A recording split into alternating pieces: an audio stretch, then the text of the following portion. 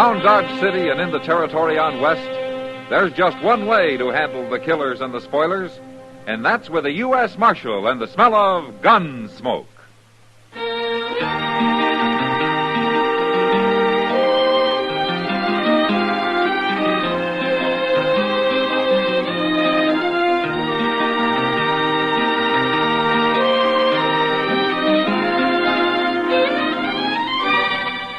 Gunsmoke, starring William Conrad. A transcribed story of the violence that moved west with young America.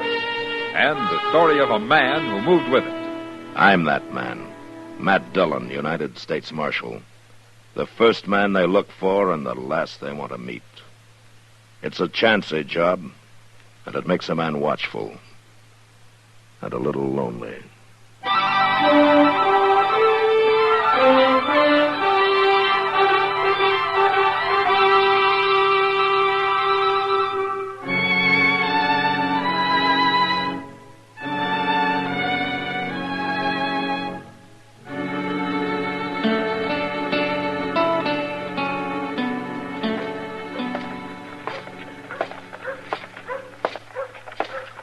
Hello, Marshal. Oh, Mr. Hightower, how are you this morning? Fine, thank you.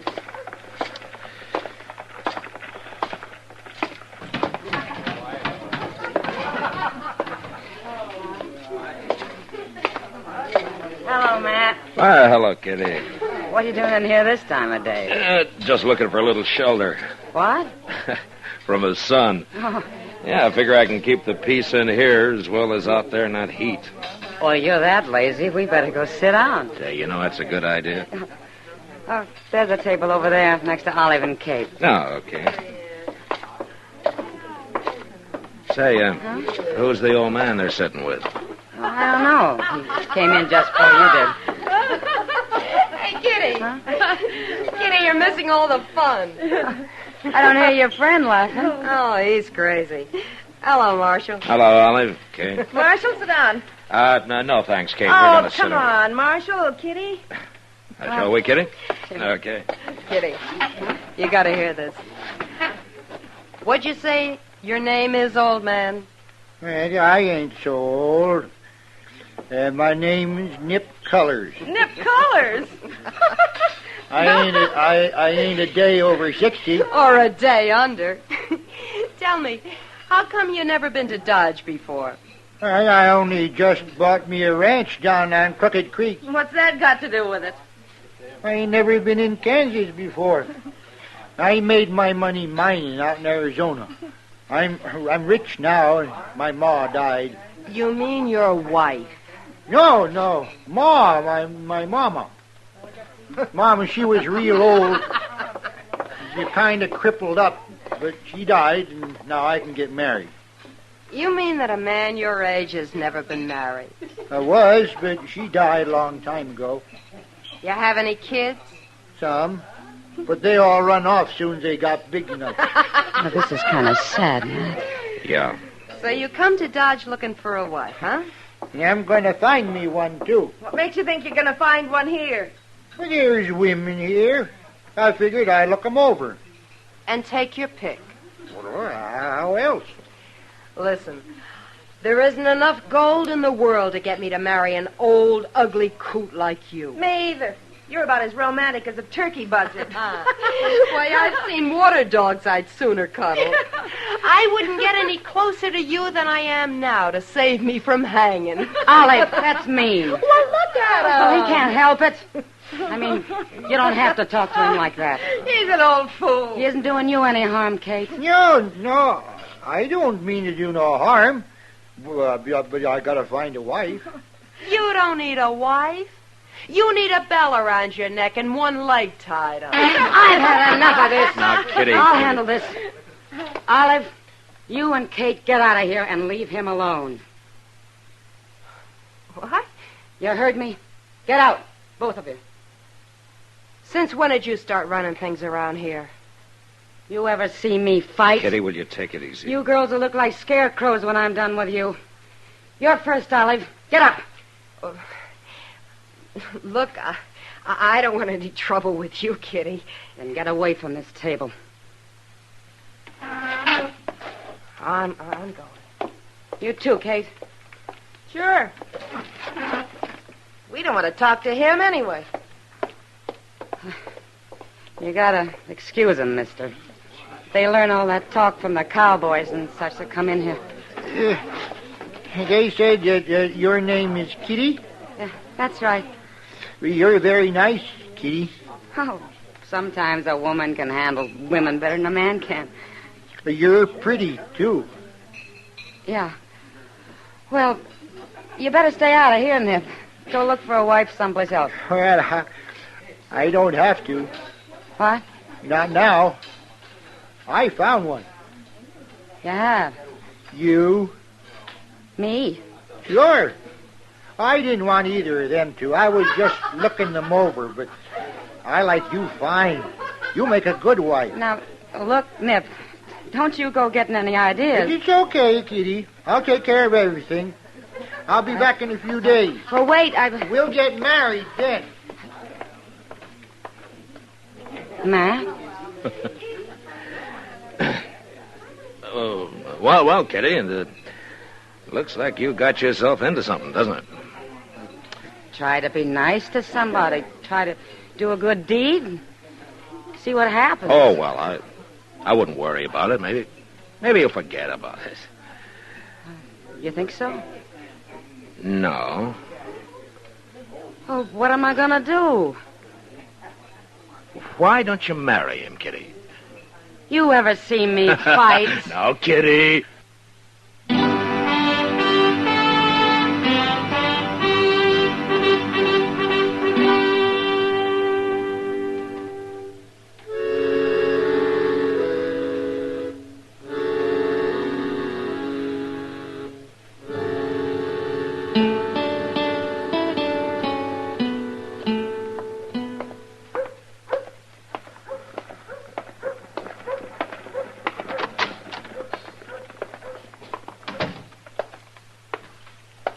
Well, the stage come in, Mr. Dillon. Oh? No, didn't you think it would, Chester? Oh, yes, sir. Sure, I knew it would. It was awful late, though. Oh, was it? Huh. Yes, sir, it was late. Well, why? Well, I declare, I don't know. I didn't bother to ask. Oh, I see. Well, what else is new, Chester? Well, sir, nothing I know of. You know, Chester, you ought to stay in the office more and keep out of the sun. Oh, well, the sun's already went down, Mr. Dillon. Well, now, that's something new. I hadn't noticed that. Well, yes, sir, you're right. It has. Well, yes, sir, it sure has. Matt? Oh, hello, Kitty. Come on in. Evening, Miss Kitty. Chester? Matt, you got to do something. What? Well, what's the trouble? That Nip Colors is back. Well, I say I want to get a look at him. Yeah, well, you will, Chester. He's back already, huh? It's been 3 days, and he's sure been busy. Well, what do you mean? Well, first he's gone and bought a lot of new clothes. Got himself all duded up. Well, he needed it. Well, that's not the point. They're wedding clothes. Oh? He came into the Long Branch wearing them. He's over there now buying drinks for the house. Celebrating. I nearly died of shame, Matt. Everybody laughing at him and at me. I left. I got out. Well, that's funny, Kitty. I'd have thought you'd have got mad or laughed it off yourself. Matt, he's serious. I don't know how to stop him. And what's more, I am mad now. That's why I came here.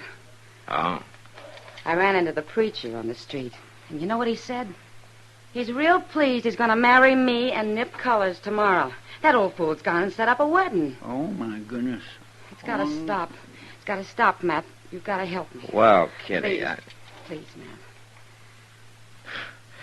Oh, sure, Kitty. Of course I will. I'll go over there now and see what I can do. Well, I'm going with you. Well, you don't have to, Kitty. I want to.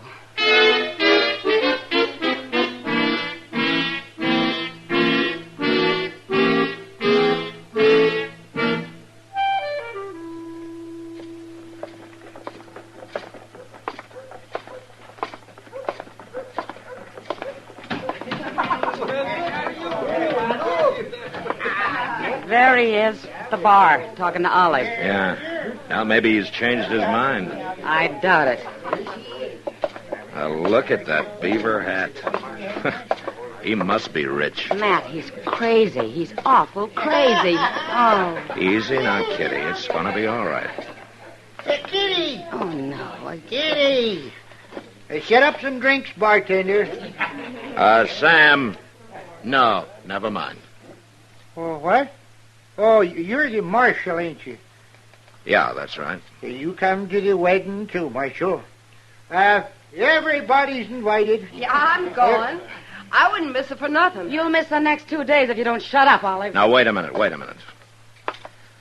Look, Colors. Kitty says that she doesn't want to marry you. Yeah, she told me that, too. You know how women are, Marshal. Kind of bashful like. Olive! Kitty isn't a bashful woman, Colors. She doesn't want to marry you. Now, can't you understand that? But she can't back out now. Oh, for mercy's sake, it's no use talking to her, I Matt. gotta have me wife, and I decided on her. That's how it's going to be. And I'm coming by for her noon tomorrow, and we're going to get church. You come by at noon tomorrow or any other time, and I'm going to be waiting with a shotgun to blow your head off, and I mean it. I think she does. No, that ain't no way to talk, Kitty. All right, Colors, the talking's over. What? You get out of town or I'm going to lock you up.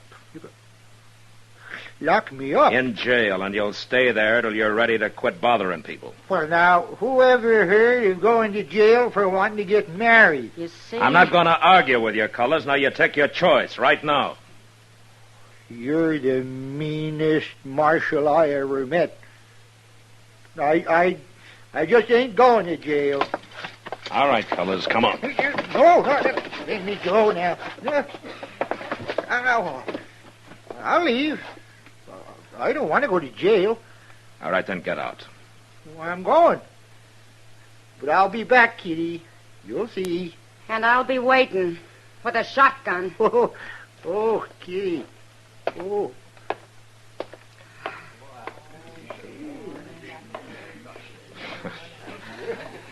Well, you let me know if he does come back, huh, Kitty? You'll know. Thanks, Matt. Yeah, sure.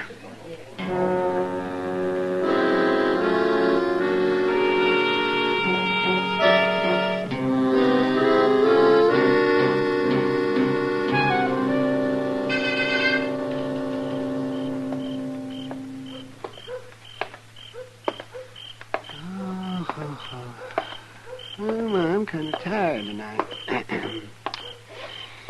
Well, it was a good dinner, though. Turkey and chocolate sauce. Well, can you imagine that? Turkey and Doc! Yeah, huh? Hey, Doc! What? Over here. Oh! I didn't see you standing there, Matt. Well, I don't like standing in the light very much. Oh, no, I don't blame you.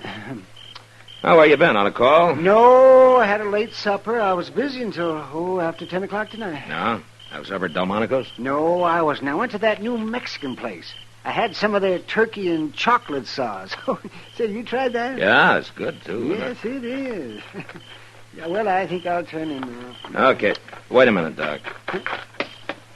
Why, it's Chester. Dillon, you better come too, Doc. Oh, what's the trouble, Chester? Out back the stable. Old Nip Colors, he's been shot. What? Yes, sir. With a shotgun.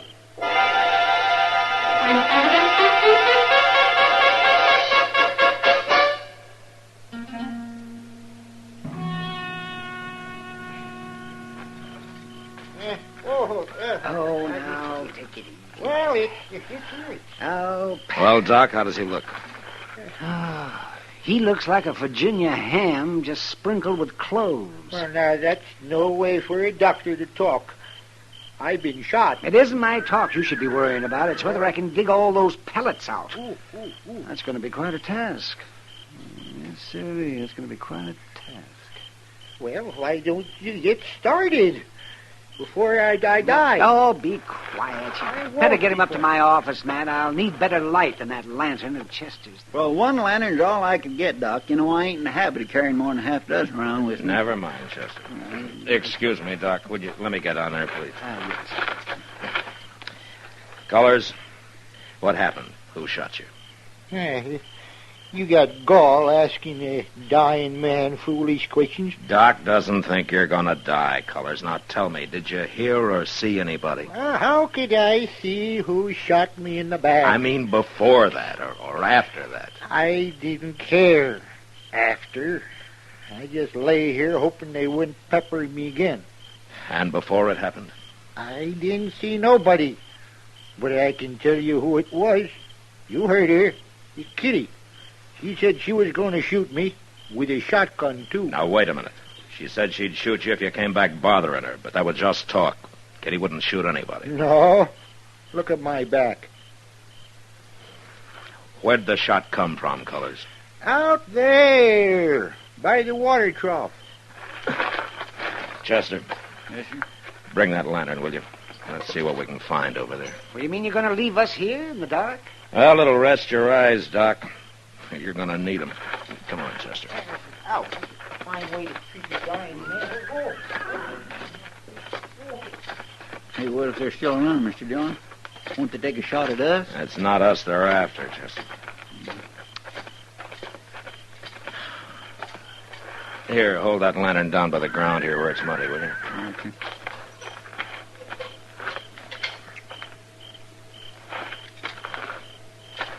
Wait a minute. No, back here, Chester. There. Look at that. Well, I do declare, Mr. Dillon, them is woman footprints. Yeah.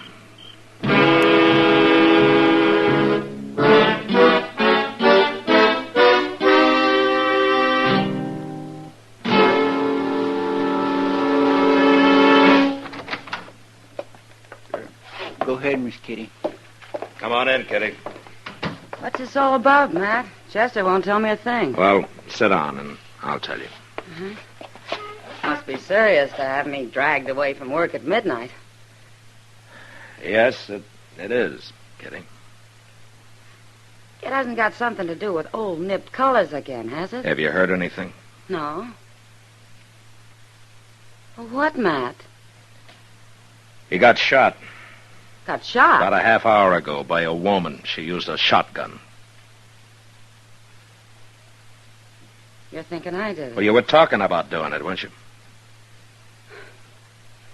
I sure was.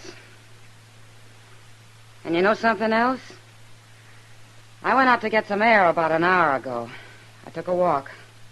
Alone. And I got back just before Chester came in. I don't even have an alibi. Yeah. So, as soon as the word gets around, there are going to be a lot of people thinking you did it. Sure. Olive was there, too. She heard you threaten him. She'll be real pleased to testify against me. Yeah.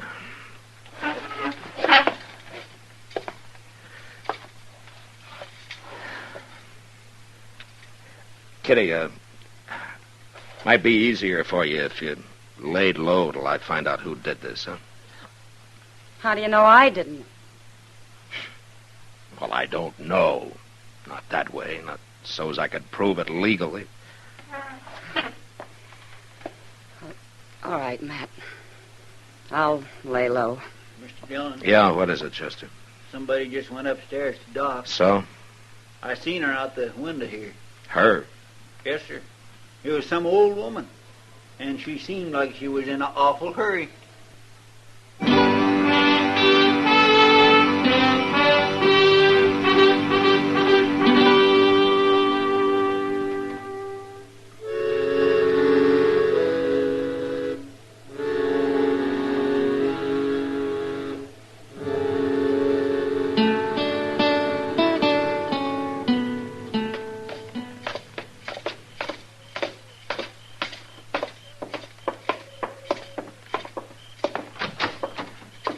Hello. Where is he?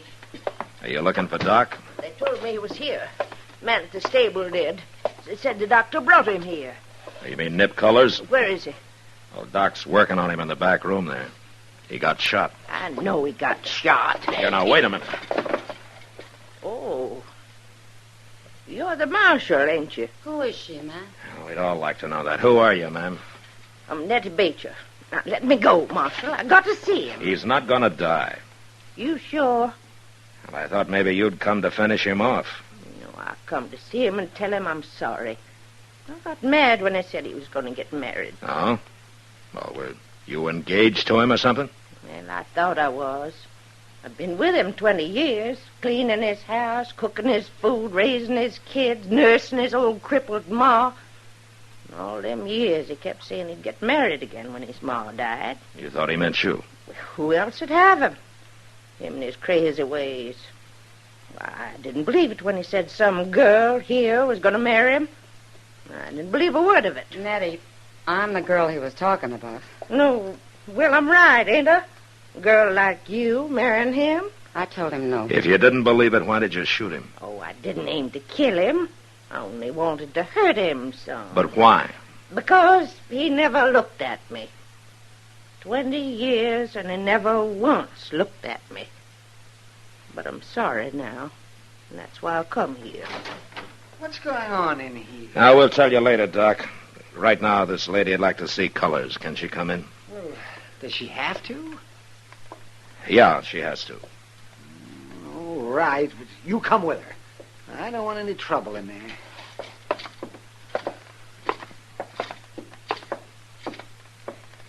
There he is, lady. Mr. Colors? Nip? Well, what in tarnation are you doing here? Well, I'm sorry I done it. Well, you done it? It is me. You shot me? Made me mad, you're going off trying to marry some other woman. It made you mad? Why? After 20 years waiting, you asked me that? What? You been waiting for me? Ever since I come to work for you, after your wife died. Why, you never told me that, Nettie. Ain't for a woman to speak up. Well, you sure never did. Till tonight. Boy, you sure spoke up tonight. There comes a time when a woman has to, Nip. Hold your tongue for 20 years and then blow me up with a shotgun? Well, you're quite a woman, Nettie. Funny. I never noticed that. You ain't looked at me in 20 years. I'm looking at you now. Doc. Yes? There isn't going to be any trouble. No. Come on. Well, what happened? Oh, they're talking, Kitty. Well, of course they're talking. What about? Well, let's say that you just lost yourself a bridegroom. Well, I can't say I'm sorry. But you know something, Ma? What? I lost him to a pretty good woman.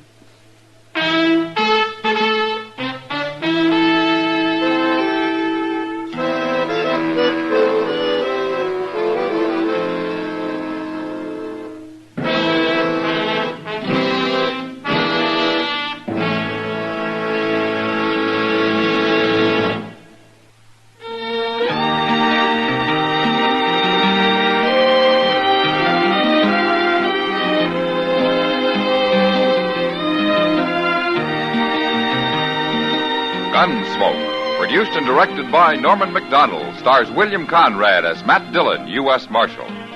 Our story was specially written for Gunsmoke by John Meston, with music composed and conducted by Rex Corey. Sound patterns by Tom Hanley and Bill James. Featured in the cast were John Daner, Michael Ann Barrett, and Virginia Gregg. Parley Bear is Chester, Howard McNear is Doc, and Georgia Ellis is Kitty. I met a justice of the peace in Wyoming Territory and saw two kinds of justice done.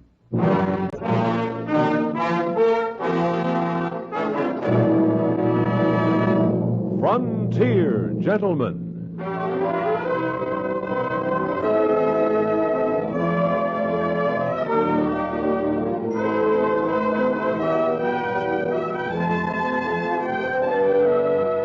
Herewith an Englishman's account of life and death in the West.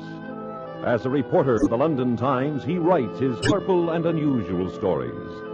But as a man with a gun, he lives and becomes a part of the violent years in the new territories. Now, starring John Daner, this is the story of J.B. Kendall. Frontier Gentlemen.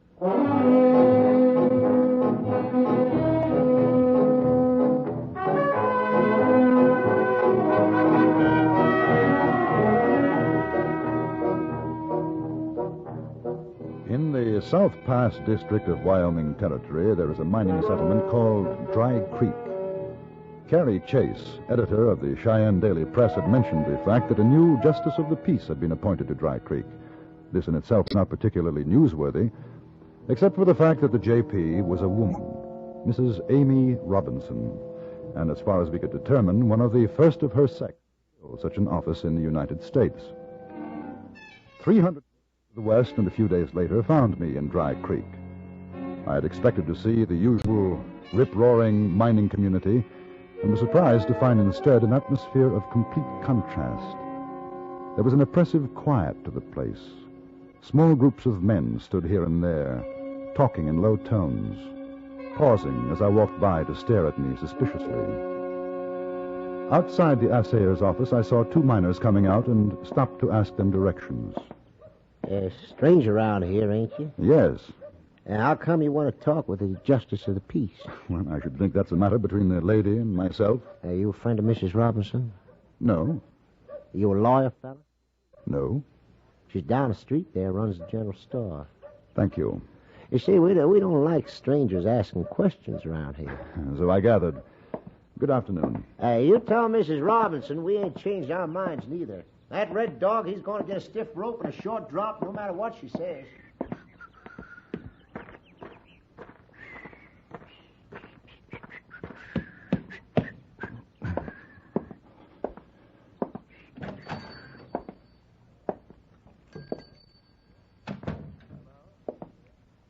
Hello? Is anybody here? Come in. Well, something I can get you? You are Mrs. Amy Robinson? The same. My name is J.B. Kendall. I'm a newspaper correspondent for the London Times. Now, what in the name of sin's a London Times correspondent doing in Dry Creek? You're the reason, Mrs. Robinson. I think a great many women in England would be interested in reading about a female justice of the peace. You being flippity? No, not at all. I'm quite serious. Well, you got to excuse me. There's a lot of folks hereabouts ain't taking my appointment to heart. I think perhaps I met one of them on my way here. Oh, who? Oh, a miner. He suggested that I tell you that they haven't changed their minds. I get the feeling that there's some discussion about a hanging. Your feeling's correct, mister. Sheriff Godey's got the accused locked up and waiting for trial. Jack Red Dog's the fella, a Arapaho Indian. There's them says he done murder. Killed Big-Nosed George Haney's brother, Ike. That's what they say. I see. Well, when does the trial take place? As soon as I can get a jury to sit. There ain't no man in Dry Creek will do it. You can't get a jury, huh? Well, come on in the back. I was just making some coffee. Uh-huh. Here, take a chair, Mr. Kendall. You see, before all this happened, I was Widow Robinson, who ran the general store. Folks was decent and nice to me. Then I get appointed Justice of the Peace, and it's like I got the epizootic. Just because I'm a woman is all. Well, I tell you something. This here Jack Red Dog case is my first, and I aim to see fair trial done, whether they like it or not. Oh, thank you. What about the talk of hanging? Well, that's Big-Nosed George and Tip Butler. They're trying to get the fellas riled up to take the Indian out and string him up without a trial. From the looks of the men as I came into town, they seem to be making some headway. Well, they ain't going to do it. I swore to uphold the peace and justice in the community, and Amy. by... Amy, you there? Was that you, Sheriff? Yeah. Well, come on back. Now, you better come out yourself. Oh.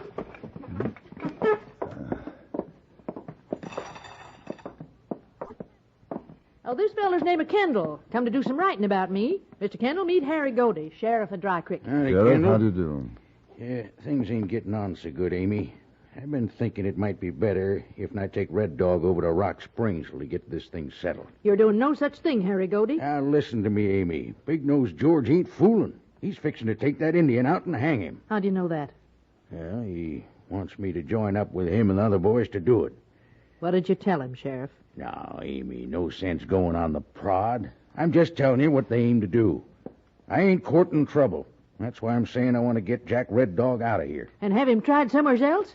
Show that I can't run a trial in my own town? That nobody ain't got no respect for a justice of the peace in Dry Creek because she's a woman? Oh, no, sir, Harry Godey. I'm telling you, I'm ordering you as sheriff to protect that Injun till it's time to call the trial. I'll do my best, you know that, Amy, but there's going to be trouble. Well, then get yourself a couple of deputies. Can't. Ain't having none of it. Well, what about Dollar Bill Orpin? He's up in the hills. So it's the whole town, huh? I told you, Amy.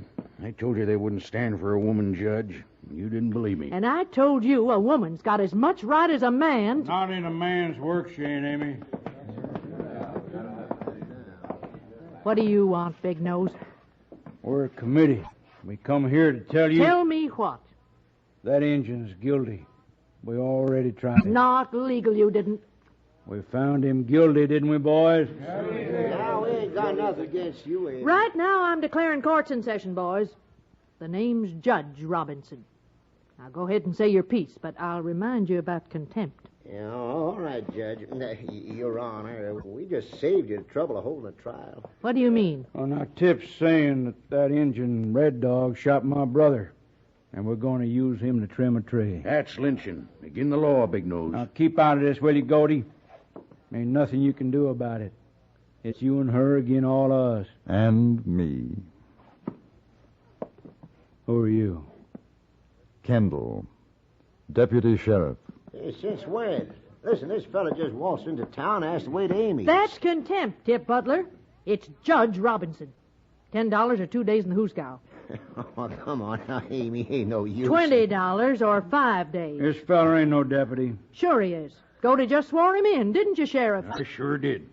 $20 or 5 days, Butler. Which is it? Well, which is it to be, Butler? Now, that'll cost you another 10. Pick up that money and hand it over. You make me, Amy Robinson. You go ahead. Anybody's got ideas of starting something over this, just remember, there's only 2 of you, Sheriff. Now, I wouldn't want Miss Amy here to get hurt. So supposing you all just stay in here till we finish what we got to do with that there Injun killer. All right, come on, boys.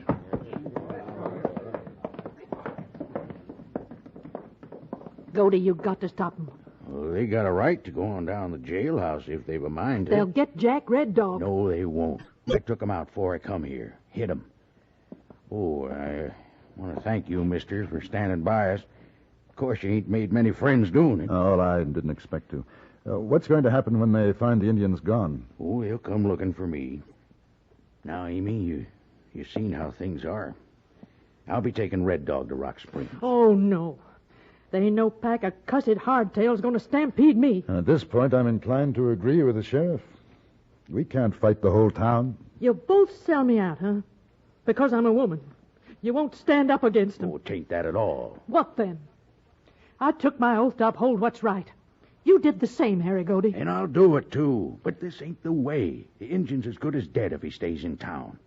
No sense whittle-wanging, Amy.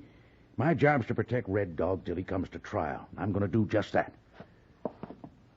Kendall, you want to be a deputy? No fooling? If you need me. Oh, I need you. You're sworn as of right now.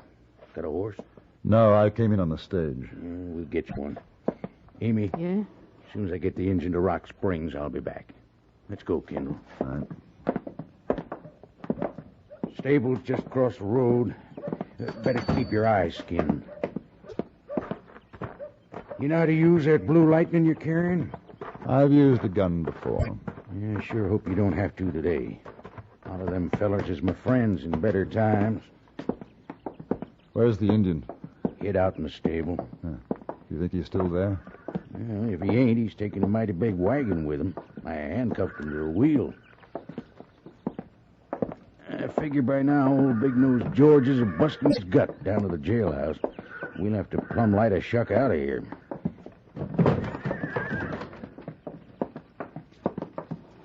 Hey, Jack. Yes? Well, Injun, you don't know how close you are to catching the rope crook.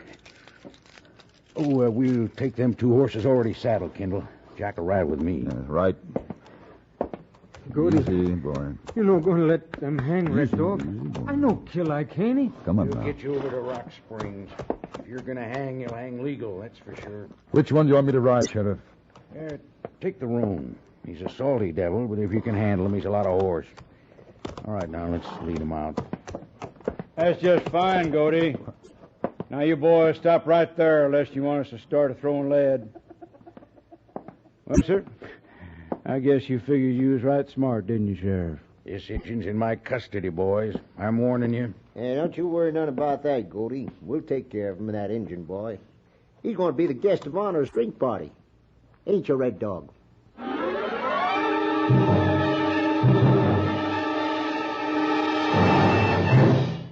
In a moment, we return to Frontier Gentlemen. Some people believe only in what they want to believe.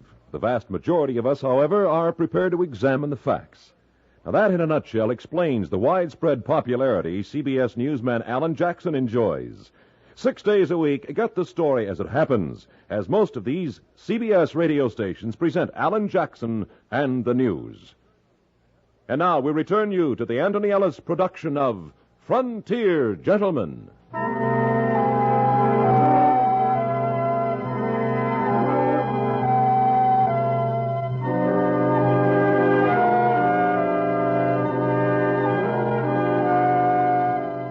We stood near the door of the stable, Sheriff Godey, Jack Red Dog, and myself. The Indian's face was bathed in a shaft of dust-speckled sunlight. I noticed a scar running from the bridge of his nose across his cheek. His eyes were very dark, frightened. A dozen or more men crowded into the entrance, 2 or 3 carrying rifles, the others drawn guns. Big-Nosed George Haney and Tip Butler took our gun belts away from us. You can't do it, boys. Want to bet on it, Goaty? Why not give the man a trial? If he's guilty, he deserves to hang. He's guilty right enough, ain't no doubt. Couple of you boys help me get a rope over that beam. It'll be murder, Tip. Can't murder an Indian, Sheriff. They just plain dying which way. Nobody's accountable killing an Indian. Are you afraid to give him a trial? I told you, mister, we done it. Not legal, you didn't. Not legal. That's how come we got a justice of the peace. Woman justice, you know better than that, Goaty. I ain't a-shouting for suffrage, but she was appointed. Now, boss, you weren't. Man-law's good enough for me. Mr. Big Nose, I no kill your brother. I was asleep that night with Red Eye, much whiskey. You ask Tip Butler. I'd be asking the wrong feller, because he's the one seen you do it. That's fact. Ike Haney and Red Dog friends. Red Dog didn't have need for killing. He was drunk, Jack. You shot him in the back. I saw it. Let's get it over with, boys. Bring him over. No, they're my son, my woman. Who care for them? Give him a chance. Maybe Butler was mistaken. Sure, it was dark, Tip. Might have been another Indian, somebody else. I seen with my own eyes, I'm telling you. If you saw him, why didn't you catch him then? Instead of waiting till morning, you and Big Nose sending me over to arrest him. Like you said, it was dark. Couldn't catch him. Tie his hands back of him, Tommy. Oh, I give you my claim. Much gold in it. All yours. You let me go. Injun, if you gotta die, die like a man. This ain't no time to crawl. We'll give you a chance to say a prayer. Got an Indian prayer in you? How many white men you kill without they get a chance for prayer, huh? I kill no man. Except my brother. That's enough for the hang.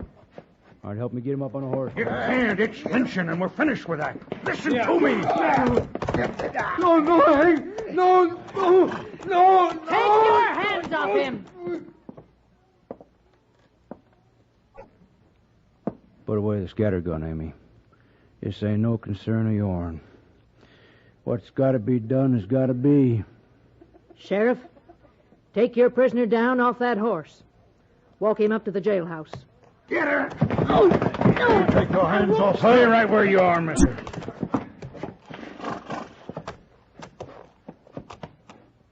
All right, now get on with it. Wait. Wait now. If you do this thing, every one of you will be as guilty as you think the Indian is. I feel no guilt, mister. My brother's got his lamp blowed out, but this here Arapaho, I ain't feel no guilt. Then why not let the law decide? You're the law, all of you. Given the right to defend himself. Form your jury. Prosecute him. But not this way. He's right. Listen to him. He's wrong. Dead wrong. He ain't even American, that fancy talk and all. You shut your mouth, mister, or you'll go with the Injun. So long, Jack. If you see my brother, you tell him hello to me, huh?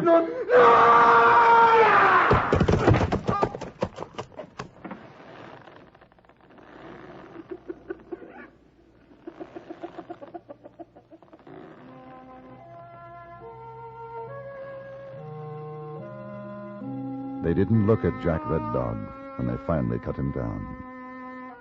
That is, they tried not to. Nor could they look at each other. One spoke of getting a drink, and the others agreed that a man could work up quite a thirst at a lynching. The shaft of sunlight fell on the dead man's frayed moccasins. I sure hope he was guilty. Would that make it better? He spoke of a wife and child. Yeah, they live up behind the Black Canyon diggings. I'm thinking it's my fault. All of this. It ain't your fault, Amy. Maybe it happened because a woman was made justice of the peace. They was forced to do what they did. If it'd been a man, maybe they'd have listened to him. They don't want to hear a woman's words. Not in a man's world. You did what you could. It wouldn't have made any difference. They were bound to hang him. Mostly, I think, because he was an Indian. Well, I'll take him up to his wife. Better tie him on the horse. No. I'll bring my wagon. Put him in that. He rode his last horse. Well, we will help you hitch it up.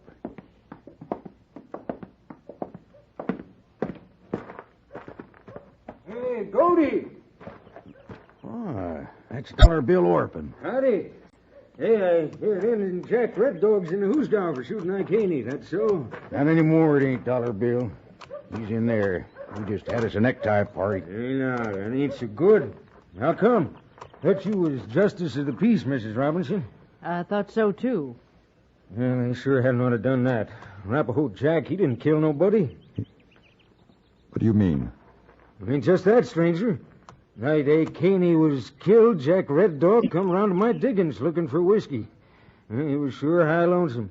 I told him, I said, Jack, you don't need no more bug juice. You better go lie down summers before you slip and fall in the canyon and break your fool neck. Well, man, he was so drunk he fell down 3 times going down the hill to his wiki up. Dropped his gun. Hey, I got it right here. So if he shot Ike, he did it with somebody else's thumbbuster. He was telling the truth. He said he was asleep, drunk when it happened. Yeah, and Tip says he saw him shoot. Funny how certain he was about that. Sheriff, you swear in Dollar Bill right now as deputy. You're sworn, Bill. I swear. Wanna have some fun? We're going down to the saloon. Here, let me tie up my mule. I'll be right along.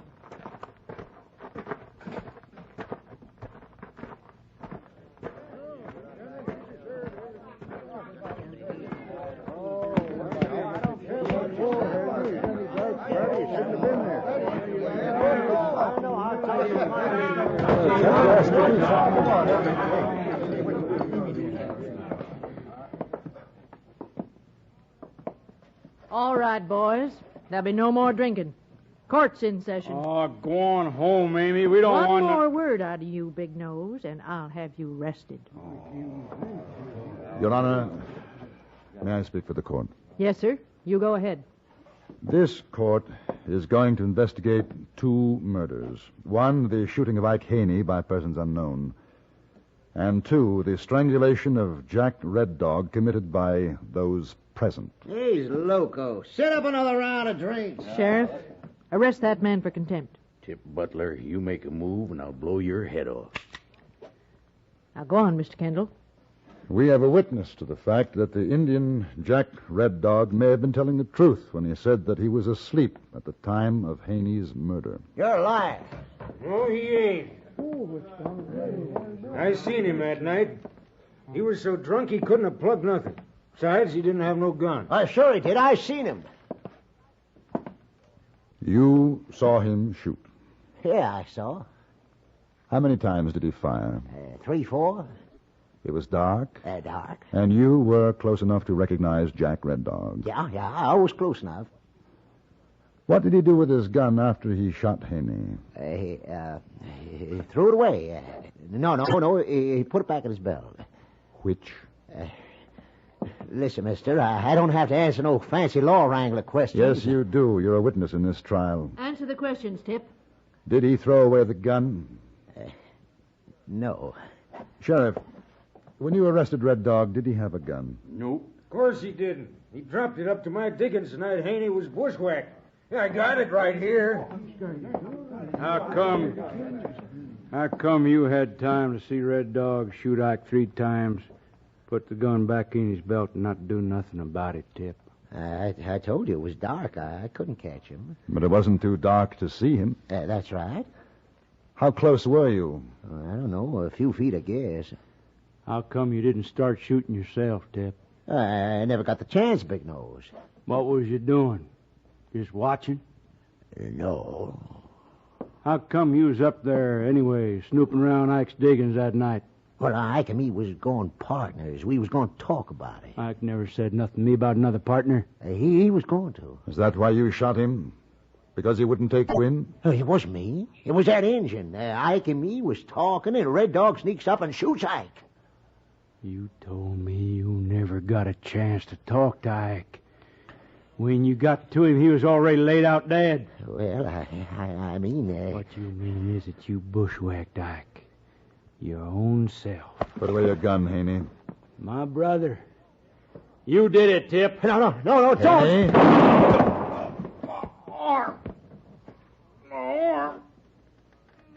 I'm sorry I missed. I should have killed you, Haney.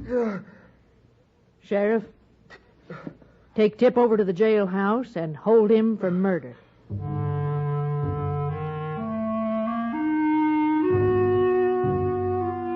I didn't attend the trial of Tip Butler for the murder of Haney's brother.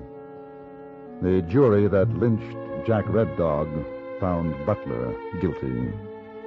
Justice of the Peace Amy Robinson pronounced sentence, and I heard a few days ago the man was hanged.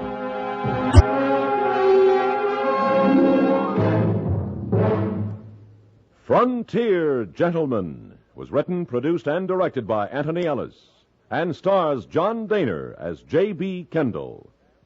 Featured in the cast were Paula Winslow, Jack Moyles, Lou Krugman, Jack Crucian, and Tom Holland.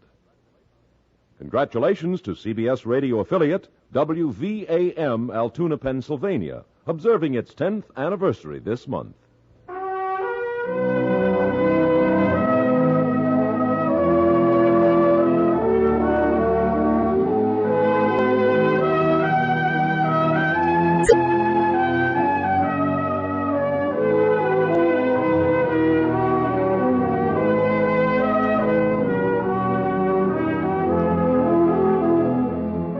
Join us again next week for another report from the Frontier Gentlemen. Bud Sewell speaking.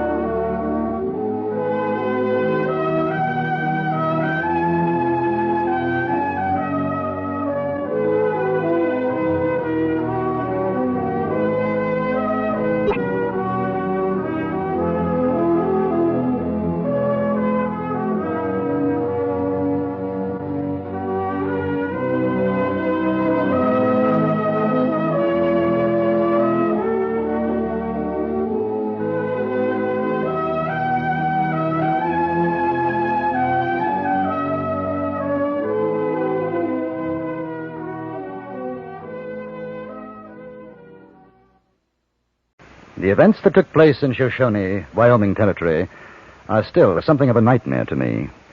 This report to readers of the London Times will explain why recent dispatches have been delayed.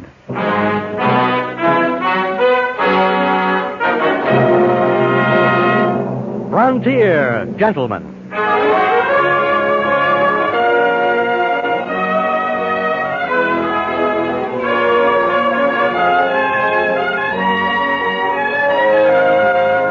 Herewith an Englishman's account of life and death in the West. As a reporter for the London Times, he writes his colorful and unusual stories. But as a man with a gun, he lives and becomes a part of the violent years in the new territories. Now, starring John Daner, this is the story of J.B. Kendall, Frontier Gentlemen.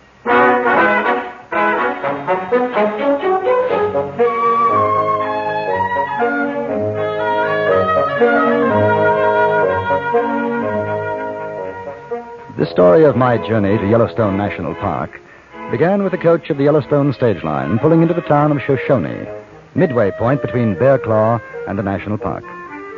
Beside myself, the coach carried a Mr. and Mrs. Willis of Baltimore and a thin young man of about 25 whose name was Black. As the driver pulled up in front of the Shoshone Hotel, a group of men came forward to meet us.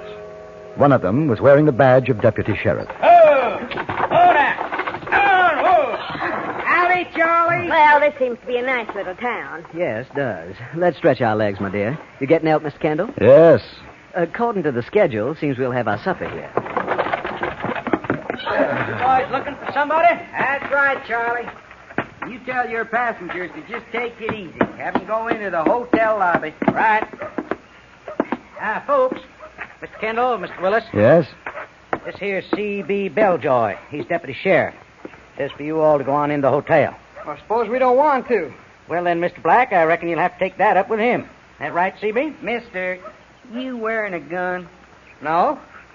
Then you got no choice, have you? Now, you go on with the others. Just wait in the lobby. The sheriff will... Oh, no. Here he comes right now.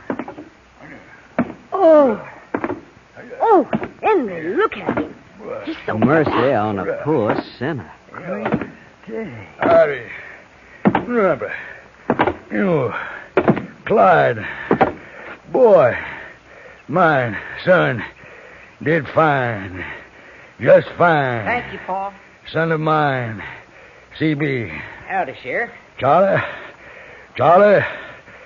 I hope we ain't put you out too much. No, sir. We can lay over here tonight if you say so. Good. And ease the passengers. Clyde, son of mine. That's right, Paul. Yeah, ragtail bunch. Well, let's get it over with. You folks go on in the lobby now. Go on.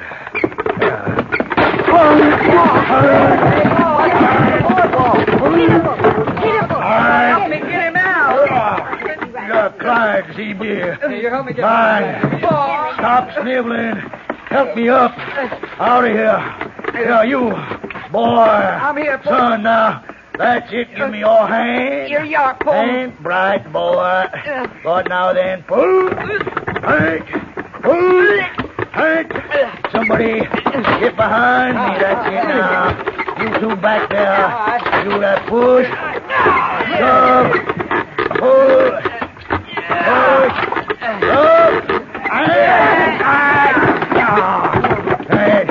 That's it. There.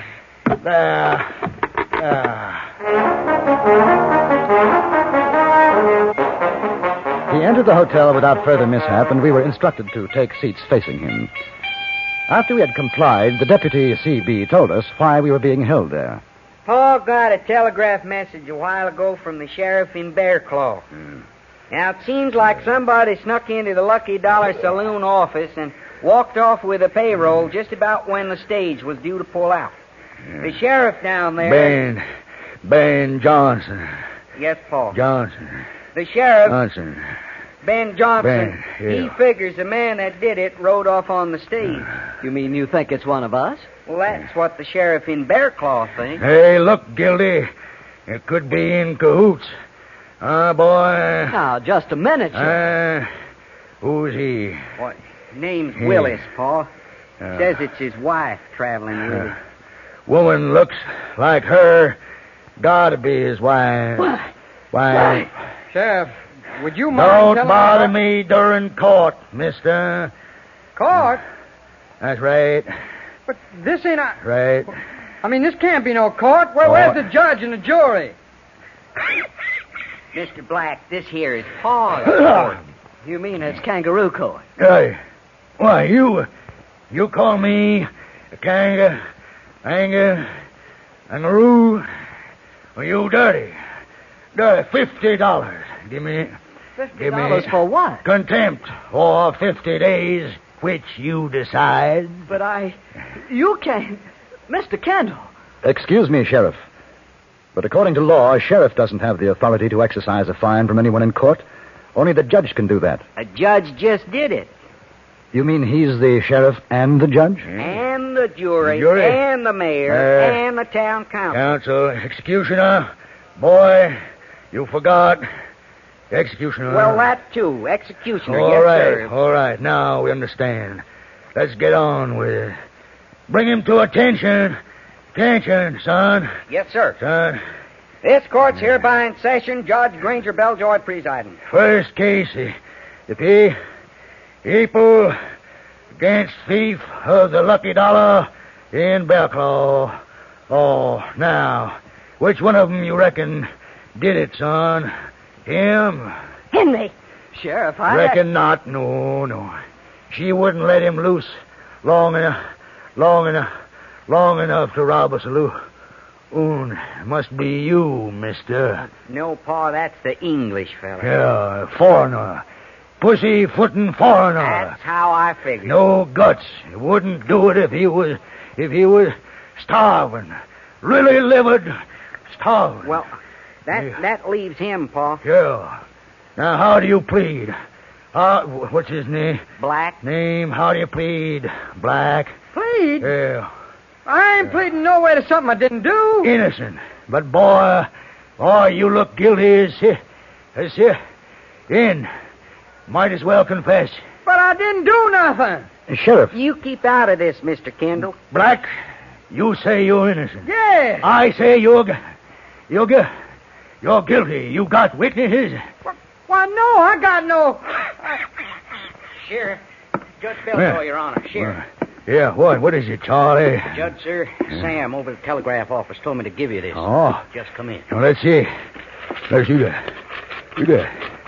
Over. From the Sheriff, Bellclaw, man robbed saloon known to be tall. Oh, regards, Johnson. Tall? Well, that lets me out. Yeah, it sure does. It's got to be the Englishman, then, Pa. Now, just a minute here. Kendall, don't you try nothing. Henry, help him. Grab hold of that Englishman, boy. I don't Boy, need grab. to, Pa. Grab. He tries anything, I'll ventilate him with this here shooting iron. Good, son of mine. Good. Yeah. Kendall, I hereby sentence you to a term 2 years. My jail.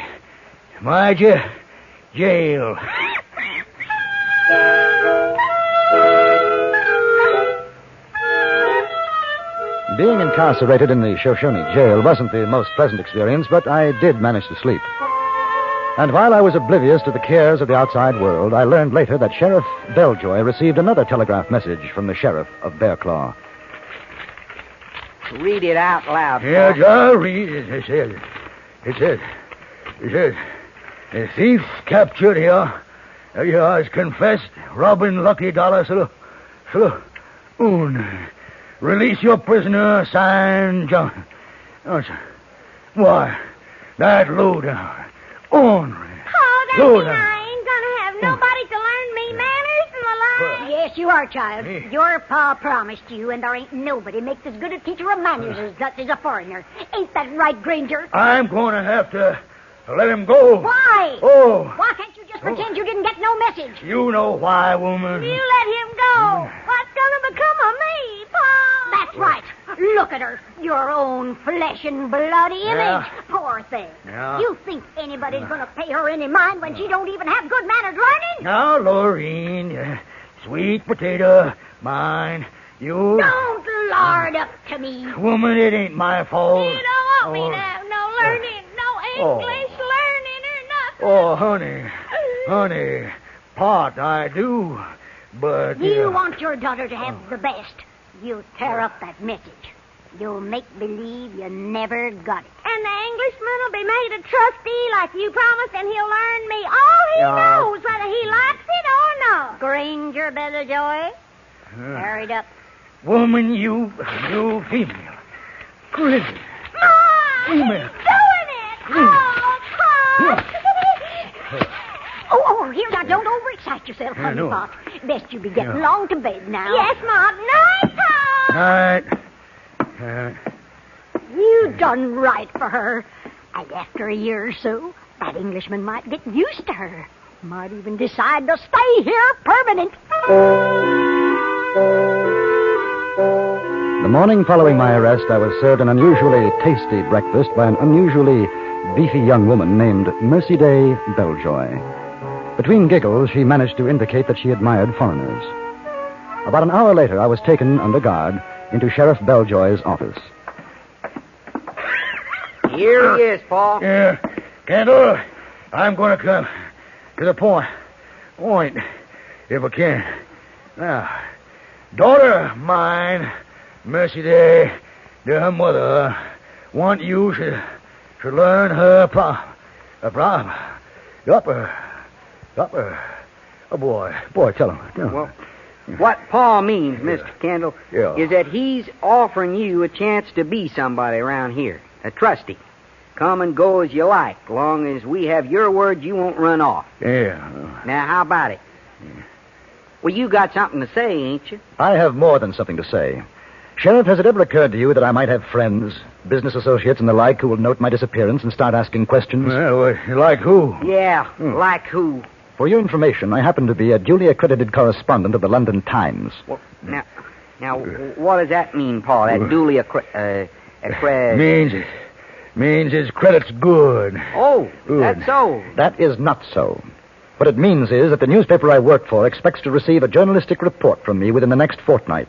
When they don't receive it, somebody's going to start asking questions. And when that happens, they'll start looking for me. Paul, they ain't going to have much trouble finding him. Why, those folks on the stage... They're long gone. On, aren't they? Yeah, but... Well, what about his writing? They're going to receive it just the same as usual. Only, Kendall, you write one word about being in this predicament. A mess. You won't get no food at no time. No time. You won't get out of that cell. Well, that's it. So. Well, how about it, Kendall? So. Now, you want to eat, don't you? And that cell can get mighty small after being in it 24 hours steady. Now, are you going to do what Paul wants you to? Learn my little system manners and behave yourself? Or are you going to stay in your cell? Well, I don't seem to have much of a choice, do I? No, sir. You sure don't.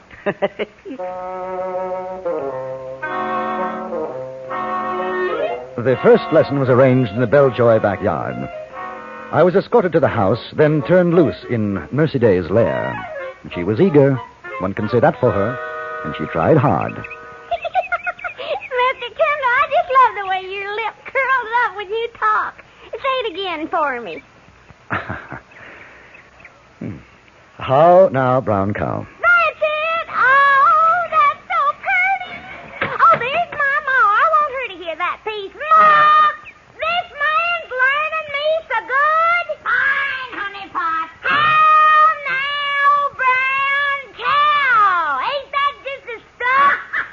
That's fine. She's doing fine, ain't you, mister? Well, quite nicely. What about her manners? You ain't forgetting her manners, are you? He sure ain't. He already done told me a lady don't spit in front of a man no matter how much she wants to. Well, I declare. What's she supposed to do? That's right.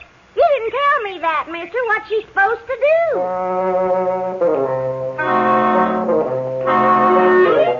lessons continued, and as the days passed, my hope for an early rescue waned. Even if someone did come to Shoshone to inquire about me, Bellejoy would deny ever having seen a journalist from England. And as for my reports to the Times, well, Mercedes was a good cook, and I disliked going hungry. So the reports were sent off per contract, except for one small detail. Those mailed by Bellejoy were almost verbatim copies of the first reports I sent home after arriving in this western wilderness. Sooner or later, someone would arrive to inquire about me. But when help did come, it was from an unexpected quarter. Kendall, you come on out of there. My pa wants to talk to you. Oh? What about? You'll see, and I sure pity you. Why, he's sitting in the office with a bottle of whiskey in front of him, and his face so red, he looks like it's going to explode. Go on. What's on? Who'll make her? Female still. No, Pa. He ain't none of them things. Pa. He ain't. We'll see. You. Kendall. You. Kendall, over here. Why, Mr. Kendall, how charming to Here. see you. Pa. Here, Kendall. Pa, before you get started, can I have a suck off of that bottle? Boy, you get Scott. Yes, sir. Kendall, you miserable. Female stealing. Conniving. Scheming. Pa, he Scheming. ain't. He ain't. Yeah. It isn't none of that. He loves me. He ain't in love. He's sick. He's sick. Sick. Look at his face. But he does love me. Tell him, Mr. Kendall. Mercy Day. Sheriff, It's all right, honey. You just speak up. Sheriff, I have no intentions, honorable or otherwise, toward your daughter. Paul, you stand him. He can't say it to you like he did to me. I said what to you, Mercy Day? How do I love thee? Let me count the ways. But that's poetry. Sure is. Prettiest thing I ever heard. Wait a minute. Wait a minute. A minute now. You really did say such words to my little girl, Kendall? He just admitted it. Well, yes. But that's part of your... Part of courting me, huh, honey pot? Paul, why don't you pronounce us man and wife right now?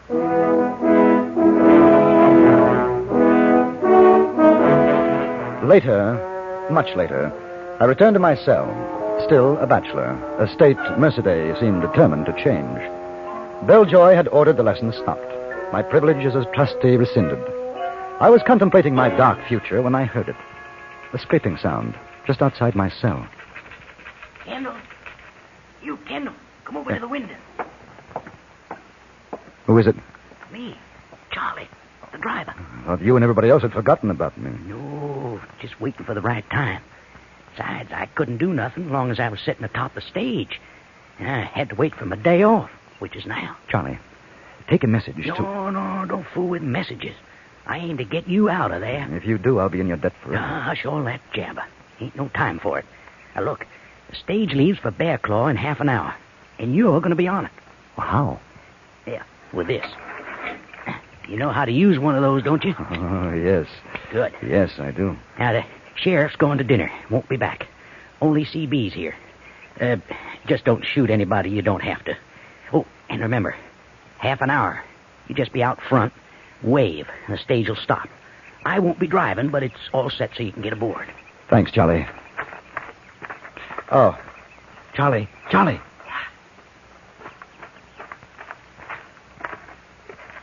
Why are you doing this? Well, Mr. Kendall, you won't believe this, but you know that little gal, that Mercy Day? Oh. You're ruining her, teaching her good manners and such. She thinks she's getting too good for me. Now, you keep on. She won't marry me ever. You know the saying, one man's meat is another's...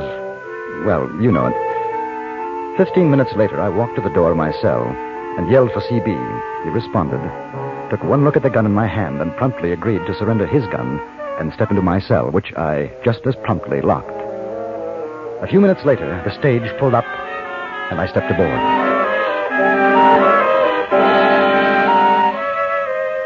It wasn't until some time after I returned to Bear Claw that I was told what had happened when Sheriff Bellejoy learned of my escape.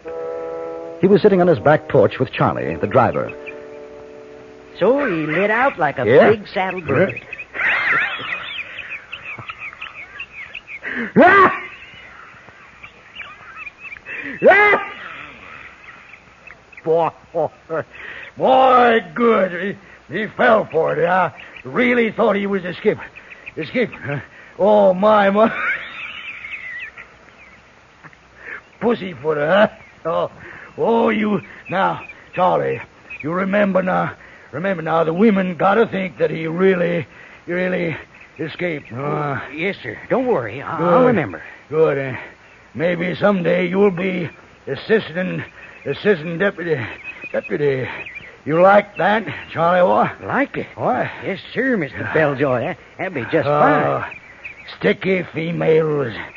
Bad enough having them practice manners, talking English.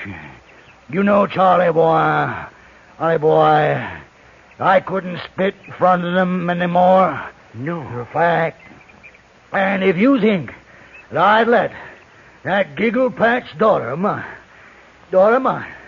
marry up with something like him, a pussyfooting foreigner, boy, you driver, Charlie boy, how you like to be my son-in-law, Charlie? Boy, Sheriff, Judge, Mayor. I'd like it just fine. Good, yeah. Son-in-law, mine, Charlie boy. Good.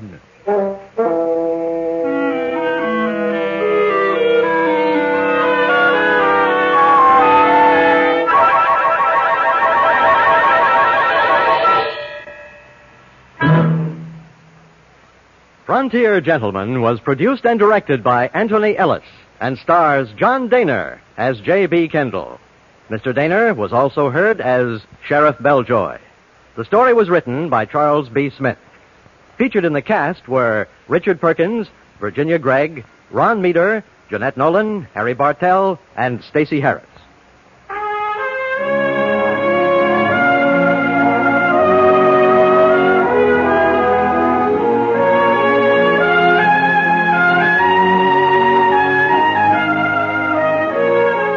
Join us again next week for another report from the Frontier Gentleman. Alan Botzer speaking.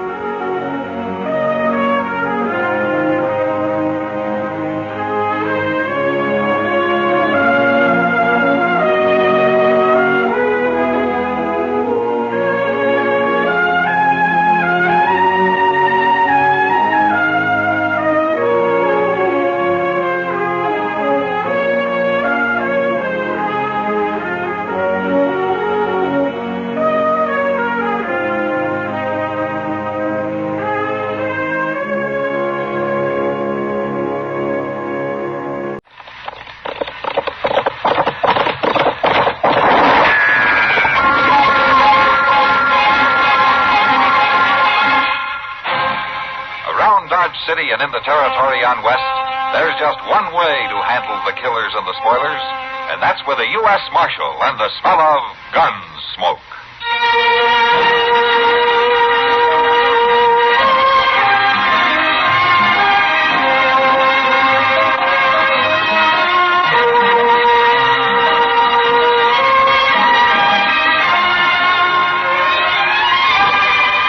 Gunsmoke, starring William Conrad. The story of the violence that moved west with young America. And the story of a man who moved with it. I'm that man. Matt Dillon, United States Marshal. The first man they look for and the last they want to meet. It's a chancy job, and it makes a man watchful. And a little lonely.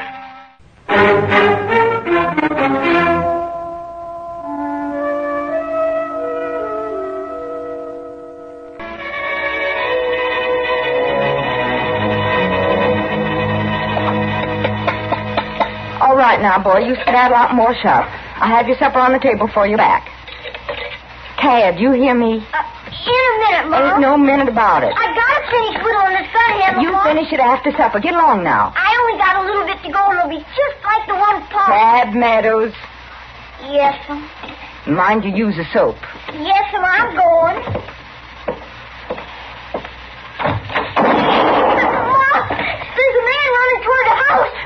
back inside. Close the door. What is it? I don't know. Just be quiet.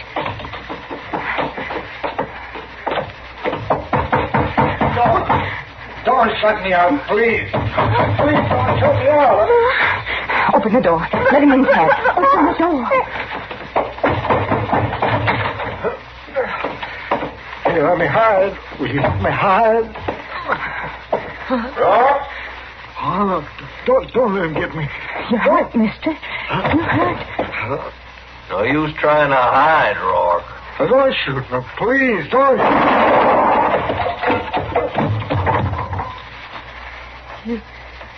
You shot a dying man. Yeah, he wasn't dying long. You shot him in the back. You're still dead. You're a right smart boy, ain't you? Where's your daddy? Ted. Let the boy talk. Where's your daddy, I said? He's dead. You two living here all alone? We ain't scared. Of course you ain't.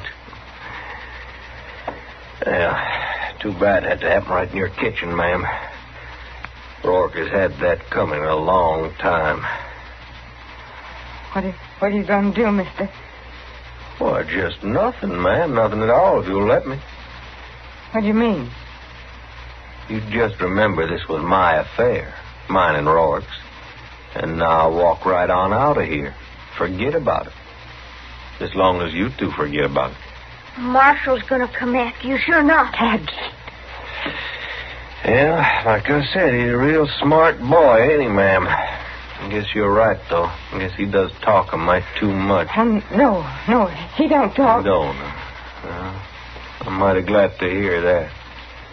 Because it'd be a shame for a bright boy like that to get his throat cut because he didn't know when to keep his mouth shut now, wouldn't it? Wouldn't it? He won't talk. I promise. That's good. Real good. And both of you just stand quiet till I get away from here. Won't be no trouble. What about him? No, plumb forgot my manners. Well, I guess I better get him out of here.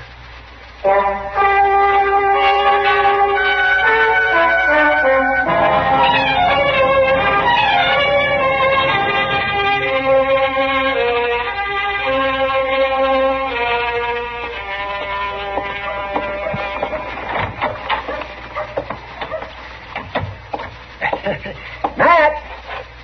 Oh, Matt! Anybody here? Oh, for heaven's sake. Chester! I'm all back here, Doc.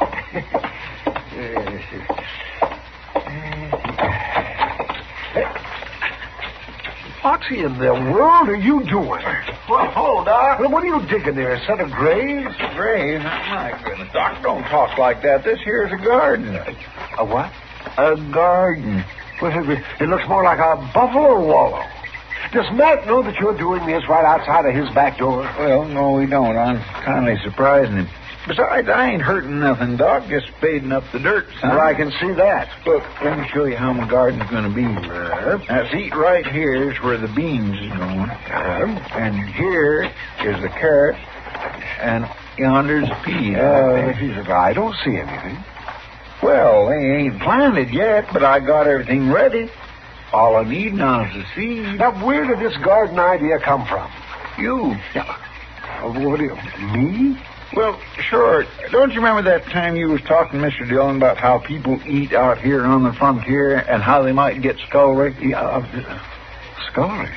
Yeah, from not eating enough greens and sour. Oh, yeah. Oh, that's scurvy, Chester, not scullery. No. Well, whatever it is, I got to thinking on it and decided to do something about it so I don't get that disease, I mean. Oh, well, that's fine, yes, but as I remember it, that talk we had was months ago. That's right, it was, and I've been worrying about it ever since. Oh, you're a man of action. The trouble is, I'm broke. Plumb. I can't buy no seed. Well, see, let me... Oh, no, don't look at me. Well, now, Doc, you'd like a plate of greens every now and then, wouldn't you? Oh, well, sure I would, but not enough to pay for the seeds. You might get scullery, Doc. Scurvy, Chester, and I won't get it. Wouldn't take very much to buy them seed from Mr. Jonas. Just a few pennies is all, Doc, and then none of us wouldn't never have to worry again. Well, now, Chester, suppose you did get those seeds. Now, you think everything that you plant is going to bloom like a sunflower? Well, my gracious, Doc, this ain't no problem. You just kindly push them little old seed in the ground, and before you know it, you got vegetables. Oh, my. You're quite a farmer. All right, now, Doc, ain't no need to smart off. All right, Chester. All right, here you are. Here's some money. There. Now, go and get your seed. Well, thank you, Doc. And from now on, you're half owner of this garden. You can have part of whatever I grow free. Oh, well, that's good of you, Chester. It's pretty warm, ain't it? It usually is in the sun. Must be near noon. Yeah, let me see. It's just about 11:45. 11:45. My gracious, I'm going to be late. Late? Where you going? Or to meet Mr. Dillon at Delmonico. Lunch or... What about our garden? I'll get to it, Doc. But after all, if Dodge ain't had no green vegetables for all this time, it ain't going to hurt us none to wait a little longer. I'll see you later.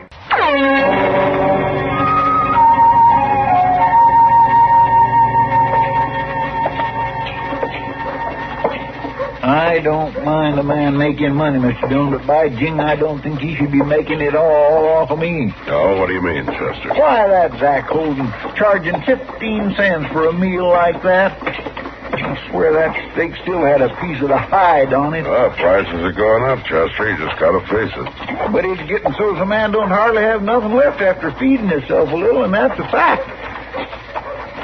Look yonder, Mr. Dillon. There's a lady going into the office. Uh-huh. Reckon what she wants. And if she's like most women, we won't be long in finding out.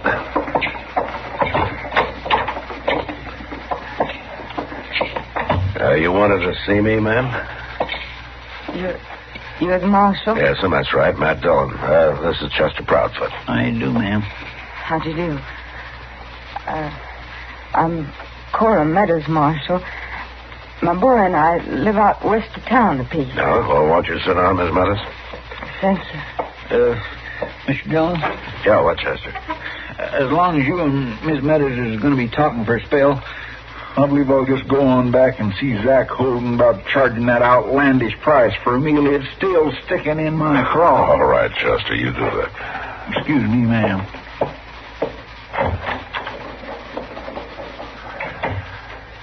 Well, Miss Meadows? Marshal, I don't rightly know what to do. Well, suppose you just tell me what's the matter. Well, that's just it, Marshal. I'm afraid of what'll happen if I tell you, and I'm afraid of what'll happen if I don't. You need help? Yes, Marshal. I need help, all right. Just speak right out. Well, it's my boy. My boy, Tad. He's missing. Oh? I think he's taken out after that man, and he'll kill the boy if he sees him, and he'll kill me if he knows I've been here. Wait a minute.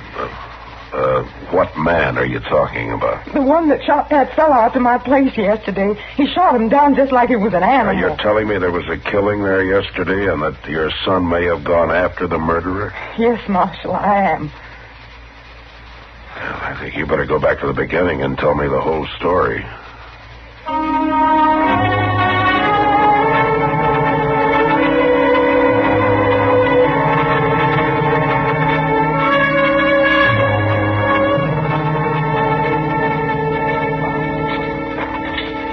Tell you where the man was drugged from, Mr. Dillon? Yeah, out the kitchen door, Chester. The track should be along here somewhere. Yes, sir.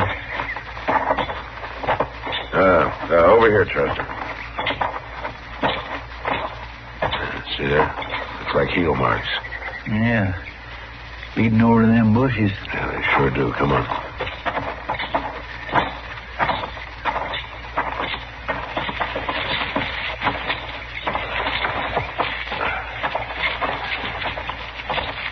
I don't think he'd have taken much time with him.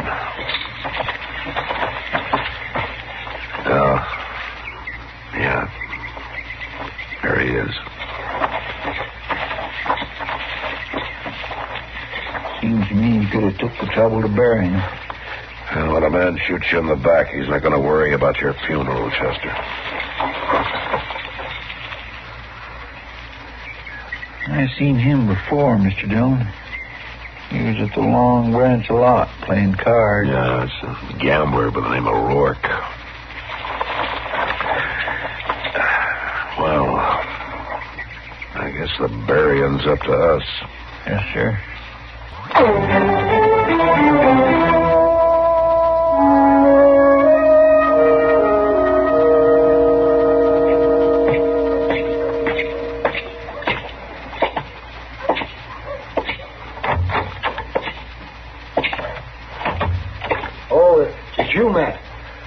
I'm glad you're here. Well, I came as soon as I got your message, Doc. Is there something wrong? Yes, Matt, there is. Come to the other room. Huh?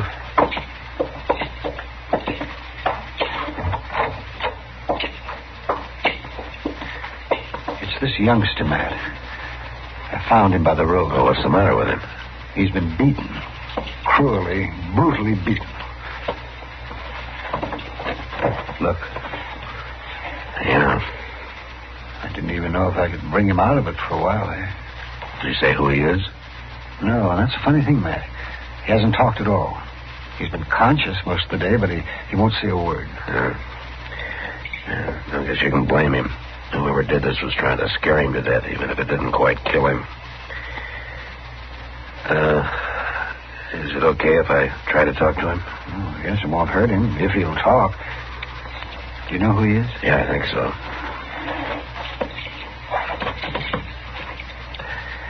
Hello, Tad. Tad? Tad, I'm Marshal Dillon. Now, you don't have to turn your head away, Tad. I want to help you. I want to help you and help your mother. Now, you want me to catch the man who did this, don't you? I can do it if you'll help me. Look, Tad, I promise you won't get hurt anymore, and I promise that your mother won't get hurt either. Tad, look, the only way to be sure that you're safe is to bring this man in.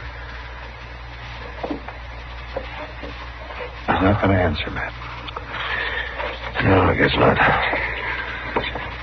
All right, Doc, let's leave him alone.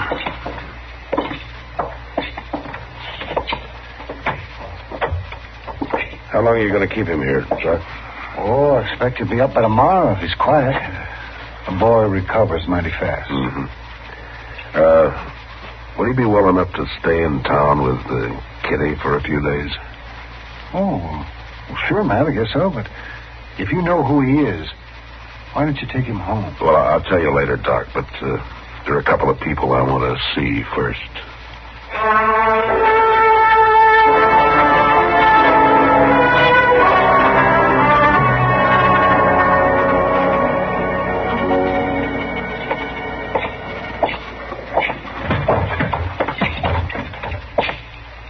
Hello, Sam.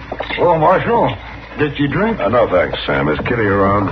She's upstairs, Marshal. Ought to be down in a minute or two. Oh, well, I'll go on up. Thanks. Sure. Oh, Matt.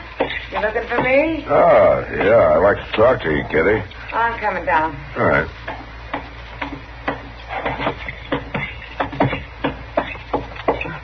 Come on over to a table. We can sit down. No, thanks, Kitty. I haven't got time. I want to ask you to do a favor for me. Well, sure, Matt. What is it? I want you to take care of a small boy for me for a couple of days. A boy? What is he, a runaway? No, not exactly, but I'd like to have you keep him around the Long Branch for a day or two and give him the run of the place. Doesn't sound exactly like the best surroundings for a young boy, Matt. Now, you're going to have to trust my judgment, Kitty. Will you do it for me? Well, sure. I guess so, if you want me to. I do want you to. I'll explain later. Yeah. Thanks, Kitty. Sure, Matt.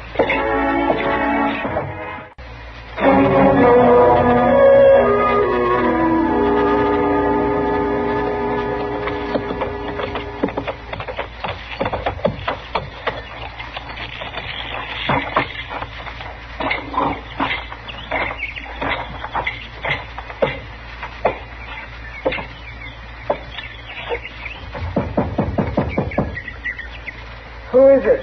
It's Matt Dillon. I'd like to talk to you, Miss Smithers. Come in, Marshal. Tad, is it about Tad? Yes, it is, ma'am. I'm pretty sure we found him. Well, where is he? Is he all right? He's at Doc Adams' office. Doc? He's all right now, Miss Meadows, but he had a bad beating. Beating? I think the killer beat him to keep him quiet. And it worked because Tad won't talk to anybody.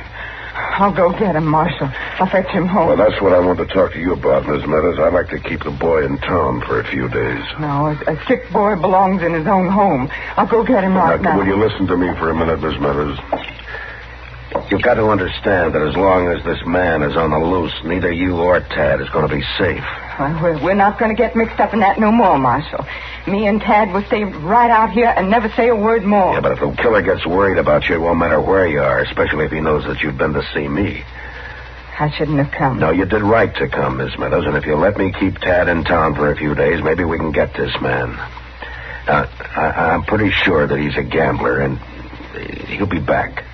You mean you want Tad to help you? Well, he won't know anything about it, ma'am. He'll be perfectly safe, I promise. Oh, no, Marshal. You've got no right I'm to not take talking about rights, ma'am. I'm talking about maybe saving your life and your boy's life, too. I want him here at home. You just let him recognize that gunman for us, and he'll be home, safe and for good. He's been hurt bad enough already. He won't be hurt, ma'am. Now, Chester or I will be watching him every minute, and as soon as it's over, I'll bring him right home. Tad's a good boy. He never had a beating before. And I want to see that he doesn't ever have another one.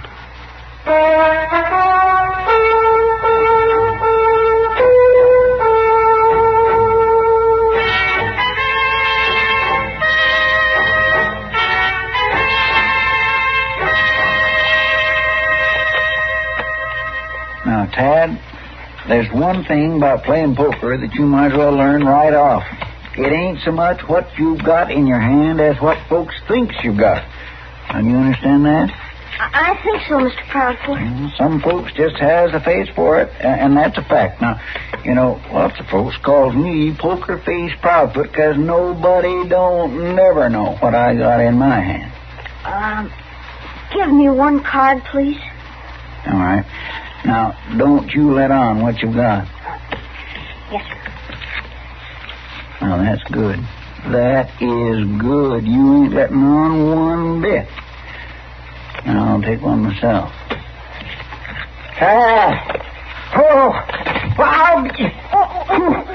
the matter?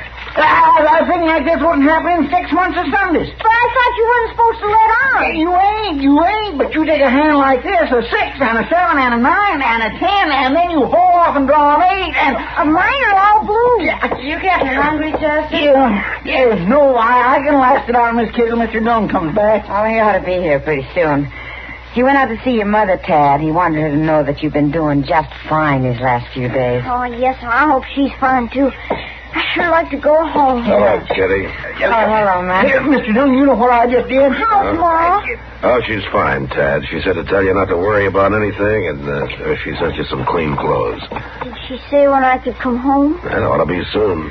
Why don't you take those clothes on up to the room, honey? Yes, sir. And when you come down, we'll have Sam bring you some supper. Oh, thank you, Miss Kitty. Mr. Dunn, you know what happened just a minute ago? No, I was drawn to an inside straight, and the... What? Hey, what is it, boy? Kitty, that's our man. Take the boy upstairs. Sure, ma'am. What's all the commotion, Marshal? Can men walk in here for a drink?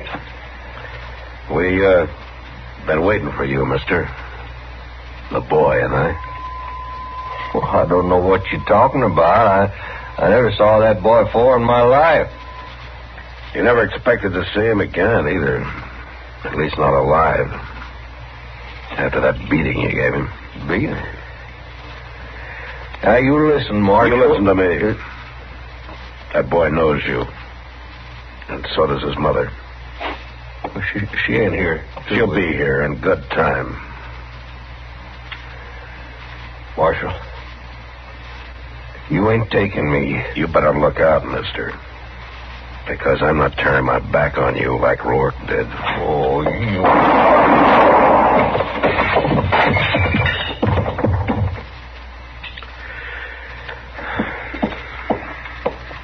You got him, Mr. Dillon? Yeah. Well, anybody can shoot a man, Chester. It's that boy's mother, what she did, that took real courage. Well, come on, let's take Tad home. I think his mother's waited long enough.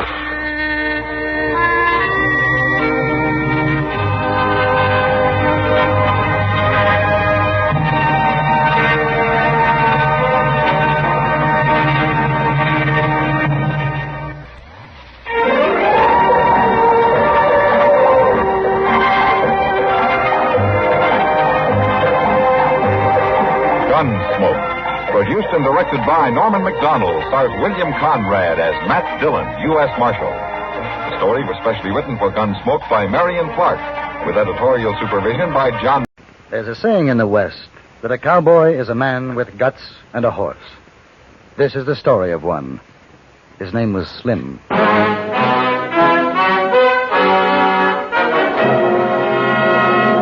Frontier Gentlemen.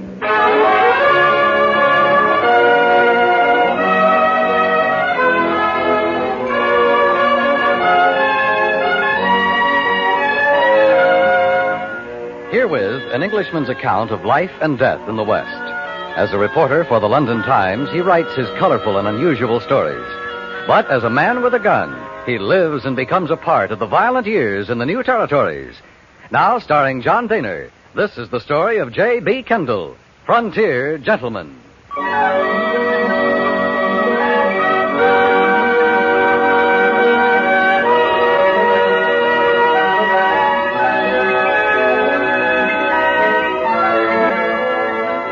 I bought a horse in Cheyenne and was riding to Laramie in Wyoming Territory.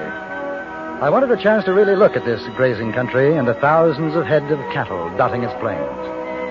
I rode north of the railroad tracks until the telegraph poles lining it were lost in a dusty haze. And I saw clouds, heavy and bronze, over the distant mountains. It was during the afternoon that I came upon the cowboy, a lean man of about 30, with a cigarette hanging from his lips. He was examining the right foreleg of his horse, and he looked up as I approached. Hello. Howdy. You need any help? That fool horse stepped in a gopher hole. Don't seem to be no spring, though. Fine-looking animal. He ain't a bad old buzzard head. Hey, you English? Yes. You a ranchman? No, a newspaper correspondent. Oh, thought maybe if you was a ranchman, you'd be looking for a hand. I'm sorry. You don't make no never mind. I'm chassaying over to Laramie. Figure I'll get me a job one of them new layouts I hear tells open up. I'm bound for Laramie myself. You mind if I ride with you? Well, I take it as real friendly. Quit it, you moon-eyed son of a gun. Hold still.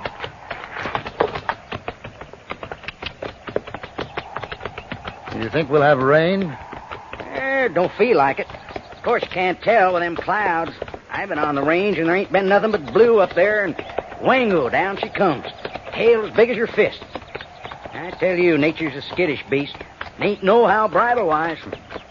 Oh, incidentally, my name is Kendall. Slim, how are you? Slim? Been in these parts long? Oh, a few weeks. I came down from Montana Territory by way of Deadwood. That's so. There, here, Wild Bill Hickok got plugged a while back in Deadwood. Yes? I was there when it happened. That's so. What happened to the feller that done it? McCall? Yeah, that was his name, Jack McCall. He was tried. The jury found him not guilty. That's so. Did you know him? No, just heard. Oh. What do you write about in your newspaper? What I see, people out here, their way of living. Kind of different in England, huh? Yes, it's quite different. Ain't no plains, or mountains, or rivers. Ain't nothing back east or in England like we got here. That's true. Don't figure how come a man went to live back here. Well, it's a different kind of country, a different kind of life. It's Look. What? Didn't sound like no regular shooting. Oh, hold still, horse, or I'll mash your sides in.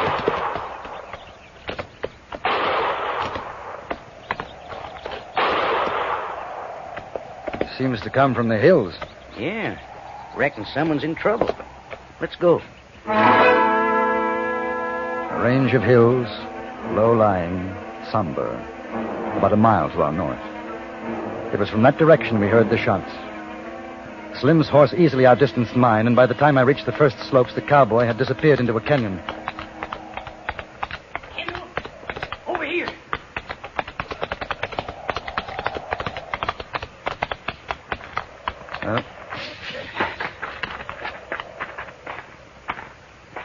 What's the matter with him?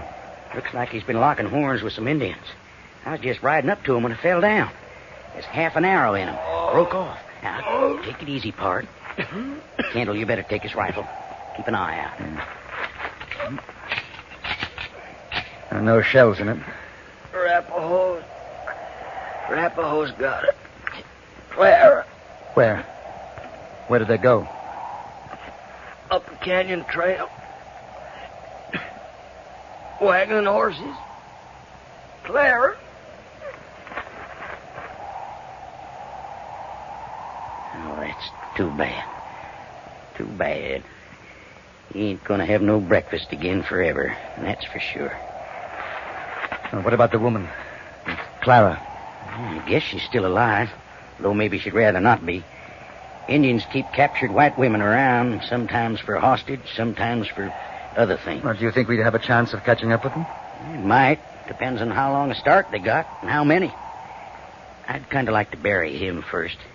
Ain't fitting for a man to lie out in the open after he's curled up. But it'll take time. What about the woman? It won't go no better or worse with her for the time.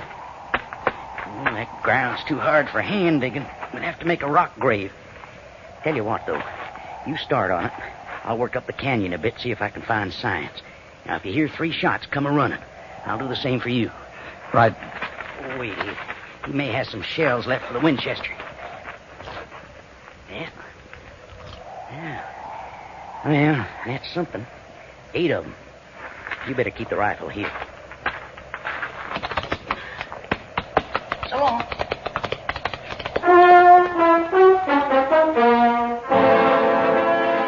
I began the task of burying the dead man. From letters and a homestead deed in his pockets, I found that his name was Theodore Belding. There was also a tintype of a young, rather pretty woman whom I gathered to be his wife, Clara. It took the better part of 45 minutes to complete the grave, and it wasn't until almost an hour later that Slim returned. Well, I found the trail, followed it a way up. There was 4 Indians in the wagon. They cleared the wagon and left it burned. Took the horses, though, and the woman. What are our chances? Can you shoot? I'm fair. Well, I ain't done any trailing since 5 years back, but we ain't got nothing to lose. It'll be getting dark by and by. We'll keep going till light gives out. Do you know this country, Slim? Not much, but a man can read a lot of things from places he ain't been. Here. That's where they stopped the wagon, see? Oh, you mean those double-wheel ruts? Yeah. Must have ambushed him from over there. And the feller fell here. See the blood spots? Guess he made things hot for him for a spell. Were you an Indian scout, Slim? Yeah, for a while. Worked with Pester. Oh? What did you think of him? For him, I got a can of cuss words, and I best keep the lid on it. Yeah, we'll save our breath for breathing from here on. I want to be able to hear what there is to hear.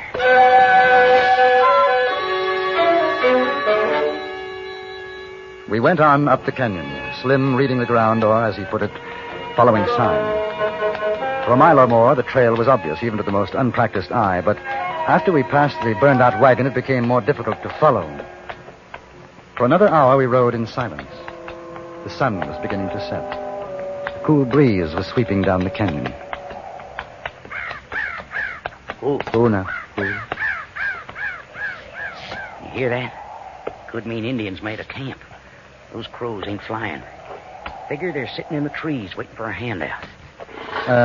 Unless they're feeding on carrion. It wouldn't be corn if there were. Sounds as if they're in those trees. See, just over the rise? Don't seem smart enough for Indians to make a camp this early. Or they know we're following and they're waiting for us. Shut your mouth, you glandered, spavin coyote. Boss smells them. Now, we better tie the critters up. All right. Pull down that injure rubberneck of yours. Pale-faced, wall-eyed son of a gun. I'll skin you alive. Hey, do you think... Slim, it might be an idea to work our way through the trees instead of along the canyon wall, huh? I sure do. That old sun's right behind us. We make awful pretty targets. Keep in the shadows as much as you can. We'll just figure they got no weapons except in bow and arrow. That gives us a mighty advantage. You all set? Yes. Come on, then. And watch out for twigs and dry leaves. Walk soft. Ahead of us, through the trees and shrubs, lay the brow of the rise. We made our way upward until we were within 10 yards of the top. That's when I saw a glint in the sunlight and a trickle of sand moving down the slope toward us. Get down!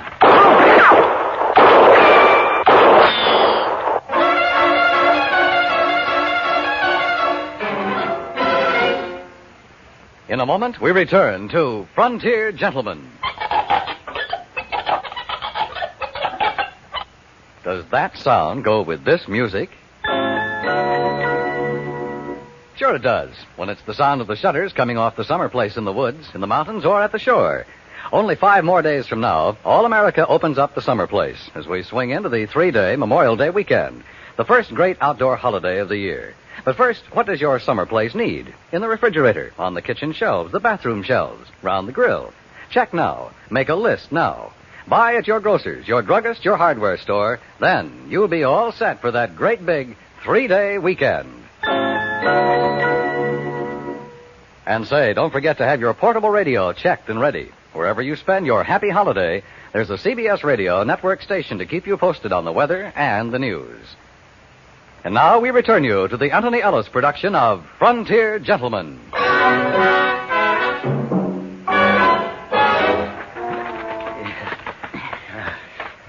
Phew. You got good eyes, Kendall. I sure could feel the sawdust in my beard that time. Where are they? Well, one of them's between the boulders, a little to the right of the clump of alders. There, you can see the rifle sight. Want to try a shot with a Winchester? No, not yet. Only 8 shells. We better save them. How many rounds you got for your gun? About 20. I got near the same. Say 50 rounds between guns and rifle. Not bad if it don't take too long. How many you figure we're shooting? 2, from the sound of it. Sharp's repeaters, that's for sure. Well, we sure cut a big gut that time. Seems to me the only thing to do now is to wait until it's dark. There's no other way to get at them without being seen. I'm wondering what our chances are after dark. We ain't in the best position. Might be we ought to pull back down canyon, wait for morning before we pick up the trail. And what about the woman? Well, if she's still alive, she knows there's help around. White man, come out from trees. We'll make medicine. Here's the Indian couldn't drive nails in a snowbank. He's trying to draw a fire. Locate us. Well, let him. You want to make medicine, Siwash? You come down here. That came from the left, higher up. One of them must be in a tree. I think I can see him. Yeah, there's enough sticking out.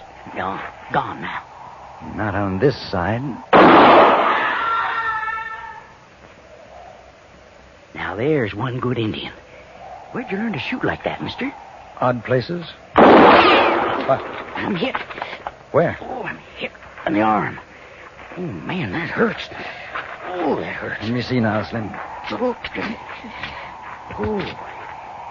Well, it ain't the gun hand anyhow.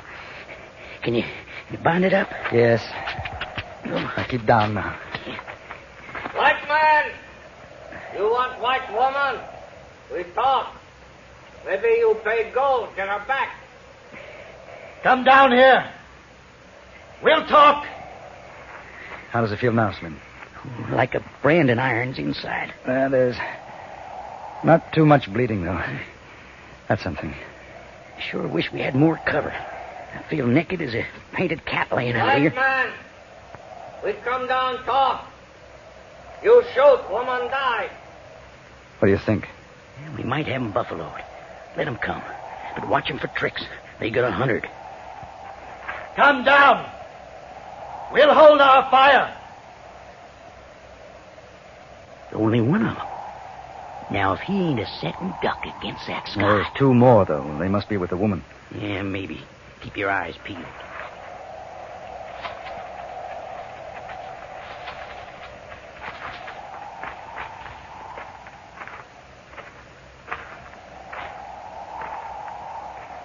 White man has been wounded. Indian has been killed? We are many. You are 2. Climb down, Siwash. There were 4 of you, now there's 3. I am Little Knife, chief of the Arapaho. You're Little Knife, a renegade dog who steals women. Little Knife, not renegade. Fight with Crazy Horse. Little Knife not steal woman, take woman. Like white man take Little Knife land. Maybe kill white woman. Like white man kill Indian woman and child. The war is over. There's no more killing on either side. White man say war is finished. Not Indian. Quit your coyoting around the rim, Indian. What about the woman? You give me your guns, rifle, and gold. I give her to you. I'll see you hung up to dry first. Not our guns or rifles, but perhaps some gold. How much? How much you got? $100? Not enough. That's all there is? All guns and $100. No. I go back. Maybe you hear a woman die. Then you pay. Maybe you don't go back, Siwash. What about that? Like all white man. Break word of truce. You speak of honor and murder with the same breath? We can kill you all. We wait for night, then we kill. I got a finger it's itching right now to wait for nothing. Little Knife not afraid to die. Little Knife, you took the belongings in the white man's wagon. Return the woman, and we let you keep it all. That and $100 in gold. You'll let Little Knife keep what he already has. Not a trade. Listen, you double-distilled son of a gun. I seen a fair-sized anthill down the canyon away. How'd you like to be staked out? I make good offer. Woman for guns and $100. You say no, I go back now. Soon as the night, then we take your guns and the gold. The Indian turned and moved back up the slope. For a moment, I had an uncontrollable desire to shoot. Then I thought of the woman, of what would happen to her. I lowered the rifle. We shifted our positions a few yards to the right, and we lay there, waiting. And the darkness settled into the canyon. Funny thing. Huh? What? We ain't heard no sound from the woman. Yeah, I was thinking that myself. Wonder if she's all right. Well, should be better than 3/4 moon tonight. Coming up in a while. They gonna try something. It'll be afore the moon. Slim, I think we'd better sit back to back in case they circle around us. Yeah. I was just thinking. Wish I had me a drink of red-eye right now. I know a place in Dodge. I tell you, Kendall, a shot of that tornado juice would draw a blood blister on a rawhide boot. I'd like to see that. Shucks, that ain't nothing. Feller what runs the saloon. He serves a free snake with every drink.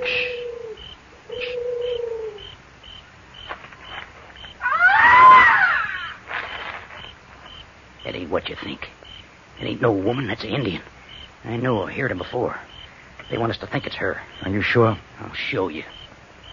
Hey, you crow-bait dogs! Which one of you's a squaw? See what I mean? Yes. One thing I don't understand. What's that? Why do they stay here?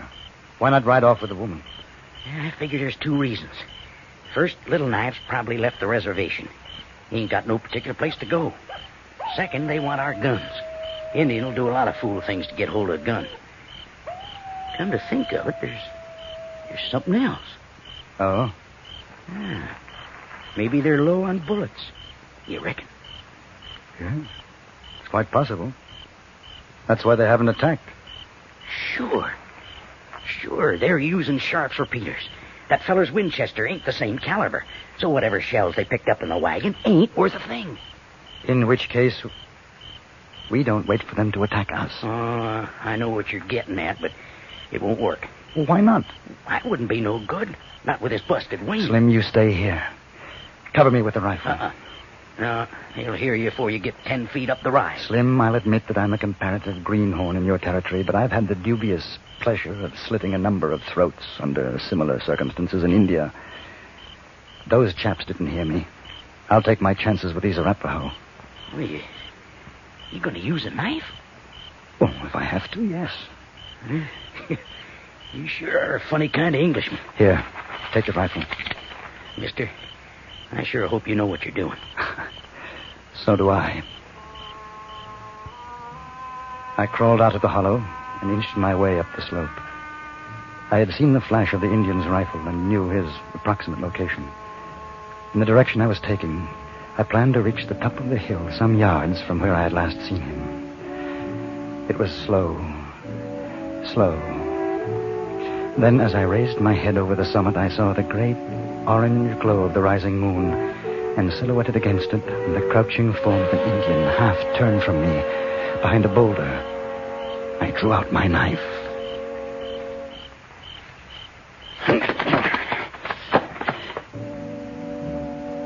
He died without a sound. Then I made out Little Knife and the remaining Indian. They were a few feet away, standing over a gagged and bound body. And in the constantly growing moonlight, I saw the chief bend down, the glitter of steel in his hand. This time I knew it would be a woman's scream I was going to hear. Little Knife! Kendall! It's all right, Slim. She's alive. She's all right. I cut the ropes, loosened the gag from the woman's mouth, and for a long moment she only looked at me. Then she began to cry. I carried her down the slope to where Slim was waiting. Then I went back to get the Indian horses and the things which had belonged to Belding and his wife. After that, Slim and I took her to Laramie in Wyoming Territory.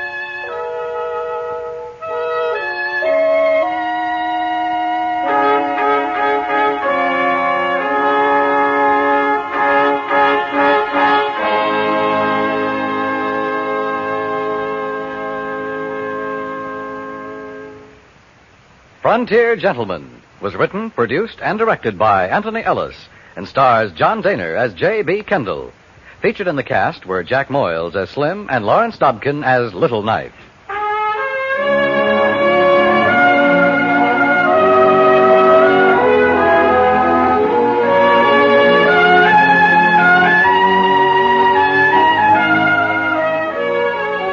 Join us again next week for another report from The Frontier Gentleman. Dan Coverly speaking.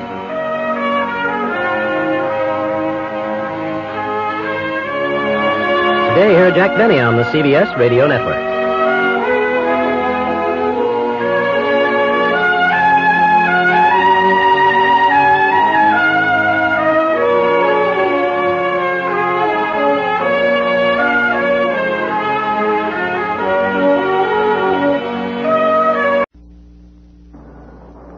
Gambler in Wyoming Territory and learned something about the terrible war between the states.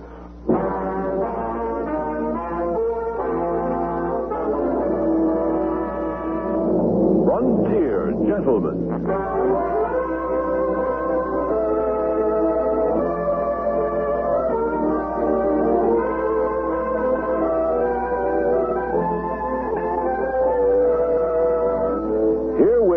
An Englishman's account of life and death in the West. As a reporter for the London Times, he writes his colorful and unusual stories. But as a man with a gun, he lives and becomes a part of the violent years in the new territories. Now, starring John Daner, this is the story of J.B. Kendall, Frontier Gentleman.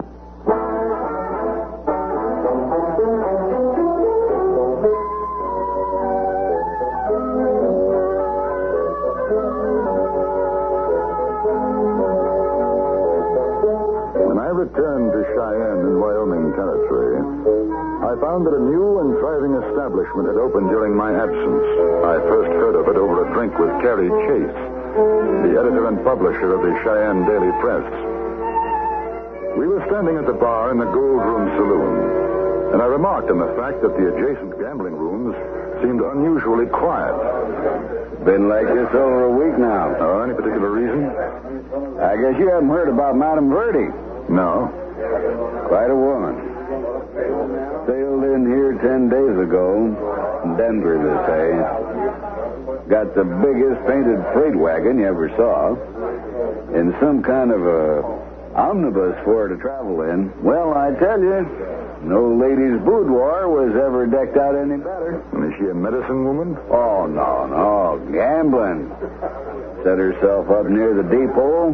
A big tent. Roulette, faro, anything you name. Brought in her own dealers, case keepers, spindlemen. Day after she arrived, posters went up all over town. And since then, well, the local boys aren't very happy about it. Taking all their business, huh? Just about. What sort of woman is she? I tried to get an interview. Not much luck. Doesn't like to talk about herself. But I tell you, there's a story there. I'd like to get it. Yes, sir. Quite a woman. Pretty? Pretty and a lady. A real belle. Madame Verdi. Is she foreign? I wouldn't say so. Why don't you go down and take a look this afternoon? I'd like to join you, but I got to get my editorial out. Maybe I'll see you later. Right.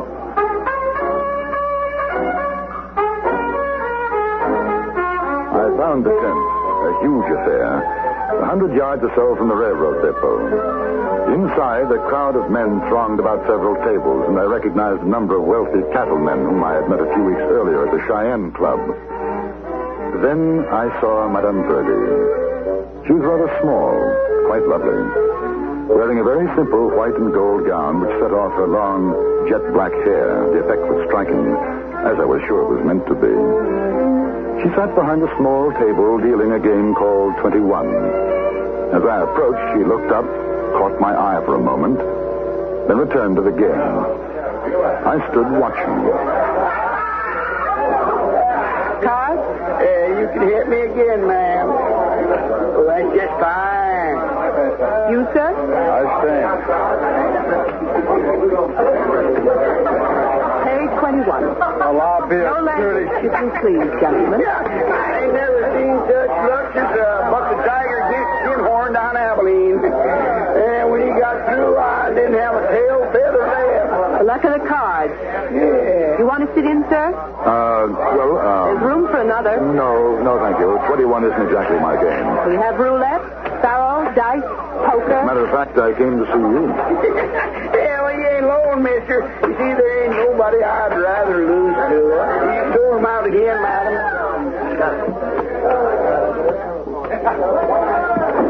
What's your business? I'm a newspaper man. I write for the London Times.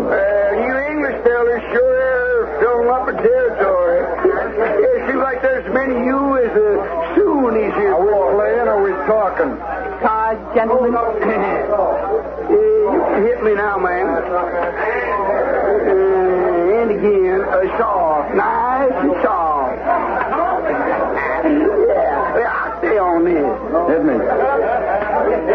No, it ain't luck. I'll let me sit in cards. Now, you take these here. Now, look here. I've been losing for better than 2 hours. I say that ain't luck. Unless you want me to shoot up this place, you just hand over that money you've been cheating me on. Put your gun away. Yes, I would if I were you. Listen, you're willing to buck out and smoke, you just keep out of this. All right, Madam Verdi, I got 1,000 gold laying in front of you. Now, you just push it over, and I won't be here.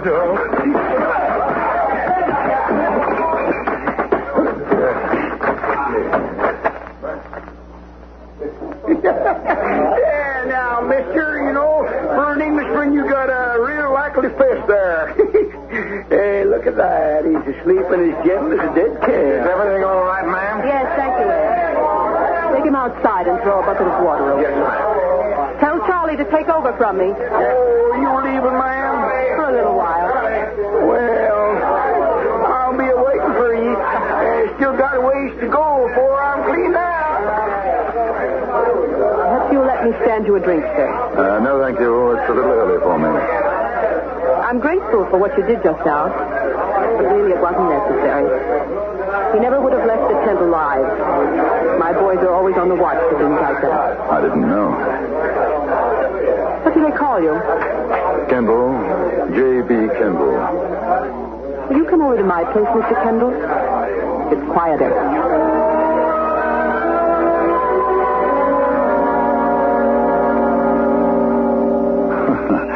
Well, I'm overwhelmed, Madame Verdi. I must say I've never seen anything like it. My home on wheels. I'm a traveling woman, Mr. Kendall, but I see no reason to give up my comfort. Won't you sit down? Thank you. Are you fond of birds, Mr. Kendall? I don't think I've ever thought of it one way or the other. This is my pet, Trinket. Been with me for 3 years now. I don't usually talk to newspaper men. So I understand. Mr. Chase of the Cheyenne Press told me he didn't have much luck. Some newspaper men have been rather unkind. Well, I think that readers in England would be fascinated by you. What, for example, would fascinate them? The obvious. That a young and very pretty woman is running the most successful gambling establishment in Cheyenne. And she bears the somewhat unusual name, Madame Verdi. It used to be Madame Vestal. That was in Denver. And before that? I was Mrs. Newt Hallett. My husband was an army surgeon. He died in Texas of yellow fever. Oh. After that, I tutored for a while at an Indian agency. Then I found that I possessed an uncommon skill with the cards. There now. You have my entire history. Or at least something to start with. Where were you born? I think that's one thing that I don't care to tell you. Where were you reared? And that's another. Does the sort of thing that happened before in the tent occur very often? No. Do men take advantage of you simply because you're a woman? The contrary. I usually take advantage of that fact myself. With dire results, I have no doubt. Well, I imagine that you're not particularly popular at this moment with the gambling hall owners here in Cheyenne. I'm only interested in popularity, Mr. Kendall. And it fills my cash box. I stayed on for another 10 minutes odd and learned very little more beyond the fact that the full name she now used was Lurline Monteverdi. Highly theatrical, she knew, but felt it was part of her work. When I once again attempted to probe into her past, she excused herself rather abruptly and returned to the big gambling tent. I walked over to Carrie Chase's office and told him about the interview. It wasn't until later that I learned what was taking place at that same moment in a room behind the Silver Dollar Saloon. Several men were present, and their faces were grim. They were listening to the Silver Dollar's owner, a man named Jonas Root. Now, boys, I call this here meeting because we're all up against the same trouble. That trouble being one calico queen named Madame Verdi. Ain't no call now for us to keep on trying to cut each other's throats to get customers for our places because she's got them all. That's the way it sits. Now, boys, here's what I figure. What we need now is an association of gambling parlor owners, which association is made up of all of us here in this room. And we got a purpose, which purpose is to get rid of said calico queen named Madame Verdi. All right, now lay off your tongue, old Jonas. We know that. Said you got to figure out how to do it. Now get on with it. Yeah, that's right. All right, I got it whipped, I think. Now, all of you may be wondering who this here fella is I got sitting by. Yeah, well, who is he? Calls himself Jack Woolcott. Now, he's got something to say to you. Well, you say it this way. I just got robbed up to that Madame Verdi. She took me for 1,021, and when I caught her dealing off the bottom of the deck, she had a boy dump me. Well, sure made a mess out of your face, mister. Well, I aim to make 'em pay for it. Now, fellas, we don't want no crooked gambling from no she-gouger in Cheyenne. And there's something else. I've been doing some inquiring these past days since you've been here. Now, I found out... Yes, sir, I found out something's going to get Fancy Nellie run plumb out of here. Jonas, will you haze the talk? Now, what do you know? Madam Verdi's real name was Belle Siddons. Belle Siddons? You mean Belle Siddons? Yeah, you know the name, Soapy. She's that Confederate spy, Belle Siddons? She is the same. Well, I was on guard duty in Grant Street Prison back in St. Louis when they brought her in. Boys, that's that red woman got Grant's troops cut off. Joe, Finch, Big Al, you remember the raid on the Memphis to Mobile Railroad, don't you? All right, now, I say that what we got to do is pay a call tonight on Madam Belle Siddons' verdict. And we'll ask her nice and polite to roll her wheels out of Cheyenne. Yeah, I agree, but supposing she says no? Well, then maybe we ain't so polite. Maybe then we take her out riding under a cottonwood leaf.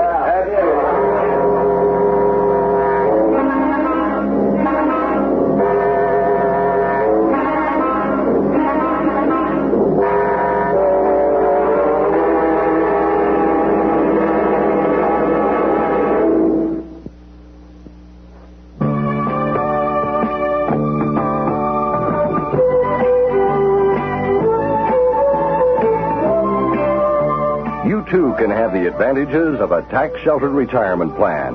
Corporations have long been able to set aside funds to provide retirement income for their employees and defer payment of taxes. Since 1962, self-employed individuals have been able to save in a tax-sheltered KEO plan. Now, Congress has developed IRA for individuals not covered by other plans. Social Security is not adequate to provide independence when you retire. But coupled with IRA, many people can now make their later years worry-free. Any wage earner who is not a participant in any other retirement plan may set up an IRA. The sooner you start, the better your retirement can be. Get your plan started at Highline Savings and Loan, Burien, Kent, Linwood, and Bellingham. And now we return you to the Anthony Ellis production of Frontier Gentlemen.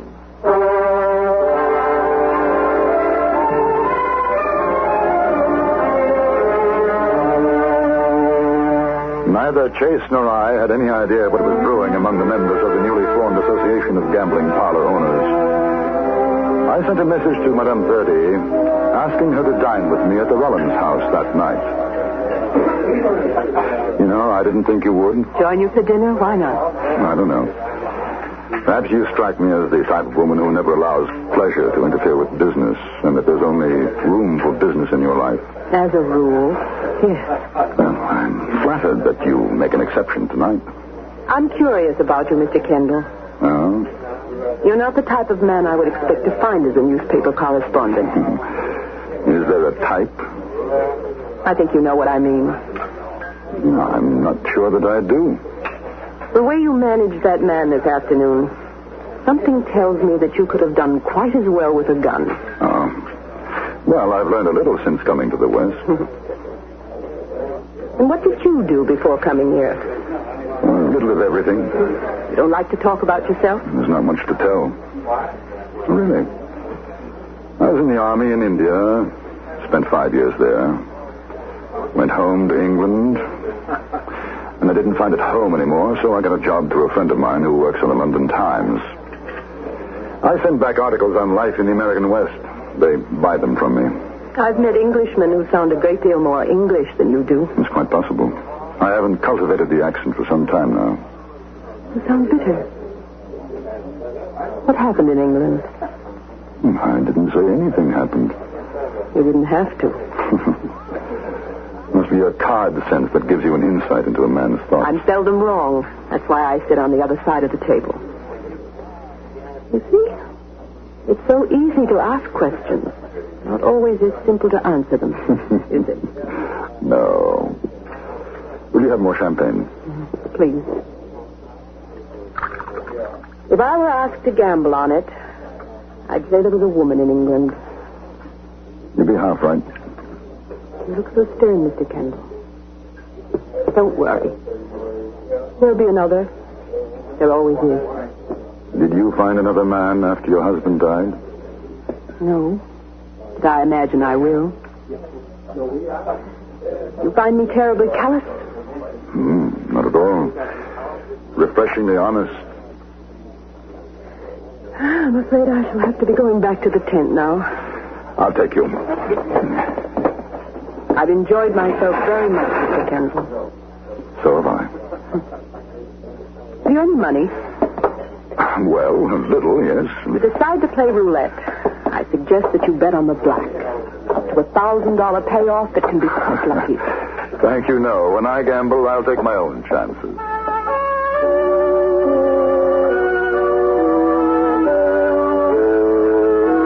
It was a fine evening, and instead of taking the carriage she had hired, we walked toward her place. Neither of us spoke much. We had come to the end of the street when we saw the group of men waiting outside the big tent. They turned as we approached and walked toward us. I felt a sinking sensation in my stomach as I recognized one of them, the man I had hit that afternoon. All of them were armed. Good evening, Madam Verdi. Good evening, gentlemen. Waiting to try your luck with me? Well, I'll tell you, ma'am, we're waiting to talk to you in private. That fellow, he's one of them that Pester with me. He's a shill. Let's go inside the tent, gentlemen. I'll buy you a drink. No. We'll do our talking out here. Jason, will you get on with it? Ma'am, we represent the Cheyenne Association of Gambling Parlor Owners. You ain't a member. No, I'm not. And we got a complaint that you're not running your games clean. The association don't like that. So we took a vote, and we agreed that you got to be out of this here town come morning. Where did you hear that Madame Verdi runs a crooked game? From him? Yeah, from me. Besides which, she ain't no Madame Verdi. I know you. Maybe you don't remember me, but I seen you, Belle, Siddons, when they brought you to the St. Louis prison in chains. We don't want no Confederate spies in Cheyenne. I don't know anything about that, but she wasn't cheating. Your friend here decided he couldn't afford to lose anymore, so he drew his gun on the lady and tried to get it back. I hit him. That's all there was to it. You're a liar. And if I don't choose to leave? You ain't got no choice, Belle. You get, or you're going to find yourself looking through cottonwood leaves, which is what should have happened to you anyway. That's the way we handle your kind around here. There won't be any need for that. Miss Siddons is going to be sensible. Ain't you, ma'am? There's a lot of folks in Cheyenne might not take kindly to you being a Confederate spy and everything. Might even take matters out of our hands if they found out. You gentlemen seem to be holding the cards. That's the way to look at it. Hey, Kendall. Who's that? Oh, the newspaper fella. Chase. I thought that was you. Evening, ma'am. Evening. Oh, how are you, Rude? Chase. You come over to see how she does it. I hear your places aren't making out so well. Thought I'd take a spin at the roulette table, Madam Verdi. I should be honored, Mr. Chase. Why don't we all go in together? No, I got to be getting back the silver dollar. You won't forget our little deal, will you, ma'am? No, I won't.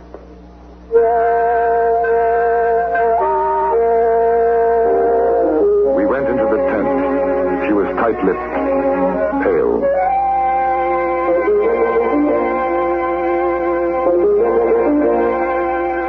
Later, at exactly 2 o'clock, she called a halt to the play and the tent was cleared. Chase, flushed with whiskey he had taken and the $100 he had won, joined me at her table. A fine evening, ma'am. You're a credit to Cheyenne.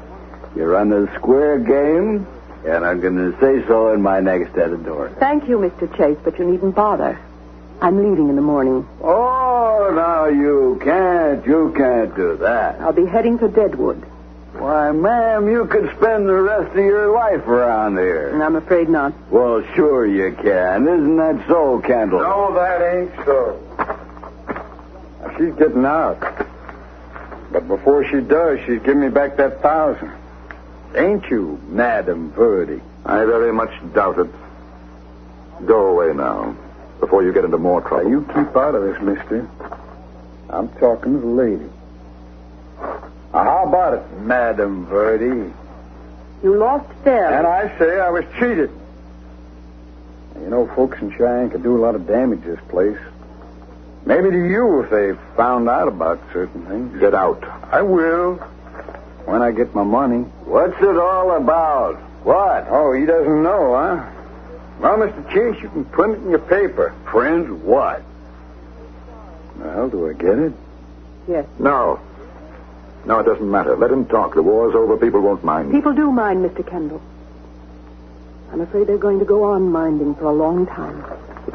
I wish somebody would tell me what people will talk about. That's good. You're a scummy little rat. Maybe. But I was a rat that fought for the Union. I wasn't a stinking... Shut up. Don't try. Here's your money. What's the matter, mister? You scared to draw? Just waiting for you. You're the one who's going to do the killing. Remember?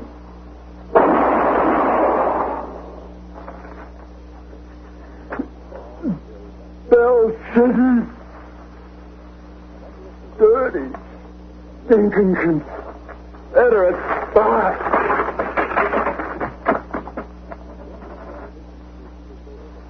Belle Siddons? Yes. Oh. I'm sorry you had to do that, Mr. Kendall. I am, too. I'll be gone in the morning. Thank you for your friendship. Why not stay? Mr. Chase... I think she better go. Thanks to Miss Siddons, I lost my brother in the Memphis Mobile raid. I'll wait for you outside, Kendall.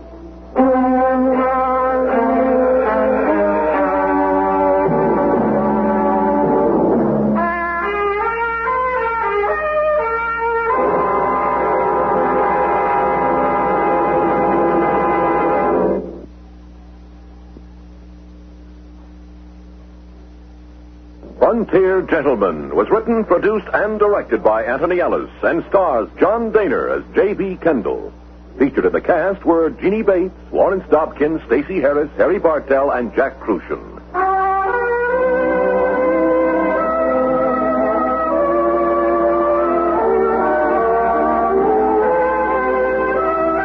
Join us again next week for another report from the Frontier Gentleman.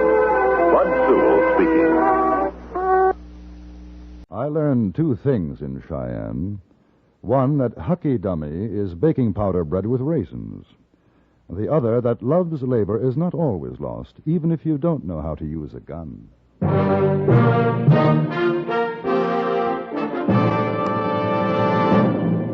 Frontier Gentleman.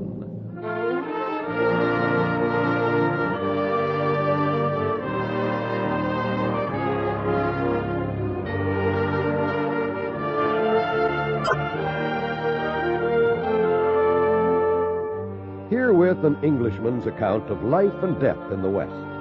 As a reporter for the London Times, he writes his colorful and unusual stories. But as a man with a gun, he lives and becomes a part of the violent years in the new territories. Now, starring John Daner, this is the story of J.B. Kendall, Frontier Gentleman.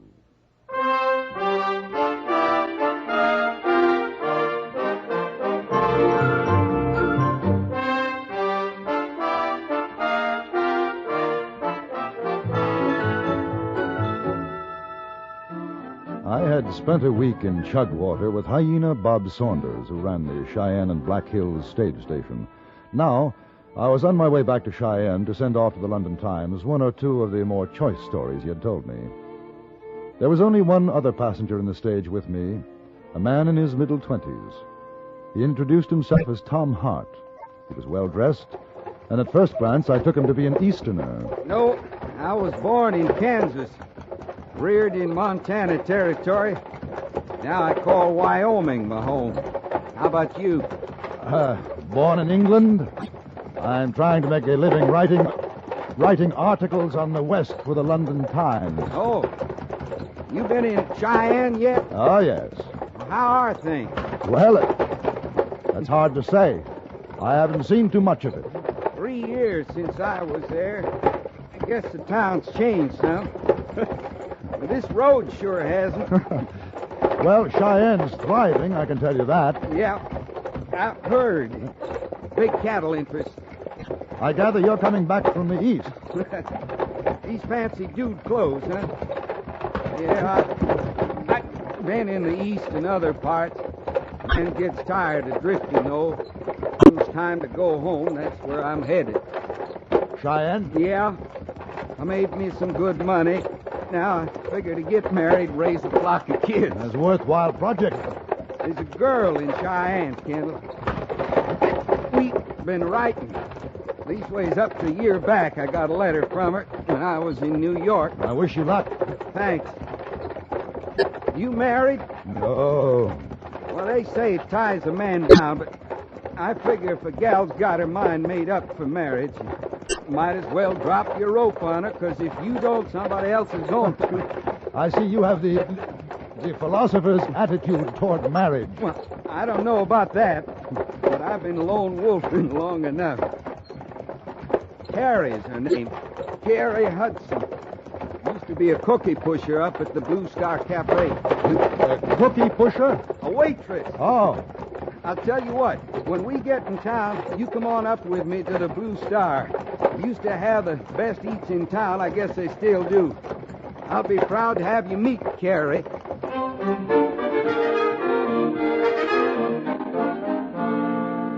We spent the rest of the journey discussing matters of both consequence and triviality. Hart had received no formal education, but his travels had given him a certain sophistication, and the time passed pleasantly. When we arrived in Cheyenne, I tried to persuade him that his fiancée would be much happier to greet him alone, but Hart would have none of it. He insisted that I accompany him, and so together we walked to where he knew the Blue Star Cafe to be. Charlie Bannister runs the place.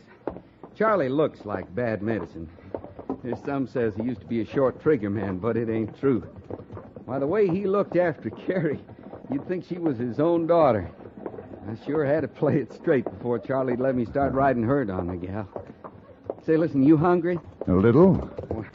You wait till you taste Charlie's hucky dummy.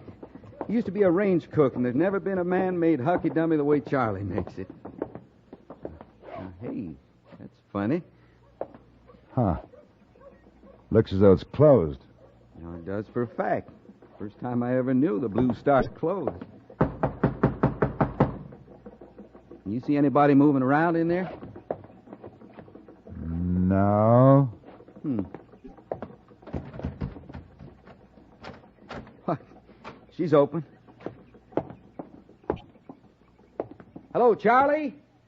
Whoever you are, come on in back. I sure don't figure. Hey, Charlie, you'll... What do you say, Tom? Charlie, this is a fella I met on the stage coming in. J.B. Kendall. How are you? Hello, Charlie. What's happened? How'd you get like this? I guess you ain't heard. There was a shoot-up in here a year or so ago. Carrie. Is Carrie all right? When it was finished, the boys had done the shooting, robbed me, and hightailed it out. I ain't moved from the bed since, Tom. What about Carrie? She ain't here no more. Well, where'd she go? Ask Jack Feeney up to Holloman Saloon. I'm asking you, Charlie. And I ain't saying. You and me was friends, Tom. I just leave, keep it that way. Now, what's Jack Feeney got to do with it? What, Charlie? All right, I'll tell you. Carrie took a shine to him while you was gone. That's a lie. I told Feeney to leave her alone. There was words. I threw him out. Same night he comes back with one of his boys, and they fill me full of lead. Well, wasn't this Feeney arrested then, Charlie? Sure, but it was his word against mine. Then Carrie took his side and swore at the trial it was someone else that come in and shot me up. Is she with Feeney now? I ain't seen her since that day. Hey, Tom, boy, while you're here, pump me a jug of water, will you? Old Doc Thorne says I got to drink plenty of water. And Mrs. Carroll's been helping out, but she ain't showed up yet today. Yeah, sure. I'll be right back, Charlie. Thank you. I ain't got the stomach to tell him all the truth of it. You'll have to find out sooner or later for yourself. She married Feeney. Oh? When? Yeah. Right before the trial. Guess it was partly my fault. I should have seen it. Carrie getting lonesome waiting for Tommy and Feeney coming in here. His fancy spending ways. He runs a gambling in Holloman Saloon. Well, next thing you know, Carrie's looking cow eyes at him. Well, don't you think it'd be better to tell Hart now about the marriage? Say, listen, you keep an eye on him, will you? Tom's got a bad temper. He gets it in his head to start trouble, there's likely to be a killing. All the more reason to tell him then. This way, he'll go up to the saloon looking for her. Yeah, I guess you're right. It wouldn't be so good. Here's your water, Charlie. Is there anything else I can do for you? Yeah. Stay away from Holloman Saloon. I lied to you before, Tom. She's there with Feeney. They're married. Is there anything else I can do for you, Charlie? No, reckon not. Hey, come on back and see me if you have a mind to. I'd sure like to hear about your travels. I'll do that. So long. You take it easy, Tom. Goodbye, Charlie. You take it easy, Tom.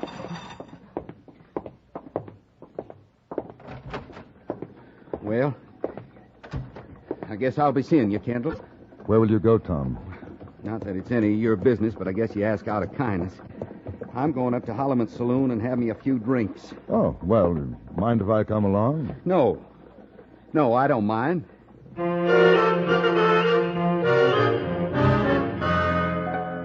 We walked down the main street. I knew it was pointless to tell him that trying to see his girl was the worst thing he could do to himself.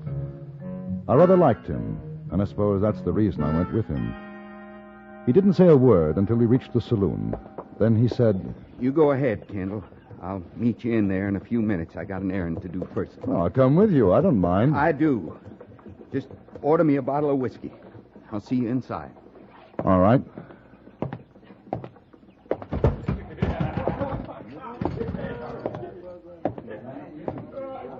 Well, hello, stranger.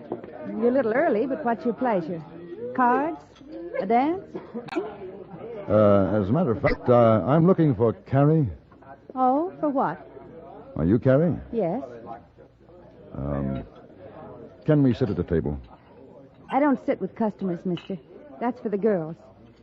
You want to talk business, you can talk to my husband. A friend of yours is in Cheyenne. Tom Hart.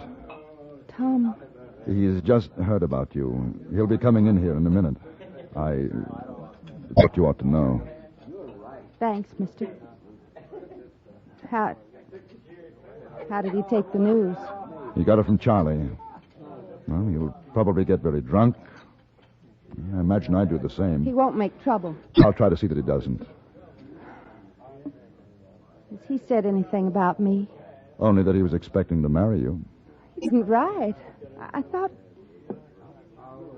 Doesn't matter. Anybody got the price of a drink in his pocket's welcome. That goes for Tom Hart as well as the next man. You want a table, mister? Yes, a table would be fine. This way. What are you drinking? Oh, beer, I think. Yes, and a bottle of whiskey. My husband, Jack, doesn't like him. I wouldn't want Tom to get hurt on account of me. Will you get him out of here if he's looking for someone to sharpen his horns on? I'll do my best. Thanks. Beer and a bottle of whiskey, Lester. Beer and a bottle of whiskey.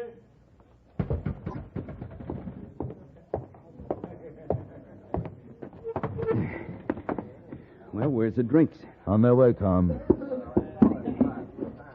What's the gun for, Tom? She's right clean and shining, ain't she? Set me back $20. Put it away. I bought it, and I aim to use it. As soon as I get drunk enough, I'm going to kill me a skunk called Feeney.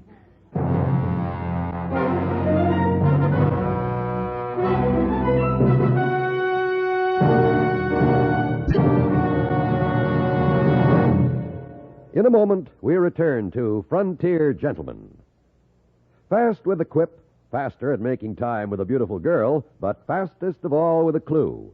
Yours truly, Johnny Dollar, will be along with his latest insurance investigation later today on CBS Radio.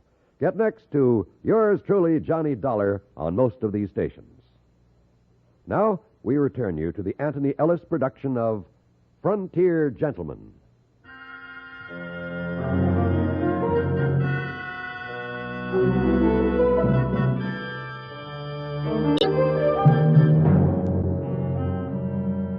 Tom Hart and I sat at a table in Holloman's saloon, and between us lay a brand new .44 revolver.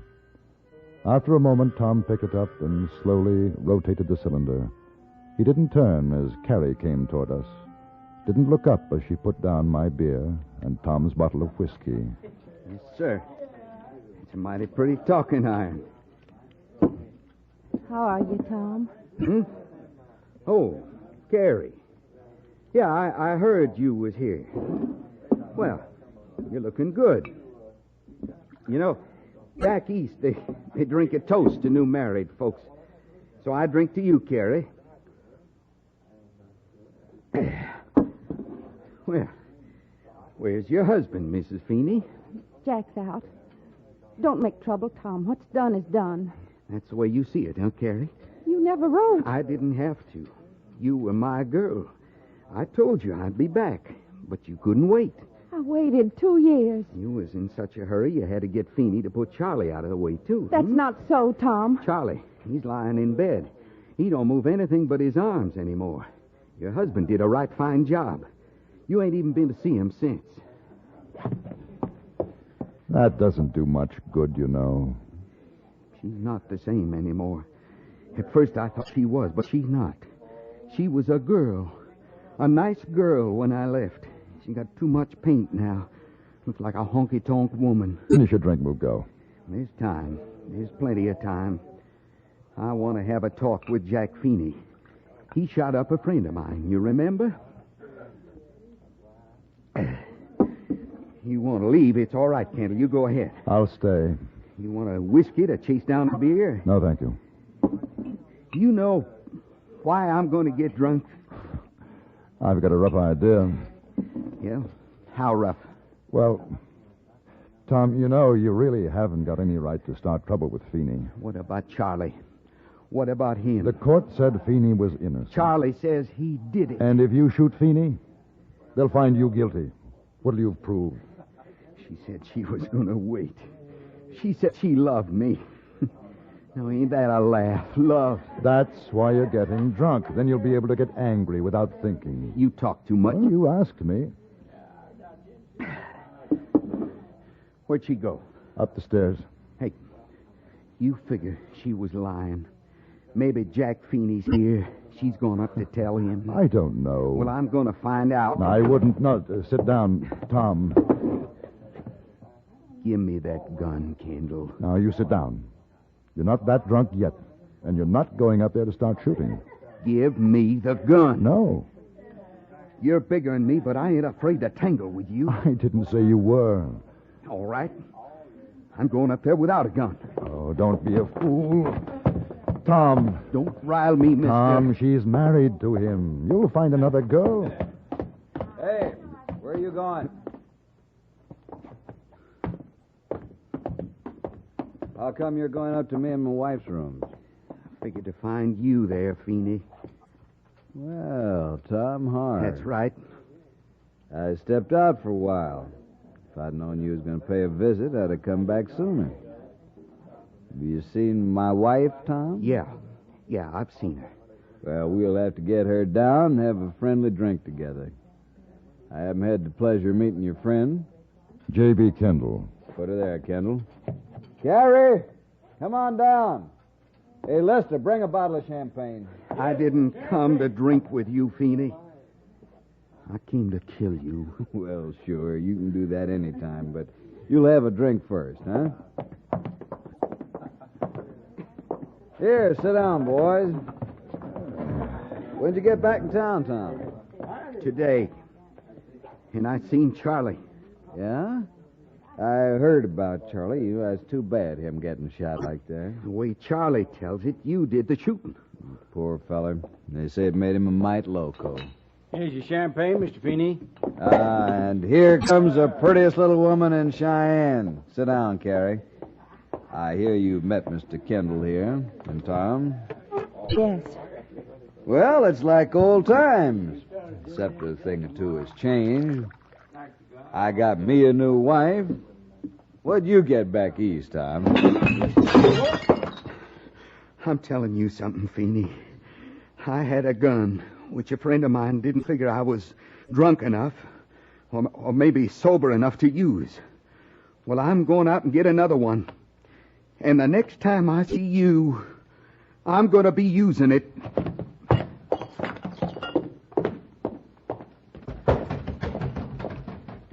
He sure is excitable, ain't he? You figure he's still galling over you, Carrie? What does it matter? What do you think, Kendall? I think that Tom Hart's in a mood for murder. Whether it's because of your wife or Charlie, I don't know. Jack didn't shoot Charlie, Mr. Kendall. I know he didn't because we were together that night. That's true. Must have been a couple of cowboys dropped into Charlie's place or robbed him, gave him lead poison, but it wasn't me. Why does Charlie say it was? That was at the trial. He said it then, too. Of course, my lawyer, he showed where it was dark in Charlie's cafe, and Charlie couldn't rightly tell who was in there that night. Charlie figured it was me because we'd had words the same day. I think I better find Tom. Now, don't you go worrying, Kendall. You cool down. Besides, Tommy ain't no kind of a hand with a gun, and he knows it. If he comes looking for me, we'll take care of him. Which was exactly what I was afraid of. I spent the next hour going from one saloon to the next, looking for Tom. I couldn't find him. And so I went back to see the one person who I thought might be able to help. No, he ain't come back here. Took it bad, huh? Yes. Yeah, it's the trouble with that boy. Everything nice and easy with him. Never could figure what he was really thinking. But when he busted loose... Charlie, are you still positive it was Feeney who shot you? Sure am. Well, Carrie says he was with her that night. She's lying. Why would she lie? Well, don't ask me how come a woman does what she does. I think the one reason that Tom's going after Feeney now is a matter of pride. He doesn't want to back down. He'll use you as an excuse. I don't need any man to fight my war. Do you think there's a chance, even a remote one, that it was dark that night you were shot and perhaps you were mistaken about Feeney? Well, I guess there's a chance, but... Charlie, if I can find Tom, if he knows that, if you'll tell... Shh. Come outside. Carrie. Is he here? No. I had to come. I don't want him to get hurt. I wanted to talk with him. Ain't much for you to say, seems to me. I made a mistake. I'm not making another. It was Jack shot you, Charlie. I lied for him. He said if I didn't either he or his boys, it'd get you for good. He said he'd kill me, too. Then why'd you marry him? I had to. That doesn't matter now. We've got to find Tom. Jack sent 2 of his boys out looking for him. He wants to kill Tom. Why? I guess he knows. He's always known how I feel. And I'm going back to the saloon. You'd better stay here, Carrie.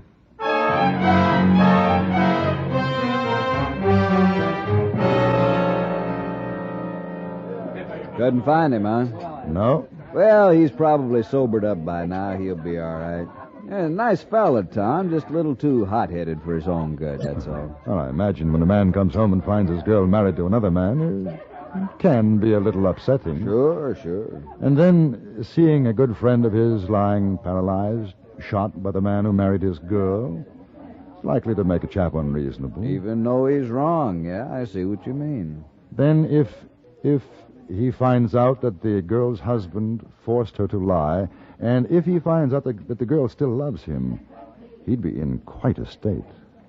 Yeah, that wouldn't be so good, would it?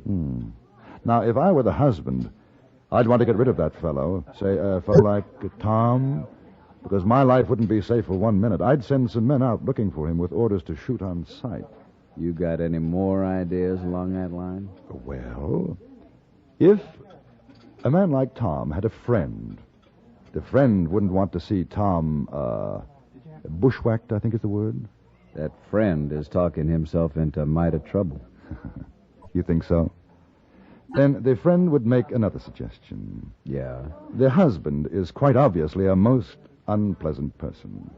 And the best thing he could do would be to give his wife a divorce so that she can live a decent life with Tom Hart. I'm back, Feeney. Yeah, I see you are, Tom. Kendall, get away from me. I'm giving him a chance to draw, which is more than he did for Charlie. You heard him, Kendall. It's a fair fight. I heard. Tom, look out! Behind you!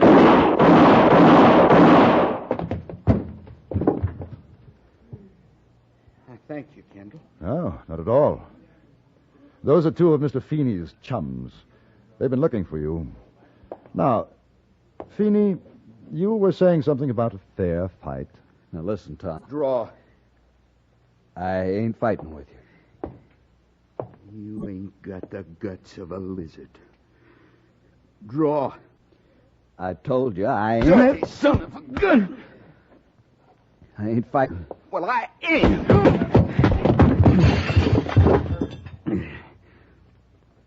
Oh, my. Sounded as though you broke his jaw, Tom. Yeah. Yeah, didn't it? I think Mr. Feeney will be leaving town.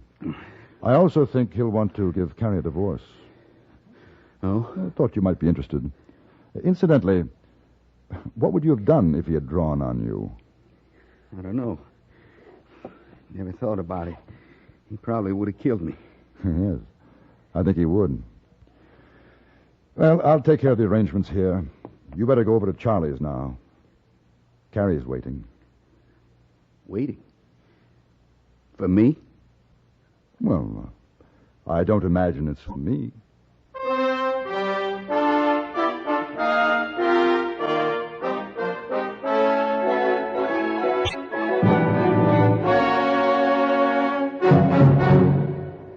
Frontier Gentleman was written, produced, and directed by Anthony Ellis and stars John Daner as J.B. Kendall. Featured in the cast were Vic Perrin, Virginia Gregg, Jack Crucian, and Harry Bartell. Music was composed and conducted by Wilbur Hatch.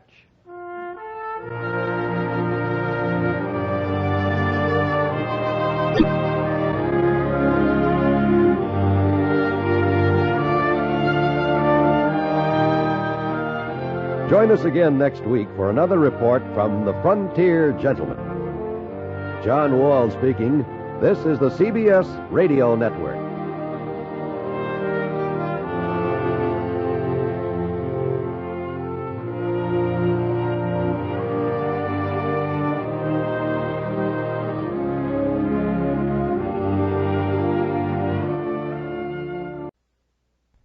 In Laramie, Wyoming Territory, I met a square-jawed sheriff named Will Harper and his slack-jawed deputy named Clem. I also lost $20.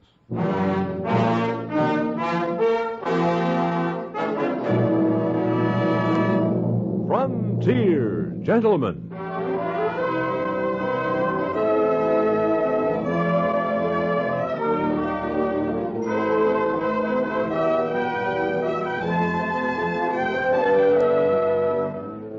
Herewith an Englishman's account of life and death in the West. As a reporter for the London Times, he writes his colorful and unusual stories. But as a man with a gun, he lives and becomes a part of the violent years in the new territories. Now, starring John Daner, this is the story of J.B. Kendall, Frontier Gentleman.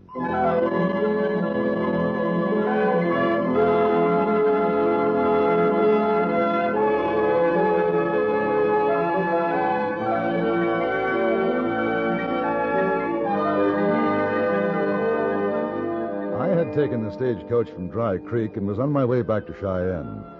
Beside myself, there were two other passengers. One, a gaunt, stern-faced man named Barnaby, who spent most of his waking hours reading from the Bible. The other, Thad Clark, a miner who, having made a modest fortune, was on his way to his home in Illinois. It was late afternoon, the stage lurching along the well-worn road a few miles to the west of Laramie. I tell you, fellas, I'm going to order me a dozen fresh eggs and all the fancy fluff duffs they got in the best eating place in Laramie. A man should not be a slave to his stomach. Well, it ain't exactly I'm a slave, Mr. Barnaby. But I sure won't mind pampering it for a while. If you'd eaten as much jerky and drunk as much brown gargle as I have, you'd go along with me. I'd go along, Mr. Clark. Once for 2 months, I had to live on nothing but dried fish and rice. It was in India. A heathen land. I got a hankering to do some traveling. Might be I'll take a trip out there, China, India. I got me enough gold dust in that little box to do a lot of things like that. The love of money is the root of all evil. Well, if it is, I'm sure going to find out when we hit land. What is it?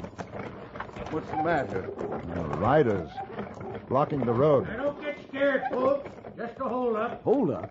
Yeah, if you got guns, keep them where they are. There's too many of them to put up a fight. My gold. Listen, I worked 3 years for that. Let's shoot it out. What do you say, Kendall? You got a gun. Look out the window. 5, 6 of them. Odds are against us, I'm afraid.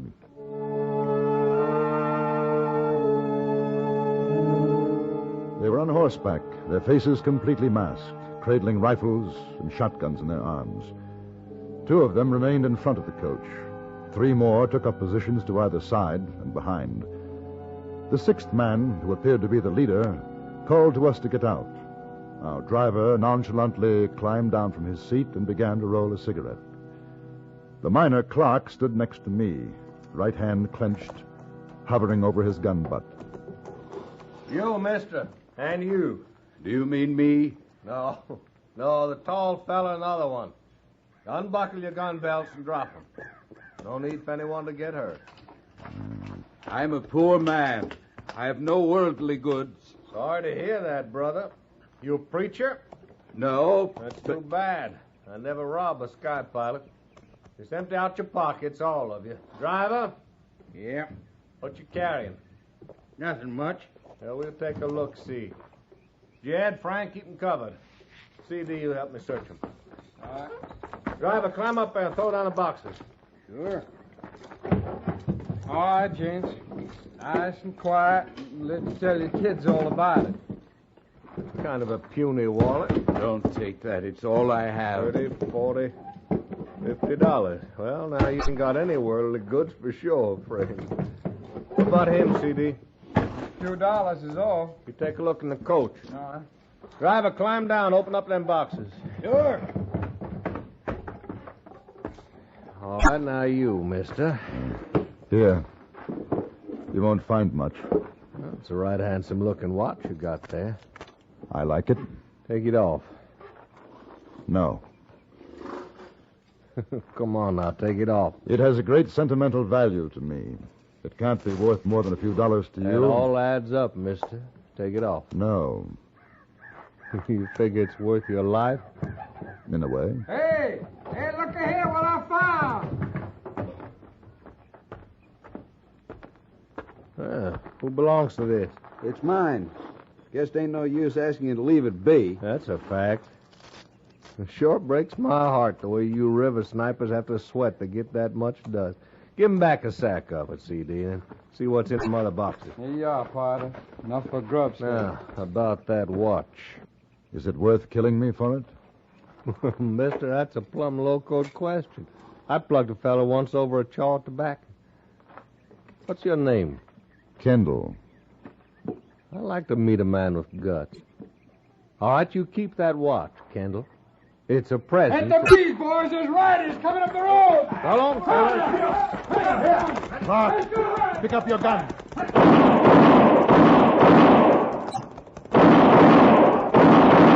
Hey, you got one. You got him.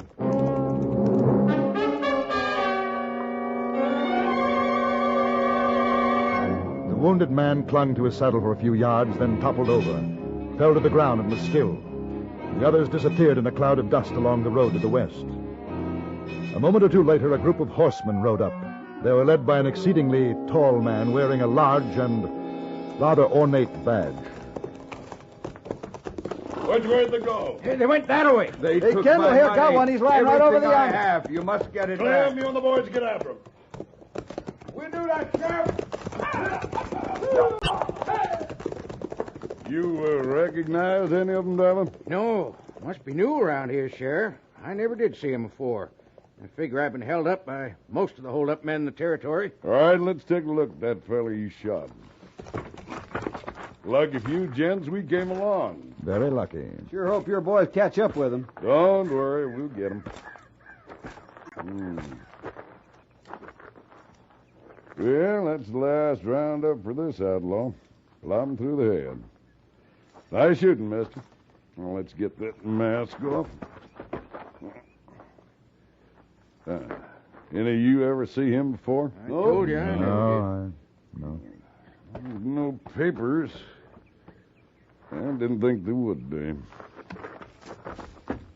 Well, I guess you gents can go on your way. I'll be obliged if you'll stop by my office in Laramie and make out a report of what was taken. Name's Harper. Will Harper. Hey, you're new in Laramie, ain't you, Sheriff? Yep, just took over last month. Aim to do some cleaning up. You got no worries. We'll have your valuables back by tonight.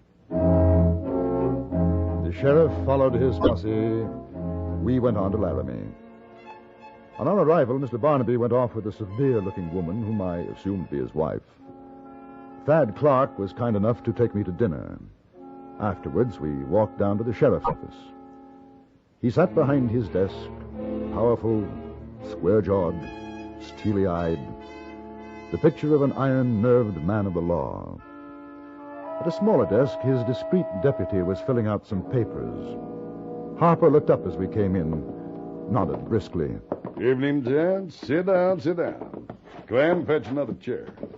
Yes, sir, Mr. Harper. You caught those fellas, huh? We trailed them all right. Make yourself come. Thank you. I gather that you didn't catch them? Well, like I say, we know where they are, just a matter of time. My deputy here, Clem, he's making out the report right now. I better get back to it, Clem. Yes, sir, Mr. Harper. Now, you want to give me a list of what was stolen? Not much of a list, Sheriff. Just 10 sacks of gold dust, about $5,000. You get that, Clem? I sure did, sir. And you, Kendall's the name, isn't it? Yes, that's right. $20 in my wallet. Kendall. Say, aren't you that English newspaper fella I heard about back in Cheyenne? I'm an English newspaper man, yes. Well, I'm proud, mighty proud. I reckon you'll be writing all this up for your paper. I imagine I will. Good. And you'll get a chance to see how we take care of bad men in Laramie.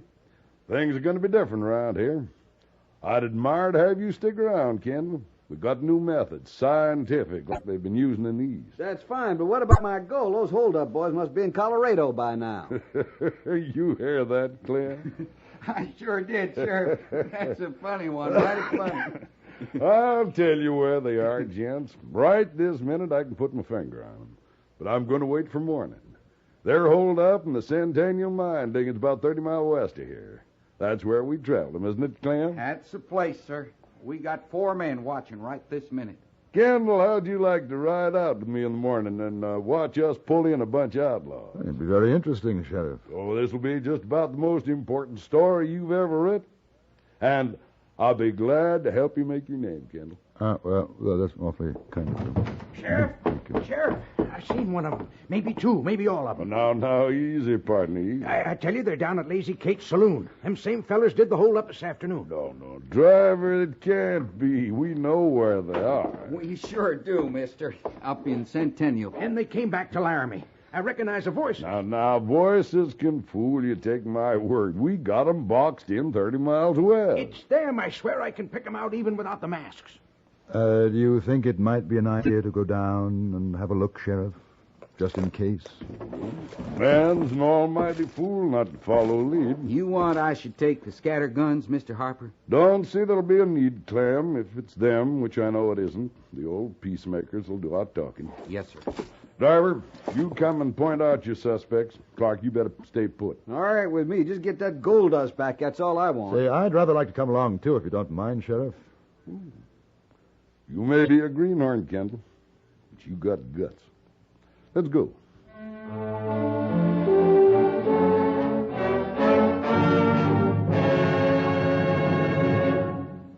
In a moment, we return to Frontier Gentlemen.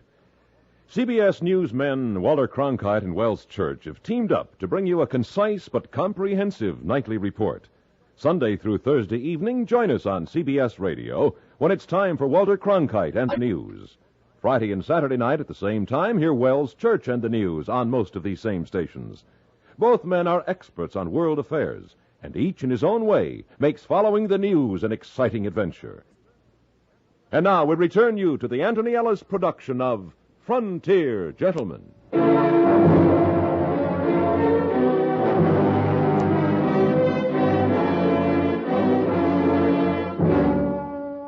For the second time that day, I had been apprised of the fact that my guts were organs of some consequence, once by an outlaw who had stolen my wallet and its contents, and again by an outsized sheriff who wore a diamond-studded badge and carried 2 tremendous guns low on his hips. The 4 of us walked down the street. Sheriff Harper, his deputy, whom I only knew as Clem, the stagecoach driver, and myself. We arrived at the Lazy Kate Saloon. It was fairly well crowded, but almost immediately the driver spotted the men in question and pointed them out to us.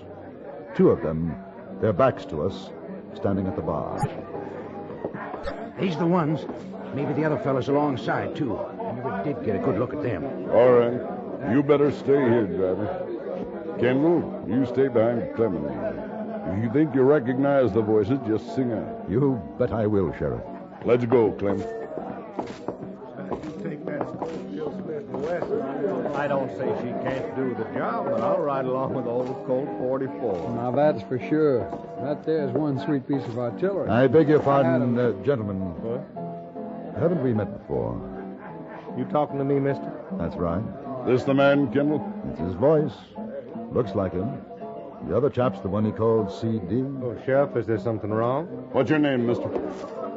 Fred Cole. You? Sylvester. Noah Sylvester. Who are these other boys? Who, them? I don't know. I never seen them before tonight. All right, keep your hands on the bar, gents. Sheriff, we supposed to have done something? A slight matter of a hold-up this afternoon. Us? Search him, Clem. Watch out for a belly gun. Yes, sir, Mr. Harper.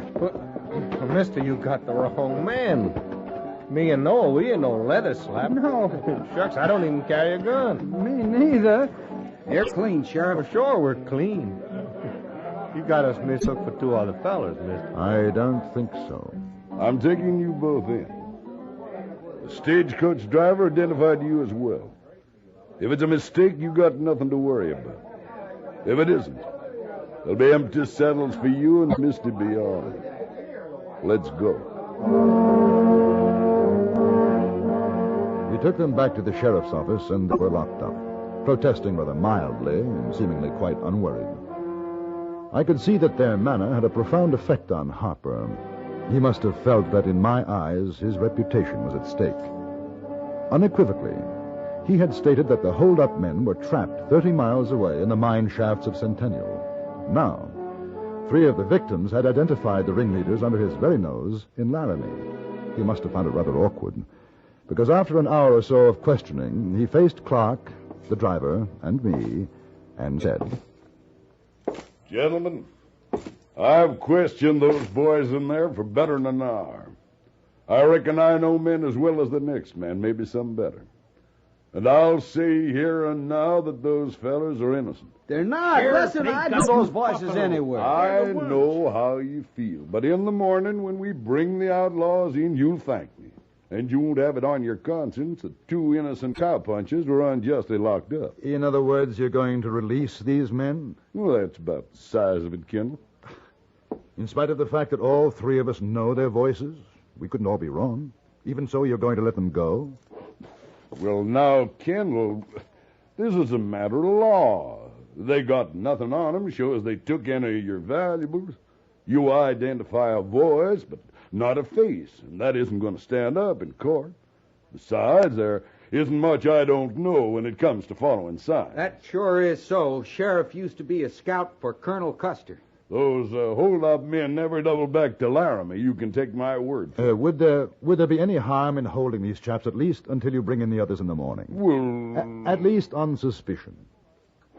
Kendall, I wouldn't want you writing in your paper that the sheriff of Laramie took the law in his own hands.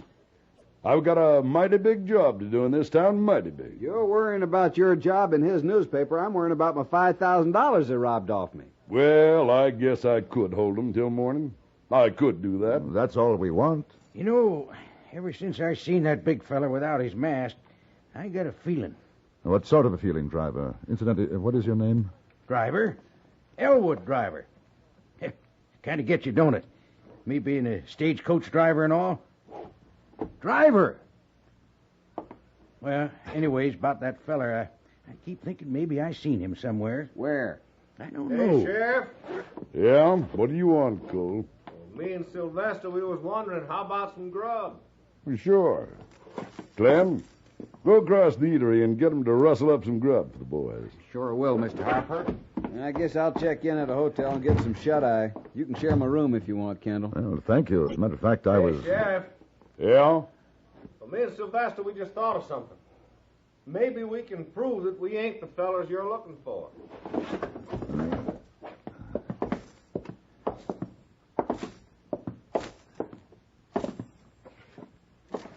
All right, cool. Speak your piece.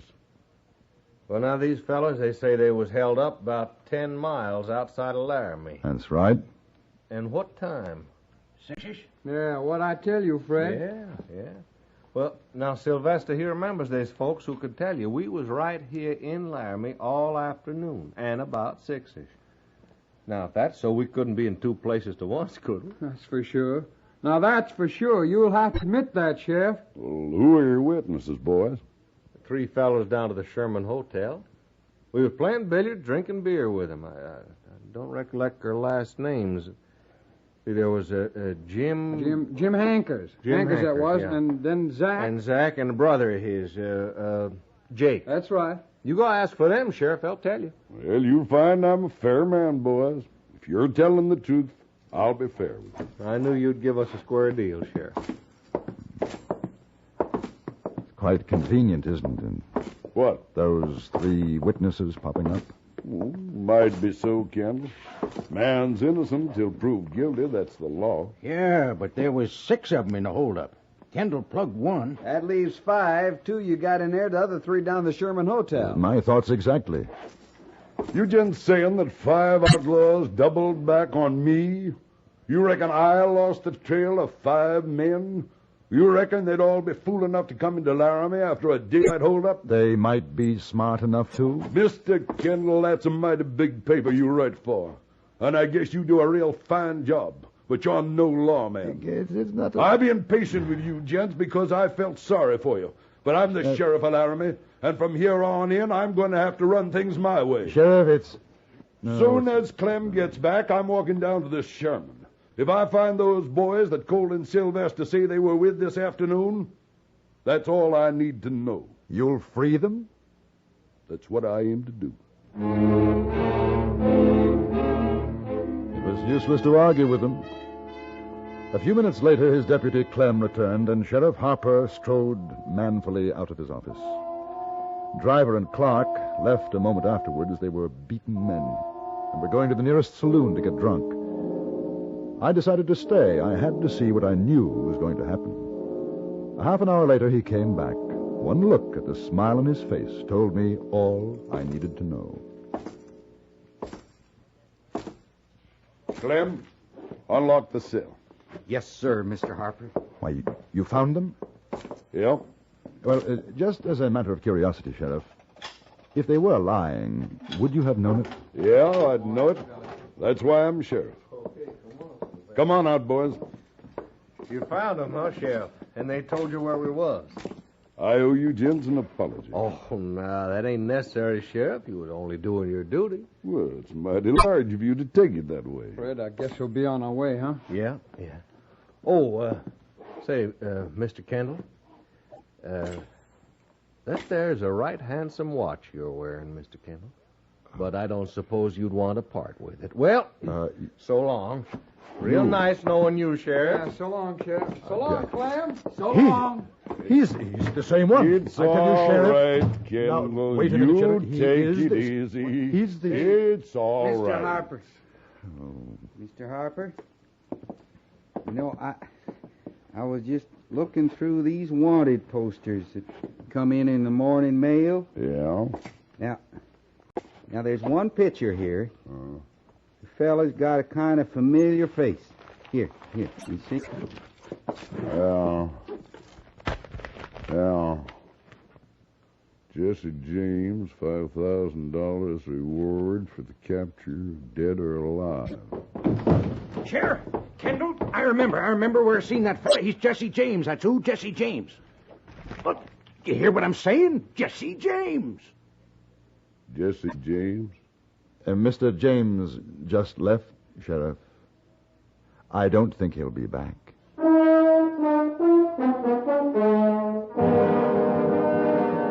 This time, Jesse James left Laramie for good, followed a day later by Sheriff Will Harper and his inestimable deputy, Clem.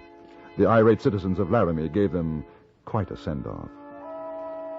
As to how I recovered my $20 and Thad Clark at least a part of his gold is a story I shall telegraph next week.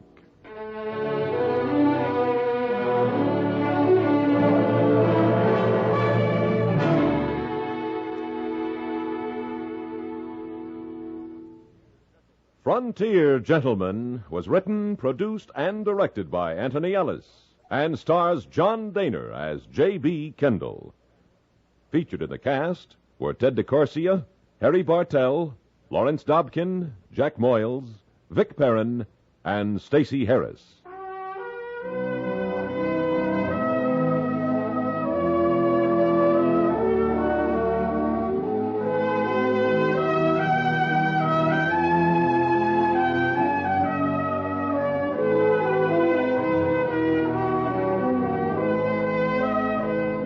Join us again next week for another report from Frontier Gentlemen. Bud Sewell speaking.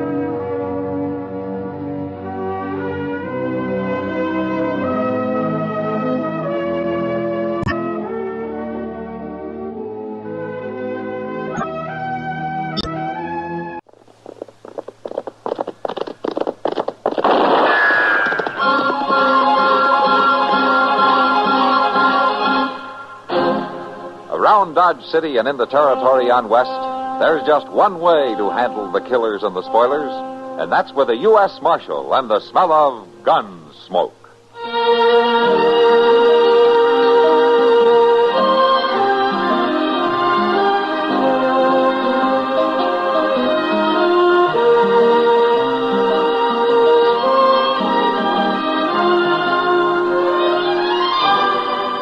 Gunsmoke, starring William Conrad, the story of the violence that moved west with young America, and the story of a man who moved with it. I'm that man, Matt Dillon, United States Marshal. The first man they look for and the last they want to meet. It's a chancy job, and it makes a man watchful and a little lonely.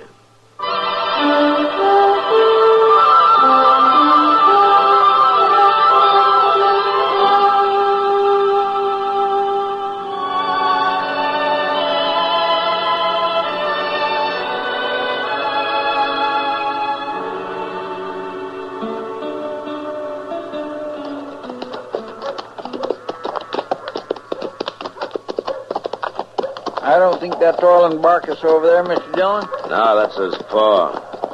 Now, he probably knows where the boy is, though. Hey, let's wait here till he gets those sheep clear of the brush and out onto the grass. Look at that blamed dog go, Mr. Dillon. Why, he's doing more handling of them sheep than old Jeb is. He's taking good care of them, all right. Now, let's go talk to Jeb. Sure do wish we didn't have to, Mr. Dillon. So do I, but we don't have much choice. No, sir. We sure don't. But ain't it too bad, though? He's such a nice old fella. Yeah, Jeb's all right. Miss Barkus is a fine lady, too. Chester, I like the family, too, and I'm just as sorry about this as you are. Yes, sir, Mr. Dillon. Howdy there, Marshal. Kind of far piece off the beaten path now, ain't you? Yeah, I guess so, Jeb. How are you? Fit, hale, and ready for any plague that heaven wants to send. Morning, Chester. Morning, Mr. Barkus.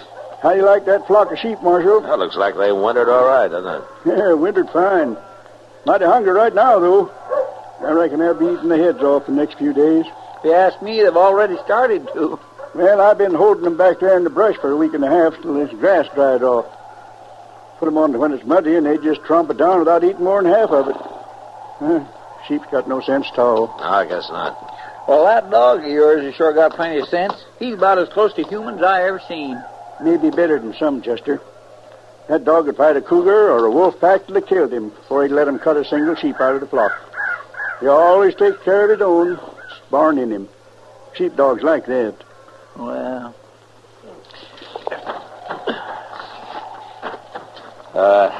Jeb, is your boy Orland up here with you?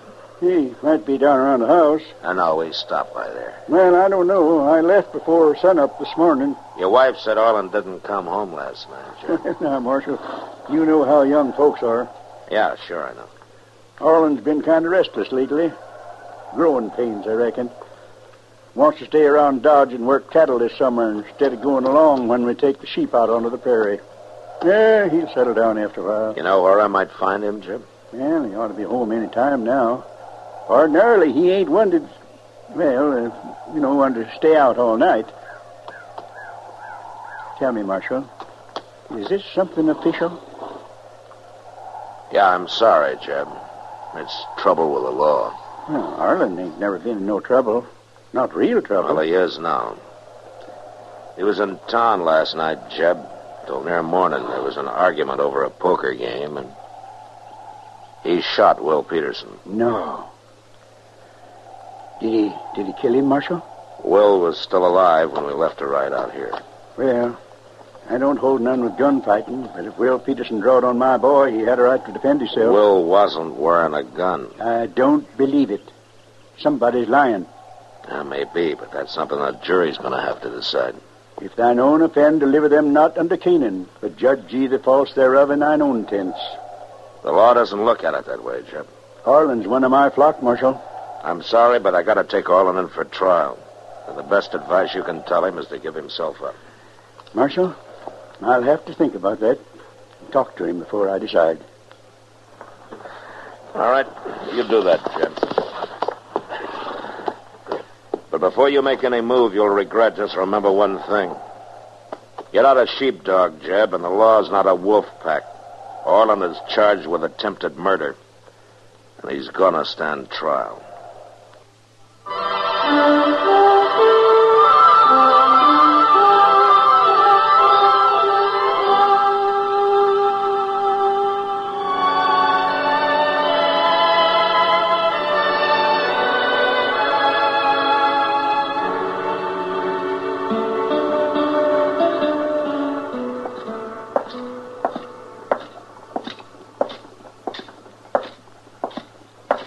Matthew. What? It's me, Matthew. Oh, how are you, Miles? Have you been up to Doc's office? Yeah, I was just coming from there. Is, Will Peterson... He's still alive, Miles. Doc's doing all he can for him. Oh, it's a terrible thing, Matthew. Will's a fine man, hard-working, wife and family. Yeah, I know. That's pretty tough on Jeb Barkus, too. He just couldn't believe a son of his would shoot a man down the way Orland did. Miles, you were there last night. I mean, at the poker game, weren't you? Oh, I was. Tell me, Was there any excuse at all for what the boy did? Will accused Orlin of cheating with the cards, which she was doing, as well as all of us with a lick of sense knew he was. And the lad knew that we knew. Perhaps that's what made him so mad. He's always been pretty touchy. Well, before one of us knew what he was up to, he hauled out his gun and shot Will twice. And then he ran out of the place, hollering he'd kill any one of us that came after him. If Will dies, that's cold-blooded murder, Matthew. Nothing else but... Well, it sure sounds like it. Well, I'll... Hey, Matthew, I think there's something that you ought to know. Oh, what? There's talk around town. It's been getting louder all day. What kind of talk? Well, some of them are saying that you're not making any effort to find that boy and bring him in. And any of them think they could do a better job? It might be they're aiming to try, Matthew. Yeah, I see. Who's talking the loudest, Miles? Well, Riff Kelso mostly, I reckon. Yeah, sure. Riff always gets real law-abiding when he thinks there's a chance of making it mob law. Aye. Well, I thought maybe you ought to know about it. Well, not much obliged to you, Miles. Aye. Riff gets a bunch of drunken loafers around him. There's no telling what he might do. Mr. Dillon? Yeah, what is it, Chester? Old Jeb Barker's over at the Long Branch. Oh? He slipped in the back way, says he wants to see you. Oh, good. Miles, let me know if anything serious gets started, will you? Oh, I surely will, Matthew. Is he by himself, Chester? Well, I don't know for sure. He won't say nothing till he sees you. Well, I hope he's brought the boy in. It'd be better all the way around if he has. Well, how do you know Orlin even went home, Mr. Dillon? Maybe he just hit the trail out of town. No, I'm betting different, Chester. Orlin's not trail-wise. He's never been away from home in his life. He'd need a bedroll and grub and money. He ran out on that poker game without even picking up his winnings.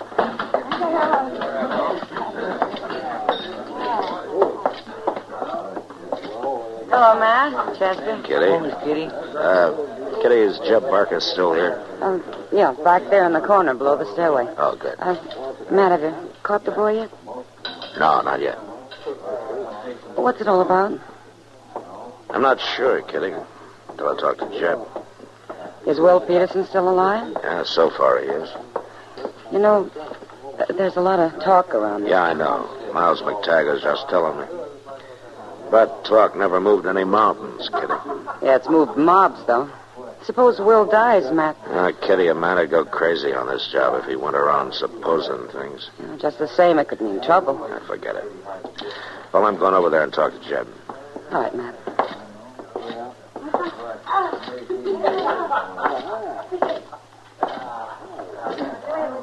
Evening, Jeb. I figured I ought to come and tell you, Marshal. It was the only just thing to do. Have you seen Orlin? Yeah, I've seen him. Where is he? Marshal, we've been friends for a long time, you and me. I got all the respect in the world for you, but I reckon this time we're on opposite sides of the fence. Oh? Orlin ain't guilty. He told me all about it. There was 3 of them jumped him just because he was winning, and all 3 of them was armed. He had to kill in self-defense. The others tell it in a different way, It's Jeb. lies they made up among themselves. Execute justice and righteousness in the land, the book says, but they won't. They're out to hang him. I heard the talk around town tonight. Judge Bent's an honest man, Jeb, and you know that. Orlin will get a fair trial. I'm sorry, Marshal. He ain't going to trial. All right, Jeb. I've been laying back, giving you a chance because I figured it'd be better that way, but I can't do it any longer. You're making the biggest mistake of your life, Jeb. Now, you just think about it.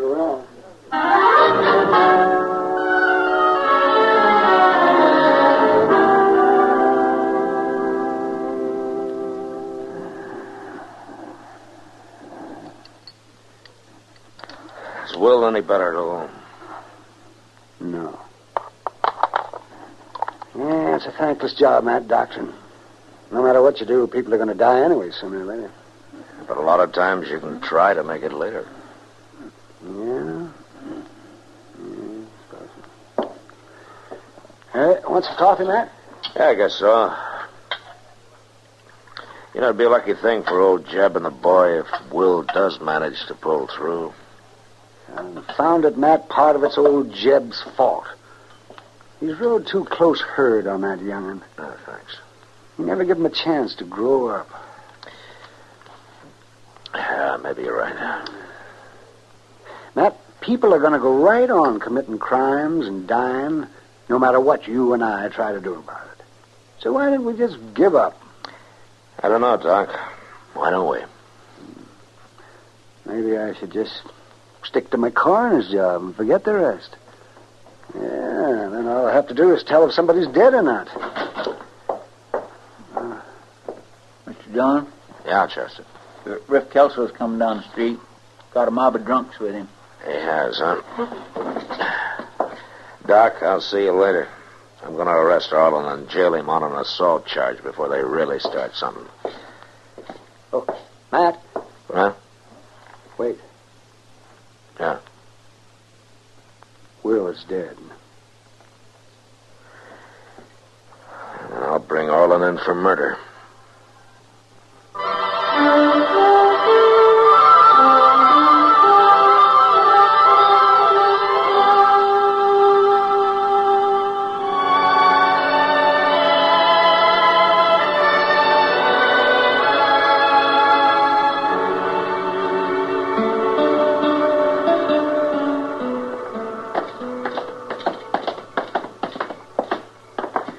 Here they come, Mr. Dillon. He's got quite a bunch with him.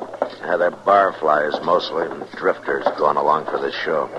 Keep your eye on Mike Ellery and Red Stoddard. I'll handle Riff Kelso, and the rest of them don't count. All right, Chief.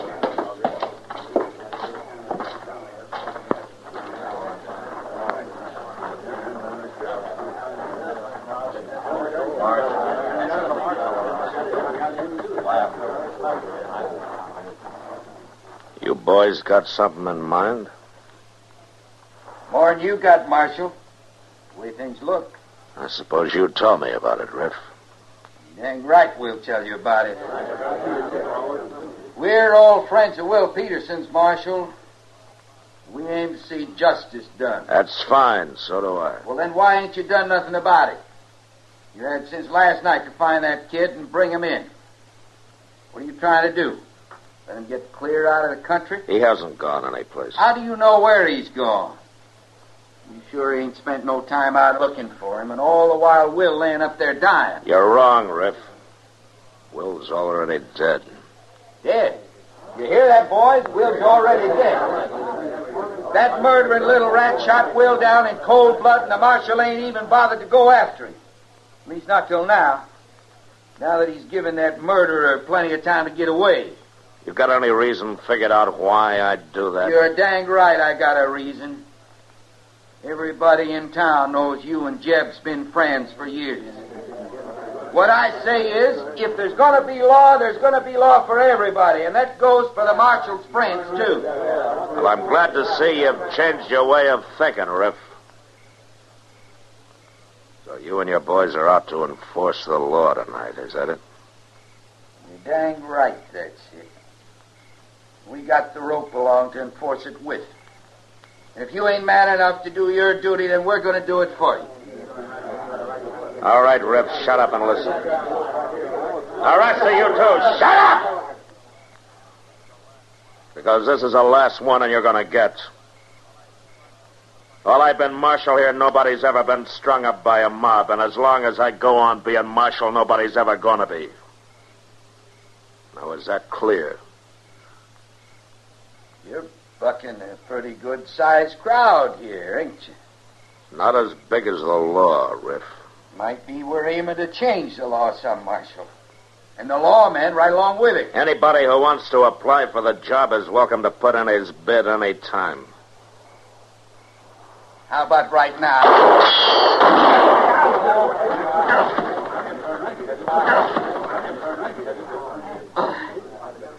That's not the way to apply, Riff. Not with a gun. Now, are there any other candidates? All right, then a couple of you carry him upstairs and get Doc to patch him up. He's not hurt bad. And the rest of you get on about your business. Now go on, move.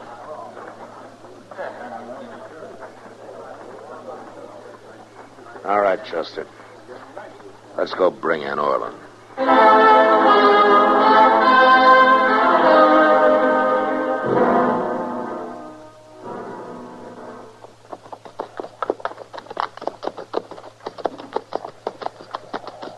sign of life around, Mr. Dillon. And there must be somebody here. House is all dark. Yeah. Oh, watch yourself, Joseph. No telling what that crazy kid will do. Yes, sir.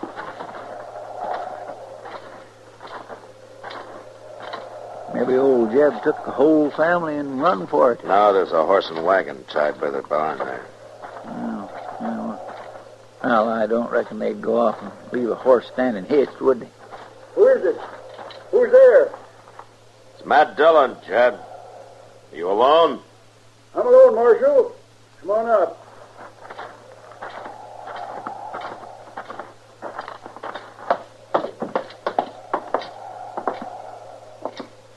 Jeb, I can't make it easy on you any longer. Will Peterson died a little while ago. I reckon I already knowed it, Marshal. Somehow I just kind of felt it. The charge is murder now, Jeb. I've come for Orland. Yeah, I know. Arlen come running home, Marshal, scared half to death. Just like he'd always done when he was a little shaver. Begged me to help him, and I listened to him and believed him. He was lying, Jeb.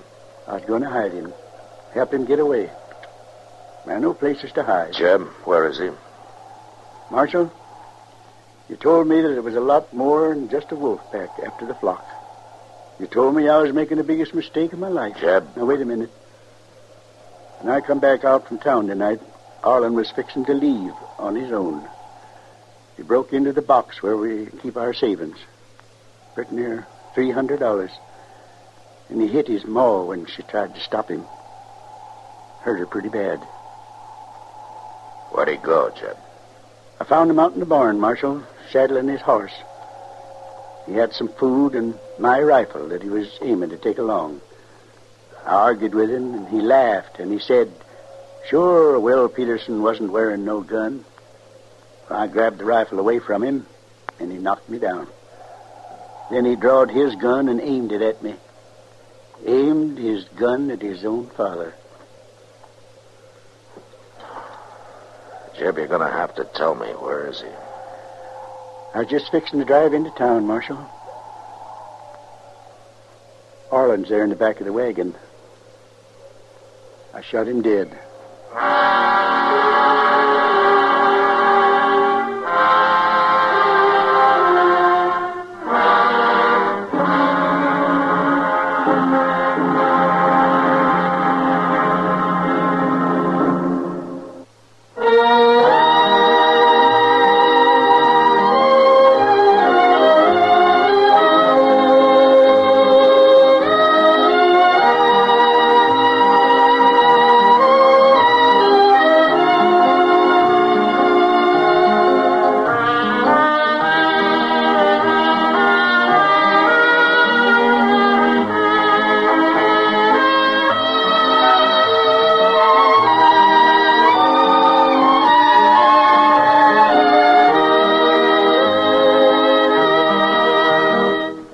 Gunsmoke, produced and directed by Norman McDonald, stars William Conrad as Matt Dillon, U.S. Marshal.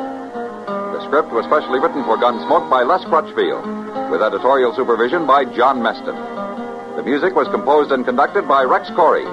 Sound patterns were by Ray Kemper and Bill James. Featured in the cast were Parley Bear as Chester, Howard McNear as Doc, and Georgia Ellis as Kid. The great chief of the Sioux Indians is Sitting Bull. He's a rather difficult chap to meet, especially when he's planning for war.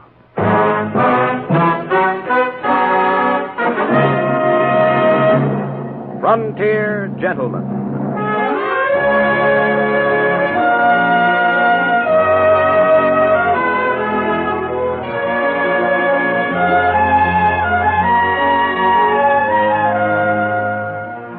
Herewith an Englishman's account of life and death in the West. As a reporter for the London Times, he writes his colorful and unusual accounts. But as a man with a gun, he lives and becomes a part of the violent years in the new territories. Now, starring John Daner, this is the story of J.B. Kendall, Frontier Gentleman.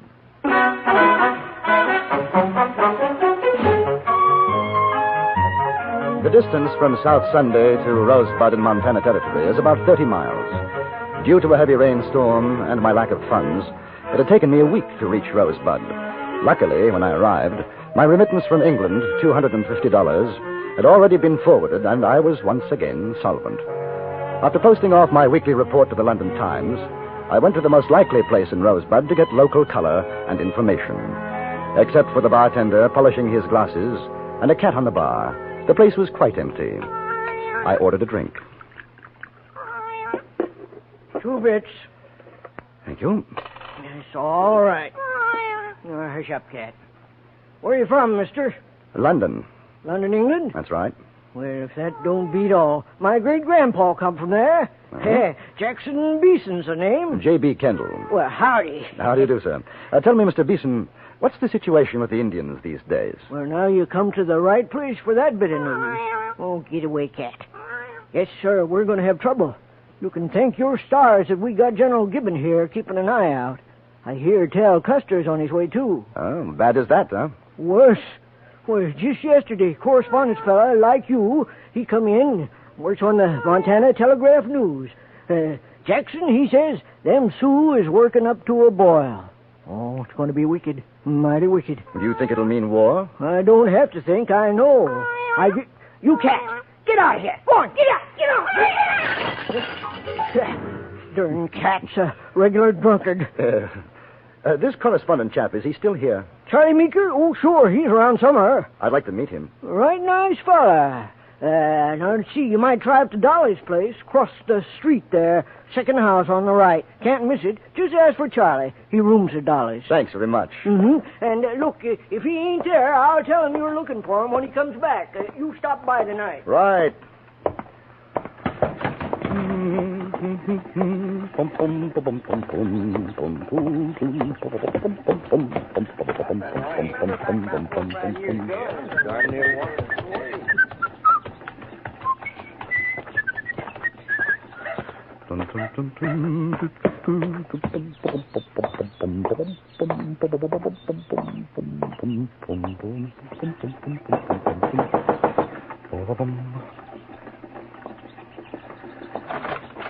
Well, hello, early bird. Good afternoon, madam.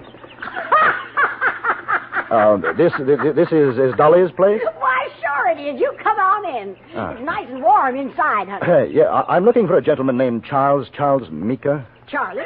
What do you want with him? Oh, well, I was told I could find him here. The bartender... Oh, Jack Beeson sent you? Yes. Well, all right. Well, step inside. I'm freezing my... Mary! Go wake up Charlie. There's a fella here to see him. I guess you better wait in the parlor. Say, now, I hope you'll forgive the looks of this room. Some of the boys got a little rowdy last night. We haven't cleaned it up yet. Not at all. Charming. You're new in Rosebud, ain't you? Yes. Well, that's nice. That's real nice. I can see you're a gentleman. It's always nice to meet a gentleman. Sit down. Make yourself comfortable. Mr. Kendall. Well, Mr. Kendall. You're a friend of Charlie's, huh? No, we've never met. Well, he's a nice boy. He's real nice. He sure never forgets me. Anytime he's in these parts, he brings old Dolly a present. Can I get you a drink? No, thanks just the same. Hey, you ain't a dominie, are you? Dom? A preacher? Oh, no. Well, I sure do admire to hear you talk. I wish you'd say something else. Somebody looking for me, Dolly? Oh, this here's Mr. Kendall, Charlie boy. All right. How do you do, sir? Well, you got business to talk, so make yourselves at home. It's sure been a pleasure, Mr. Kendall. Maybe you'll call again. Thank you very much. You'll have to excuse me, Kendall. I just woke up. Big night. Oh. And a big head. What can I do for you? I understand you write for a newspaper, Mr. Meeker. Charlie. Yeah, Virginia City, Montana Telegraph News. I know. I do some correspondence myself for the London Times. Hey, I'm proud to meet you. May I return the compliment? Look here. Is it true what I've been hearing, these rumors about a Sioux uprising? Yeah, more than rumors. It's coming. Well, this chief, Sitting Bull, have you ever seen him? Once, a few years back. Big council between one of our government commissions and the Indians. Oh, I'd like to meet him. See him, you know? No, not a chance. Not anymore. A while ago, maybe, but those Indians don't trust the white man now. I tell you, they're getting ready for war. Is there any way to make contact with him? Probably. There's plenty of Indian scouts, interpreters hereabouts who could, but for a white man, it'd be worth his scalp. How would one go about it? Are you serious? Completely. Do you know where I could find him? I got a pretty good idea. You want a drink? No, thank you. There's talk of a whole lot of Indians moving off the reservations, going up Tongue River country. Might be headed for Sitting Bull's camp. How far would that be? 30 miles, maybe. Now, listen, mister. When the Sioux go on the warpath, the best place for you and me is someplace else. Well, do you think you could find me one of those Indian scouts? Someone to guide me to Sitting Bull's camp? You mean it, don't you? Absolutely. What a story. Interview with Chief Sitting Bull? It's crazy. They'd kill us, sure. No, Kendall, the best thing for you is to talk to some of the old-timers. They'll tell you about him, and then you can send your report in on that. It's a whole lot safer.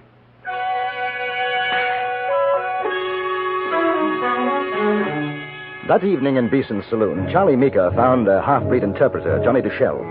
He was a big man, dark, with handsome features, and when he smiled, which he did constantly, there was something at odds in his eyes, veiled, a coldness.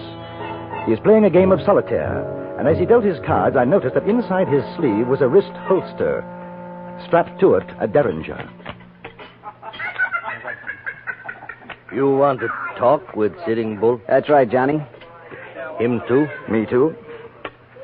Suppose he don't want any talk with you. Suppose he want to take your scalp.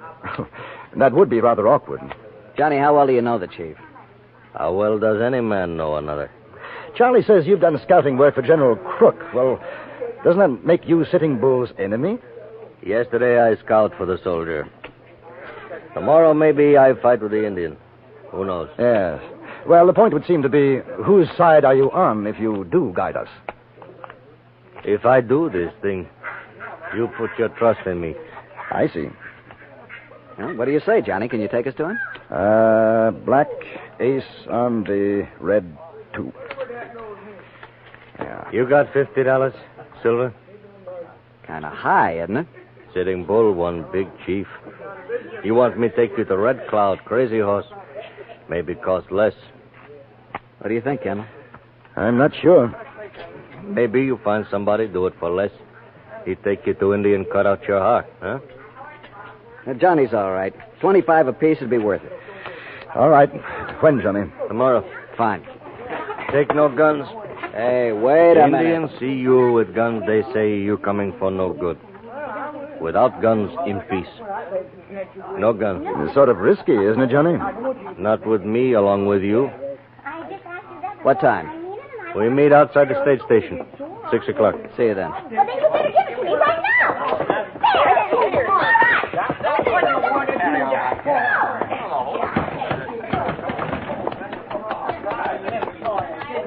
Well, you still want to go? I'm not sure about that, fellow. That's a chance you take these days. We can back out. No.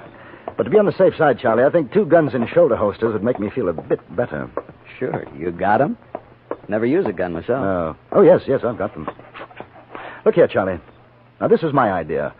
No need for you to come along, you know. What's the matter? You want the story for yourself? No, not that at all. I'm sorry. I only thought that... Forget it. We'll go together. Hey, how about coming over to Dolly's with me for nightcap? No, thanks. Not tonight. Sleep for me. Oh. Well, see you in the morning. We can pick up horses at the livery stable. So long.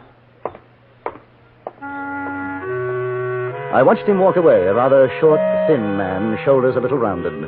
And then he was lost in the shadows, and I had that odd sensation of having lived this moment before. It had been in Peshawar, in northern India. I remembered a good friend who had walked away from me in the night. The next morning, his head was thrown through the barracks windows.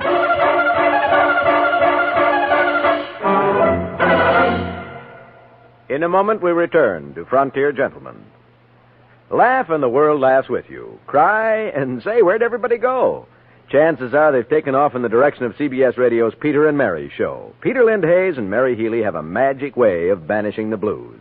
Their amusing notions about practically everything, the easy way they sing their songs, and the exciting personalities who visit them all make CBS Radio's Peter and Mary show a cure for the blues. Listen for them on most of these same stations tomorrow. And now we return you to Anthony Ellis's production of Frontier Gentleman.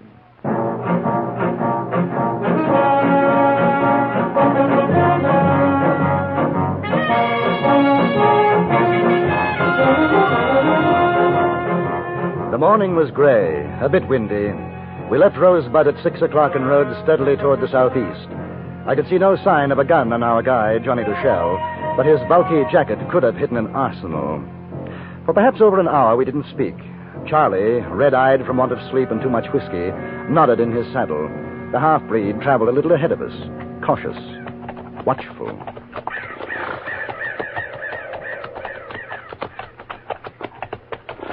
Hey, Kendall. Yes? Never drink Dolly's rot gut. I won't. I can take the pepper, even the tobacco juice she puts in it. But that whiskey... You know, we had a cure for your complaint in India. Oh? Curry powder, ginger, a snake's head, preferably a cobra, a big spoon of sugar, stew the whole thing in a pot of strong tea, and then drink it down. Exactly. It's a miraculous cure. You'd probably end up chucking the whole mess out the window, but you forgot your headache. What were you doing in India? Army, mostly. Officer? At one time, captain. See much fighting? Enough. Oh, you with? Cavalry regiment. You don't like to talk about it much, do you? No, not much. Hey, better hold up. Johnny's seen something.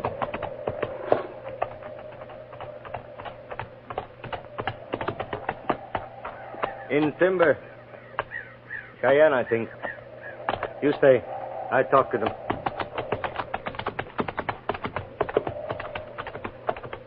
How many? Can you see? 5 or 6. Might be others in the woods. You know something funny? I'm scared. Think about your headache. No, thanks. Too close to my hair. You ever see a scalp man? No.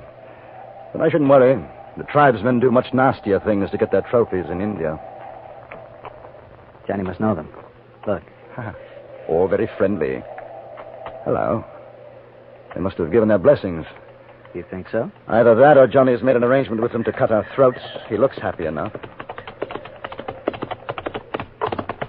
That tall wolf and his brave. They will ride to the council. Tell of our coming. Glad to hear it. We go on now. Johnny smiled, turned away, and we rode on. I had the distinct feeling that he knew exactly what he was doing, and we didn't. Another hour passed. If there were more Indians about, we didn't see them. The terrain was becoming more rugged, and when we reached a narrow stream, Johnny called a halt. We rest the horses. All right. I think I'll get myself a drink. Water, that is. Funny, we haven't seen any more Indians, Johnny. They all at great council. You seem pretty sure we won't be attacked. I told Tall Wolf you come in peace. Possibly there are others besides Tall Wolf who won't feel as he does. Possibly. We see at the council. Well, you're not worried, though. I am not worried. You're smiling. Good for a man to smile. Depends on his reason. I smile because you paid me $50 silver to bring you here. Tell me, Johnny, what will it cost to take us back? The cost to you will not matter. I think you will not be going back. He made a slight movement with his hand, and a derringer appeared in it. For a moment, I had forgotten his wrist holster. He was standing no more than 4 feet from me, and I didn't move. If you've ever seen what a 41 derringer can do to a man, you'd understand. Then he brought out a revolver from his jacket and backed away a few steps. That was when I saw Charlie at the stream. He had a rock in his hand, his arm cocked back. At the moment he threw it, the half-breed turned and saw him. Where are you hit, Charlie? Chest. Boy, that feels worse than Dolly's rot gut. He's not dead? No, I'm not dead, you stinking breed. You, Kendall, take off your jacket.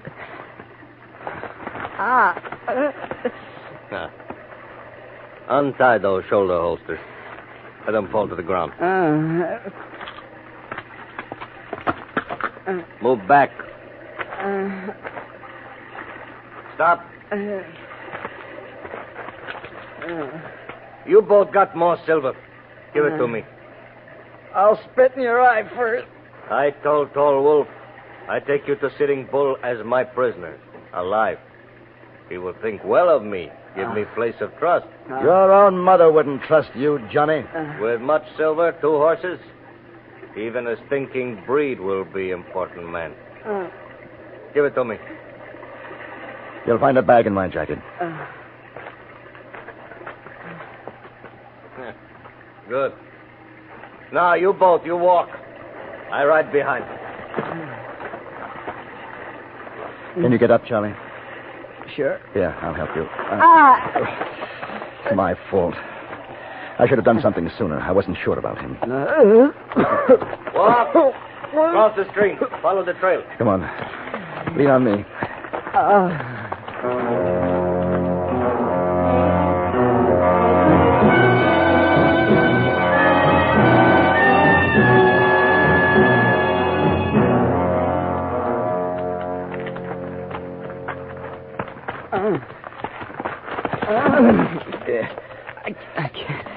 I can't go on anymore.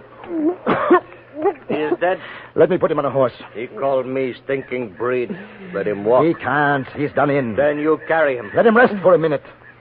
A minute. Charlie, can you hear me? Listen to me, Charlie. The trail narrows a few yards along. There's a slope on our left. Do you hear me, Charlie? Yeah. I'm going to let you fall. If I can get him to take his eyes off me, there's a knife in my boot. All right. Good luck. All right, Charlie. Up you come.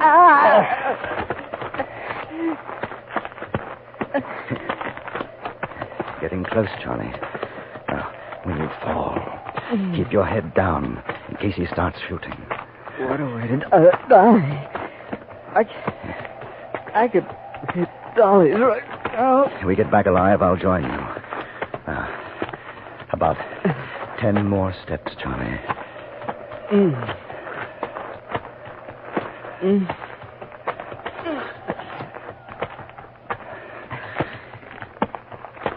Now, Charlie.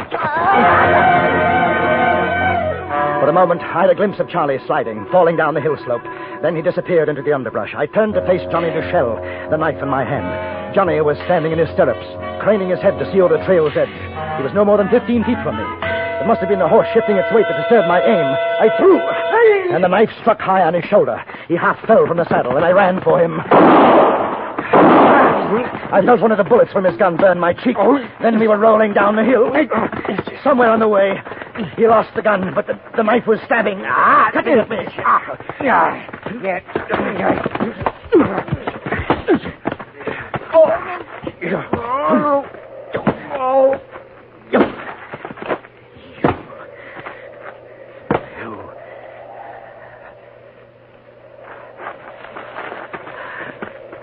Charlie.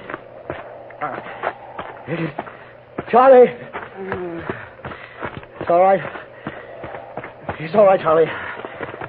He's finished. He's finished. Something tells me we don't get to say Sitting Bull today. Better luck next time. Hey, Kendall. Whiskey's paid for. But I owe Dolly for room and board. It's only...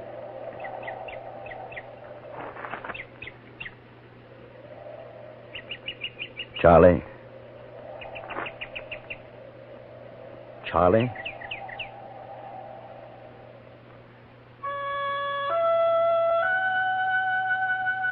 I took Charlie back to Rosebud, to Dolly's place. She had me put the little man on the parlor couch. Then she knelt by his side, took his hand in hers. Charlie boy, it's Dolly. This was my place, mister, like the one I never had. My good, bad boy. Dolly misses you, Charlie boy. Wake up, son. Most of Rosebud attended the funeral of Charles Meeker. I sent the story to his own newspaper, as well as to the London Times. And for Charlie, I decided to stay on in Rosebud to have another shot at a meeting with Sitting Bull.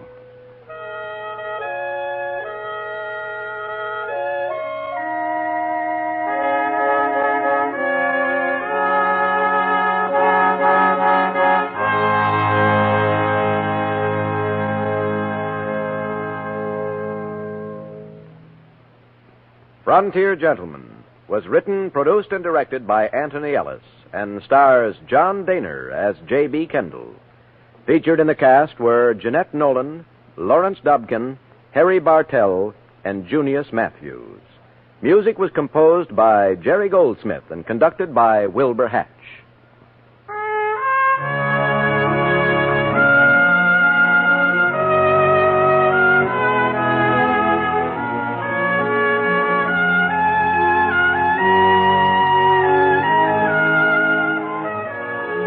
Later today, you'll have 5 more engrossing dramas waiting for you on CBS Radio, starting with Suspense, which today stars Herbert Marshall. You can look forward to plenty of action and plenty of thrills with yours truly, Johnny Dollar, the FBI in Peace and War, Indictment, and Gunsmoke. For good listening, keep listening to CBS Radio. Now, stay tuned for the Ford Road Show, which follows immediately over most of these same stations.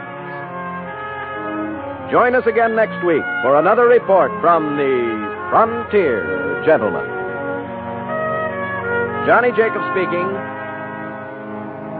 This is the CBS Radio Network.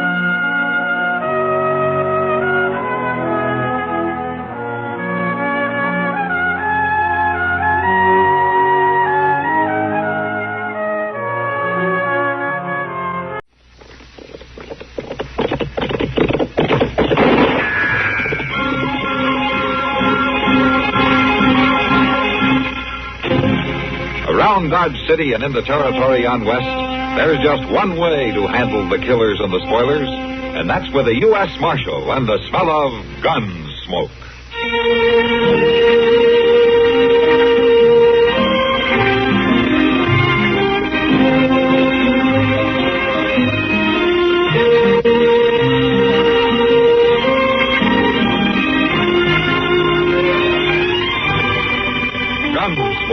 Starring William Conrad, the story of the violence that moved west with young America, and the story of a man who moved with it.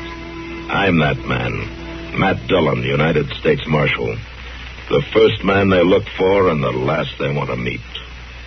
It's a chancy job, and it makes a man watchful and a little lonely.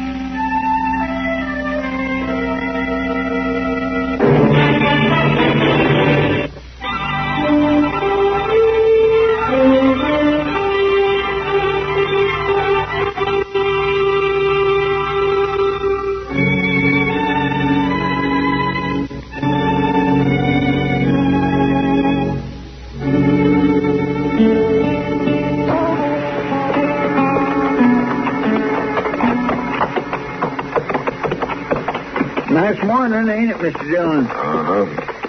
For this time of year, you just couldn't ask for no better weather. By golly, even the horses like it. I think they're more interested in that water trough than they are in the weather, Chester. Oh, there's old Buffalo Mary filling her wash bucket.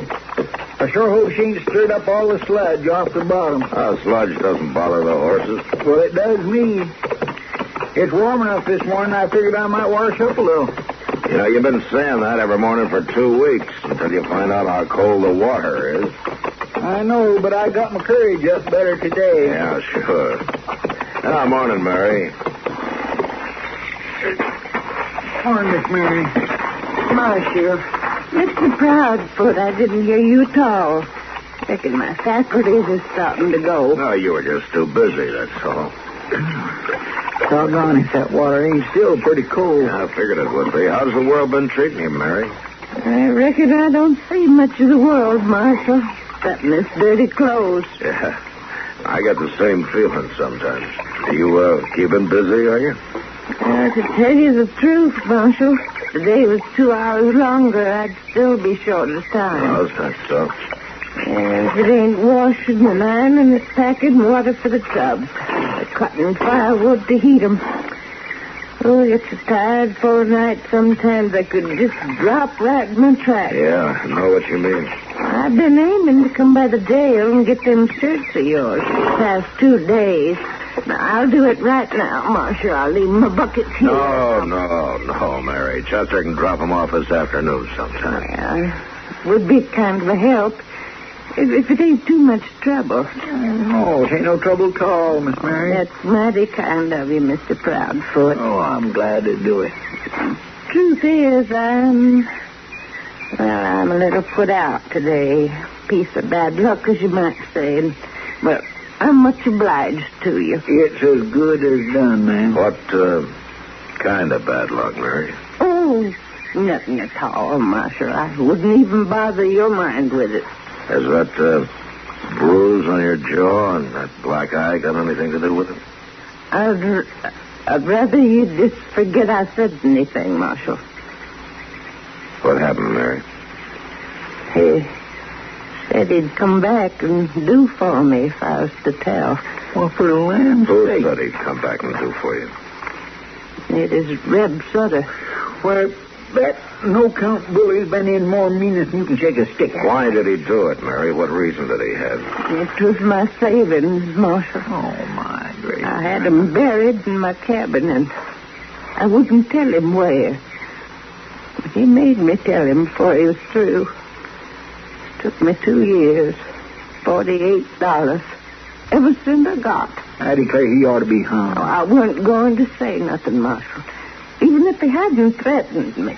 I wasn't aiming to put you to no bother. It's not me who's going to be bothered, Mary. Oh, it ain't like it was something big and important. It's big. It's important.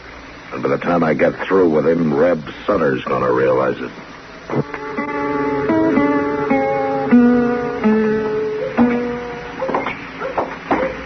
That fella sure has a doggonedest luck, Mr. Dillon. We'll find him.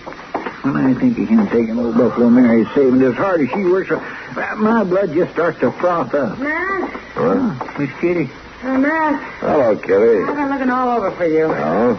There's a job for you in the Long Branch. What's the trouble? We got one of those mean ones tonight. Drinking too much, pushing people around. Trying to get a fight started. All right, I'll go have a look. Who is it? Reb Sutter. Reb Sutter? Well, we found him, Chester. Come on.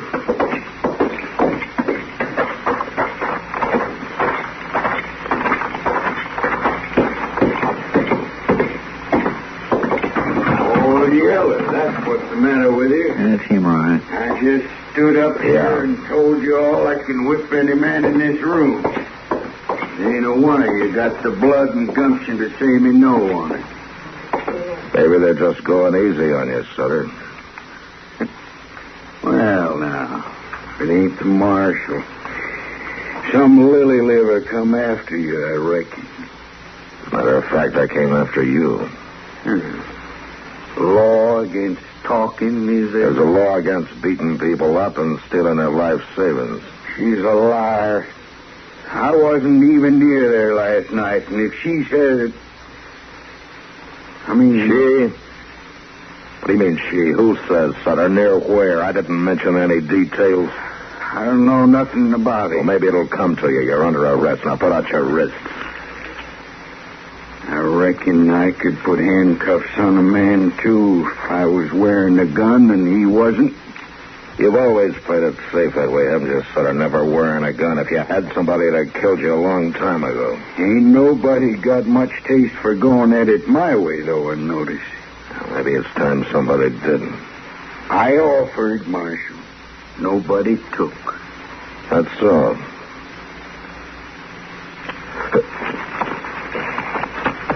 Chester, here, take my gun, will you? All right, sir. All right, Reb, I've already told you you're under arrest. I heard you. And I'm going to put these handcuffs on you one way or the other. I ain't never been handcuffed yet, Marshal. I don't reckon I'm starting tonight. Uh-huh. Chester? Yes, sir. Hold these handcuffs for a couple of minutes, huh? Yes, sir. You're a dang fool, Marshal, if you think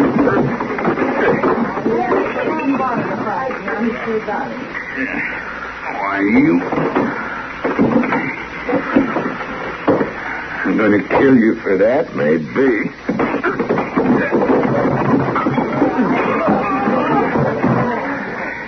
Now, you can stop at any time, Sutter. By just sticking out your wrists. I'll break every bone in your body. Any time, Sutter, one way or the other. You're wearing those cuffs to jail tonight. Oh, no, I ain't.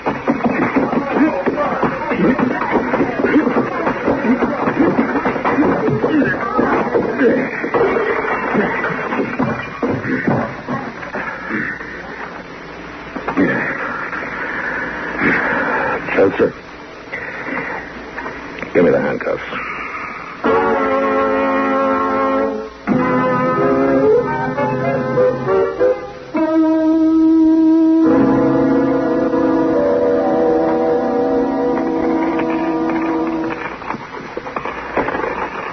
Well, I guess that's it, Mary. 84 cents, Marshal. That's all they had left out of it? Yeah, I'm afraid so. He managed to hit almost every saloon in town. 2 years of hard work. And he drunk it all up in one day. Well, he's going to jail for it, Mary, if that's any satisfaction. Well, Judge Bent says the case against him is solid. He hasn't got a chance of getting off. seems like there ought to be a better way somehow. Something that's got more justice in it. I mean, him going to jail ain't going to get me my money back. Oh, you may be right, Mary, but... Oh, I'm sorry, Mary, but I guess that's about all I can say. Oh, I ain't blaming you none, Marshal. I'm mighty obliged and grateful to you for letting more important things stand by while you took time to help nobody like me. Now, Mary, don't... Oh, I mean it, Marshal. It was mighty good of you. And you too, Mr. Proudfoot. Oh, well, I'm glad to do what I could, Miss Mary. I'll be getting on now. I'll have your shirts before you're through. There's no hurry.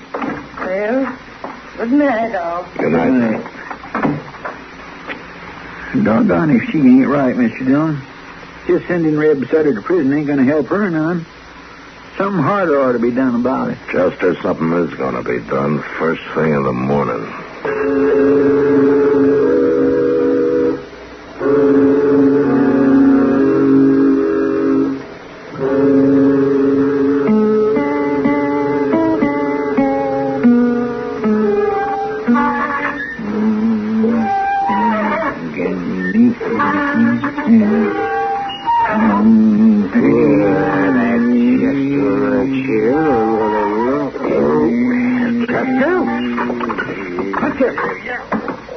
What is the matter with you, Doc? Oh, and if you squeak that confounded chair one more time, so help me, I'm just... You mean like this? Got up a blast? Oh, darn you, Chester.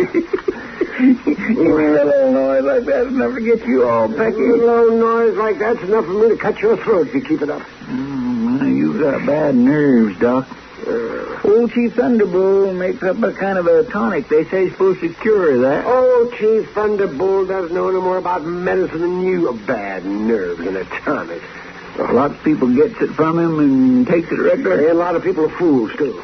I don't know. They claim it does them good. Oh, Chester, my nerves are all right, and that tonic of Thunderbolts is 60% hogwash and 60% rot-gut whiskey.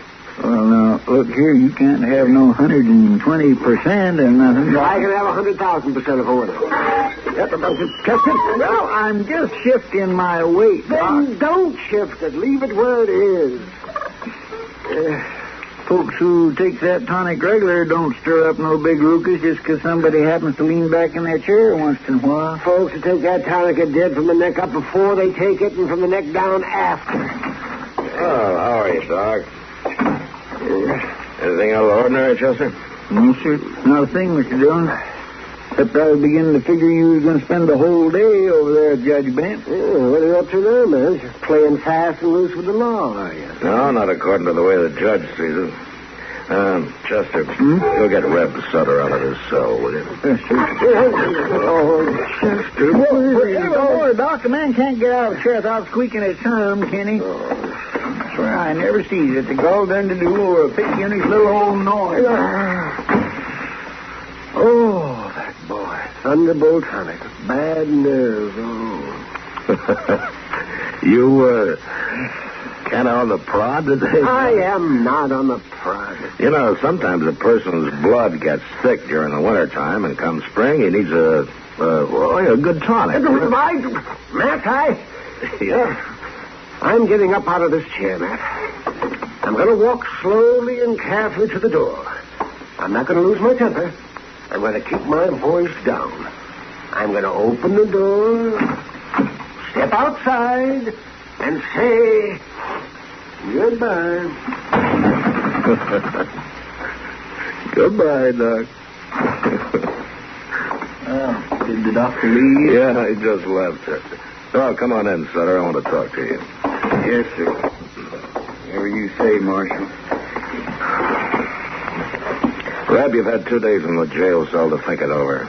You probably realize how things stand against you, don't you? Ain't good, I reckon. Now, if you go to trial, you're going to be convicted. There's no doubt about it. I kind of figured that, Marshal. The least sentence you'll get off with is 2 years, and it may run to 5 to 7. Unless we can work something out. What do you mean? A sentence to the penitentiary will satisfy the law, but it won't help Buffalo Mary very much. You stole $48 from her, and you spent it. Well, can't pay it back to her, Marshal. I ain't got 1 red cent to my name. I know that. But you have got a good, strong back, though.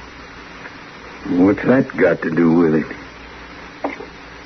Judge Bent can postpone your trial and leave you in my custody for the time being. What are you saying, Marshal? Now, if you agree, we can work it out this way. First thing every morning, you'll pack enough water over to Mary's place to run her for the day. And then you'll spend the rest of the day cutting firewood and stacking it behind her cabin. Now, you'll sleep in your cell and you'll be fed at the jail table. How does it sound to you? How long did I have to do it, Marshal? Well, let's say until everybody agrees that you've done enough. What happens then? If you stick to it and play square, the case will be dismissed. Yeah, but now, Mr. Dillon, if you turn him out to pack water and carry wood, he'll run off. I don't think he will, Chester.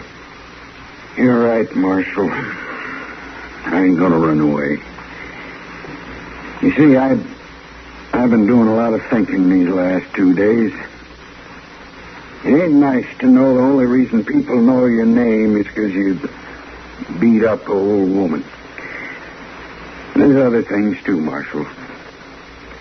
I don't have to tell you that. Oh, what do you say? Where's the woodpile?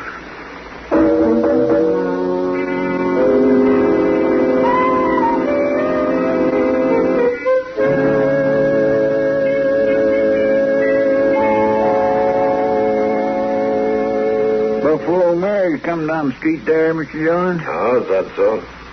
Coming here, looks like. Well, I haven't got anything for her. I thought she was supposed to pick up those shirts tomorrow. She might have forgot what day it is. Good morning, Mary. Come on in. I ain't upset nothing important, am I? No, of course not. Nothing but a morning cup of coffee. Would you like to have one with us? Oh, well, much obliged, Marshal, but I done had mine. How things going, Mary? Is Reb keeping at it steady? Well, that's what I come to see you about. Oh? I'd never have believed it, Marshal, but that boy's just been a working fool. Maybe he sees the devil over his shoulder. Well, in these 2 months, I've been able to take extra work enough to save $56 already. That's good. And not only that, he's got enough wood stacked up over at my place to last me for the next 3 years. That's what I wanted to see you about, Marshal. I told him that he's filled his bargain now that he could quit. But he keeps on working.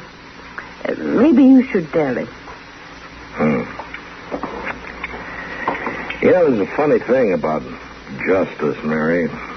Sometimes it's All bound up with a person's conscience. I guess I don't quite understand, Marshal. Well, I think in this case that Reb has to feel that he's paid his debt not only to you, but to a lot of other people, too. So let's let things go on for a while, huh? Now just wait till Reb comes to us and says he's ready to quit.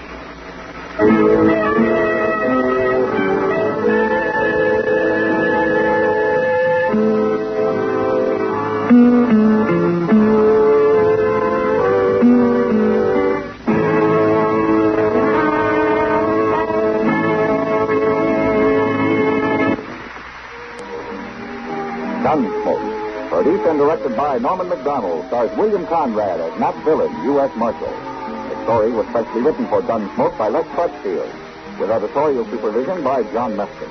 The music was composed and conducted by Rex Corey. Sound patterns by Tom Hanley and Bill James. Featured in the cast were Virginia Gregg and Vic Perrin.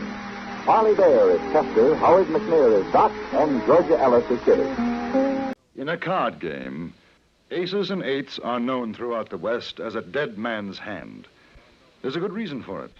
And this is the story of how the hand got its name.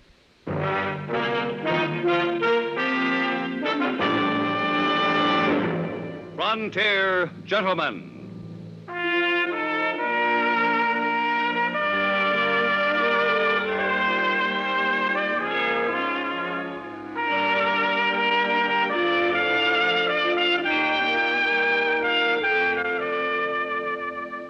Herewith an Englishman's account of life and death in the West.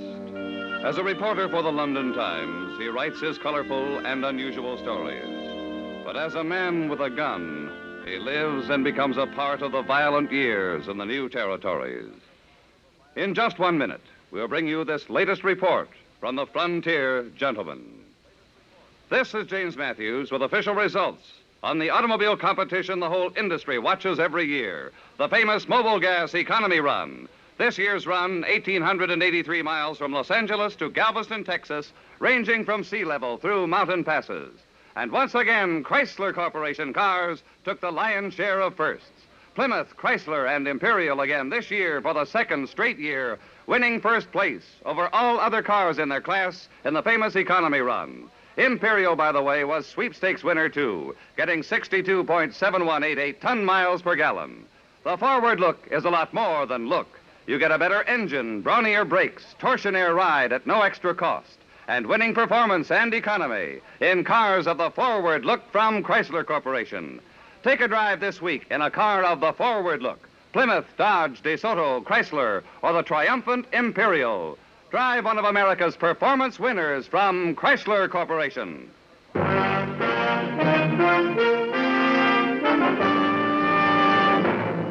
Now starring John Daner. This is the story of J.B. Kendall, Frontier Gentleman.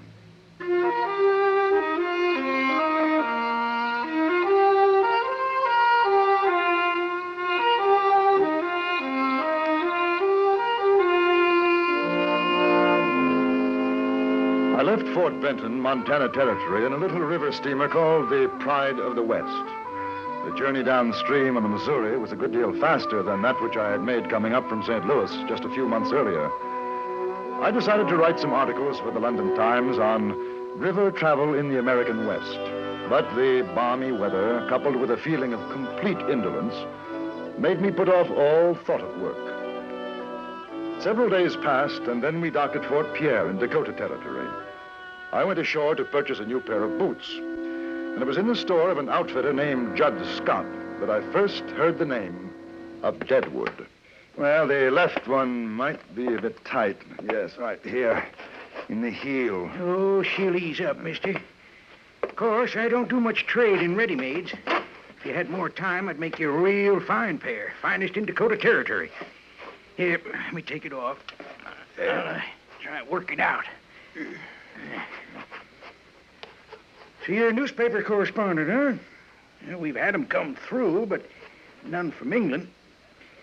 Must be pretty interesting, your line of work. Yes, it is. Quite. Too bad you ain't staying around these parts. Your folks back home would get a pleasure out of reading about things we got around here. You mean in Fort Pierre? Well, there ain't too much going on here. I guess you could write about Jack McCall, though. Try it on now. It should be better. Jack McCall, huh? Used to drive a stage between here and Deadwood. Got some tall yarns to spin about Indians and the like. Go ahead. Take a walk now. Yes, I'd like to meet him. He's back in Deadwood now. How's that? That better? Yes, fine. Where is Deadwood? You mean you ain't heard of it? Worst bunch of cutthroats and outlaws living in all the territories and the United States is in Deadwood. They even got Wild Bill Hickok out there. I hear tell there's folks wanting to put him up for marshal. Hickok? Yes, I've heard of him. Yeah, it won't take Wild Bill long to clean up, I can tell you. Deadwood, huh?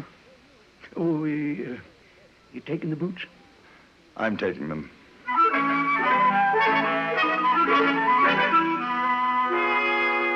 I sold the remainder of my ticket to a man booking passage for St. Louis, and the next day took the stage from Fort Pierre to Deadwood in the Black Hills of Dakota Territory.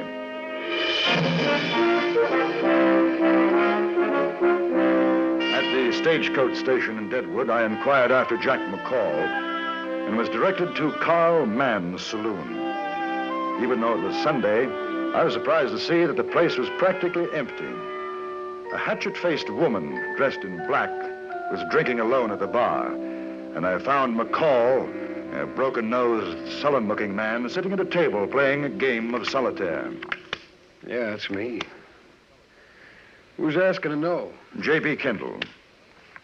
What's your business, J.B. Kendall? Well, a gentleman in Fort Pierre mentioned your name. He runs the general store. Judd Scott? Yes, that's right. How come you want to talk with me? Well, as a matter of fact, I'm a newspaper correspondent, and I thought there might be a story to write about Deadwood, and your friend suggested that I get in touch with you.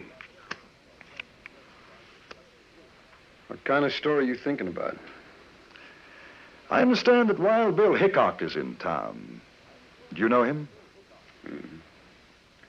Why don't you ask her? Or at the bar. Calamity Jane. Figures she knows him better than most. Oh, well, thank you, I will. Perhaps I can buy you a drink after? Suit yourself. I ain't going nowhere.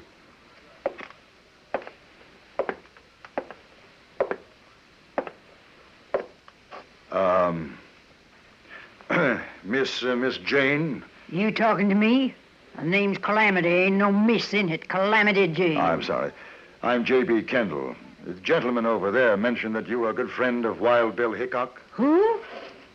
Why, that ain't no gentleman. That's a stinking pig by the name of Jack McCall. You've been sitting with him. Don't foul up the air around me. Hit the trail, mister. Yeah, well, I was hoping you could introduce me to Mr. Hickok. Hey, you English? Yes. Thought so. Knew an English feller down in Abilene. Wouldn't quit riding herd on me. Had to shoot him. Oh. New in town, ain't you? Just arrived. You ain't friend of McCall? Oh, no, only met him a few minutes ago. What brings you? I'm a writer, newspaper articles for the London Times. Hey, I guess you heard about me and Wild Bill, huh? Oh, yes. Fastest man with a gun you'll ever see. I ain't too bad myself, but I ain't nothing to Wild Bill. Come on over to the table, bring the bottle, and I'll tell you about me and Wild Bill. Calamity Jane was a strange, almost masculine-looking woman, hard and rough-voiced. She told me of her exploits as a scout with General Crook's army in the war against the Sioux, but most of the time she spoke of Hickok. About a half an hour had passed when I noticed Jack McCall get up from his table and come toward us. Yes, sir. What Wild Bill done in Abilene, there ain't another man could have handled. Why, Hey, he... mister, I thought you was going to buy me a drink. Oh, not just now, Mr. McCall. I'm talking to the lady. Oh, yeah, I see. It's mostly listening. Ain't nobody gets to talk much around her. McCall, you want me to put your eyeballs out with this bottle. You open that barn door of yours just once more.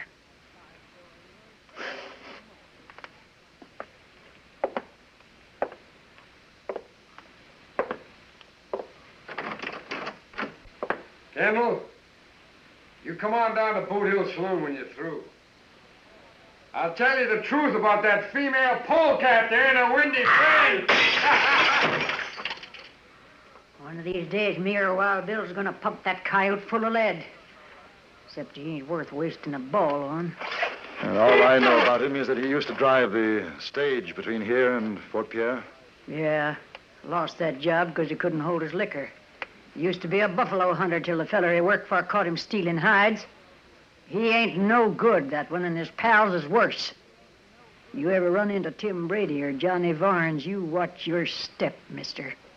Them's two of the boys, along with McCall, that Wild Bill's gonna run out of this town when he gets to be marshal.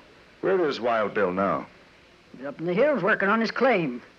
Him and his partner, Colorado Charlie. They ought to be back by tomorrow. He'd like to meet you, mister. Wild Bill always had a liking for you newspaper fellers. Well, what's your hurry? Sit down. We'll split another bottle. Oh, thank you, but I think I'd better get settled. Wash some of this Dakota dust off.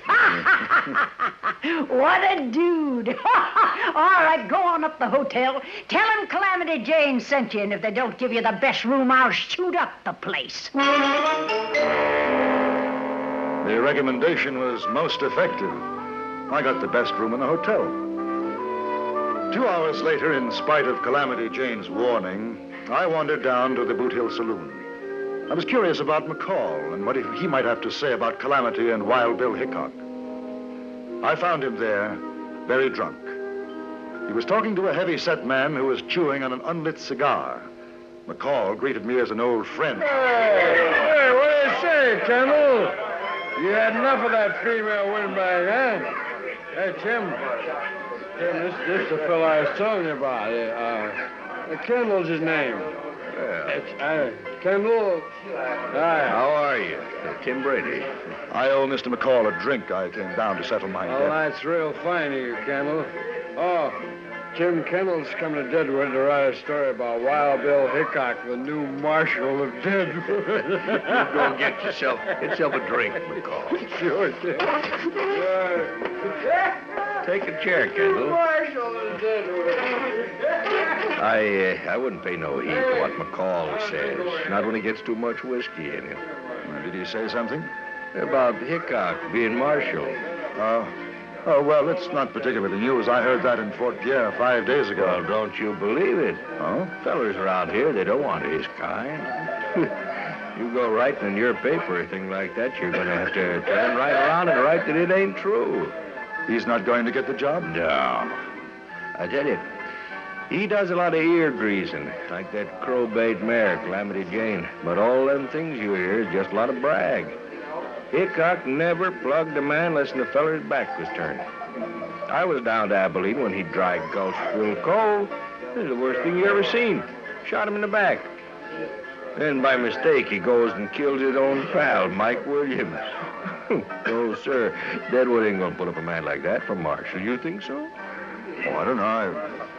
I suppose it depends on how many want him. Oh, well, there's a lot of them miners up to the hills. They're the ones. Figure he's a real big man. Heard all them crazy stories about him. You want to know what I think? I'd be very interested. I don't think he'd last 2 minutes as marshal before somebody shot the daylights out of him. Yes, your best thing for Hickok to do is get out of Deadwood and stay out. You see him, you tell him that.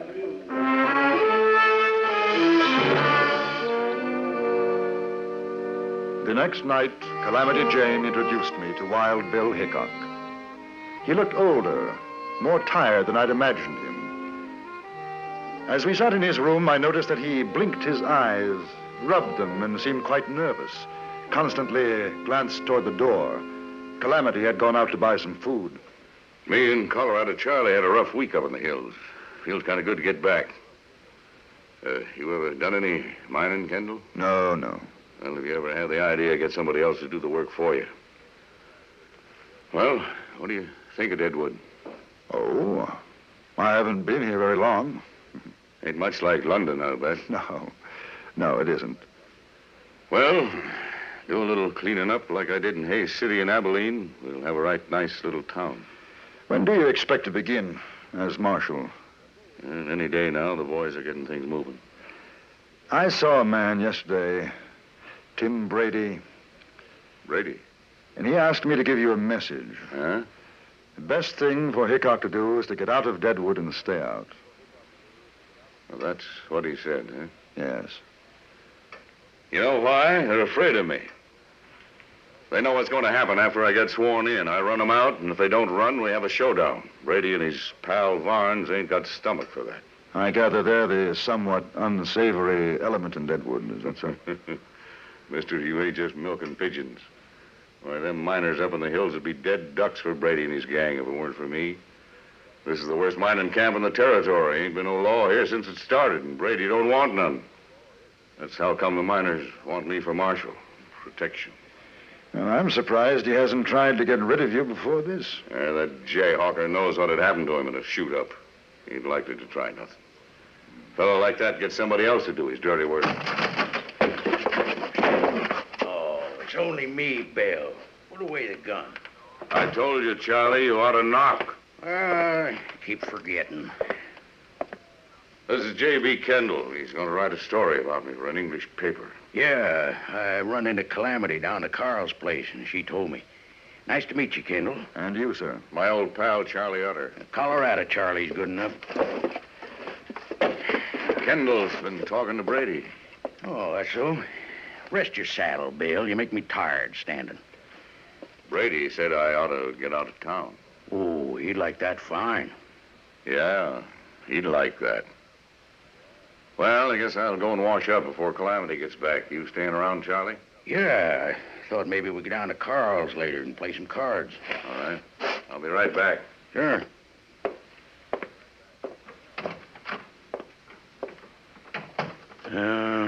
Got a lot on his mind, has Wild Bill.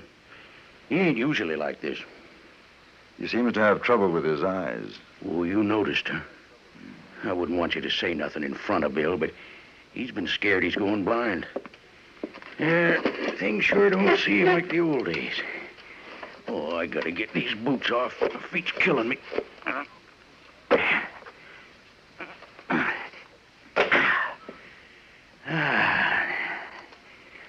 How old is he? Wild Bill? Let me see. 39. Of course, to hear him talk, you'd think he's closer to 60. I sure do fret over him sometimes. Always talking about dying, this and that. Ain't like the old days. He sure was a rip snorter. Oh, well, maybe when he gets to be marshal again, everything will be like it always was. Calamity Jane came in with the food, and behind her, Bill Hickok. It was a strange supper. Both Colorado Charlie and Calamity kept up a stream of conversation, anecdotes singing the praise of Hickok's past accomplishments, but the atmosphere was strained. The man with the long hair didn't say very much. Afterwards, Charlie Utter invited me to accompany them to the saloon. I noticed that Hickok was reluctant. Possibly he had a feeling, a warning of what was to come. It was 8 o'clock when we arrived at Carl Mann's saloon and sat down at the card table. Charlie, change seats with me. I ain't sitting with my back to the door. Wild Bill, you're getting worse than an old woman. Or maybe so, but that's the way it is. I like to see what's coming in. Well, here. Yeah, take my place if you like. No, sir. All he wants is a catbird seat. That's how come he's always winning. You ain't moving, Bill. You got the right idea, Charlie. Wild Bill, you got your seat, and that's the way it's going to be. Carl, bring us a bottle of whiskey and a deck of cards. Marshal Hickok's going to be the big loser tonight. After a few minutes, we were joined by a miner, and the 5 of us played. It was a friendly game, and we could see Hickok beginning to relax. He was a good player and held more than his share of winning hands. But while the game went on, there was something happening down the street in the Boot Hill Saloon. We didn't know it then, but after it was too late, we heard what had taken place. 3 men sat in a back room, one of them drinking heavily. This was Jack McCall. The other 2 were Tim Brady and Johnny Varnes, the leaders of the toughs in Deadwood.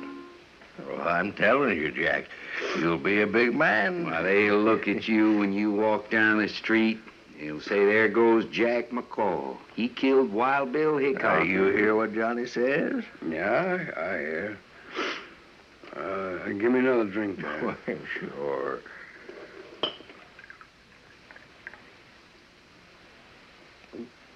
He's in Carl's place right now. You could get him easy. Oh, might not be so easy. Well, you ain't afraid, are you, Jack? No, I ain't afraid. No. No, I ain't afraid, but it just won't be so easy. Of course, we could get somebody else to do it. We just figured, Tim and me, we figured you was the man for the look, job. I ain't saying I won't You know do what it. we could do, Johnny? What? We could maybe get that newspaper feller, Kendall, to write something about Jack in his paper. How'd you like to see that, boy, in an English paper? Jack McCall shoots down Wild Bill Hickok. Yeah, you could go on the stage all over with that. Sure. Yeah, he's right down the street, Jack. I seen him myself. And you know what? He's sitting with his back to the door. Now, you listen. Just listen. How come if you was there, you didn't plug him yourself? Yeah, it ain't no use, Johnny. He don't understand. All right. No, wait a minute. I'm just Jack. asking, that's all. Now, just tell me how come. Because Calamity Jane and Colorado Charlie's with him. If they saw me, they'd know something was wrong. But not you, Jack. They wouldn't figure you drawing on Hickok. Yeah. That makes sense. That's all I wanted to know was why. All right. What do you say, Jack? Sure, why not? Sure. Sure. Give him a gun, Johnny. And don't you miss, boy, you hear?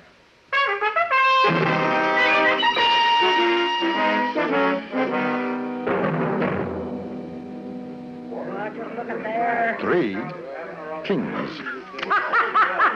He's beat you, Wild Bill. I mean, son of a gun if he hasn't. I had you pegged for no more than 2 pair. Kendall ain't the best player I've seen, but he's sure a lucky one. Deal him out, Calamity. All right. Little feller once in Hayes City drew 2 cards to a royal. Luckiest thing I ever seen. That's a loco thing for a man to do. Sure was. He took one look at his hand and keeled over plumb dead. You know, I had a hand something like that. I won a Chinese girl with it a few weeks ago in Deer Lodge. I did. No kidding. Sure. What did you do with her?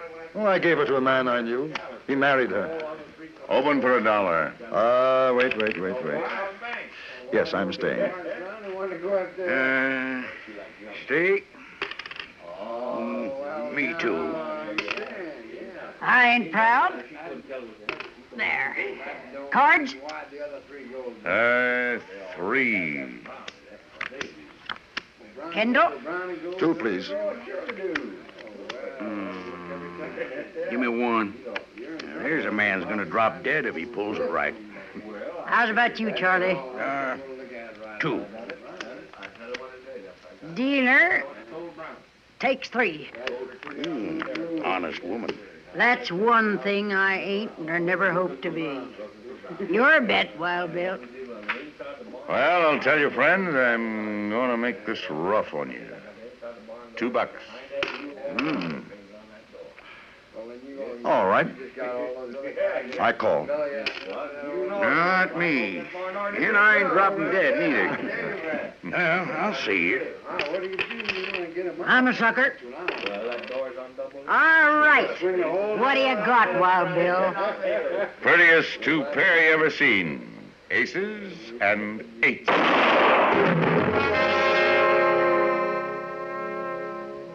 Wild Bill Hickok slumped forward on the table. He still had the winning smile on his face, and the cards crumpled in his tightening fist.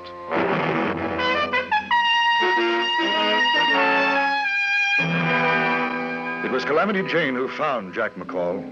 He was hiding in a butcher shop nearby. Colorado Charlie and I dragged him away before she had a chance to use the meat cleaver she was holding. We found 6 cartridges in McCall's gun. The only one to fire was the first, the one that killed Hickok. The other 5 were defective.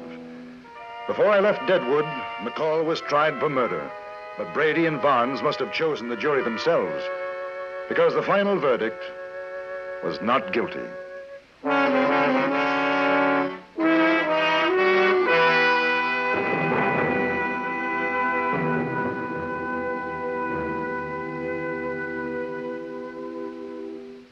Frontier Gentleman was was written, produced, and directed by Anthony Ellis and stars John Daner as J.B. Kendall.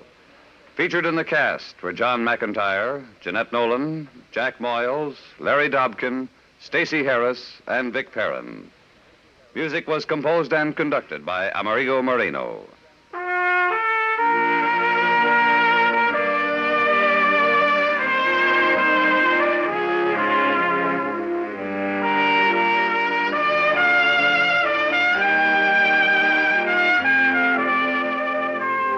Join us again next week for another report from the Frontier Gentleman.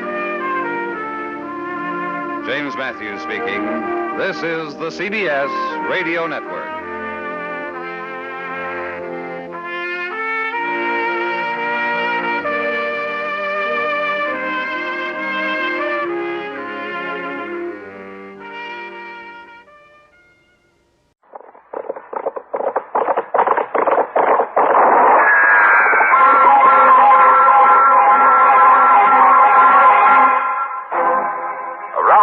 City and in the territory on West, there's just one way to handle the killers and the spoilers, and that's with a U.S. Marshal and the smell of Gunsmoke.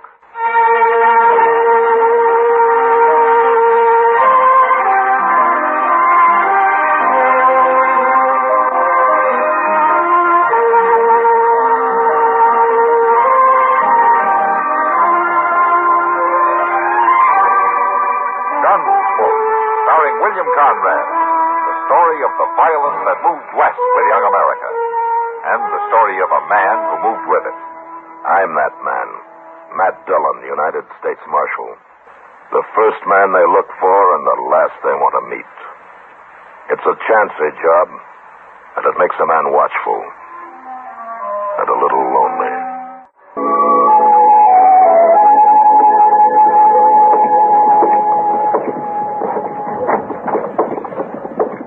Good morning, Chester. I ain't at all sure about that, Mr. Jones. Sure about what? But it's a good morning. Well, it's the only one we're going to get, Chester. Is that fresh coffee? No, sure ain't. That's the batch I boiled up last night. Oh? I ain't had time to make no fresh yet. Well, why? Them fellas you locked up last night, Mr. Are they Jones. causing trouble? Well, they've been at me ever since I come in here, fussing and complaining. About what? They want me to fix them some breakfast. Been carrying on about it like they'd never ate before. Well, I guess they've never had anything like you're cooking before, Chester. Ain't you going to let them out this morning, Mr. Dillon? Yeah, I guess so. They should be sobering up by now. Well, then it just don't make a bit of sense for me to go to all the trouble of feeding them, does it? No, forget it, Chester. I'm going to let them out. I declare I got me enough to do around here just redding up the place off feeding a clutch of prisoners that ain't even going to stay on. All right, Chester. That's enough.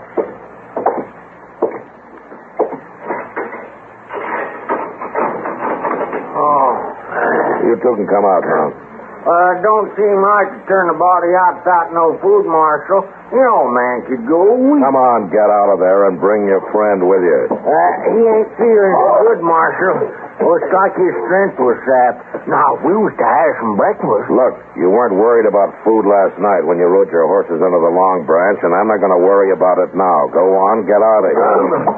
Seems like we could have some coffee anyway. I said get out. Oh, all right, come on. See what I mean? You think we was running a boarding house around here? No. You should have just left them laying there in the ceiling last night to get tromped on. You better get the cell cleaned up, Chester. And that's another thing, Mr. Dillon. It just don't seem right for them drunks to be able to make the fearful mess they do and have somebody to have to clean up after. Go on, Chester. Get it over with. Yes, sir. I'll do it all right, but I ain't going to like it. Well, I don't like hearing you complain about it either. Hello, Matt. Chester? Now, how about that? Slow down. Oh, something the matter with you two? Well, Chester doesn't like the way the marshal's office is being run, that's all. Well, neither do I. I was coming in to tell you about it. Oh?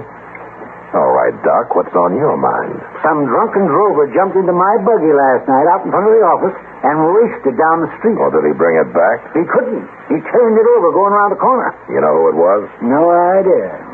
Well, it was disappeared into the nearest saloon. I'm sorry, Doc, but it doesn't look like I can do anything for you.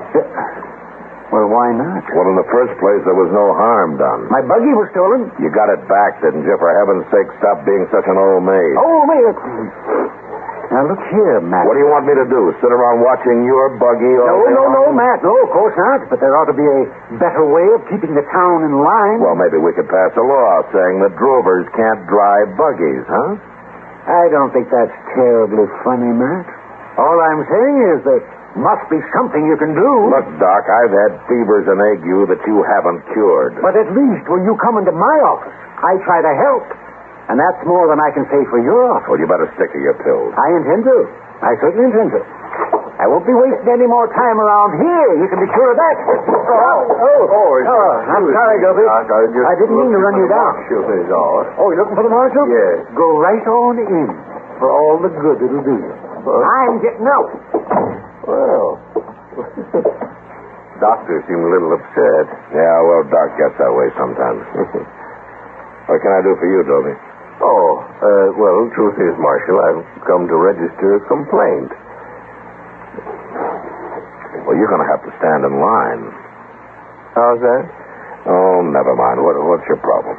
Oh, well, Marshal, those chairs, those chairs I have sitting along in front of the hotel along the boardwalk there? Yeah. Well, people keep sitting in them. Well, I guess I don't understand. Well, what I mean is those chairs are put there for my hotel guests, and the town loafers have taken over. Never any room for my guests. Have any of your guests complained to you? No. Well, how do you know that they'd want to use them? Well, I know. I just know, that's all. I see. Now, what do you want me to do about it? Well, Marshal, the Dodge House has a reputation to uphold. And it isn't helping any when every lazy, good-for-nothing in Dodge spends the day whittling or sleeping right at the front door. I want you to tell those men they can't do that anymore. You asking me to be a doorman, Mr. Dobie? Well, no, of course not. Well, I have two suggestions for you, Mr. Dobie. Either tell the loafers you speak of to move along, or you take away the chairs. Now, I can't see that that's too much of a problem. Besides, I've never seen one guest at the Dodge House sit on that boardwalk in all the years that I've been here. Now, you go on, Dobie, because you've got a hotel to run, and you better tend to it. And I wouldn't be too hard on those loafers you speak of, because most of them are men who built this town. All right, Marshal, all right. I'm frank to say I'm disappointed in the marshal's office. Good days. I'm beginning to get pretty disappointed in it myself. Now, where's my... Chester! Yes, sir. What happened to my hat? Yes, sir. What do you mean, yes, sir? I was afraid you was going to ask that. What does that mean? Yes, sir. See, I was toting in a bucket of water to mop up with this morning, and just as I come in the door, one of them cussed prisoners hollered something at me, and when I turned around and yelled back, I knocked her hat right off in the peg there, and the water slopped all over. Well, if you're that bad off, you better get Doc to give you some of that nerve tonic he saves for old women. Now, where did you put it? The bucket? Where did you put my hat, Chester? Yes, sir. I was trying to dry it out over the stove. Oh, come on, Chester, come on. I just got it a little bit too close. Burned the top clean out of it, Mr. Jones, so I just kind of throwed it out. You threw it out? Wasn't nothing left but the brim, Mr. Jones, and you'd look kind of foolish just going around in that. The brim. All right, Chester. Where are you going, Mr. I am going to the store, Chester, to get myself a new hat so that I won't look so foolish. If that's possible.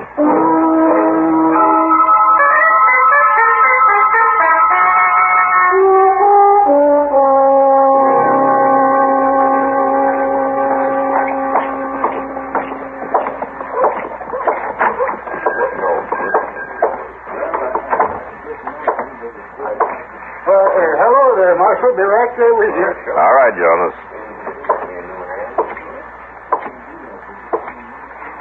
Well, hello, Marshal Dillon. Hello, Miss Bagley. No, I was going to call on you at your office later today, but now I won't have to, will I? Meeting you in the store this way. No, ma'am, I guess not. You know, Marshal, several of the town ladies have been meeting at our home from time to time to discuss matters affecting our community. Uh-huh. And frankly, Marshal, we've been disturbed about the way things have been going on in Dodge. Oh? Is that so? Yes, Marshal. I was talking to the ladies about it last night. Bottles all over the street and noise and shootings every time the Texas herds come in. Uh-huh. And we ladies feel that perhaps the law might keep things just a little better under control. Well, I tell you something, Miss Bagley. Maybe you... Excuse me. There's Mr. Bagley. He's come to take me home in the buggy. I guess I'll have to come to your office after all, Marshal. Yeah. Why don't you do that? All right, Marshal. I can take care of you now. I want a hat, Jonas. A hat? I just sold you 1 month or two ago. I want another one. Well, sure. See what I got out back. The same kind will do. Well, you have a look at that new Sharp's rifle just came in today.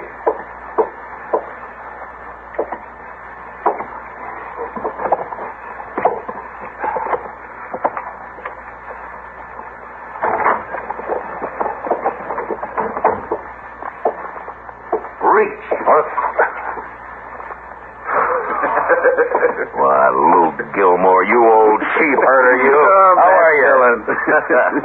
When'd you get into town? I just rode in. I got the driest throat in Kansas. Well, we better fix that up. Jonas! Yes, I've almost found him, Marshal. No hurry. I'll be back later. Come on, Luke. I'll buy the first. I won't give you an argument.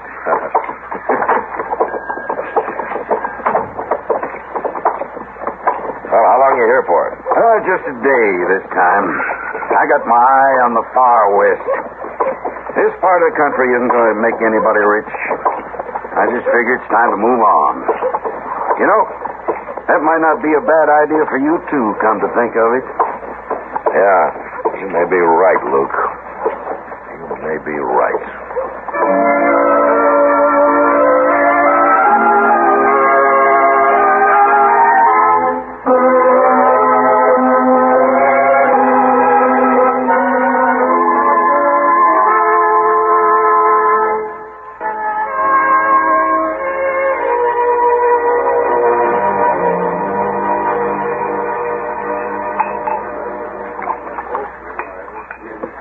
You make it sound like a fortune's just lying there waiting for us. Well, it is, Matt.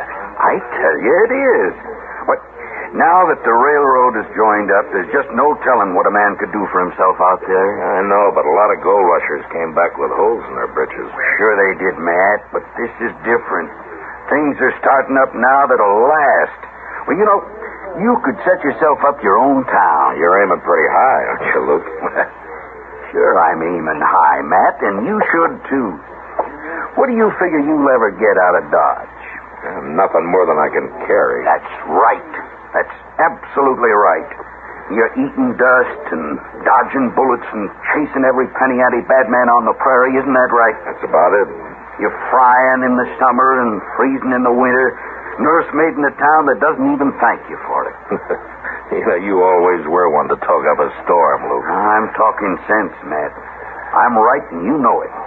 Well, you can stay on here and spend your life for this town and get no thanks for it. Now, isn't that so? I don't get paid in thanks. Or much else, either. Well, I'm on my way, Matt. Got to collect some money from a fella up country, but you think it over. I'll be back. You coming through Dodge? Yeah, I'm coming through in a few days, heading west. You got any sense, you come with me. Think it over, Matt. Yeah.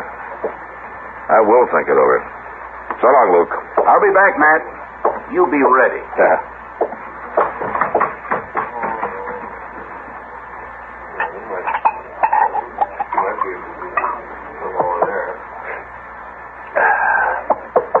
Well, it's been a long time since I've seen you take a drink before noon. Oh, hello, Kitty. You going to ask me to sit down? Oh, sure, sit down. That fella an old friend of yours? Matt? What? Oh, for heaven's sakes, if I'm bothering... Oh, no, I'm sorry, Kitty. I was thinking. What did you say? It's kind of early to be wool gathering. I'd just ask you if that fellow was an old friend. Yeah, Luke Gilmore. I knew him in Texas. Oh, you're making some plans with him? I don't know yet, Kitty. And it just might be.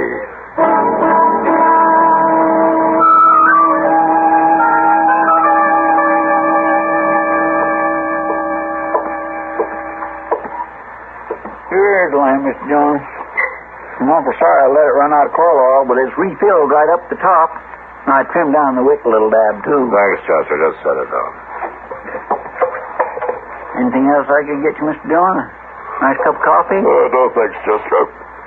I'm going to turn in. Maybe a fresh pail of water? I'd go fetch it from the well. No, you just brought one, did you?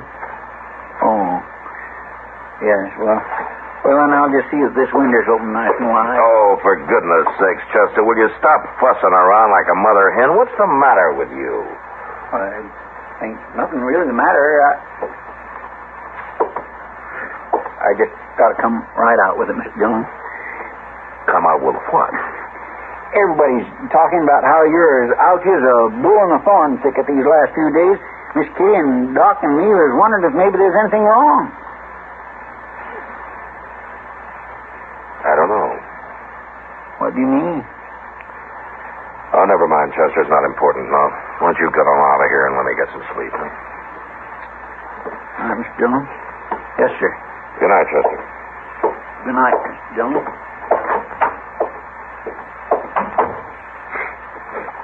Darn fool.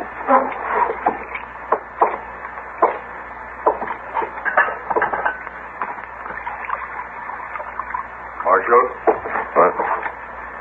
Well, hello, Long Robe. How did you get here? Door not locked? Oh, won't you sit down? No. Want Marshal come. Come? Come where? Long Robe show. Well, all right, Long Robe, in the morning. No, wait. You mean you want me to ride out with you now? No. What's the matter? Be much shooting if guns come. Guns? What guns? White men selling guns. Bring in morning to Indians. Long Robe want to stop. You come. All right, Long Robe. I'll come.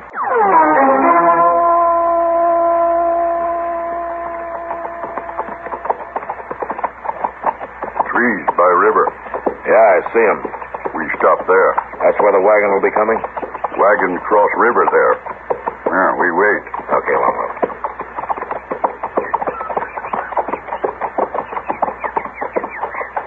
Here. Stop here. Yeah.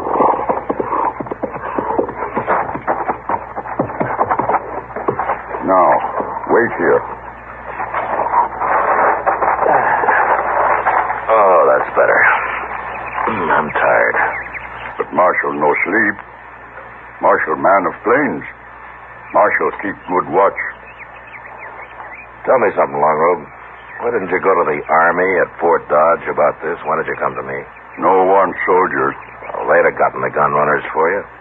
Soldiers not know. Well, what do you mean they don't know? This is their business. Soldiers not know Indians.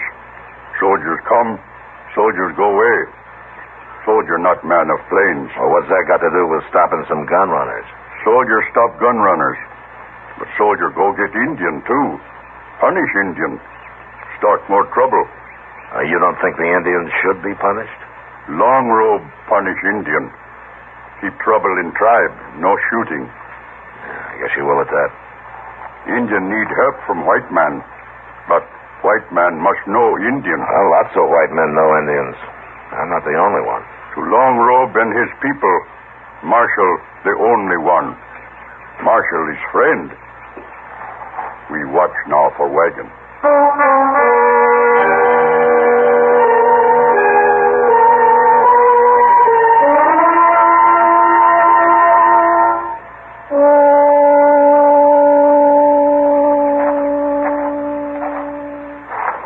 Marshal, wagon comes. Yeah, I've been watching it. Long Robe stand with Marshal. No, you stay here, out of sight. Long Robe stand with friend. I don't want you hurt in any shooting. Not afraid. Now, you brought me out here because you thought I could handle this, didn't you? Huh? Because you didn't want trouble for your tribe? Yeah? There'd be plenty of trouble if you were shot, Longrobe. Every Indian on these plains would fight if their chief was killed. Marshal talks true. All right, then. You stay down. I'll go out there now, and I'll tell you when to come.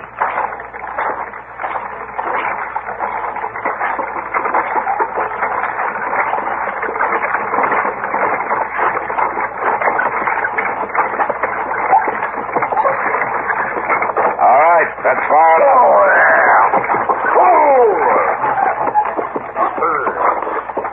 We ain't got room for no more. Or'd be too many. I don't want to ride. I want to look in your wagon. Now, mister, I'm not sure I'd take kindly to that. I'm the marshal out of Dodge. I want to know what you're carrying. I tell you, Marshal, you see what I'm carrying right there. Won't take much to make it go off. Yeah. And that gun's a sample of the wagon load you're taking to the Indians. Well, now, Marshal, that's mighty interesting talk. How you come to know about that? Let's just say I got friends. Let's just say you're gonna need them. Shoot him, Jack. You stand to be in enough trouble running guns to the Indians without shooting a U.S. Marshal. Oh, ain't nobody gonna find you to know about it, Marshal. Don't you worry none at all. Come down out of that wagon. Jack, you take another look, Marshal. There are three of us. We got guns to ram straight down your throat. There wouldn't be three of you when it was over. You can't take us all three. Maybe not. But I can take the first one to start anything, so go ahead and try it. He's bluffing, Jack. You can sure find out in a hurry. Now, come on. You make your play or you come down off that wagon. No man wear a tin badge gonna face me down. All right, who's next? You killed him. You killed Jack. Now, does either one of you two feeling brave? And you drop your guns and you get down off that wagon. Right now.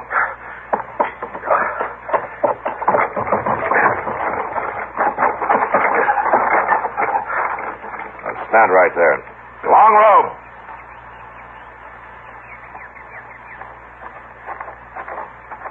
Marshal? Tie him up for me, will you? There's a rope under the wagon seat. I'll put this man in the back.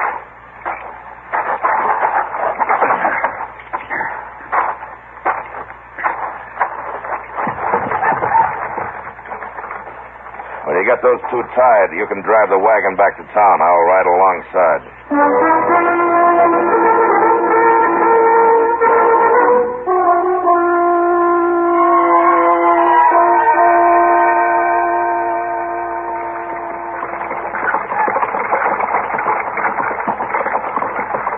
You can pull up now, Long Robe. I'll take over here. We're just about in.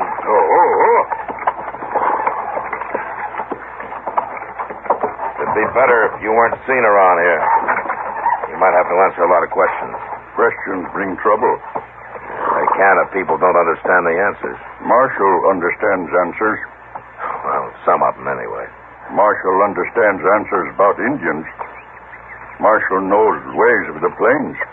Well, I've been out here for a long time. I should have learned something. All white men do not learn. Maybe not. It is good for Indian to have Marshal learn. I guess so. It is good for white man, too. Well, it is good for man to live among people he understands, where there is need. Long Robe, go now. All right, Long Robe.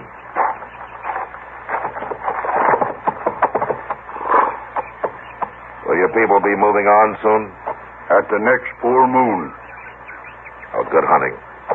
When the next north wind blows, my people come back. Long Robe come to smoke pipe with Marshal. All right, Long Robe. I'll be here.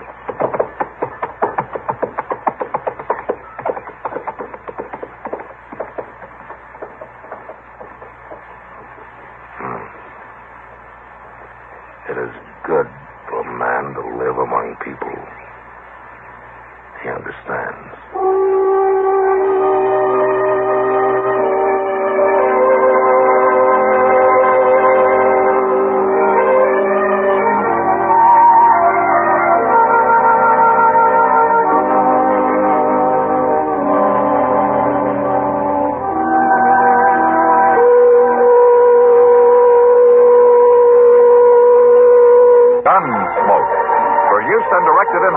Deadwood by Norman McDonald stars William Conrad as Matt Dillon, U.S. Marshal.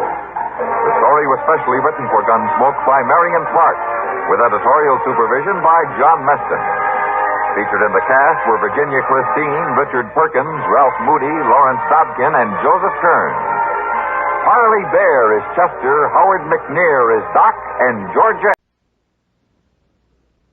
In Deadwood, I learned that a man will risk anything on what he considers to be a good gamble.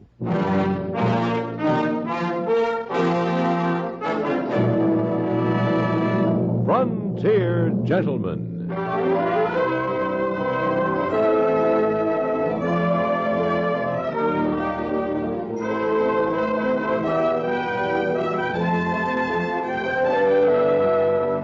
Herewith an Englishman's account of life and death in the West. As a reporter for the London Times, he writes his colorful and unusual stories. But as a man with a gun, he lives and becomes a part of the violent years in the new territories. In just a moment, we will bring you this latest report from the Frontier Gentleman. Nobody's a stick in the mud where CBS News is concerned. On features like The World Tonight, listeners go right along to wherever the news is happening. Hear eyewitness reports from CBS News overseas correspondents. Enjoy lively interviews with the very people who are making the news night after night, as most of these same CBS radio stations present The World Tonight.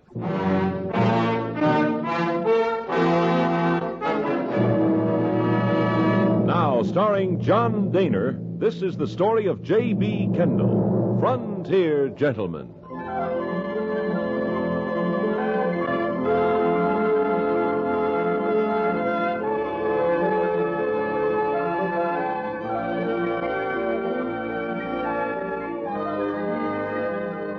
In my wanderings, I have found that a horse is an indispensable method of transportation. It is true that a great deal of my traveling has been accomplished through the use of riverboat, train, and stagecoach. But these conveyances traverse only a minute portion of the tremendous area which makes up the states and territories of the American West. Therefore, in order that I might not be so completely dependent upon the relative convenience of public transport, I decided to purchase an animal. I learned that there were only 2 horse dealers of any consequence in Deadwood. My informant was a gentleman named Squatty Reynolds. We had recently met over a beer on Dolan's Good Luck Saloon. He put it this way. Now, I reckon you want a real Sunday horse, Kendall, not one of them cut-back, flea-bitten whistlers. Definitely a Sunday horse. Well, like I say, there's 2 horse traders in this here town. One's Fitz Tallman, the other Wohaw Simmons. They's both got plenty of critters they'll sell you. Of course, I ain't saying one got better than t'other, but if it was me, I'd go down to Wohaw. Simmons? Yeah. He ain't likely to thieve you blind as Fitz Tallman would. You being a tenderfoot and all. Oh, that's nice to know. Ain't nothing. Where would I be likely to find Mr. Simmons? It ain't but a shorter straddle down the road. Yeah, I ain't got nothing better to do. I'll amble on over with you. Might be I can help you find yourself a toppy. Oh, I'd be most grateful to you. Want to buy yourself a horse, mister? That's right. Well, you come to the right place. That's what I told him, Wohaw. I ain't told but the truth, Squatty. In fact, what kind of animal you reckon will fit? Well, there's a decent-looking horse. What, the roan? Oh, no, not unless you plan to do some day herding. He's a churnhead. Kind of bull-windy, too. No, not him. Now, I got me a real sweet little dun over here. He ain't sizable. Not much over 14 hands, but he's a long horse, if that's what you're wanting. Long? He'll go, mister, and he'll keep going till you say stop. And you got to say it good and loud. Yeah, that's a new one, ain't he, Wohaw? Don't recollect seeing him around. Yeah, come in yesterday. Fella sold him cheap to pay poker loss. That, mister's a lot of horse. Rather broad in the beam, wouldn't you say? You mean the big bottom? Oh, sure, that's the nature of him. You take my word, mister, that's one long horse. I had him out this morning. He's got a fast walk and an easy lope. He'll get you where you're going. Won't give out like a lot of these fancy puddin'-foots Tallman try to sell you. How much, Wohaw? You talking for the man here or for yourself, Squatty? Maybe I got a hankering. $50. Well, I'm afraid that's a little high for me. What's your offer? I wouldn't give you 20, I'll tell you straight, Wall. I ain't asking you, Squatty. Listen, mister, maybe you'd better go on over and have a look-see at what Fitch Tallman's got. Now, you shut your mouth, Squatty, or I'll stomp your head in. Trouble is, you don't know a good piece of horseflesh from a hog. This here critter's worth better than 50. And how come if he's so good you want to sell him? I'm in the horse trade business. Not no hotel for broncs, that's how come. Now, mister, I tell you what. You give me $40 for this here horse. If you ain't satisfied after a week, you bring him back and get your money back. Well... You come in looking for a horse, and I tell you, he's the best I got. Oh, whoa, you sure do want to get rid of him. What's the matter? You got a case of worms? Mister, you don't want no cayuse dropping dead under you. I'm a warning you, Squatty. Gentlemen, if you'd give me a minute or two to make up my own mind, I'd appreciate it. Sure you would. You just do that. Easy, boy. Man's a fool to sell a fine animal of life for $40. Man's a bigger fool to buy it. All right, $40 on condition of the week's trial. You got a deal, mister. Put her there. I sure do hate to see a greener get cheated. You say I cheated him, Squatty? Well, you ain't going to lose money on the deal, that's for sure. 35, 40, Mr. Simmons. You keep a hold on that money, mister.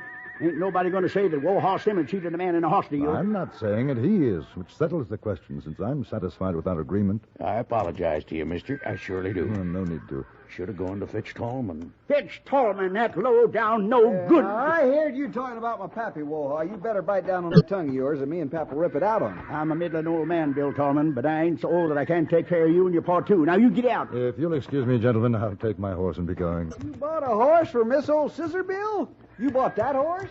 Yes, I bought it. Yes. And you ain't seen the day that a horse like this was in your stable, Tallman. Oh, you're darn right, Wohaw. Unless we're going to use it for bear hunting bait. Oh, yeah? You want to make a little bet, you fellers? What kind of a bet? That there Dunn's got more guts and gold than anything in Deadwood. You loco, Wohaw. That ain't no bet. That's an old man with a saddle slipping. Hey, you're afraid to bet, sure. No, you just... Tallman's a lot of windy gab, sure. Now, Yeah, sure. hold on, Wohaw. You saying this hunk of crowbait, what this here poor fella just bought off of you, is a better horse than any horse in Deadwood? Any horse? That's what I'm a-saying. And you want to put money on it? That's what a bet's for, ain't it? No, just you one want to moment. bet against Lobo? Oh, if he's going to do that, I'd like a piece of that bet myself. I said any horse in Deadwood. How much? Don't matter to me. Big or as little as you want. All right. You stay right there, Wohaw. I'm going to get Pap. I'll be right back. Now, just one... Wohaw, you banded one herd of sheep too many. Well, even that frog-walking bronc of mine can beat the tar out of this puny critter. I said any horse, Squatty. You are going to race my horse? That's what I'm aiming to do. Well, you got yourself another bet, Wohaw. I sure hope you got enough money, because you're going to be betting against everybody in Deadwood. I'm going out to raise me a stake. Ain't no backing out now, and you're a witness, Kendall. So long.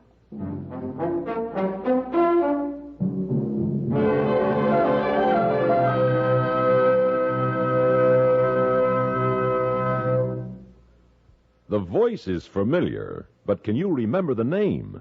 That's the problem confronting our star-studded panel of experts each Sunday, as most of these same stations present Says Who. Says Who is CBS Radio's fast-moving guessing game with Henry Morgan as host. Add the rapid-fire repartee of Morgan and his panel to the excitement of guessing the identity of the mystery voice, and you've got at least 2 barrels of fun rolling tonight and every Sunday night on CBS Radio's Says Who.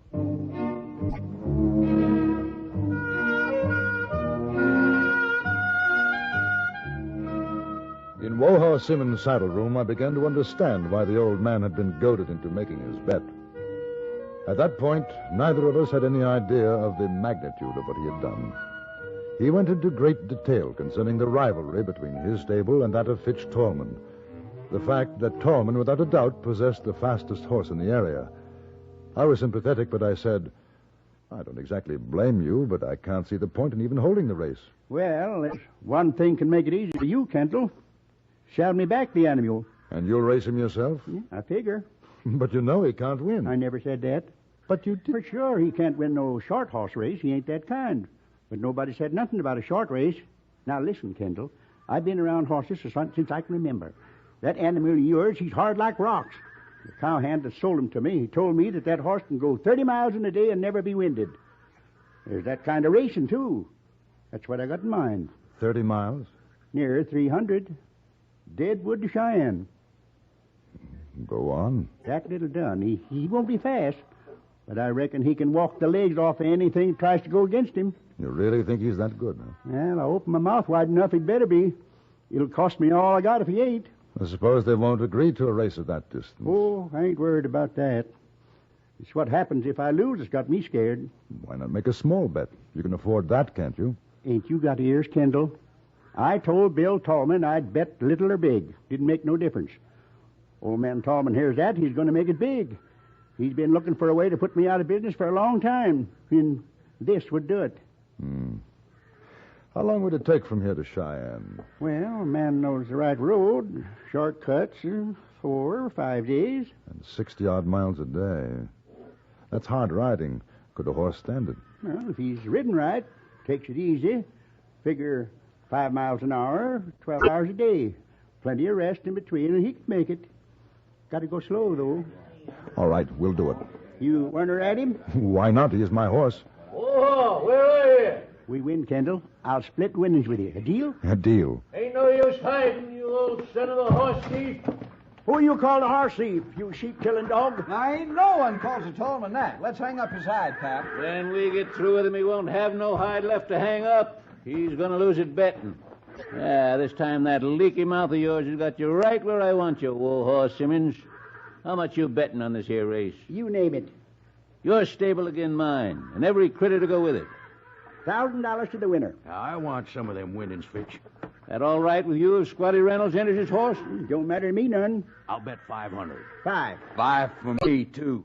Who are you? Uncle Tom Tallman is a cousin. I got me a sorrel can whoop any horse in these parts. Not Lobo, we can't. I'm willing to make side bet with you, Uncle Fitch. No, ain't no side bets in this here race. You bet again Warhorse, not your own kin. Just a moment. What about the rules of the race? Oh, you the poor mail-order cowboy bought that buzzard bait? Yeah, that's right. Ain't nothing worse than stringing a greener, but I guess you all got to learn someday. You set the rules, mister. Make no difference to us. Good. The race starts here, in Deadwood. Ends in Cheyenne. Man, that's a heap of racing. Now, today's Thursday. We got 2 days to get ready. The race will start Saturday morning, 6 o'clock. Got to be in Cheyenne no later than next Thursday. Make that Wednesday midnight. That's fair enough. Wednesday midnight. 4 days, 9, 10, 11, 12. 4 days, 18 hours. Anybody comes in after that loses. Well, suppose we all come in after that. Then all bets are off. Nobody wins. Now, ain't no horse can make a run like that without proper feed and the like. Every rider can have somebody along to help. Helper drives a buckboard carrying feed, bedding, and chuck. A man can take any route he pleases between here and Cheyenne. Any he wants. Finish line's at the railroad depot. You got to get somebody to ride ahead to Cheyenne to be there at the finish. Then tell the mayor he'll go. Who's riding your nag, Warhorse? I am. Kendall is the name. Now, which you figure's going to drop dead first, the dude or his horse? Might as well pay up right now, Warhorse. Hey, who's riding your horse, Tallman? My son is who? That's right, Pap. Now, I'll go along with the buckboard. Uncle Fitch, you reckon you can find me a helper? Oh, sure, Honker. We'll fix you up. Well, boys, I'm going out and make me a couple of side bets. This ought to be the easiest money I ever did make. You're absolutely right, boy.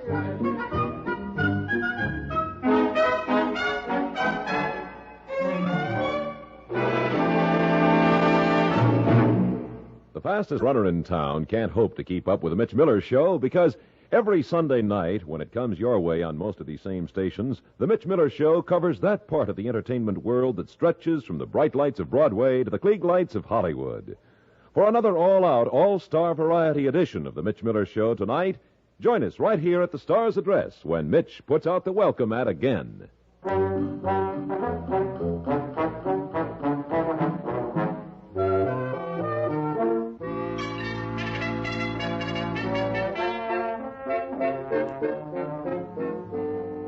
By Friday midnight, almost $80,000 had been bet in Deadwood on the outcome of the race.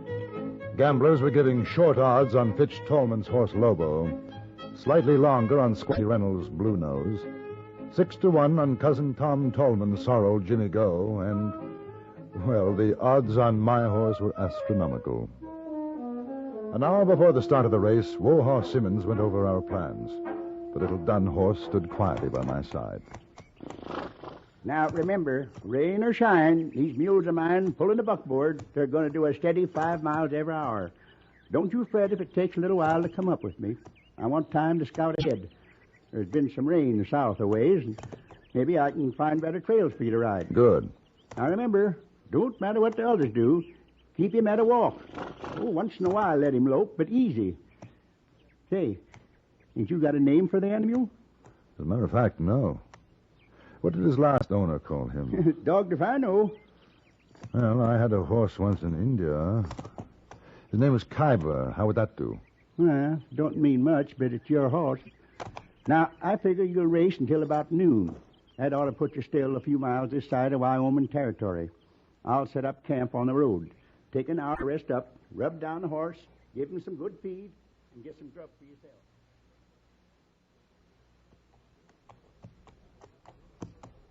It seemed as though the entire town of Deadwood was at the starting line to see us off. Then came the starting gun, and the race was begun.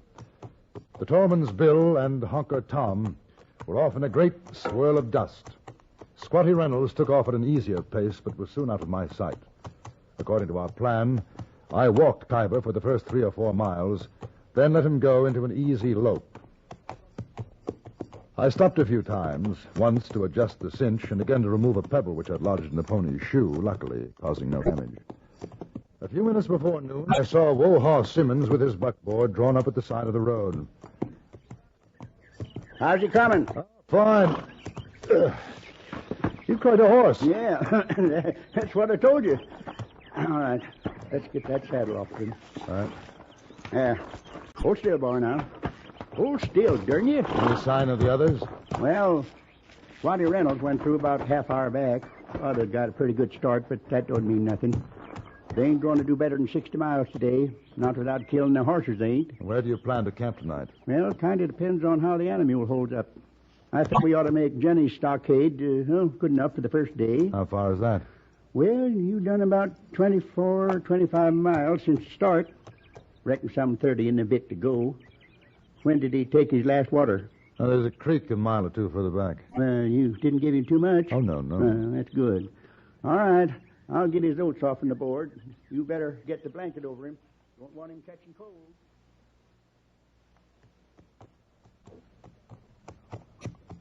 An hour and a half later, I was once more on my way.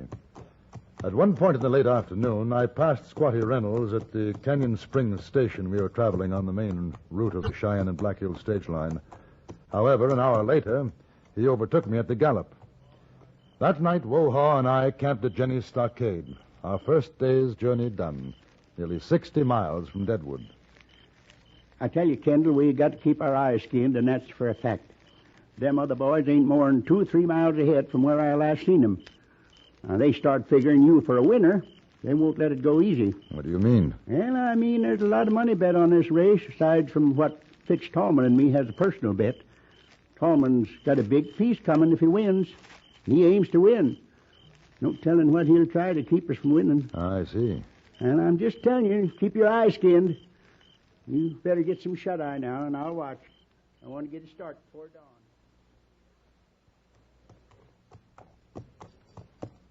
Sunday, Monday, Tuesday night. Although I had maintained Khyber's steady, slow pace, there was no more than 5 miles separating the 4 of us. We had ridden over 200 miles now, and to this point my horse had shown little effect. On the other hand, I had once again passed Squatty Reynolds on his big roan Blue Nose. He seemed to be limping quite badly. I had not yet caught up with Wohaw's buckboard and the evening camp which we had planned for Chugwater. I stopped to cross a stream, when from the gathering shadows I saw 2 horsemen approach. I made out the sorrel Jimmy Go and Billy Tolman's jet-black Lobo. How's it going, Kendall? Very well, thank you. And with you? All right. Uncle Tom and me, we figured you was close behind. We waited for you. Yeah, we surely did. We wanted to have talk with you before you made camp with old Wohaw. Oh, ride along with me. We can camp together. Well, what we got to say ain't for Wohaw's ears, see? No. Well, you don't need to bother about the old man.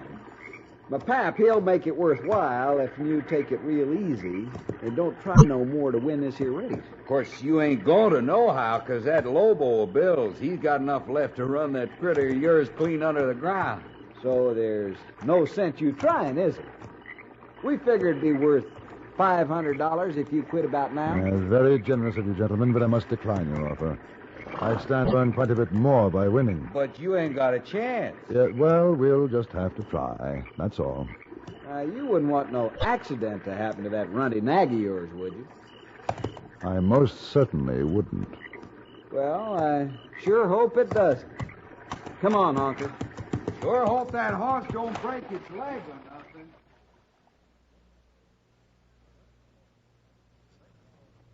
The next morning, we managed to steal a march on the Tallmans, passing them as they were breaking camp.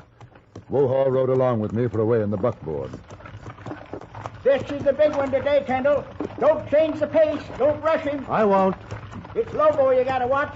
He's always got something left in the short race, and I'm figuring he'll have it for this one. What about Jimmy Go and Blue Nose? Oh, Squatty's through. Jimmy Go won't last. It's that Lobo I'm worried about. You've got to save everything for that last mile. I'm going on ahead. Just keep your eyeballs oiled for funny stuff. Right.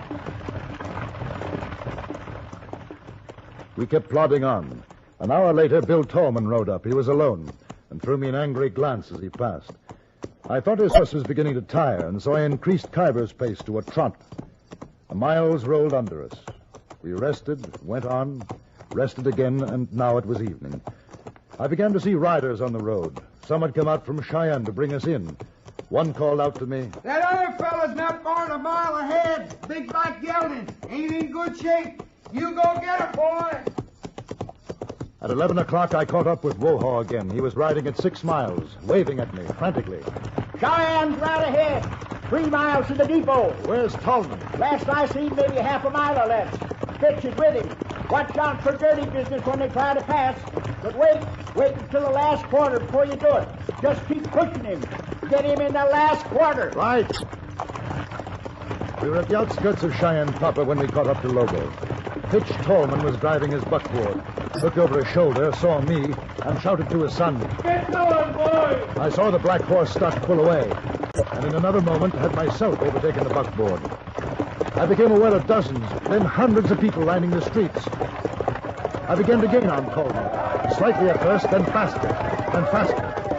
The depot came into sight, and for the first time I dug the spurs into Little Buckskin. Behind me I could hear the thunder of the 2 buckboards, the shouts of encouragement. Then ahead, a great blaze of lights, and we pulled ahead, a length, and 2, and 3, 5...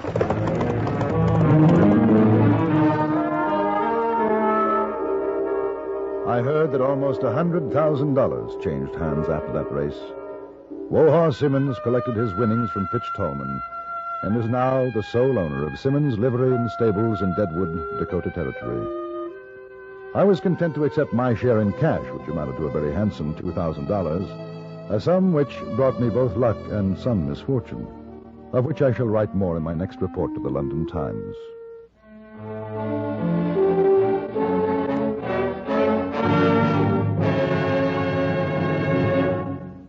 Frontier Gentleman was written, produced, and directed by Anthony Ellis and stars John Daner as J.B. Kendall.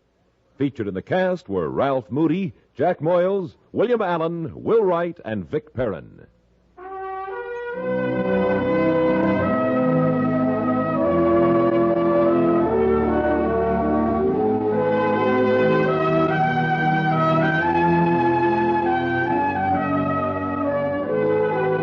Join us again next week for another report from the Frontier Gentleman.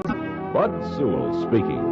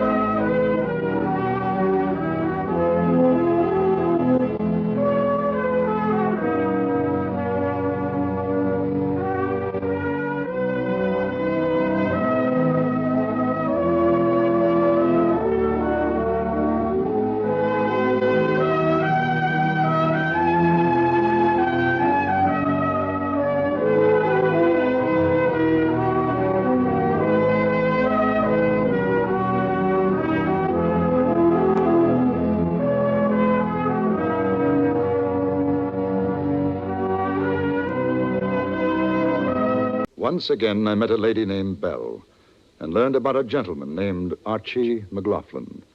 This taking place in Deadwood, Dakota Territory.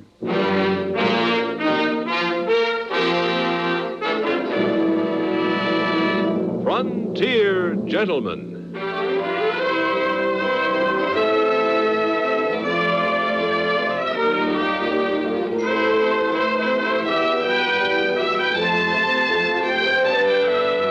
Herewith an Englishman's account of life and death in the West.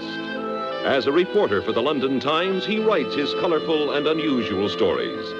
But as a man with a gun, he lives and becomes a part of the violent years in the new territories. In just a moment, we will bring you this latest report from the Frontier Gentlemen. Throughout the week on CBS Radio, Walter Cronkite and Bill Downs report the business news. They bring you up-to-the-minute information on price trends, employment, marketing situations, and the stock market. It's information that can help consumers save money, can help businessmen make money. Join us on CBS Radio regularly as most of the stations bring you the business news reported by Walter Cronkite or Bill Downs.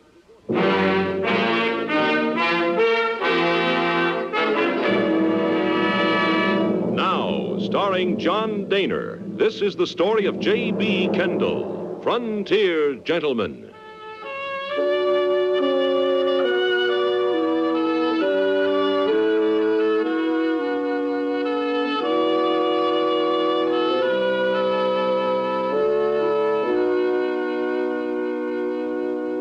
The tent had been set up on Main Street in the heart of what is known as Deadwood's Badlands District. The last time I had seen it was 2 months earlier in Cheyenne. It was a gambling establishment belonging to a rather extraordinary woman who called herself Madame Verdi. To be exact, Lurleen Monteverdi. Owing to the fact that during the war she had been a Confederate spy, she no longer used her real name, which I knew to be Belle Siddons. It was mid-morning, a comparatively quiet hour in Deadwood as I strolled toward the tent. Off to one side, I saw the wagon that had been converted into a type of omnibus, and which served as Miss Siddons' living quarters, complete with lace curtains and satin cushions. At that moment, the wagon door opened, and she stepped down. Mr. Kendall. Well... Mr. Kendall, how nice to see you Well, I'm again. delighted to see you, Madame Verdi. Well, I was thinking of changing to Vestal, but it's still Verdi, Mr. Kendall. Unless we're alone, then I think I'd rather you call me Belle. Yes, thank you. When did you arrive in Deadwood? Last night. The tent has only just gone up. And I hope you have better luck than you had in Cheyenne. Where there's gold fever, there's more than enough business for all. I don't think the gentlemen of Deadwood will object to my presence. When will you open? Tonight. But what about you? Really, I've never expected to see you again. What have you been doing? Oh, not much. Writing my articles, sending them to London, hoping they'll be printed. I should have thought you'd have joined the gold hunt in the Black Hills. No, I'm afraid I've never make a successful prospector. Oh, what a strange man you are. Will you come with me to the tent? Yes, of course. I want to make sure the tables are ready for tonight. Then perhaps you'll take me to breakfast.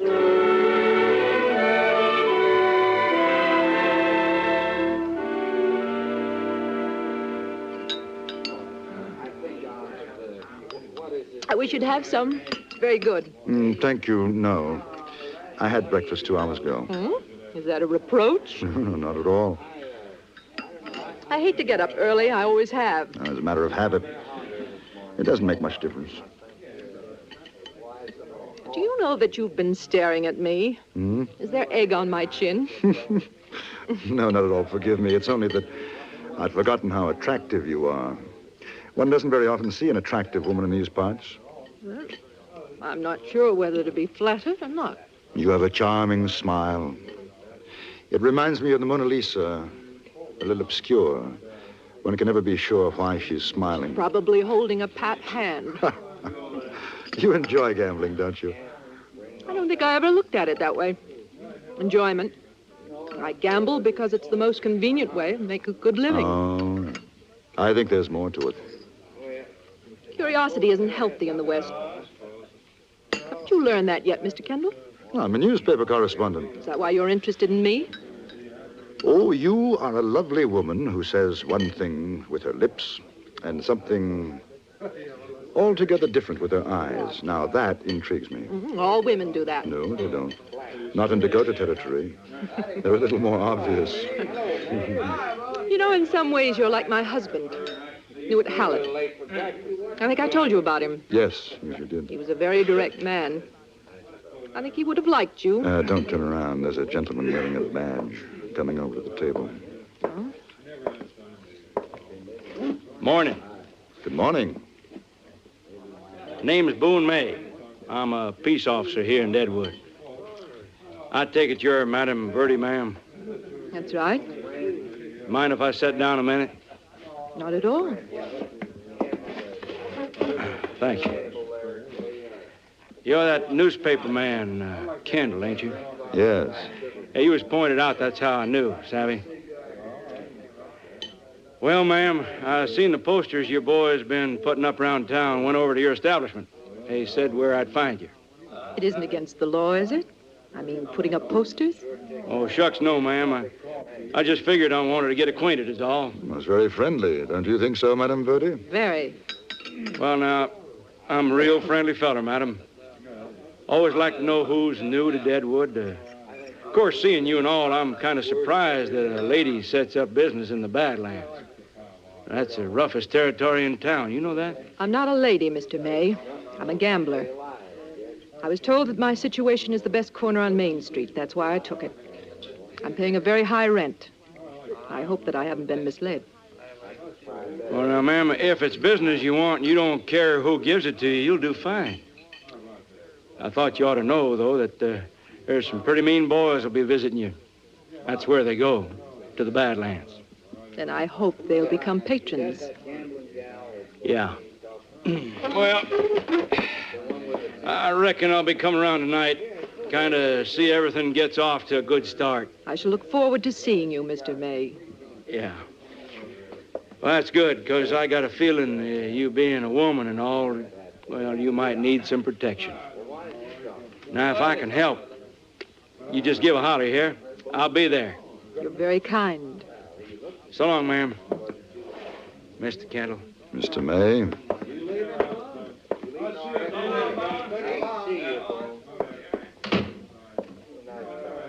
Now, I wonder why. Why? What did he really want? Didn't you hear? I'm a woman. He wants to protect me. You don't believe that? No. Do you think he knows about you being Belle Siddons? Possibly somebody from Cheyenne has brought word? It's possible, but I don't think so. I hope not. I want to stay open for a few nights before they throw me out of Deadwood. If you don't mind, I'd rather like to come tonight. It'll be worth seeing how Deadwood reacts to Madame Verdi.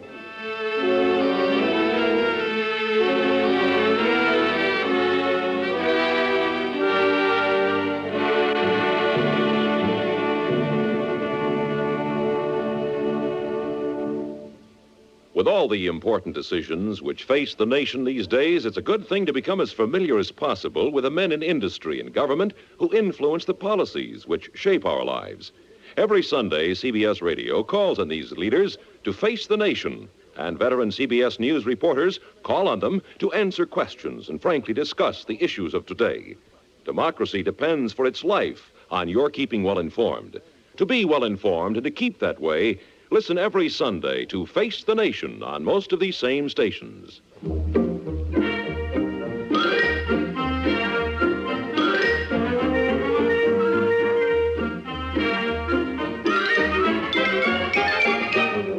Deadwood's reception of Madame Verdi will long be remembered. She stood on a board and was carried through the entire town on the shoulders of 4 strapping miners.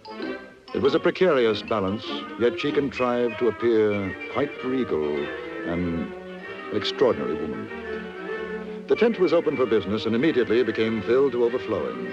Belle took her seat at the 21 table and was besieged by a crowd of men willing, anxious to lose their fortunes to the gently smiling dealer.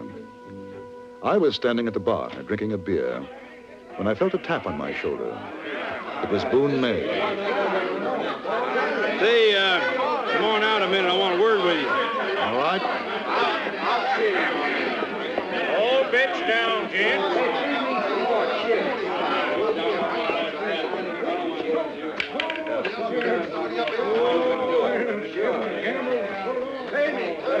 Some crowd, huh?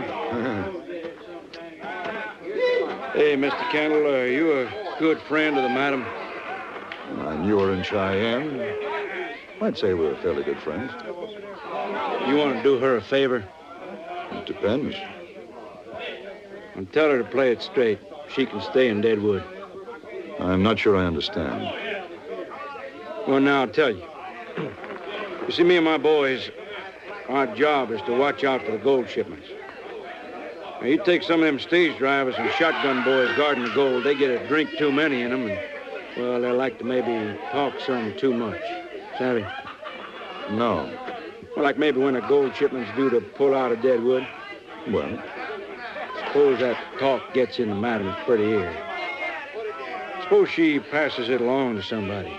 Suppose somebody holds up a stagecoach carrying a box full of gold, Sammy. I think so. There's fellas in that tent right now, a dozen or better. Bad medicine. I seen them watching us figuring the odds. Johnny Bull Collins, Laughing Sam, C.C. Clifton, Archie McLaughlin. They'd make it worth her while to talk turkey at the right time. Maybe a split on the take. Ah, now I see what you mean. And you want me to tell her not to do business with these chaps? That's what I mean. Well, couldn't you have told her the same thing? I could. I reckon coming from you it'd mean a sight more. Well, why? Oh, mister. I've seen the way she looks at you. And when a female gets soft in the eyes, she'll listen to one man more than another. She'll listen to you. The way she looks... No, my friend. I'm afraid you're mistaken. Say, I'm willing to make a proposition. You tell her, see? Any of that wild bunch try to deal her in on a holdup. If she gets the word to me first, I'll see she ain't forgotten. That company's setting out the gold to take care of her. Savvy? I savvy, but I'm not your man. How come? I don't know her the way you think I do. You're quite wrong about her feelings for me. Mm-hmm. Mister, you couldn't teach a setting hen to cluck.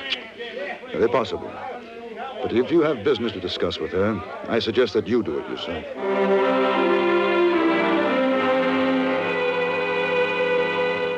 I left the peace officer Boone May and went back to my hotel. My next 2 weeks were taken up with the story of a fabulous gold strike located a few miles from Deadwood. I didn't see Madame Verdi again until the evening of my return. I was in my hotel room sorting some notes.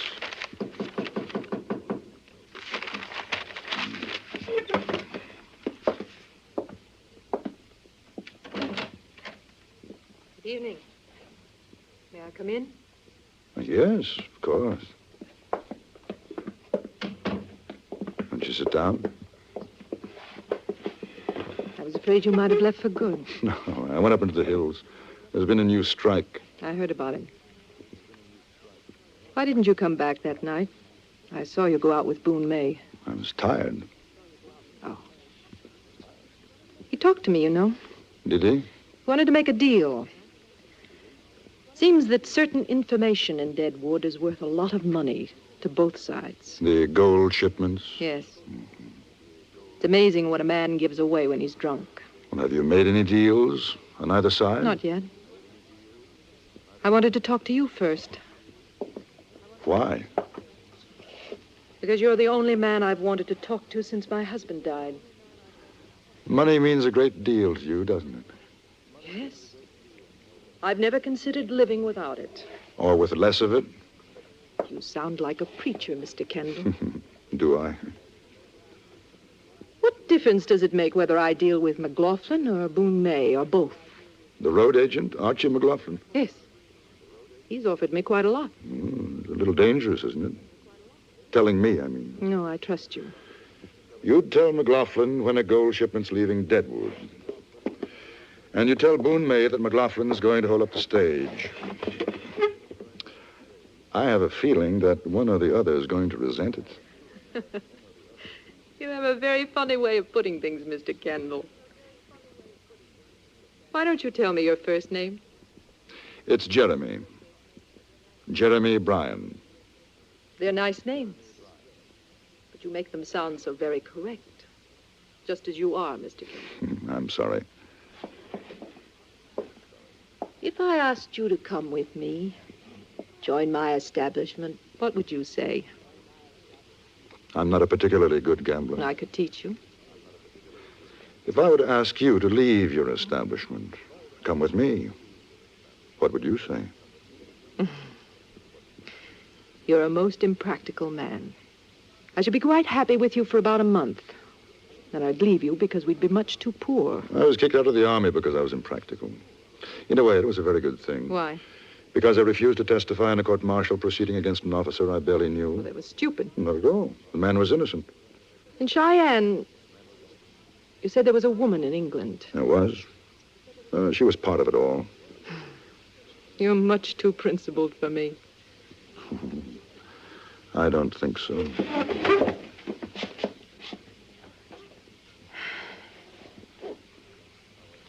Why did you kiss me? I wanted to see if you'd stop smiling. I'm not smiling.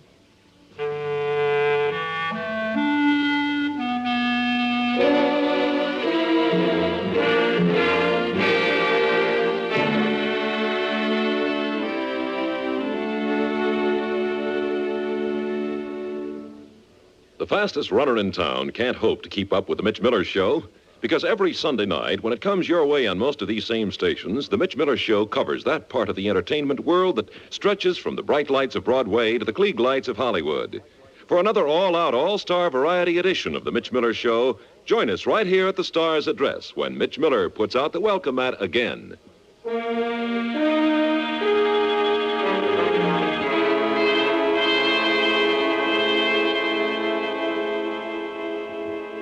After I took her back to the gambling tent in the Badlands, I went to have dinner. What I didn't know then was that at about the same time, two men were riding up to an abandoned shanty in the timber near Deadwood. One of the riders was Billy Mansfield, the other Alexander Caswell. Both were heavily armed. They went into the shanty. A third man was inside waiting for them. He was Archie McLaughlin. How come you're late? We didn't get your message till a short while back. Where's the others? Johnny, Jack Smith. They'll be here, Billy. We making a raid? Yeah. There's a stage to Rapid City tomorrow. She's carrying a box of gold. How much? I don't know, but it'll be worth it. Yeah, that calico queen of yours, she's sure the...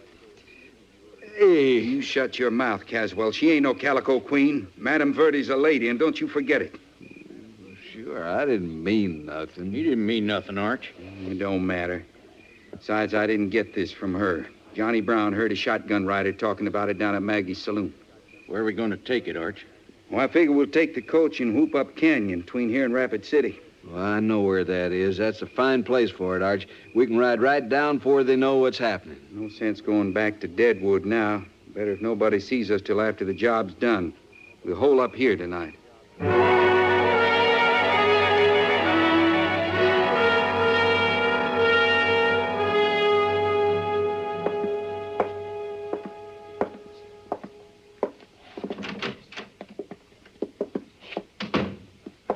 Well, now, nice to see you back, Kendall.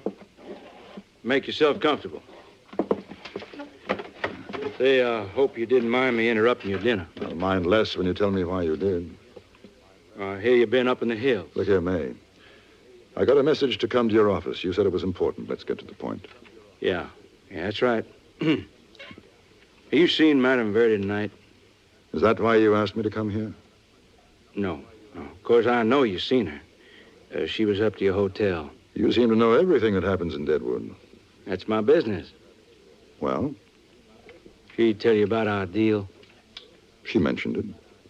She'd tell you about McLaughlin? No. No. I guess she wouldn't. Since you've been gone, them two is quite something in Deadwood. What do you mean? Well, I guess you ain't heard. That night she opened right after you left. Archie McLaughlin got to playing 21 with her. I guess he wasn't up to keeping his mind on the cards because he lost his last dollar. He's a good-looking young cuss, and I seen her give him a little extra smile.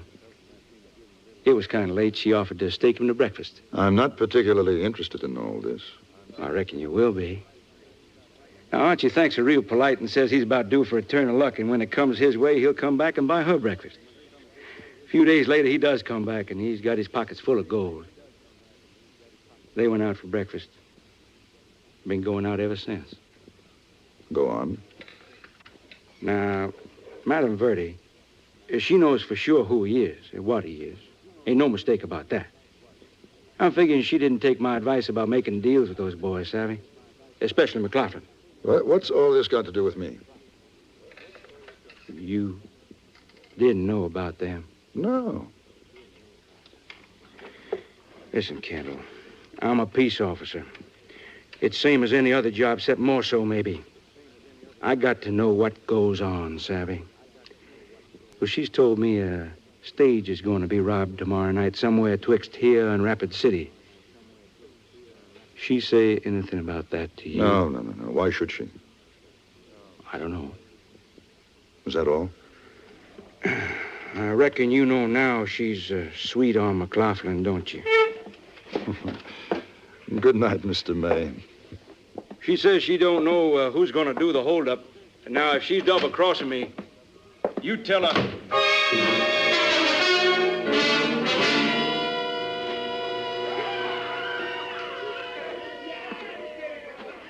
Belle, over here. Hello. Belle, I've just seen Boone May, and he suggests that you don't double-cross him. I think he's talking about McLaughlin. He told you? About Archie? About me? Yes. I suppose I should apologize to you. No, there's no need to. But if you really care about him, I think you'd better start playing straight with Boone May. What do you mean? The holdup you told him about. He suspects something. What? I don't know. Perhaps that you and McLaughlin are working together. No, that's not so. I don't know who's doing the holdup, but it isn't Arch. He would have told me. Honor among thieves. You know, if Mr. May knew what you were doing... He'd probably have me hanged. Why'd you come here to warn me? Why shouldn't I? I'll be writing about you. Oh. But there's one thing I'd like to know. Are you very much in love with McLaughlin? I don't know. Perhaps in a way that doesn't mean anything to you. I can't explain. Just be careful. I have to get back to my table now. There's money waiting to be won.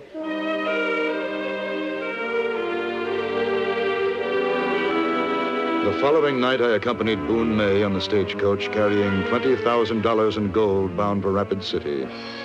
With us were 5 special deputies. What happened when we were stopped by McLaughlin and his men, I shall report in my next dispatch to the London Times.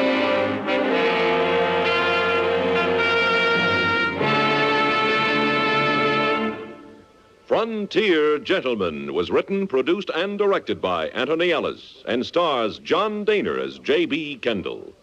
Featured in the cast were Gene Lansworth, Jack Crucian, Vic Perrin, Harry Bartell, and Jack Moyles.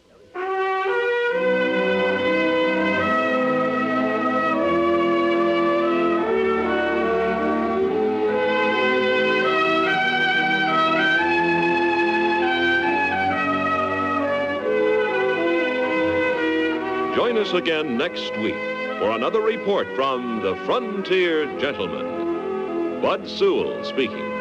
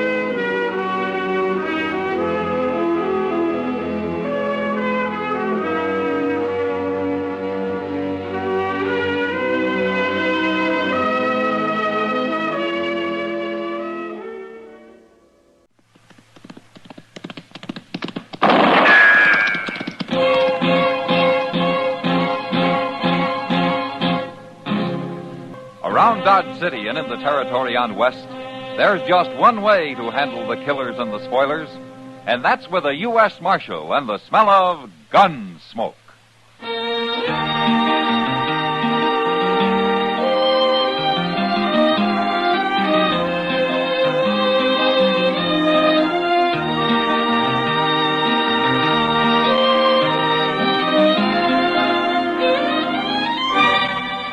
Gunsmoke, starring William Conrad. The transcribed story of the violence that moved west with young America.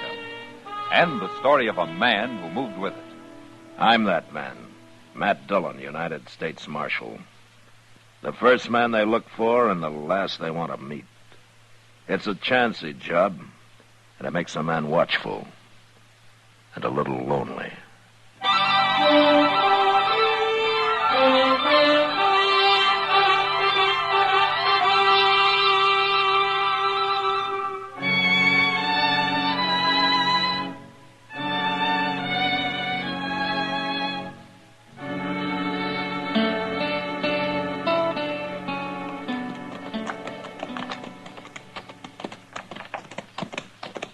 I swear this is the lonesomest looking ranch in the whole state of Kansas, Mr. Dillon. That's no place for a man who likes company, Chester.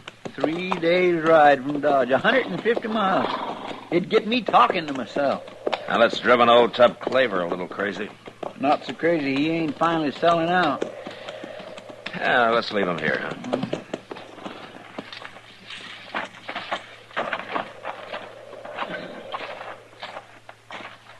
I ain't laid eyes on old Tup in over a year. Now, he hasn't changed any. And that's what worries me. What do you mean? Well, I'm not sure the old man's competent when it comes to business like selling a ranch. Oh, there he is. Hey, Tup, hello. Hello!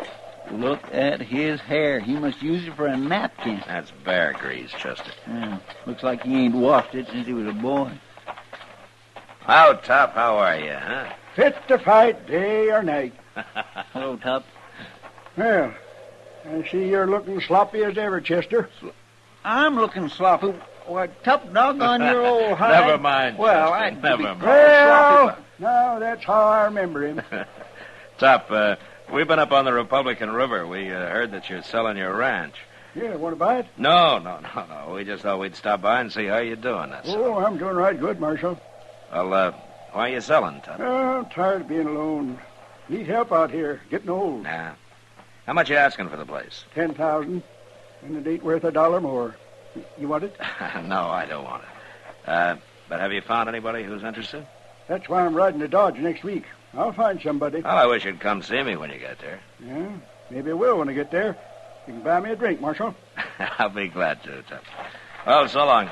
Bye, Tup. Goodbye. If the ocean was whiskey and I was a duck, I'd dive to the bottom and drink it all up. Good, Mr. Dillon. Ain't that awful? He's a fine old man, Chester, for all his loose-minded ways. He's half simple. He ain't got a lick of sense. The first fella who comes along is going to rob him blind. No, he isn't, Chester. Not if I can help it.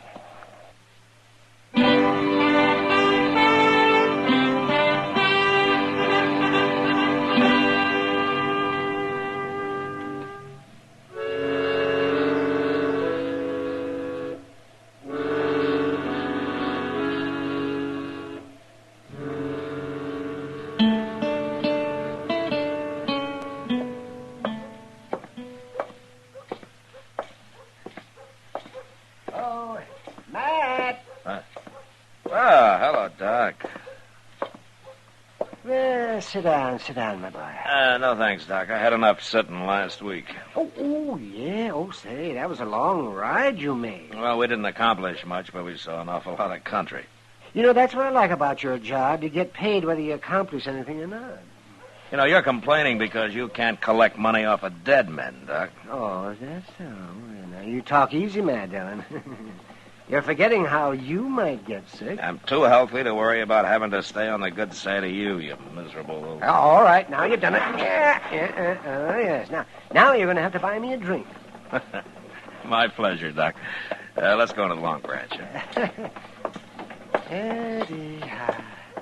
I knew if I waited long enough, some conscience-stricken heathen would come along and ask me into a bar. I don't mind, Doc. It's some poor devil you might have to operate on this afternoon that I'm worried about.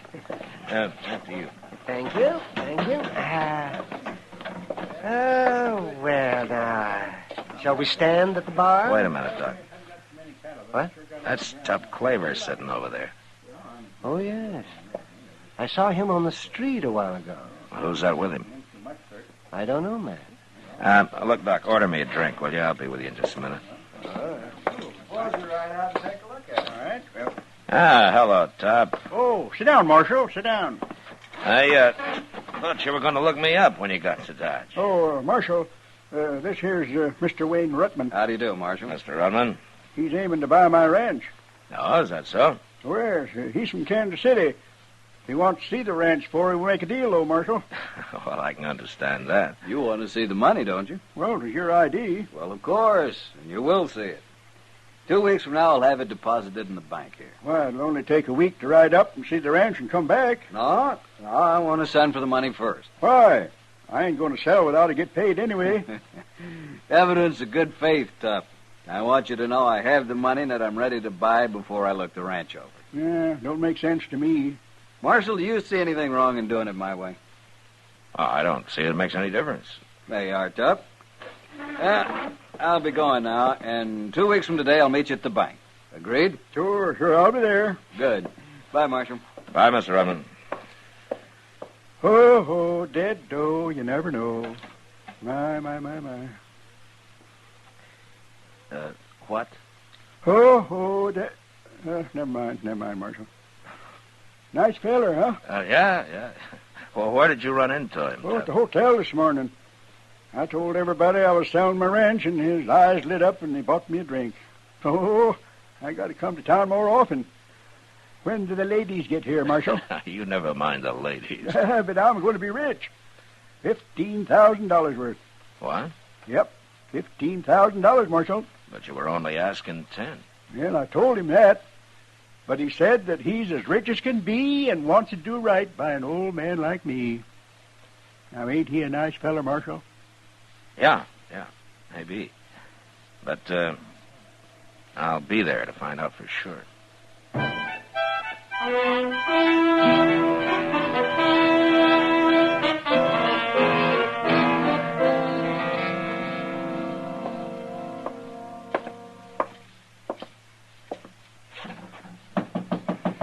Come in.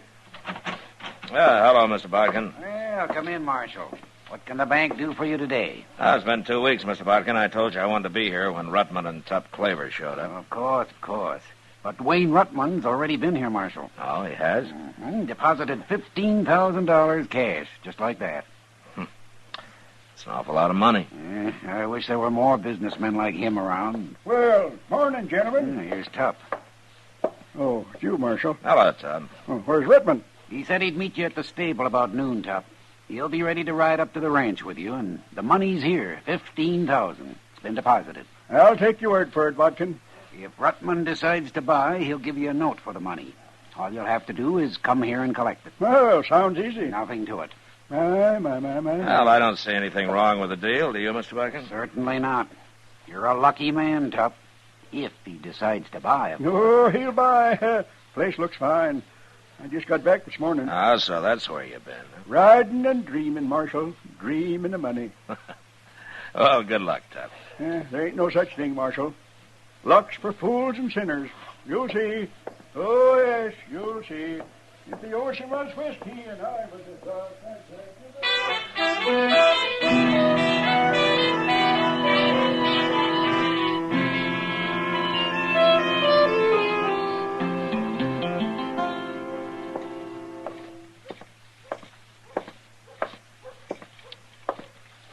Hello, Kitty. Oh, Matt.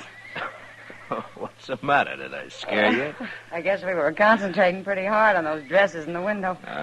Matt, this is Mary Emmett. How do you do, Mary? Hello, Marshal. Mary's an old friend of mine.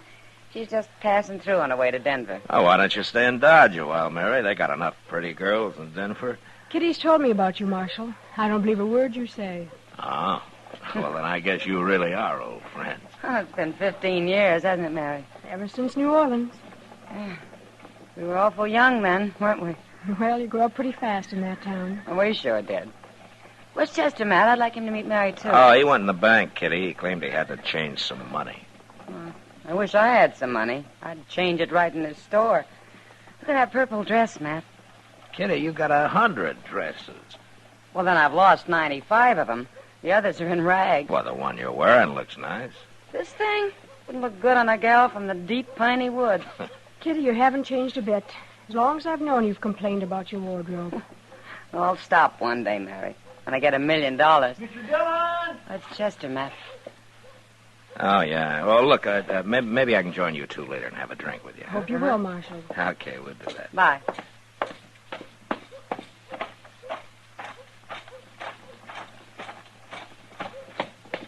Hey, Mr. Dillon, they're having an awful row in the bank there. Oh, who is? Mr. Botkin and that fellow Rutman. Oh, is Rutman back? Got back this morning, he says, and he wants his money. He's decided not to buy Tup's ranch. Oh, what's the trouble? Well, Mr. Botkin says that... Well, you better ask him. There they are at the teller's window. You keep quiet a minute, Rutman. Marshal Dillon, you settle this. What's the trouble, Mr. Botkin? He won't give me my money, that's the trouble. You haven't got any money here. $15,000 is all. Here's your note, Rutman. You signed it. My note? Can I see it a minute, Mr. Botkin? Give whatever money I have in bank to Tup Claver. Signed, Wayne Rutman. It's impossible. Well, isn't this your writing, Rutman? Of course it's his, Marshal. Tup brought it in 2 days ago. 2 days ago? Now, that's a lie. 3 days ago, I left him at his ranch 150 miles from here. Nobody could ride that in one day. Well, somebody's sure lying. He was here, and I gave him the money. Then it's up to the marshal to get it back. Right now. I'll be waiting at the Dodge House, Mark. Mr. Dillon. Yeah, what, Chester? I got an idea where old Tup might be at. Well, let's go find him.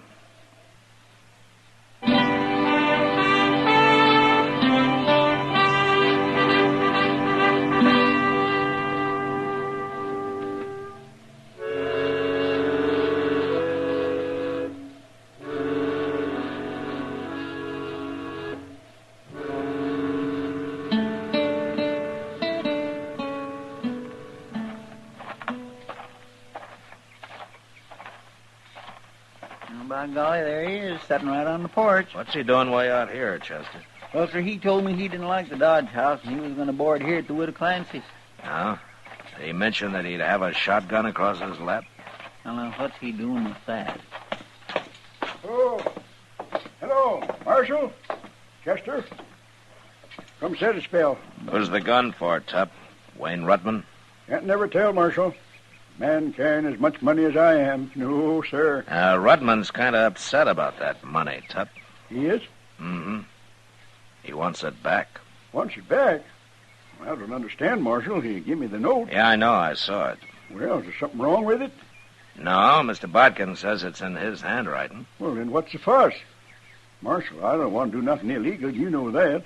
You, gave Rutman the deed to your ranch, didn't you? Of course I did. Why else would he be giving me that note for the money? Tup, how did you ride 150 miles in one day? Now, you ain't saying that's illegal, are you? No, it's not illegal, Tup. It's impossible. Marshal, we ought to get this whole thing straightened out. I think we better, Tup. And you tell Wayne Rutman to be at the Long Branch tonight. We'll settle it there. I won't be accused of no wrongdoing, Marshal. No, not me.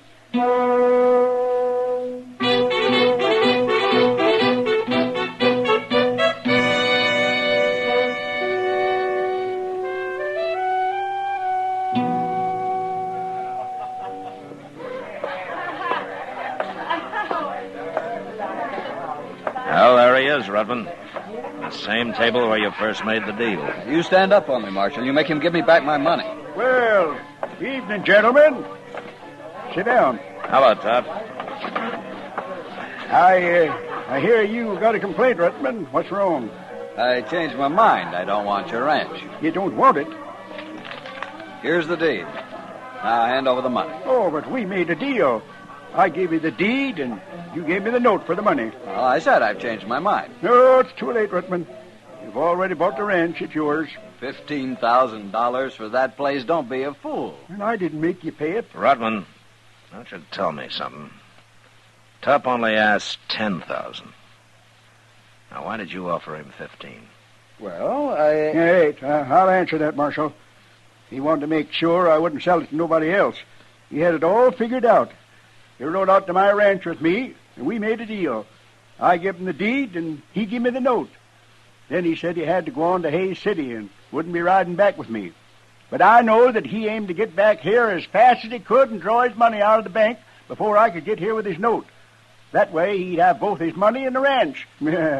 He'd get the ranch for free. This whole thing is ridiculous. I'm giving you back your deed, Tup.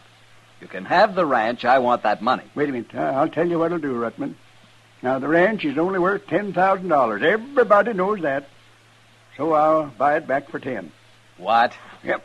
I've got the money right here. You want it? No, I want the whole 15. I had to borrow 10,000 of it. I've got to return it within a week. I can't help that, Rutman. The ranch ain't worth more than $10,000, and that's all I'll pay for it. Now, you can take it or leave it. Marshal, are you going to sit there and let him cheat me out of $5,000? Mr. Rutman, you don't have to sell the ranch back. I've got to return that $10,000. There'll be trouble if I don't. Bad trouble. Well, there it is. Right there on the table. I'm going to go get me a gun. No, you don't, Rutman. I'll find him when you're not around, Marshal. Hey, Rutman, look over there at that bar. You see them 5 fellers? What about them? They're mighty good friends of mine, and they're staying right here in town as long as I do in case of any trouble. Looks to me like you're licked, Mr. Rutman. Now, you either pick up the $10,000 or the deed, and you get out of here. Now. You'll hear about this, Marshal. Cheating me. I said get going, Rutman. Crooks. Well, he took the money and left the deed, Marshal. I still got my ranch and $5,000 to boot. Tup, who are those friends of yours at the bar there? Oh, I'm giving a party tonight, Marshal. You're invited, too. All the drinks are on me. But why them? Well, they're just fellers I know. They live 30, 40 miles apart, all the way up to my ranch. Oh? When I rode back here to see Rutman's money like he wanted me to, I left a horse at each one of them fellas' place. So that's how you made the trip in one day, huh? A day and a night, Marshal. You had your own Pony Express. Well, I kind of figured maybe I ought to get here before Rutman did. You kind of figured right, Tup. Now, Marshal, you know that I'm honest as daylight. I always have been. Of course, I do stretch the blanket a little when it's blanket stretching time. I tell you what, Tup.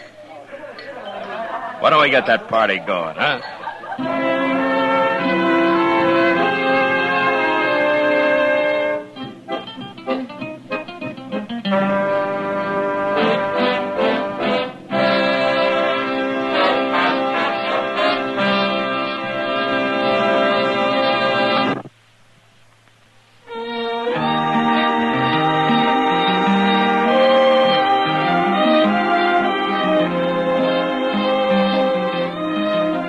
Gunsmoke, produced and directed by Norman McDonald, stars William Conrad as Matt Dillon, U.S. Marshal. Our story was specially written for Gunsmoke by John Meston, with music composed and conducted by Rex Corey. Sound patterns by Ray Kemper and Bill James. Featured in the cast were Ralph Moody, Harry Bartell, Joe Duval, and Kathy Marlowe. Marley Bear is Chester, Howard McNear is Doc, and Georgia Ellis is Kitty.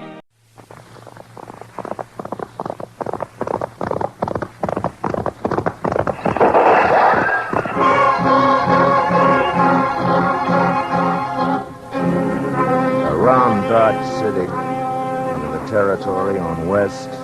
There's just one way to handle the killers and the spoilers, and that's with a U.S. Marshal and the smell of gun smoke.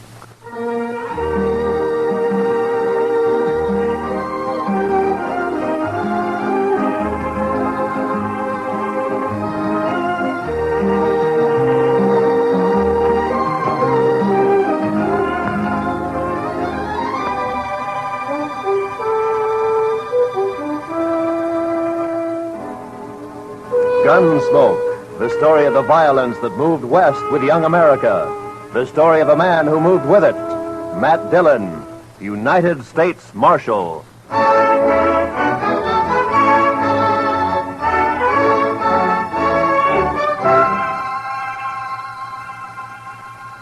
Wanted for murder. Wanted for murder. Clay Richards. Clay Richards. Age 31. Height 6 feet. Eyes brown. Hair red. Eyes brown, hair red. Hey, how'd you like me to print his picture on these notices? I got a woodcut. Let me show you. Ernie! Yeah? Fetch your marshal a copy of that front page. Interviewing Clay's wife yesterday, I noticed a tintype on the mantel, their wedding photograph. So, first thing you know, I snitched it. It's very thoughtful. Yeah, I'll take it, Ernie. Here. And then I propped it up in front of me and carved me this woodcut. Ain't she prime? Ain't she just elegant? Real elegant. Good likeness, don't you think?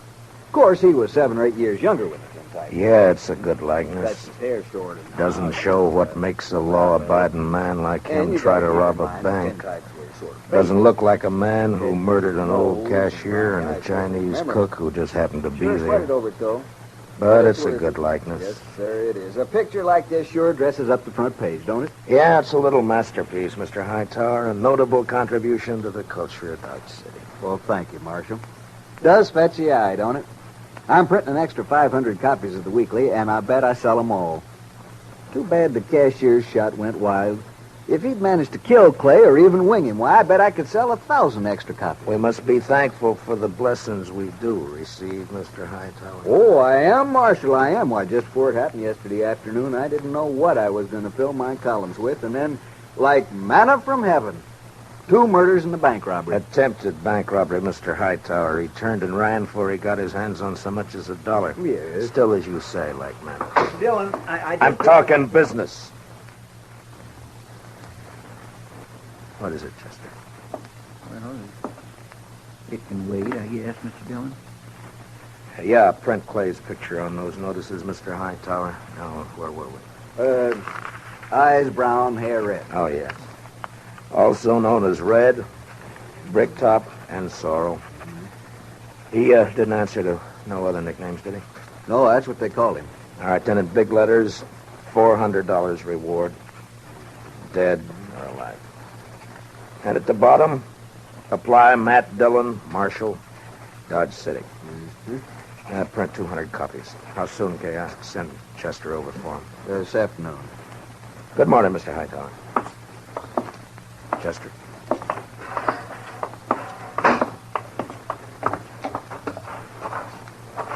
Think those posters will do any good? Richards is probably over the line into Oklahoma or Colorado by now. That strawberry roan of his is the fastest in the county. He has no money.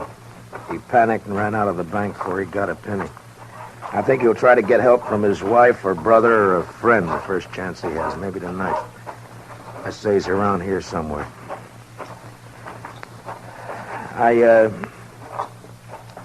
I'm sorry I turned on you like that, Chester. Why, that's all right, Mr. Dillon. Out all night with a posse, no sleep, man's bound to get touchy. No, it's not that.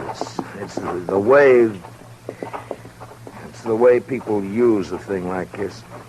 The men riding posse last night, they enjoyed it as though they were hunting fox or possum. Hightower back there, he acts like it was a birthday treat, specially gotten up for him. Everybody finds a way to use it.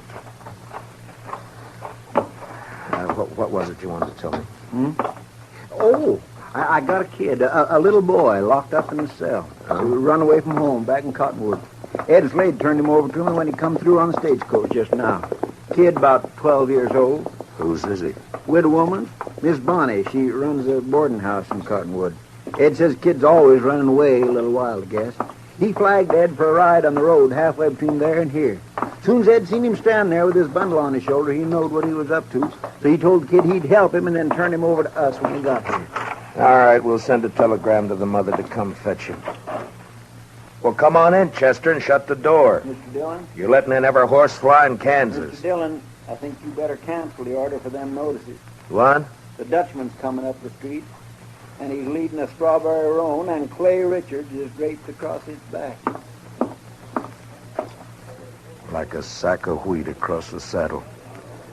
Last time I saw him, 2 days ago, he was standing at the bar laughing his head off. A sack of wheat across the saddle. And followed by half the saloon bums and loafers in town. All right, Chester, make him keep back. All right, now stand back, you fellas. Come on now, back. Stand back. Ziegler? How'd it happen, Ziegler? My goat, my old billy goat, he pushes open the fence last night and runs away. Forget your goat. What about Clay? Yeah, I tell you. This morning I go to look for a goat. I walk here, there. Near the river, I see Clay. He sits there. I say, hello, Clay. Wie geht's? You dirty Dutchman. You know the dog? Clay was your best friend. He helped you buy your farm, so you killed him for him. All right, all of you. Keep back, everybody. Clay? Me?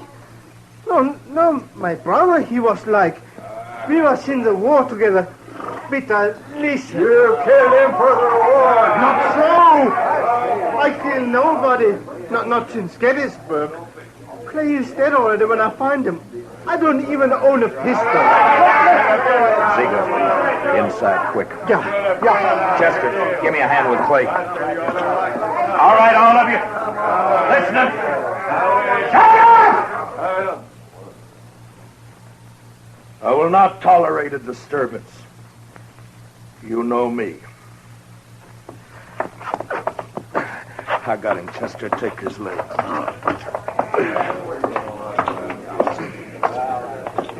All right, kick the door shut. Marshal, I don't kill Clay. On this table, Chester.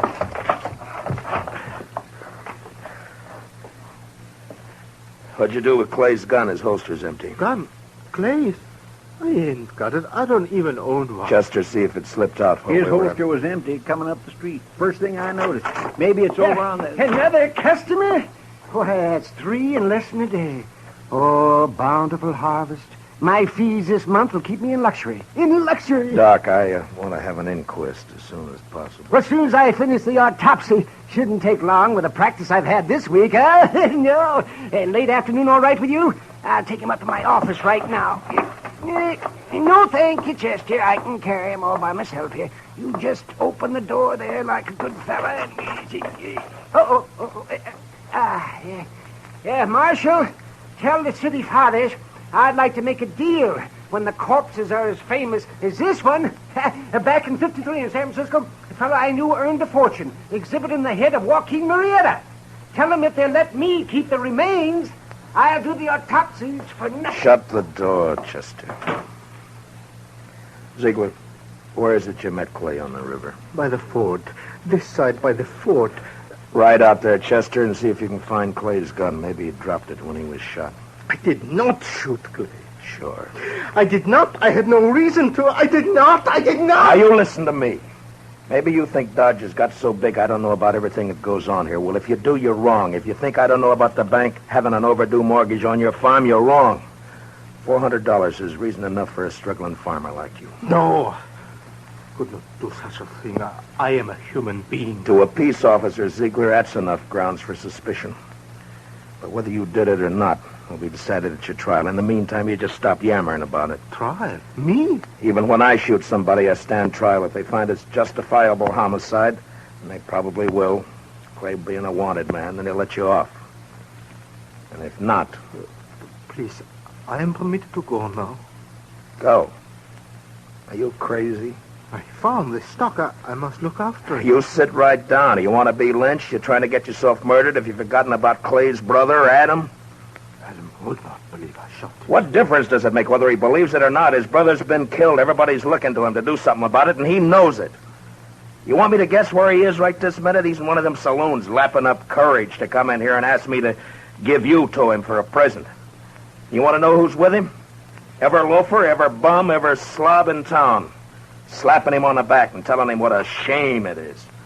Taking him on to kill you so that they can have some excitement and some fun. Well, maybe you deserve killing, but it's my job to uphold the law, and I'm not letting you out of here. What? I tell You might spend your time trying to think up a better story. That is, if you intend to stay in this town.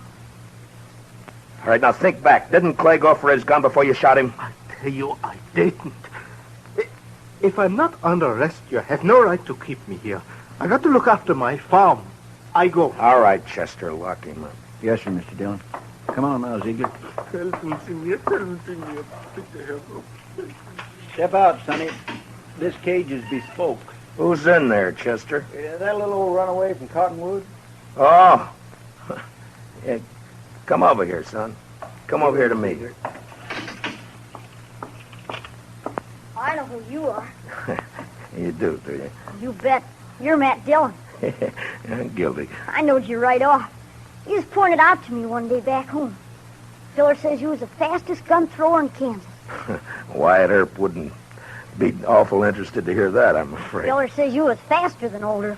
Faster than Wild Bill Hickok in Hays City and Bat Masterson or any of them.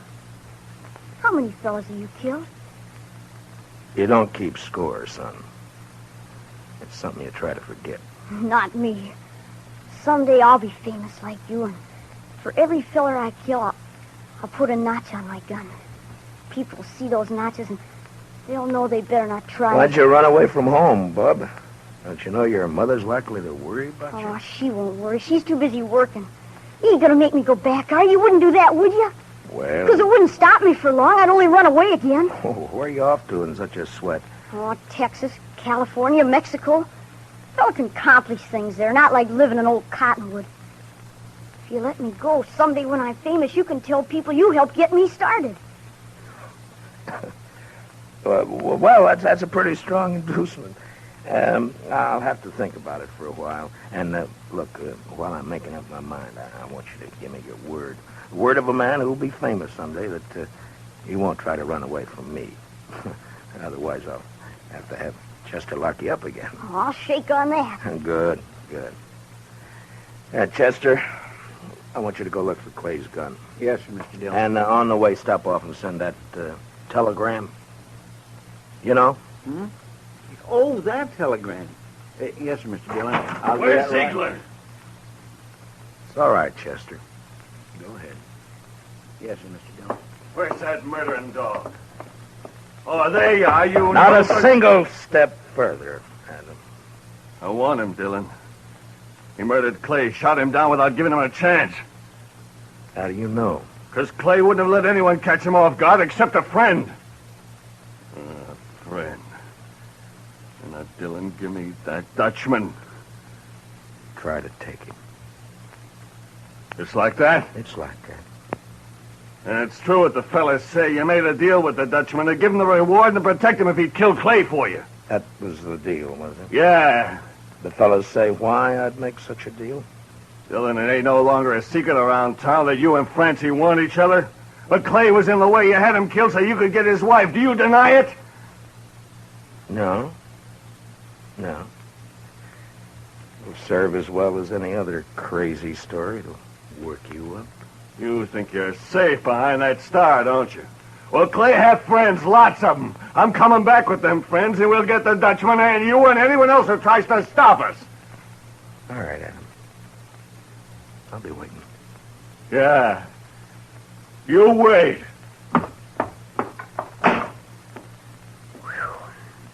I almost seen something pretty just then, didn't I, Mr. Dillon? Yeah, almost. About another pint of whiskey ought to do it.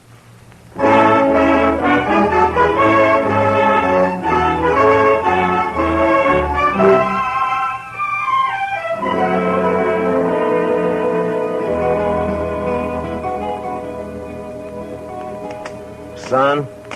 You say something, Mr. Dillon? Yeah, open that drawer in front of you there. You'll find a small bottle of oil in there. No, the one to the right there. Yeah, that's it. Now, bring a little brush, too, huh? Here it is. Thanks, bub. It's a right nice gun you have. Yeah, it's not bad, but a little stiff. Just a little stiff. Don't it have a trigger? I never seen no gun without a trigger before. Oh, you remove the trigger or tie it back against the guard. And all you have to do is thumb a hammer. Yeah, like that. It's faster. Yeah, that's better now. Remove the trigger. I remember that. What in the world for? Well, I remember everything you told me. About the Texas holster and the spring holster and the double roll and filing off the sight. It's just me, Mr. Dillon. Oh, any luck, Chester? No, sir, not any.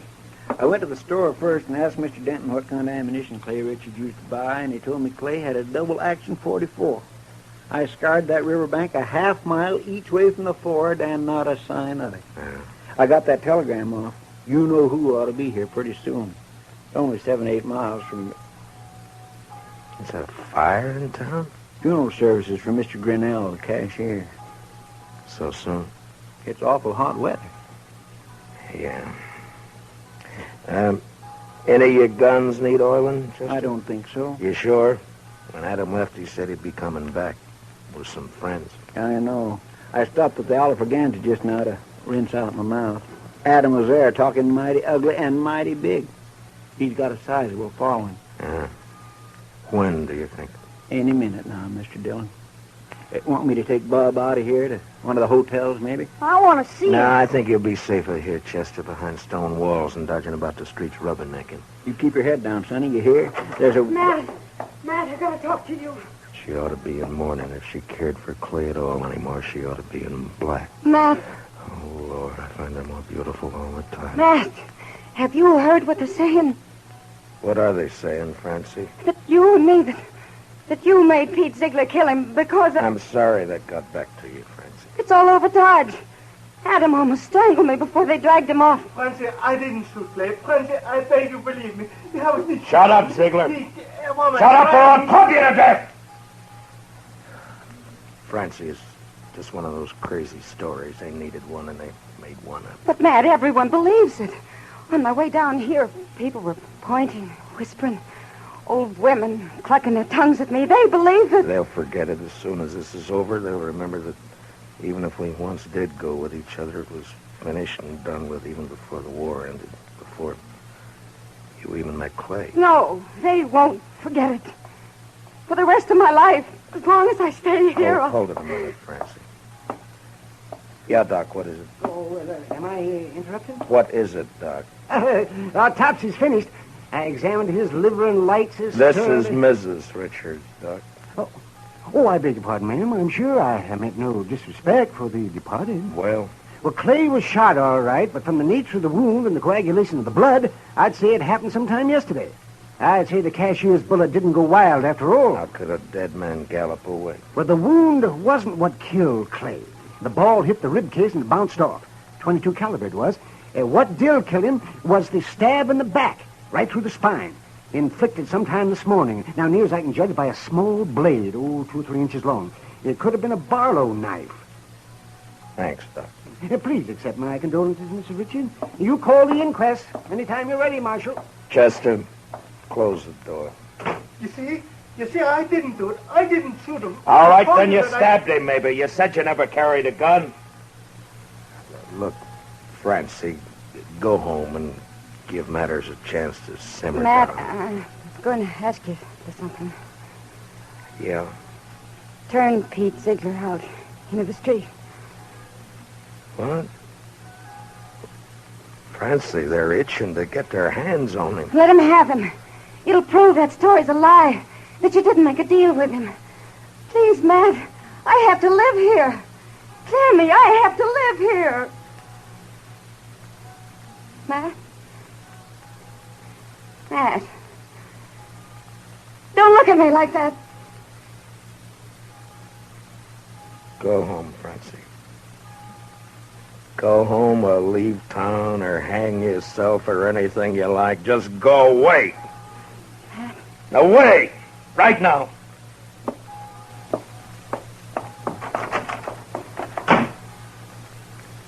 I bought me a bottle at the Alafragans, Mr. Dillon. Would you care for a drink? No. Guess the funeral's over. There'll be others. Funny. No, I missed that bell. Awful quiet, ain't it? It's just about on schedule. Are you ready, Chester? Yes, sir, Mr. Dillon. I use a shotgun if I were you. It's more effective when there's a mob to be dealt with. Oh, yes, sir, I aim to. Ziegler, and you too, son. If trouble starts, lie down flat on the floor and keep your head down all the time. Don't gawk to see what's happening. You understand me? Yes, sir, Mr. Dillon. All right. Dylan! Come on, Dylan! Come on! Chester, I want you to stand here in the doorway after I go out, where you can cover the back door and me at the same time. Yes, sir, Mr. Dillon. All right, Chester. Open the door. Come on now.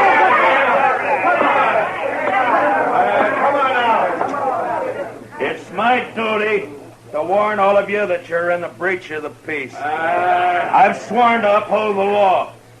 I've killed men in order to do it, and I'm prepared to do so again. Give us a Dutchman, Dylan. Men! I ask you to be sensible and to leave quietly. But if you refuse to listen to reason, if you insist upon being fools, if you've already decided to act like wolves instead of humans, then there's nothing I can say to make you change your minds. All right, you want Peter Ziegler? Well, he's not more than 20 feet behind me, so come on and get him, any of you. One at a time or all at once. Come on. Which one of you wants to die first? You? You? You, Adam? Well, what do you say, Adam? You let him here. Don't let this star on my coat stop you. Come on. There, I'm not wearing it now. Well, come on, draw, Adam, draw!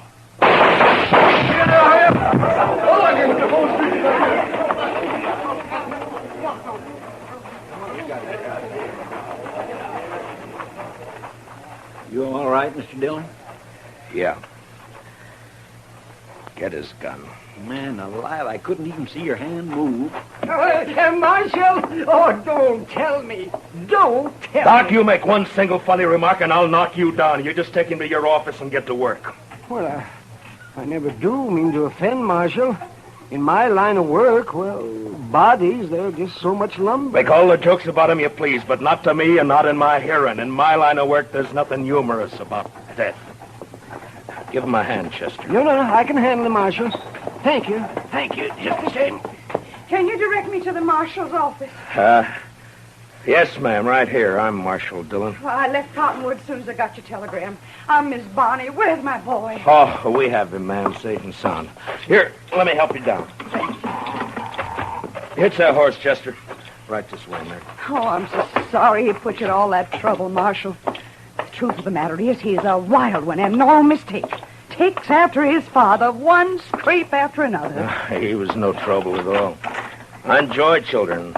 I like to have them around. Bob? Bob, your ma's here.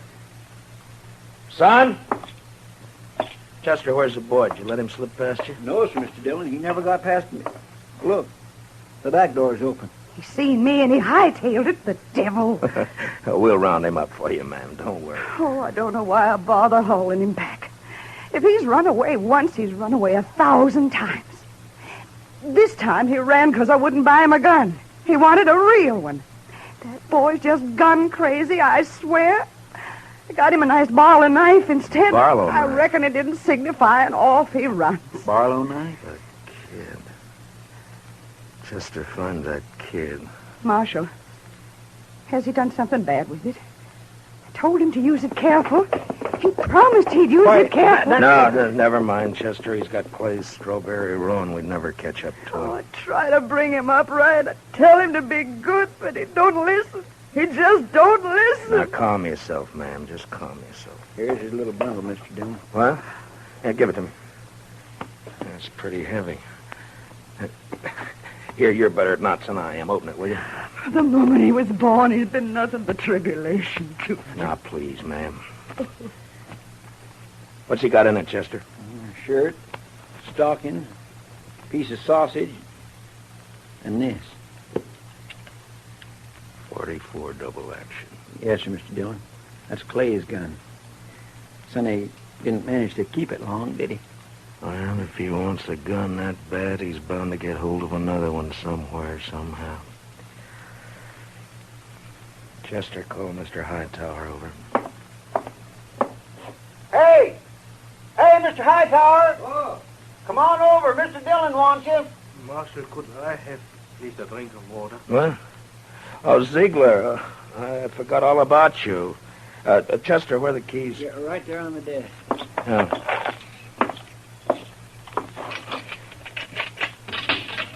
There we are. It'll be safe for you to go home now. I can go back by the farm. Yeah, that's right. I'll send for you for the trial. Oh, danke schön. Danke schön. Watch where you're going, you dumb... Excuse me. Yes, Marshal. Mr. Hightower, it appears that we can do business after all. Get some paper and a pencil. I want some notices printed. Fire away.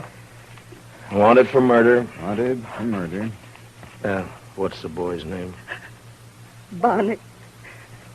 William Bonnie. William Bonnie. William Bonnie. Age 12. Height about 5 feet. Hair light, eyes blue. I don't suppose he's known by any other name. I know. Everybody just called him Billy. Or the Kid. Also known as Billy. The Kid.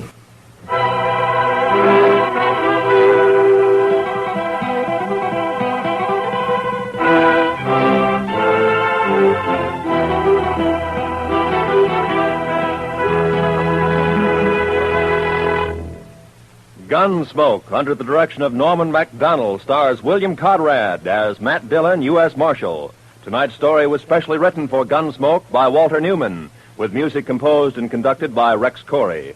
Featured in tonight's cast were Don Diamond, Parley Bear, Harry Bartell, and Howard McNear, with Richard Beals, Paul Dubov, Georgia Ellis, and Mary Lansing. Join us again next week as Matt Dillon, U.S. Marshal, fights to bring law and order out of the wild violence of the West in Gunsmoke.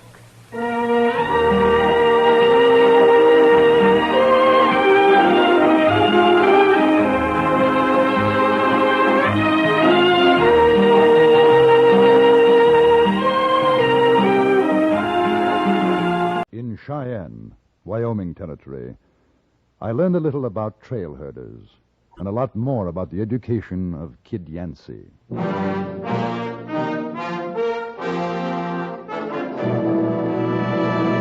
Frontier Gentlemen.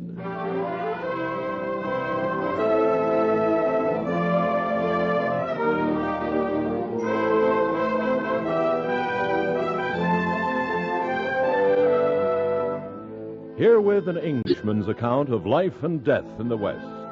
As a reporter for the London Times, he writes his colorful and unusual stories. But as a man with a gun, he lives and becomes a part of the violent years in the new territories. Now, starring John Daner, this is the story of J.B. Kendall, Frontier Gentlemen.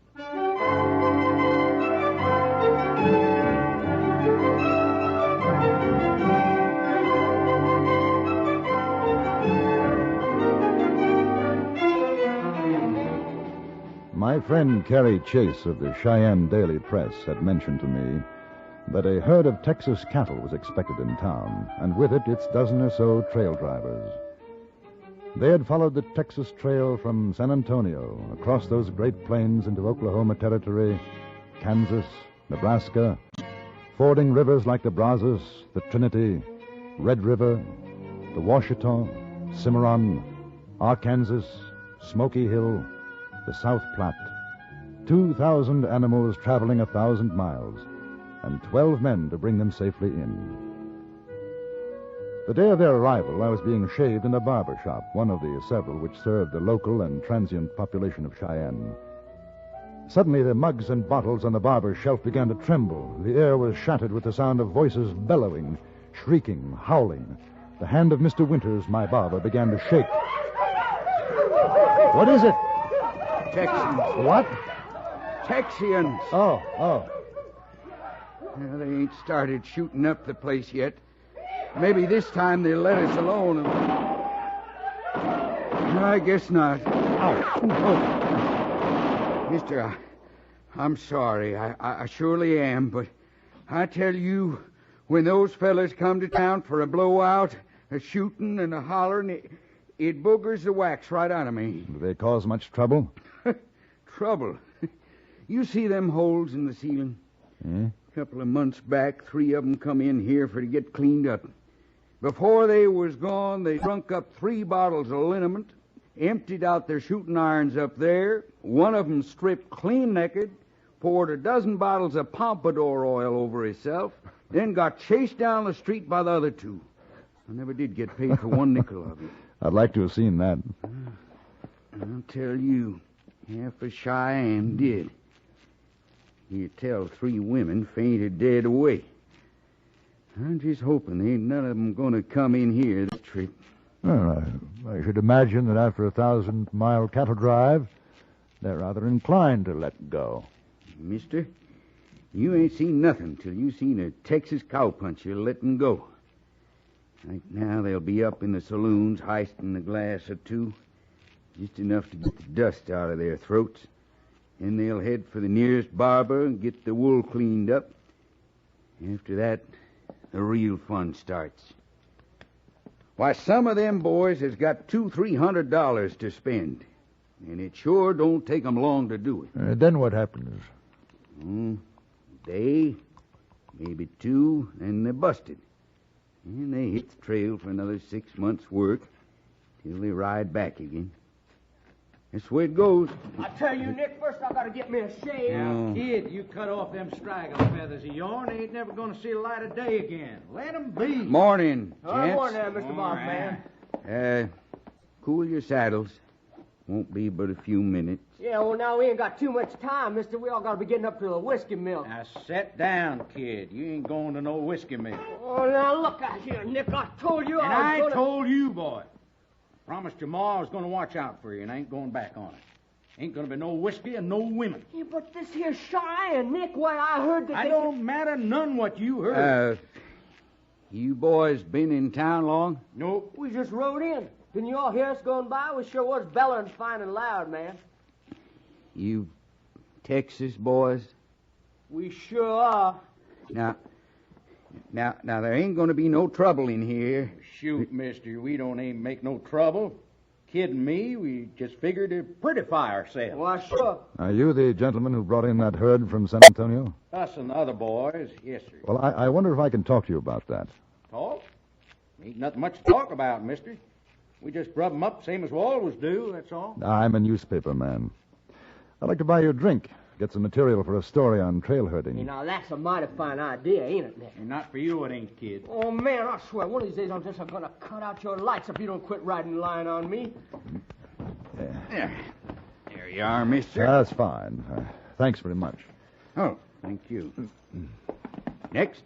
Yeah, I want a real artistic scrape and a proper curry. Kid don't need no shave. Just pluck the wool off him. Yes, sir. My name is J.B. Kendall. Howdy. Nick Carmody. That the yearling's Kid Yancey. Howdy, Kendall. Ain't got a bottle on you, have you, pard? No, I'm afraid not. Listen, kid, while you're getting fixed up, I'll waltz on over to the store and get me some tobacco. Sure. All right, Nick. You don't go flagging your kite out of here the minute I'm gone, 'cause I got your dinero. You ain't going to get far in this man's town without it. I ain't going nowhere, Nick. All right. Want to come with me, Kendall? Yes, I'd like to. I'll tell you what it's like when we hit a dry stretch. Get so's them cows ain't got no spit left, like to keel over.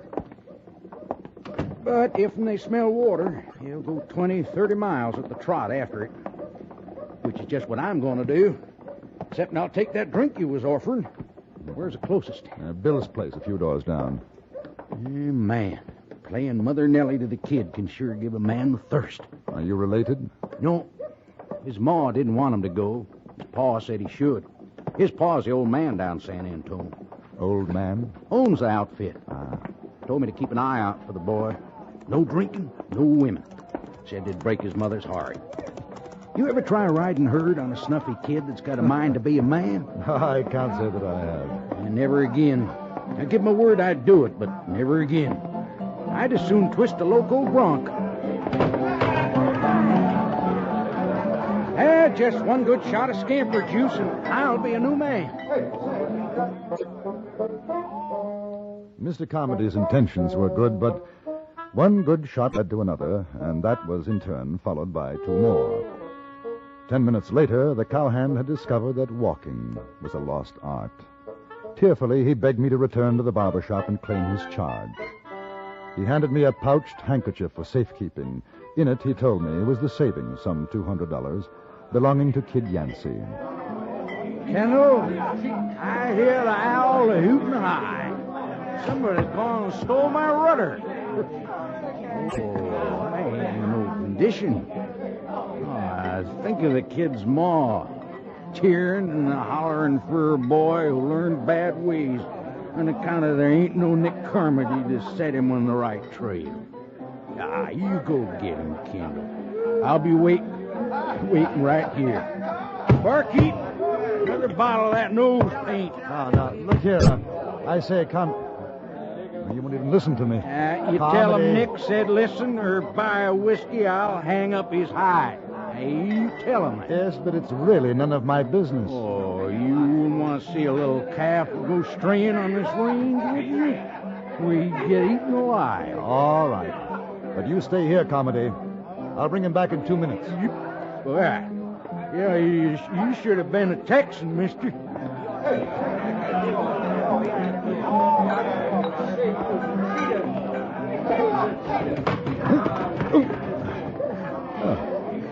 Well, hi. I beg your pardon.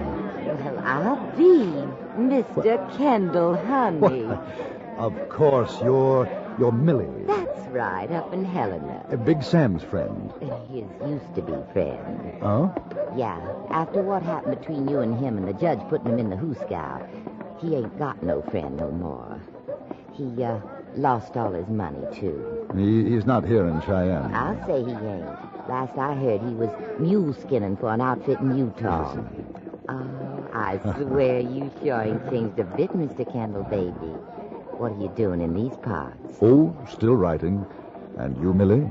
Oh, well, I got me a job. I kind of work here in Bill's place. Ah, I see. Yes, that's, oh, good Lord, I forgot. There's a young fellow in the barber shop. I've got to bring him back. Oh, gee, well, it's sure swell seeing you again, Mr. Kendall. And you, Millie? I sure never did think I'd see you again, Mr. Kendall. Millie, I hope you won't think I'm being rude, but... Oh, honey, I'd never think you was rude. Now, let's you and me go round up that kid. Then you come back and buy me a drink, and we'll talk about old times. Oh, them Texas boys. They sure do love to shoot off them things. Just like big, bad... I'm going to get the law down on you. I'm the toughest, wildest killer in the West. Now stop when it. When I'm hungry, I bites off the noses of live Comanches. I can... Hey, howdy, Mr. Kendall. Whoa. Hey. Howdy, ma'am.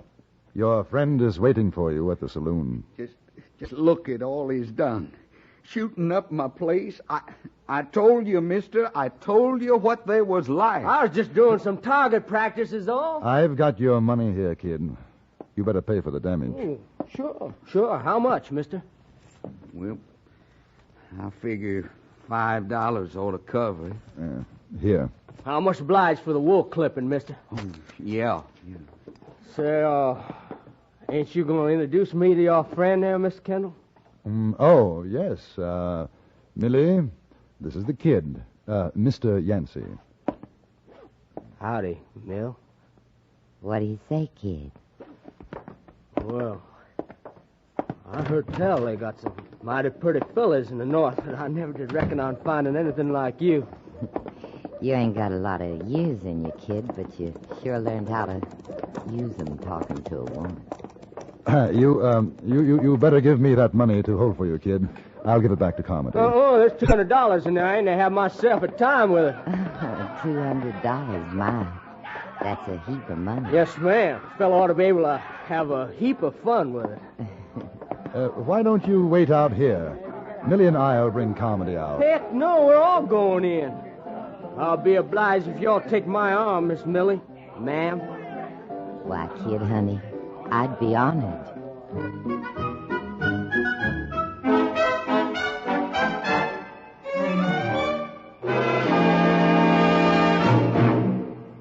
In a moment, we return to Frontier Gentlemen. These are stimulating days in America's history, days when our problems arise from positive and dynamic factors. offering opportunities for still more positive and dynamic growth in their solution. The school shortage problem reflects the rapid increase in population and the ever higher levels of education that every citizen wants for his children. Crowded highways reflect the fact that Americans in general buy more cars, travel widely, and enjoy more leisure. Shortages in housing, in industry, and hospitals reflect our rising standard of living. Great changes bring new needs. New needs create endless new opportunities for work, production, and investment. Opportunities that are open to practically every person in America today. To find out how they may apply to you, get a free booklet full of the facts about our expanding economy. Write to Box 1776, Grand Central Station, New York 17, New York, for the booklet called Your Great Future in a Growing America. That's Box 1776, Grand Central Station, New York 17, New York. And now we return you to the Anthony Ellis production of Frontier Gentlemen.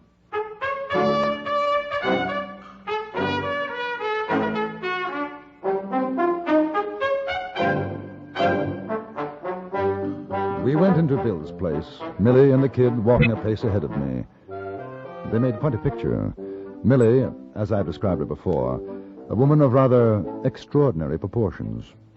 I should guess that she was some 5'10" in height, and suffice to say that her frame was amply covered. Her escort, Kid Yancey, stood 5'8.5" in his boots, and dripping wet could have weighed no more than 130 pounds. Millie's arm was linked through the boy's in what appeared to be a grip of iron. She had seen the $200 and wasn't about to let it slip away from her. The kid and Millie found a table, and I brought a thoroughly befuddled Nick Carmody over to join me. Here's to Texas. Your mother could see you now, kid. Here's to Texas. Dynamite, ain't it? You gotta drink it down fast, kid, huh? Else you're likely to rot your teeth out. The kid's got a mother. Sweet gray-haired old lady. Oh, everybody's got a sweet gray-haired old mother, honey. Don't you fret none. I'll take care of him, just like he was my own kin. Millie, you are a wicked woman. Yeah, you watch your language, mister. Ain't no one gonna talk to this here lady like that. Oh, that's all right, kid, honey. Mr. Kendall and me, we're old friends from up Montana territory. Now, I wouldn't drink any more of that if I were you, kid. Oh, now, shoot, Mr. Kendall ain't had but a sup. I figure it's time I was growed up.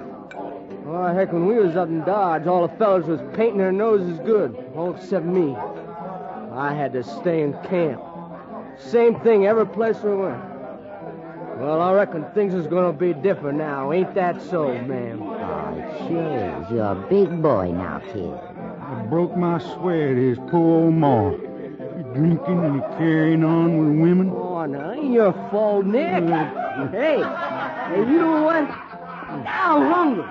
You all hungry, ma'am? Well, now you mention it, I don't recollect having had nothing to eat yet this morning. Hey, they got any grub in this place? Why, sure, honey. You tell little Millie what she wants. She'll get it for you. Eggs. How about $20 worth of eggs? How about that, Nick? Sweet old mother crying her eyes out. You, Mr. Kendall? I don't think so, thank you. I'll tell the cook, honey boy. Well, now, ma'am, that's mighty kind of you. Oh, I'm coming with you. I sure admire to tell the cook how I like my eggs. Why, sure, kid. Don't go away, Mr. Kendall. We'll be right back. Oh, Miss Miller, you sure got the most beautiful eyes I ever did. Comedy. Nick, wake up. Wake up. Sweet little old gray mother hair. Wake up.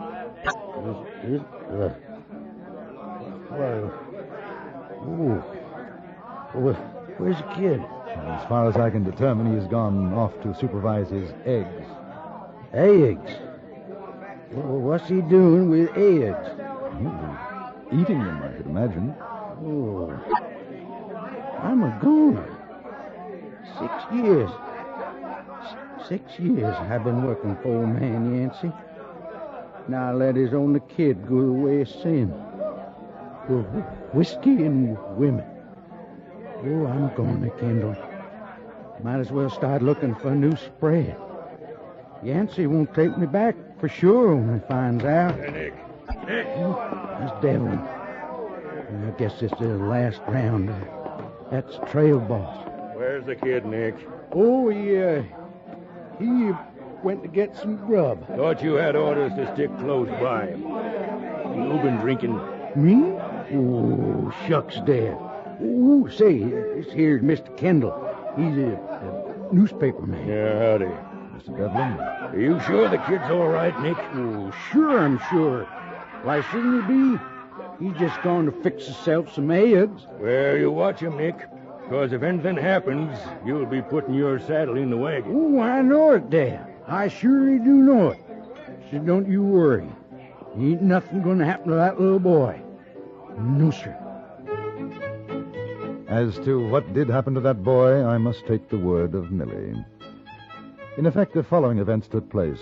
First of all, Kid Yancey and Millie left Bill's place through the kitchen exit. The kid evidently found that the chaperone was something that he could well dispense with. On their way to the Silver Dollar, he stopped at a street corner and became enthralled with a 3-card Monte thrower.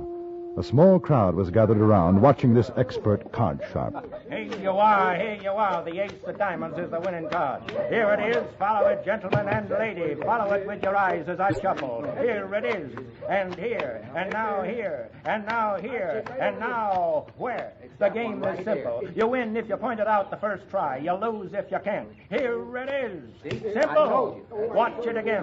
The ace of diamonds is the winning card. Hey, did you see that, Mel? Oh, come on, honey boy. You don't want to play that. It ain't on the level. Just a subject. No, it ain't. I saw the ace. I could have picked it right off. I can think of better ways to spend your money. Well, sure. There's plenty of them. Come on, why don't we go down to the Silver Dollar, kid, baby? I bet you ain't never drunk champagne, have you? No, I aim to before I'm through and shine. Oh, let's go, honey. You ain't nothing but a shot. All right, in a minute. I gotta watch this fella. You're gonna make Mill real unhappy. $20. I'll bet you $20, huh? I'll bet you. Ah, here's a man with guts. Yes, sir. Put her up. Put it up. All right, now, the ace of diamonds. Here it is. And here, and here, and here. Now, where is it?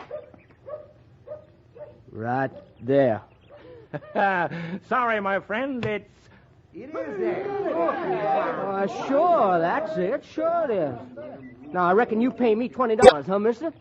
Yeah, that's right, boy. 20. Maybe you'd like to try it again for, say, 50? Well, sure, ain't nothing to it. Aw, kid, I bet your ma don't like you gambling. You come along with me now. Yeah, 50 it is. Find the ace. The ace. Here it is, and here, and here, and here, and here. Now, where is it? There, I swear. There. Ha! He got it. What I tell you? Shucks, this ain't no more than shooting the head off a chicken with a scatter gun. Hey, you want to play some more, mister? There's another 50 you owe me.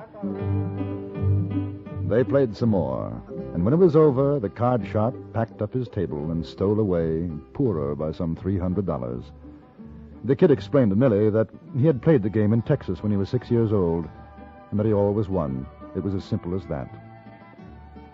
I didn't see Kid Yancey again for 3 days, and that was for only a few minutes before Nick Conde and the other men of the trail outfit were about to set off once again for Texas.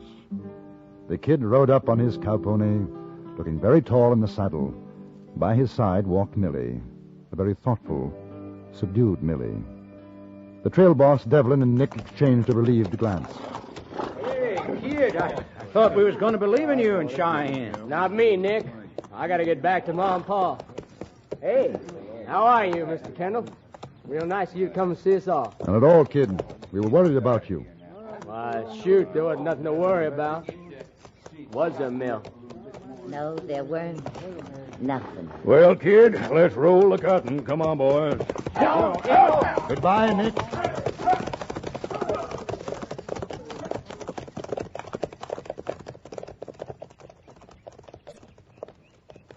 So long, Bill. Here. You buy yourself a pretty, huh?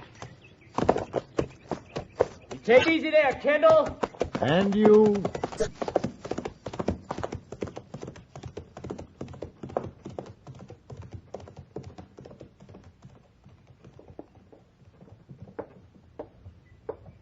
$100.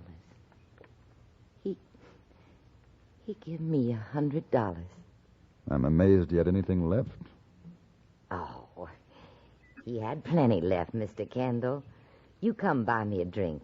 I'll tell you all about it.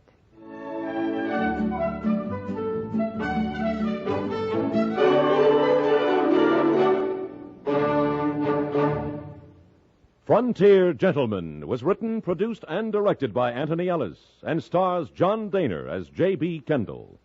Featured in the cast were Eddie Firestone, Gene Carson, Jack Moyles, Vic Perrin, and Charles Seal.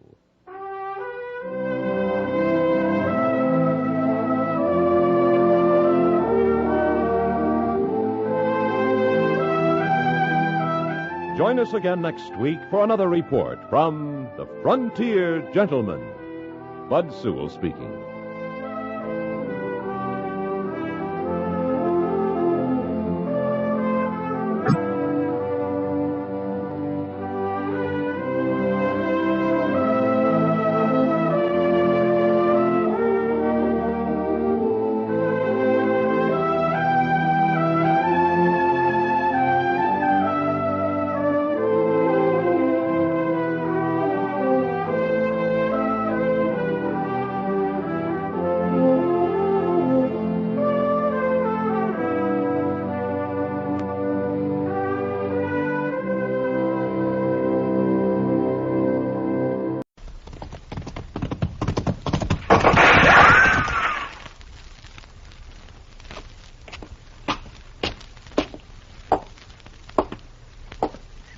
Far enough, Mr. Williams.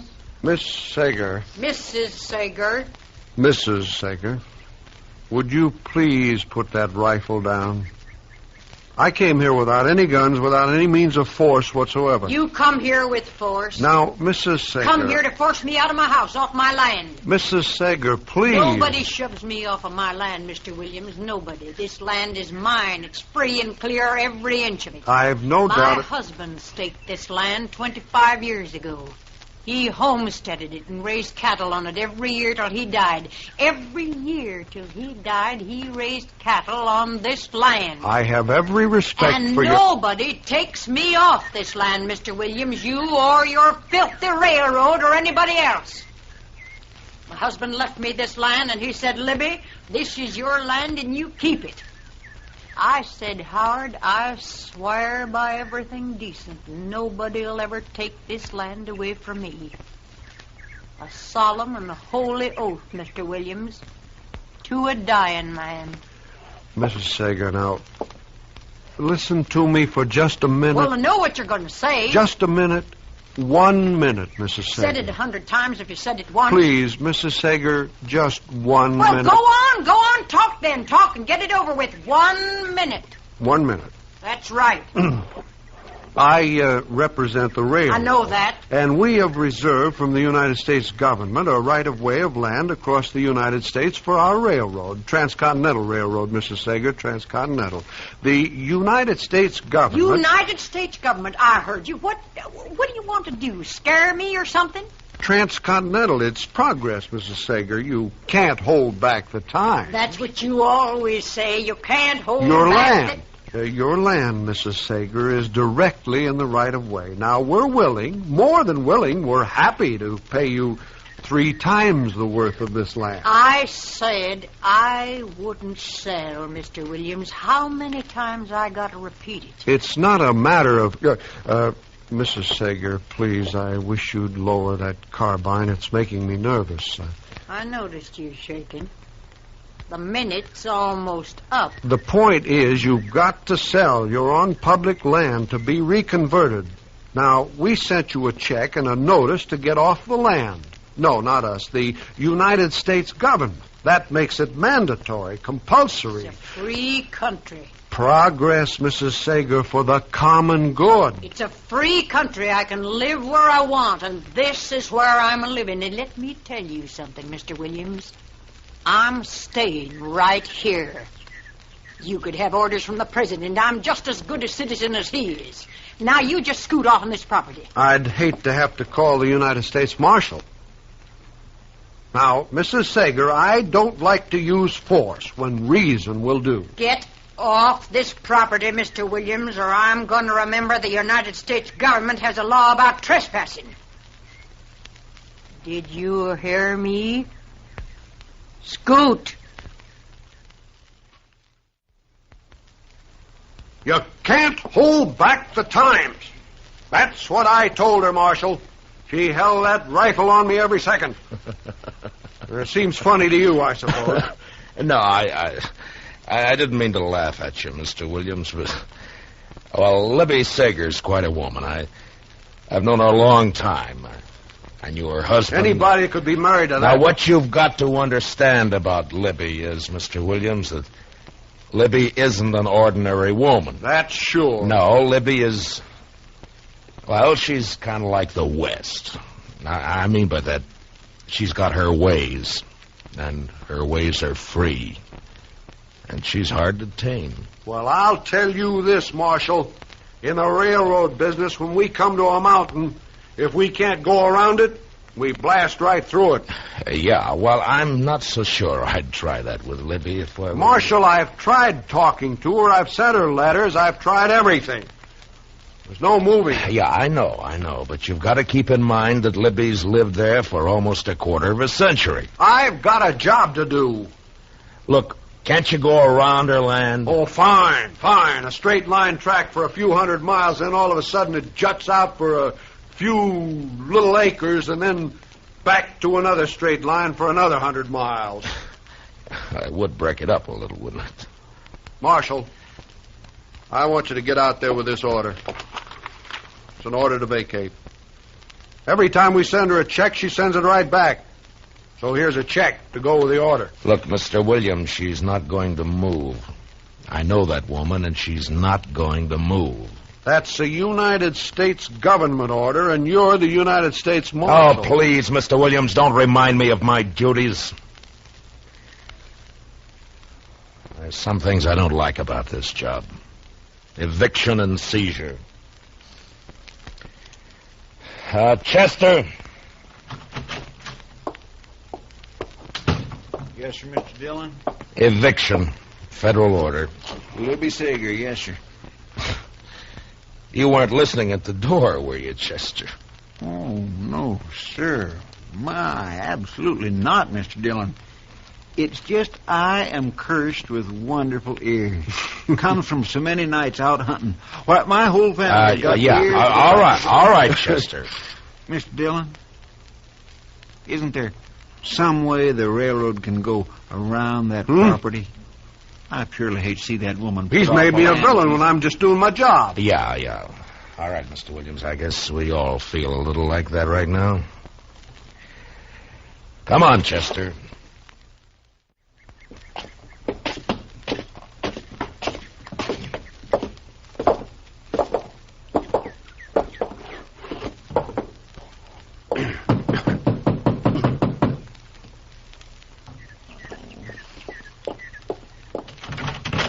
Listen, this here... Now, hold it, Libby. Saw you through the curtains.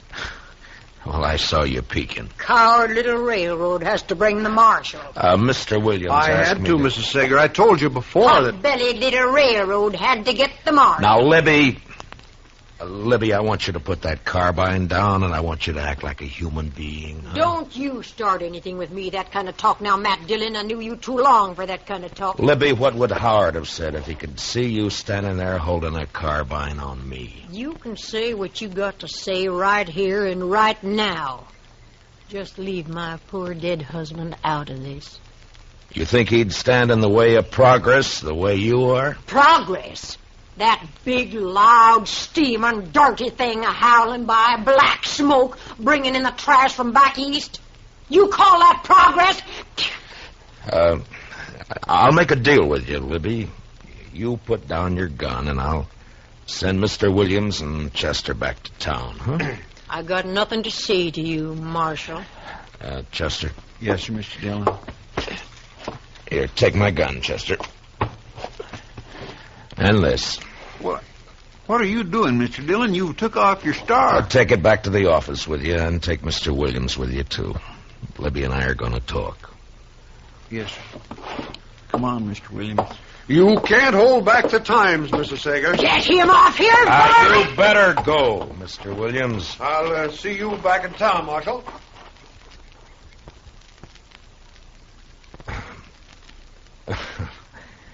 Well, Libby, aren't you going to ask me in? I told you, Marshal. The name's still Matt, Libby. No star. See? Now can I come in? Well, I suppose. Thank you.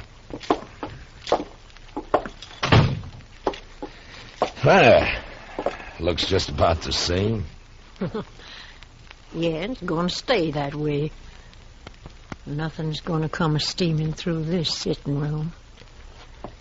Sit down, Matt. Libby, I'd give anything not to have to give you this order, but... Here. Well, Howard took me out here to this piece of land. He staked it out here because it had a creek for the cattle and some good grassland. We just got married. Took me out here and stood me right about where you're standing now. And he said, Libby, this is ours. Yours and mine. Uh-huh. He built this place, Matt. Every board he split with his own hands. Every board of it, every nail in it. Yeah, I know. You don't know. 3 days and 3 nights, just the two of us. Behind that upsot wagon, caught out there in the attack. Oh, they'd have burned the house down. But we held them off. All of them Indians, a-hooping and a-hollering. Wasn't until the second day they got him. Yeah. Oh, that arrow must have been terrible inside him. It was like something in my own chest, man. I swear. It couldn't have hurt no more. I held him in my arms. I was crying. I couldn't help it. And he looked like a little boy. I swear it seemed like he wasn't a man anymore. It's just a little boy in my arms there. He said, Libby, you gotta hang on to the land, Libby. It's all there is. I said,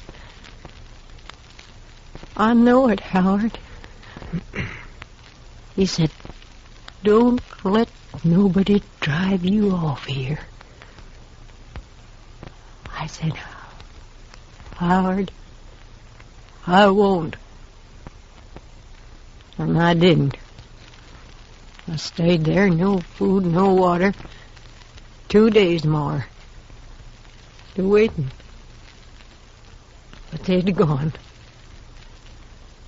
And the place was still mine. Libby.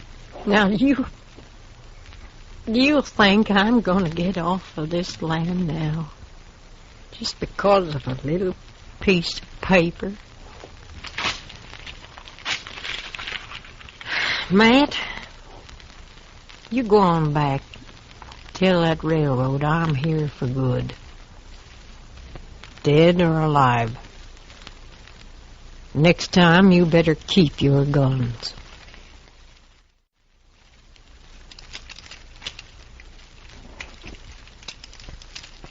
Marshal? What'd she say, Marshal? Talk didn't do any good, did it? I knew it wouldn't. Mr. Williams, you did your job. Now, why don't you go back to the hotel and we'll get in touch with you, huh? Sure. Marshal. Yeah? You sure you don't need me for anything? I'm sure. Okay. Well, hello, Mr. Williams. Hello, Chester. Where's he going, Mr. Dillon? I sent him back to the hotel, Chester. Hand me that chamois there, will you? Yes, sir. Here. Oh, thank you. Mr. Dillon? What? If she don't leave peaceable, you gonna carry her out? Well, we'll see what happens, Chester. I mean, if she don't come out peaceable. Look, Chester, that railroad's going to be here for a long time. A long time. Now, there are going to be a lot of people dependent on it for beef and for everything else. And Libby's just one person. Just one person. One person, yes, sir. That's right. That's right, Mr. Dillon.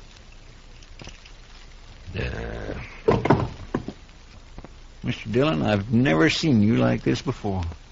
Chester, I can't do it. All right. You gave her 10 days to give you an answer, Mr. Dillon. And the order come down almost a month ago. You did everything you could. If you asked me, you oughtn't to feel bad. You just got to do it, that's all. Never hurt anybody. Paid all her bills.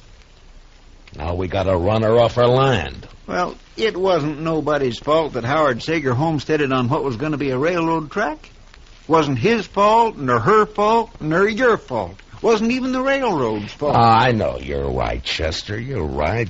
And Mr. Dillon, she'll have enough money she can live anywhere. Yeah.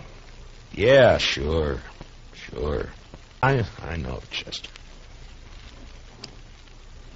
Well, it's almost 10:30. We gave her till noon today. I guess we better get packing. Guess we better.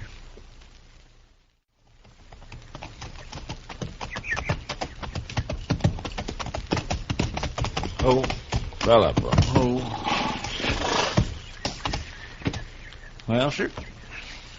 Here's the gate. Go ahead, Chester. After you, Mr. Dillon.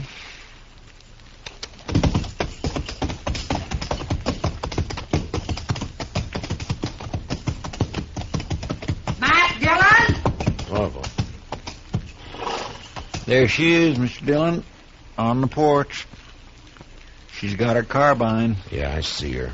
Get off my property. Libby! Now, we gave you plenty of notice. Get off my property, Marshal, or I'll shoot. Now, you know me, Matt. I don't just talk. Libby, you got your check. Now, why don't you... I'm counting 3. You're not starting off with this land by the count of 3. I'm going to shoot. I swear it, Matt. You're a perfect target now. I'm warning you. Libby, 1, why... 2, 3... Come on, Mr. Dillon. That big rock over there.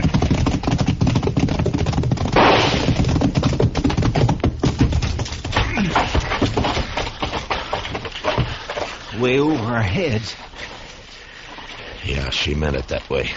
Makes me feel a little silly running cover from a woman. I got a decent respect for Libby's eye, Chester. Well, what do we do, Mr. Dillon?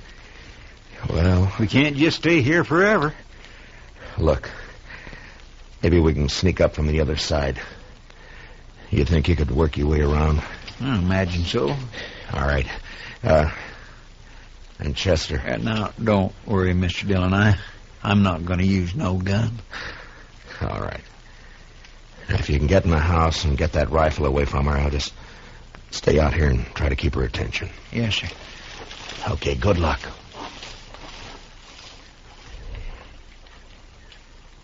Libby! I'm going to shoot to kill, Matt. Next man tries to get me out of here, shoot to kill.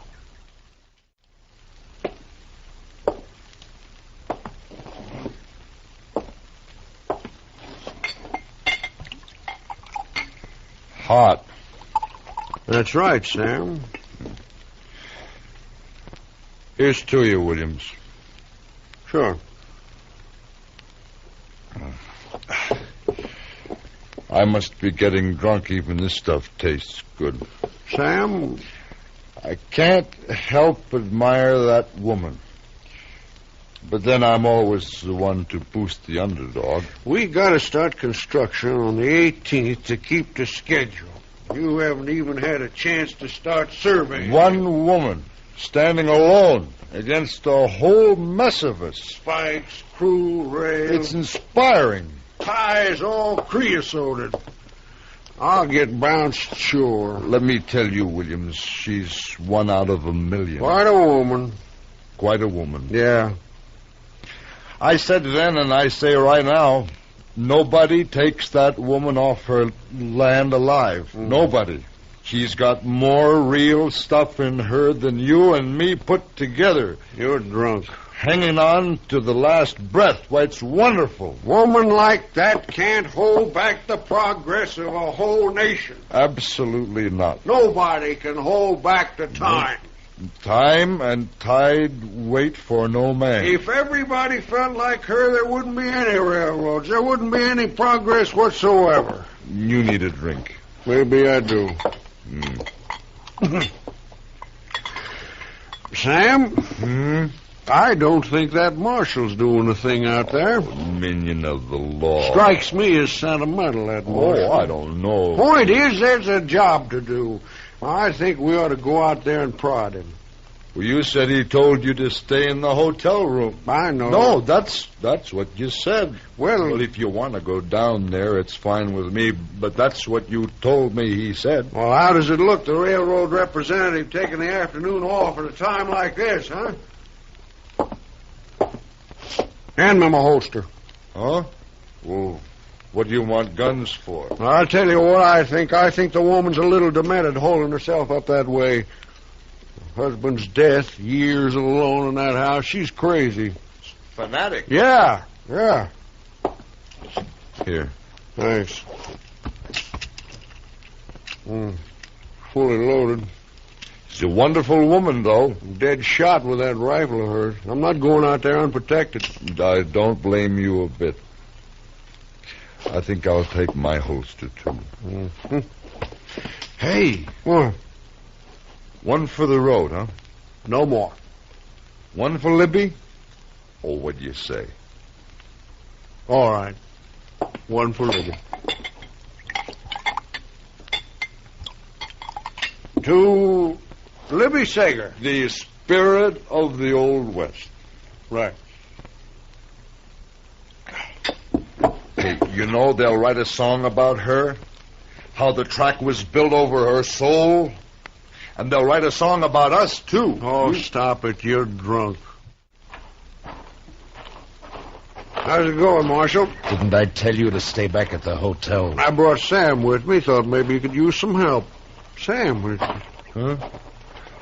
Hello, Marshal. You don't mind if we just stick around, do you? Well, stay back and keep quiet. Where's your friend? Trying to sneak in the back. Only trouble is... Marshal? Right here, Libby. I got my eye on that sidekick of yours. You either call him back or I'm going to have to shoot him. Chester! Oh, coming, Mr. Dillon.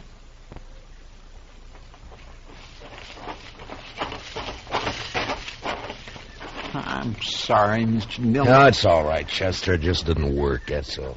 I declare I can't figure how she spotted me. You don't know how careful Yeah, I was know. walking. Looks like there's only one thing to do. Let's go in after her. Now you're talking. Fine. Now, you two just stay right where you are, and no guns, you understand? Sure.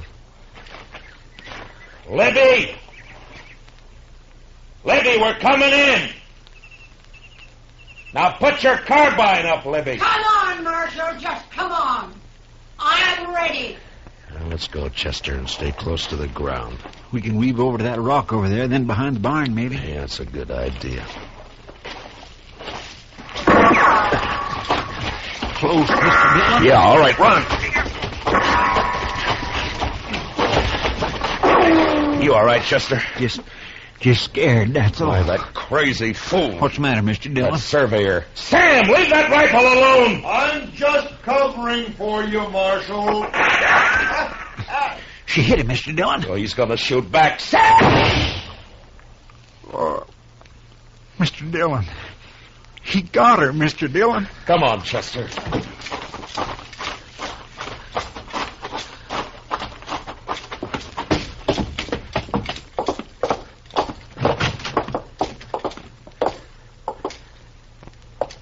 Libby?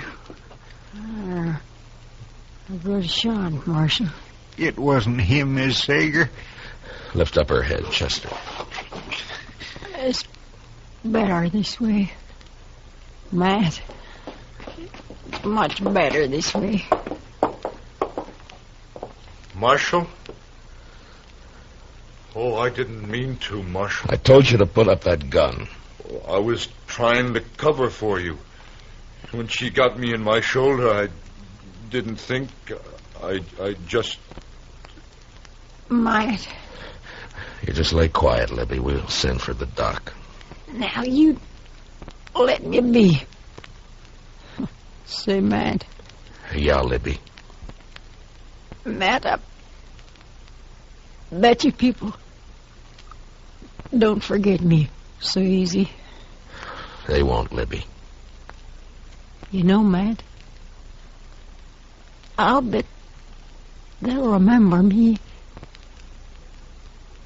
every time.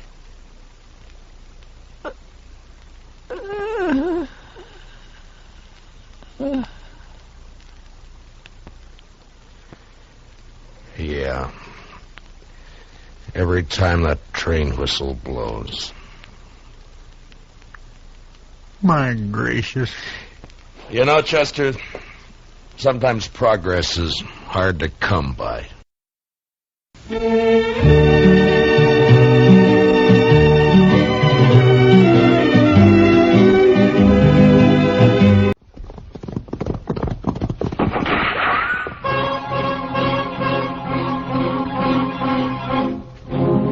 Around Dodge City and in the territory on west, there's just one way to handle the killers and the spoilers. And that's with a U.S. Marshal and the smell of Gunsmoke.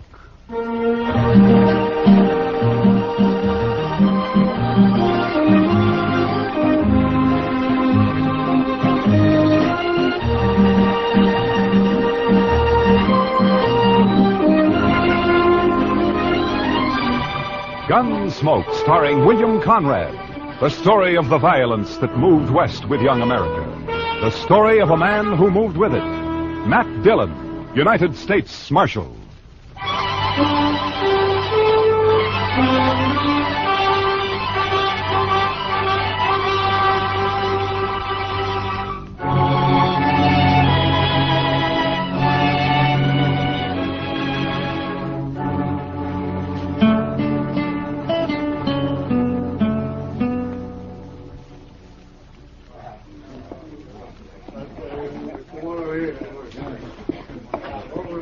Well, what's the rush, Miss Kitty? Come on, sit down and have a beer with us, Kitty. I'd love to, Matt, but I just stepped out for some thread. I gotta get back to work. Some thread? That sounds pretty domestic for you, doesn't it? Yeah, but it's an occasion. I'm making a wedding dress. What? Oh, no, Miss Kitty, not you. Oh, my, no. Well, it isn't for me, Chester. Worse luck. It's for artist Nash. It's going to be beautiful. If I say so myself. Well, if I ever need a wedding dress made, I'll sure come to you for it. Well, I'll be here, Matt. Let me know. See you later, boys. So long, Kitty. She's a fine girl, Mr. Dillon. Kitty? Oh, yeah, she's great. She's... Well, look who's back in town, Mr. Dillon. Yeah, Frank Craig.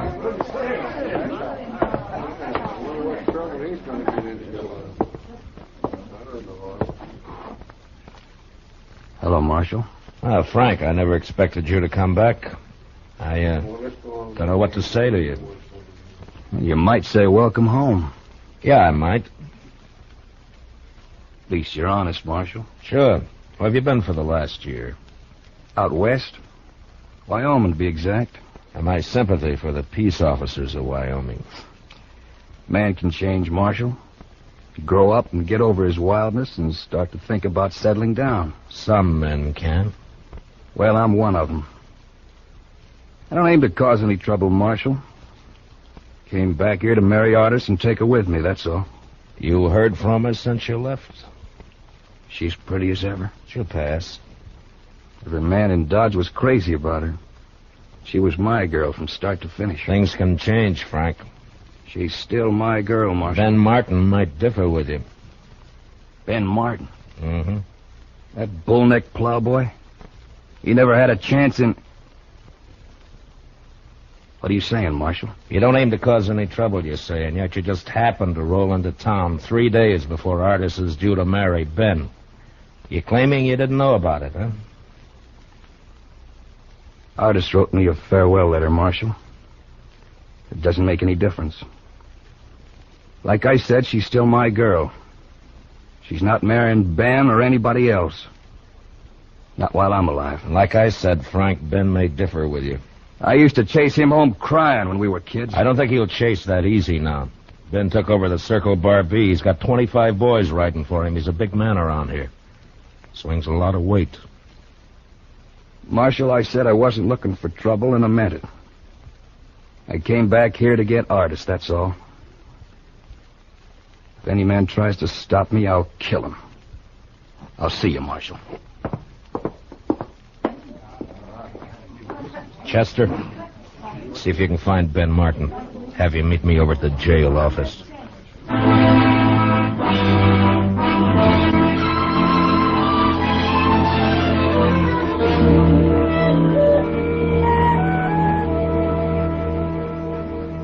I thought he was 1,000 miles away, Marshal.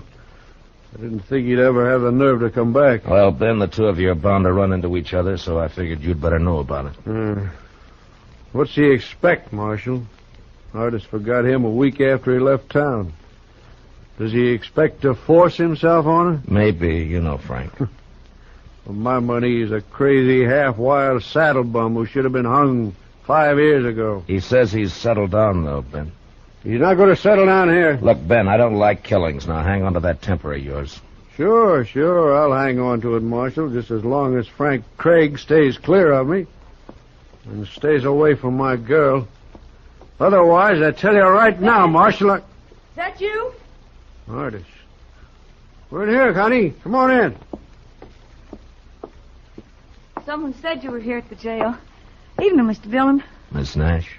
I'm sorry if I interrupted anything, but... Ben, you know who's in town? Yeah, Frank Craig. That's what we were talking about, honey. He says he's come back for me. Take me away with him. What do you mean he says, Miss Nash? He came to the house a while ago. He knew about Ben and me, that we were going to be married. But he came anyway. I sent him away. That does it, All right, Marshal. hold it, Ben. Now, there's no harm in him just talking to her. A man's got a right to protect what's his, Marshal. Protection's my business, Ben, and as long as I'm Marshal here, it'll keep on being my business.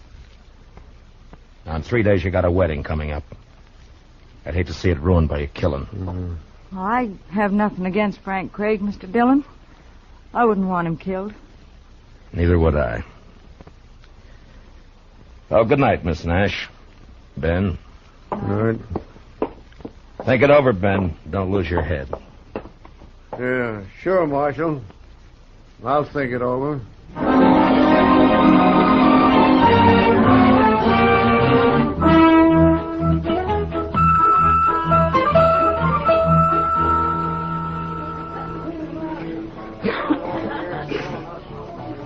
How long are we going to have to keep on riding herd on Frank Craig, Mr. Dillon? Oh, just till he and Ben meet face to face and have their say, I guess. My, that Frank Craig sure is a fancy dresser. Silver spurs, red silk handkerchief, yellow boots. Well, now, here's the marshal, right on the job. Hiya, Doc. Well, Matt, I hear we got ourselves a nice little killing coming up. You hope we have, you mean? Oh, no, it's not the fee. It's the romance of the thing. Yeah, sure. Young man comes back in the West to see his girl, finds she's on the point of marrying somebody Chester. else. Watch me for the play and keep me covered, huh? I don't know what you mean. Over there. Oh. Ben Martin and 2 of his boys, they just came in. I'm going to go over to the bar next to Craig. Now keep your head up. Yes, Mr. Dillon. You better give me some room, Doc. Al, how are you, Frank? Yeah, I saw him come in, too. You've been standing over there watching me for 2 hours. And now you come up and speak. I fight my own battles, Marshal. Frank, the way I'm playing it, there's not going to be a battle. Well, Ben, it's nice to see you. Marshal, I'd rather you weren't here. I guess you know that. Yeah, sure, I know that. Don't worry, Ben. Dillon's neutral. That still gives you 3-1 odds. What more do you want? Frank, we don't need you in this town. You were gone for a year and we got along fine. So if you climb on that horse of yours and ride out again, we'll still get along fine. My girl won't, Ben. You haven't got a girl in Dodge City, Frank. Sure I have. And I want to thank you for looking out for her while I was away.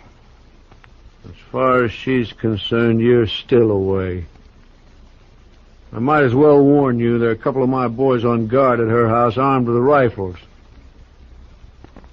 Ben, I never needed a guard to hold her. If you come within 50 yards, they got orders to kill you. You'll be there from now until the wedding. Oh, yeah. That wedding. I'm afraid that's been called off, Ben. You see, Artis and I have other plans. We got a wedding of our own coming up. Well, you dirty darn! Now, if either one of you draws, he's drawn against me. I wouldn't draw on him, Marshal.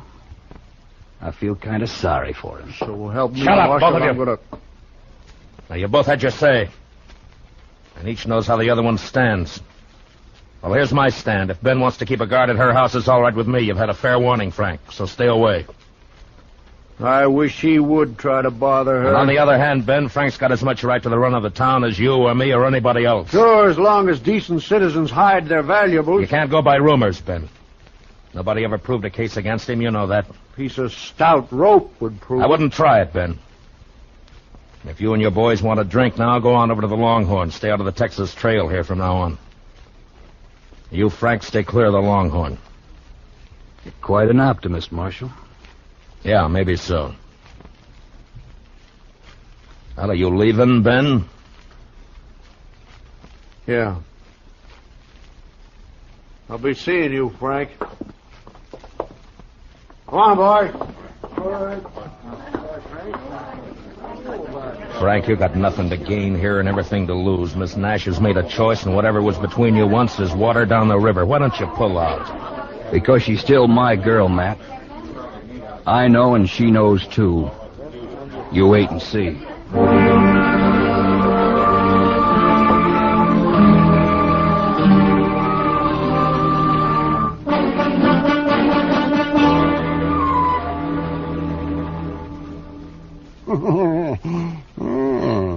Your move, man. Yeah, let's see now. So I move there. You'll move there. Jump in my king, block the whole corner. Nah. But if I move here... Oh, no. Mr. Dillon, you can move. No, you don't, Chester. No, you don't. I'm playing Matt. Not the both of you. Well, Chester and I kind of run together, Doc. Enforcing the law, that's fine. Playing checkers, no. Matt, it's still your move. Yeah, I know.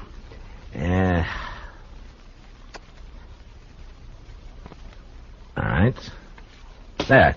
Oh, well, I'll be... That's the move I was going to tell you to make, Mr. Dillon. Thanks, Chester. Oh, Doc, you're beat. Let's call a game. yeah, you sneaked up on me. That's what you did. You snuck up on me. Oh, well, that's all right, then. Sure is a quiet night. I figured one of them two would make a play before this. Yeah. And if we can get past noon tomorrow with Ben and Artis married, well, even Craig ought to know when he's beaten. I don't know, Matt. He never did when he was here before. Well, then he better learn. Trying to get a girl to change her mind is one thing. Bothering a married woman's another. You know, Mr. Dillon, it seems to me Miss Artis Nash is the one that could put a stop to all this. If she'd just speak her mind out plain... Matt! There was... Matt! Oh, Kitty. now what's the matter? Kitty, what's Matt, the... they want you over at the express office right away. You too, Doc. Oh, what's wrong? Hold up, Matt. Somebody shot the clerk. He's dying.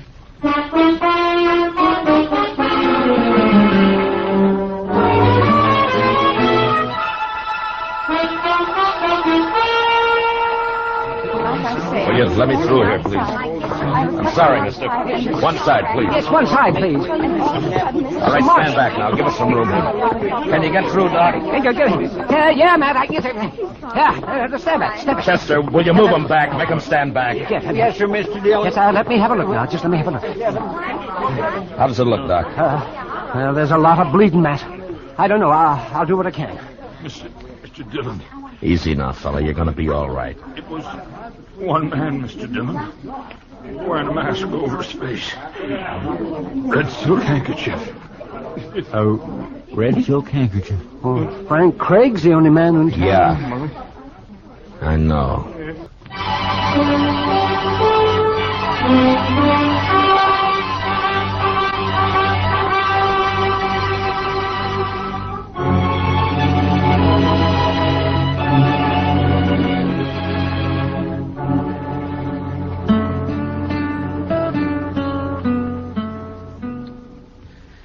Pretty late, Mr. Dillon. Maybe he's not going to come back here. His bedroll's here, Chester. All his belongings. Man doesn't leave his stuff in a rooming house unless he's planning to come back to it. He might have got the wind up after he shot that Kirk. Maybe he just hit the saddle and lit out. No, not Frank. There's one thing about him. I've never seen him scared. He'll be here. Sooner or later. I can't figure him, Mr. Dillon. He must have needed the money awful bad. Yeah, I guess so. My, this hiding out in the dark gets on a man's nerves, don't it? Yeah, it sure does. It'd help some if we could just smoke. I don't suppose... Shh. Somebody's coming, Mr. Dillon. Yeah, I hear him. That's him, all right. Now watch it, Chester.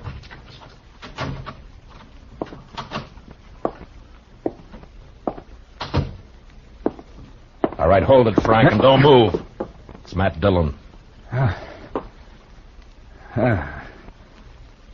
Thought it might be somebody else. Light the lamp, Chester. Yes, Mr. Dillon. Frank, I understand you left the Texas Trail right after dark. Nobody's seen you since. Where you been? Just friendly conversation, Marshal, or is this official? It's official. Then I guess I won't answer that. I see you're still wearing that red silk handkerchief. Any reason why I shouldn't be? Marshal, what's it all about? Murder. If that express clerk dies. I asked you, what's it all about? Where's the money, Frank? The way I seem to get it, somebody held up the express office and shot the clerk. You're accusing me. I didn't do it, Marshal. Where you been? Sorry, Marshal. You're under arrest, Frank. No, I'm afraid not. See, that would ruin all my plans. You better lay your gun on the table over there. I'm sorry, Marshal. Some other time. Look out for the lamp! Grab him, Chester. Don't shoot, but grab him. Oh, he went through the window, Mr. Dillon. Never mind, Chester. Grab a blanket. Let's get this fire out before it burns the whole place down. Come on.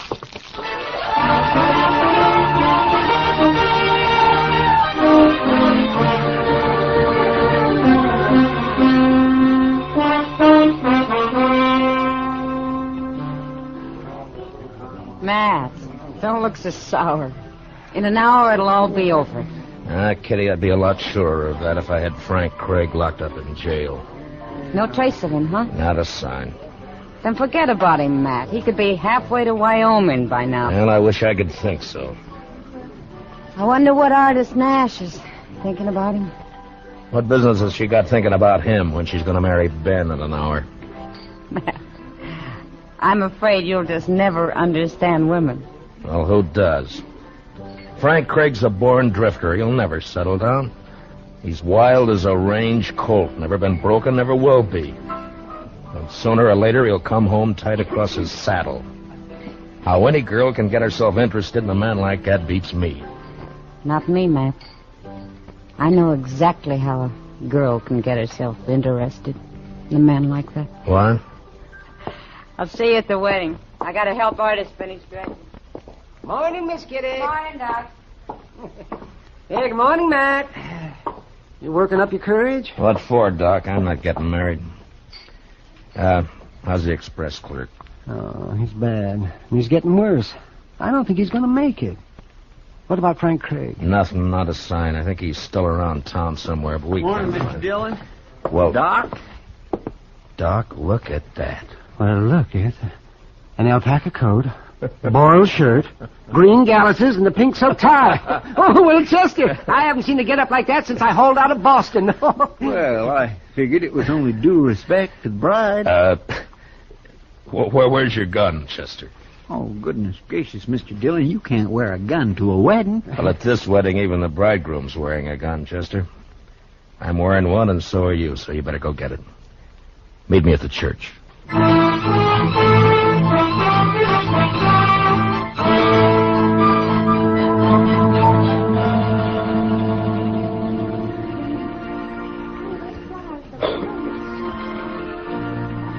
Mr. Dillon, she is so pretty, I wish I was marrying her myself. You better forget it, Chester. Ben's got enough worries as it is. He sure does look fidgety, all right. Yeah, he's got reason to. Room for me here, Matt? Oh, yeah, sure, Kitty. Here, slide right in here. Yeah. Here we go.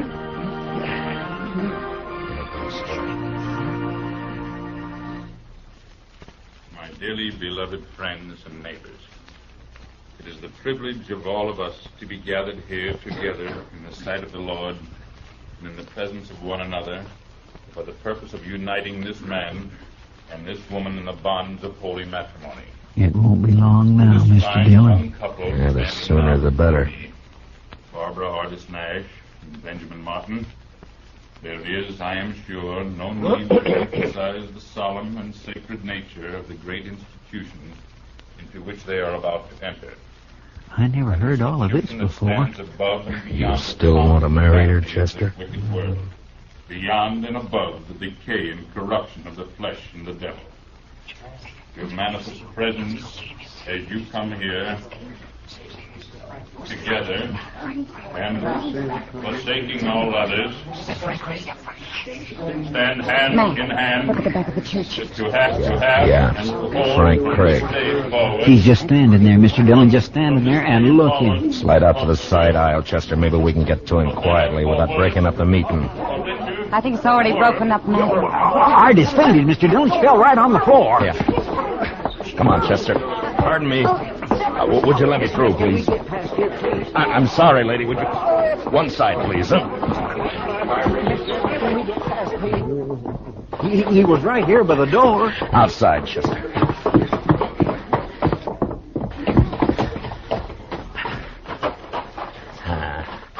Hell, no sign of him. Matt, did you find him, Matt? Not yet, Ben. Put that gun away. You want to kill some bystander in the crowd? There's only one man I want to kill. I should have done it 3 days ago. Yeah, I know, Ben. What'd they do with Miss Nash? I carried her into the minister's study. That dirty, walking right into the church. Scared her out of her wits. Marshal Dillon. Oh, over here, Reverend. Marshal, a terrible thing has happened. He forced his way into my study, pushed me out the door. Craig? Yes, he had a horse tied behind the church. He's gone and taken her with him. He's kidnapped her, Matt. He's kidnapped her. Save your breath, Ben. Get your horse. Come on, Chester, let's ride.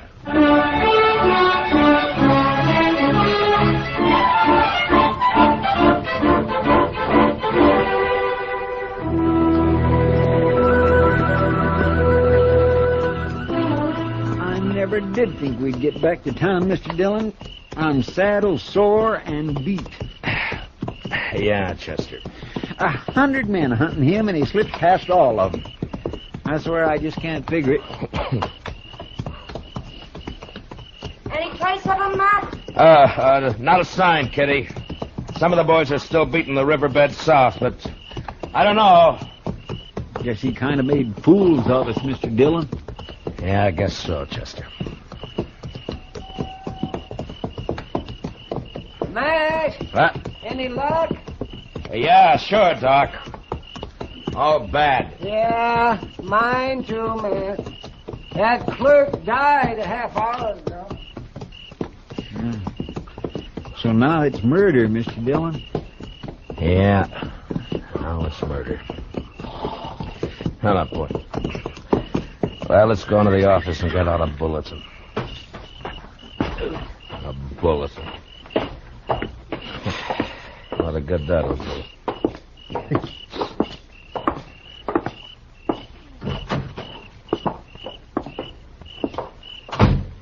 Light the lamp, will you, Chester? Yes, sir.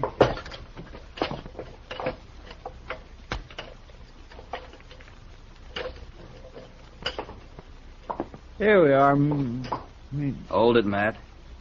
You too, Chester. Don't move. The only place nobody'd ever think of looking. Right here in the jail. Yeah, that's what we figured.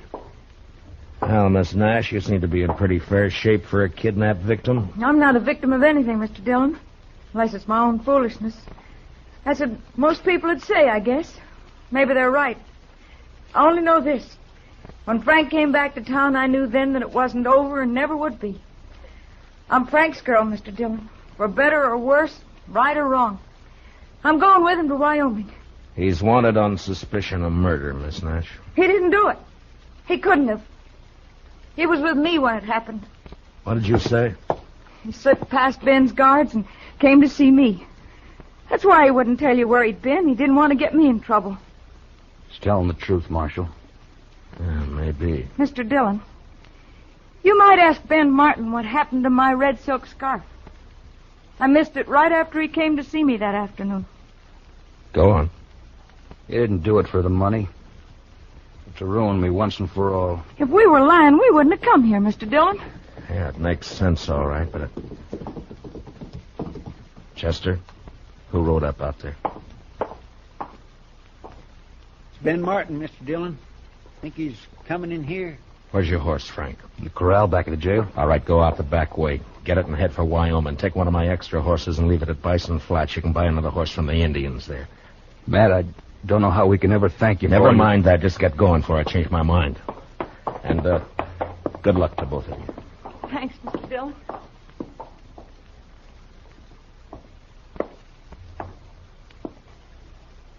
Anybody here? Yeah, come on in, Ben.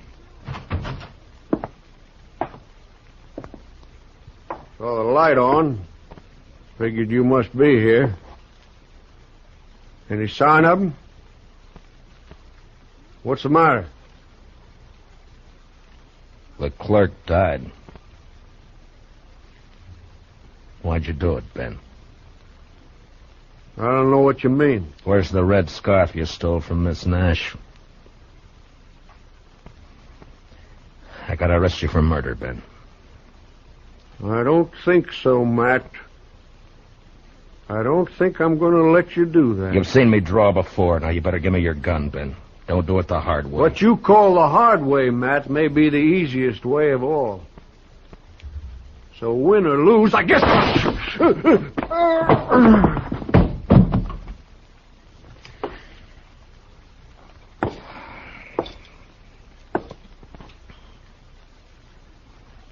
Something fell out of his pocket there. Yeah.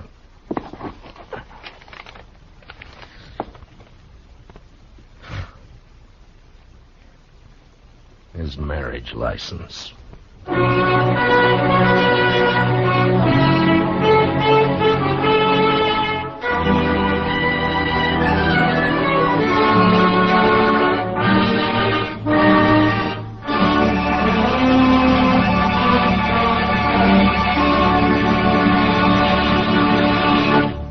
Gunsmoke, under the direction of Norman MacDonald, stars William Conrad as Matt Dillon, U.S. Marshal. Tonight's story was specially written for Gunsmoke by Les Crutchfield, with music composed and conducted by Rex Corey. Featured in the cast were Herb Ellis, Vivi Janis, Tom Tully, and Barney Phillips. Parley Bear is Chester, Howard McNear is Doc, and Georgia Ellis is Kitty. Join us again next week as Matt Dillon, U.S. Marshal, fights to bring law and order out of the wild violence of the West in Gunsmoke.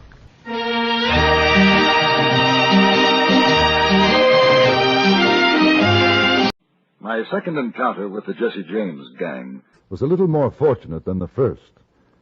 This is what happened.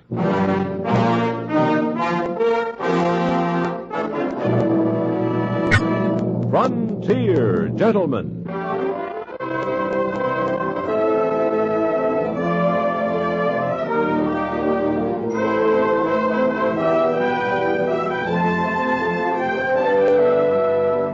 Herewith an Englishman's account of life and death in the West.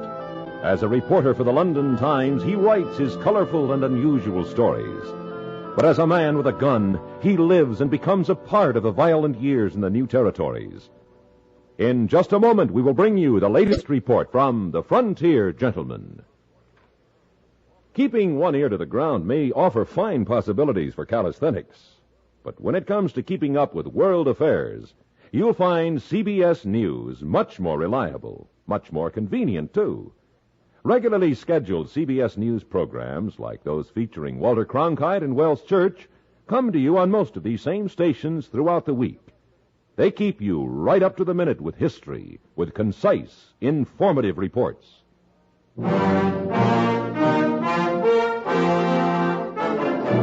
Now, starring John Daner, this is the story of J.B. Kendall, Frontier Gentleman.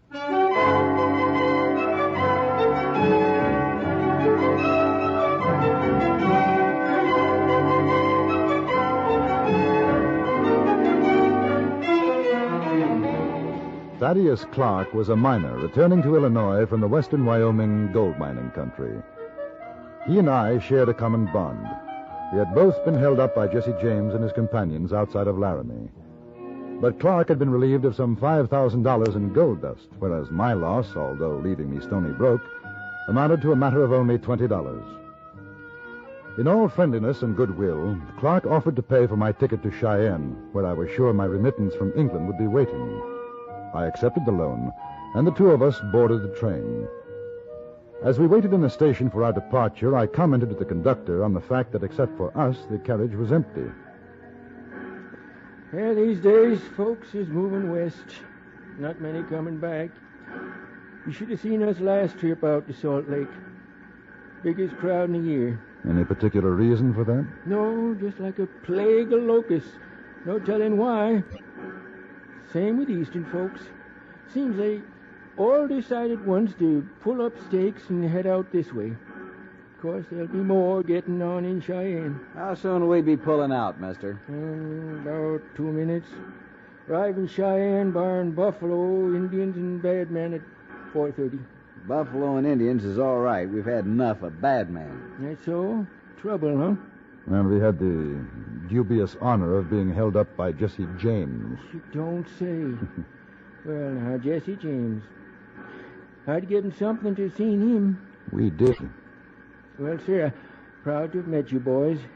Have a good trip. Jesse James. Ain't that He's impressed. He can afford to be. Now, what do you plan to do now? Do you still go back to Illinois? I haven't made up my mind. Got enough to last for a while. And then maybe I'll go on back to Sweetwater country after I spend a little while in Cheyenne. Pan gold again? Yeah. Unless I'm lucky enough to hit a vein. How about you? Oh, I'm not sure. I've been thinking about working my way through Dakota territory. Then perhaps down to Kansas. I'd like to see Dodge City. Well, can't say I'll be sorry to see the last of Laramie. I can't exactly blame you. Hey. Coming out of the waiting room. Those two men.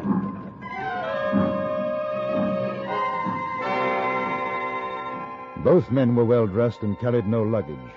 They ran toward the train and then disappeared from view. But I'd had enough time to recognize at least one of them. It was Jesse James' companion, the one we knew only as C.D. They got on. I'll swear they did. Did you see him, C.D., did you? Yes. You think the other fellow's one of the gang? I never saw him without a mask, but I'd be willing to bet on it. Keep your head down. Pretend to be asleep. I'll read the newspaper. Right. Leave Laramie. Oh, I swear, C.D., I don't know how you do it. I swear. You just don't know how. Let's get him. No, not yet. Keep your head down. They look back there. Can you see? What are they doing? They've just sat down. Up at the front. I get my hands on that sneaking lowdown. And the question is, are the others on the train, too? You mean James? Yeah. He might have gone further back. We didn't see him. My 5,000. If they've still got it. You might get it back. What's going on now? They've got a bottle. Taking a drink. All right. I think now's as good a time as any. Get out your gun.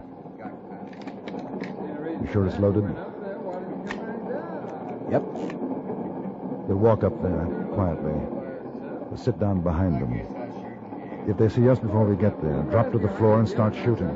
Don't worry. All right. Come on, then.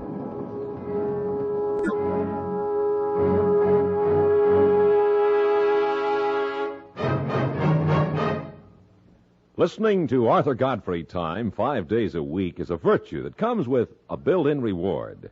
Arthur and the gang have just one thought in mind, to bring you entertainment. Since their songs and comedy do just that, you do yourself a favor every time you tune them in. Every weekday, join us on most of these same stations for Arthur Godfrey Time.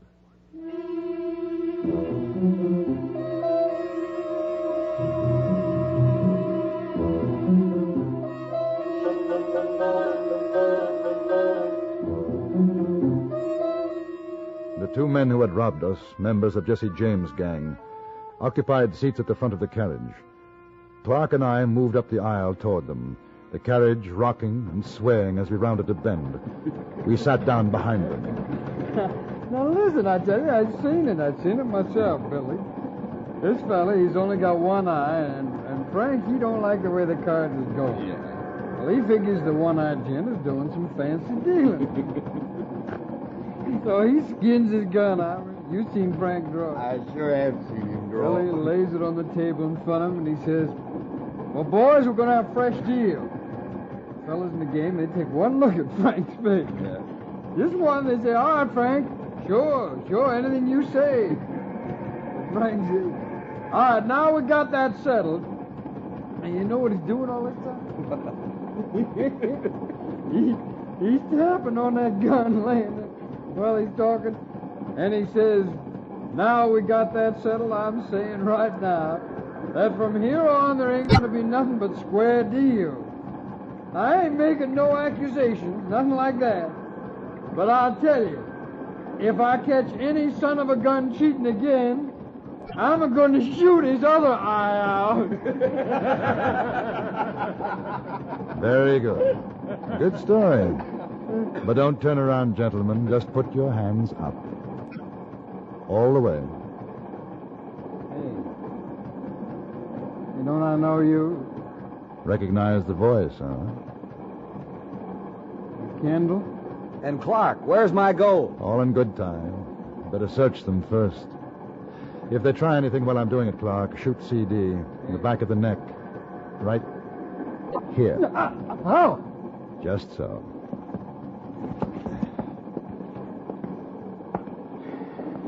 Well, an unexpected pleasure, CD. I don't think I've met your companion. Billy Badger. All right, Billy. Keep those arms stretched nice and high.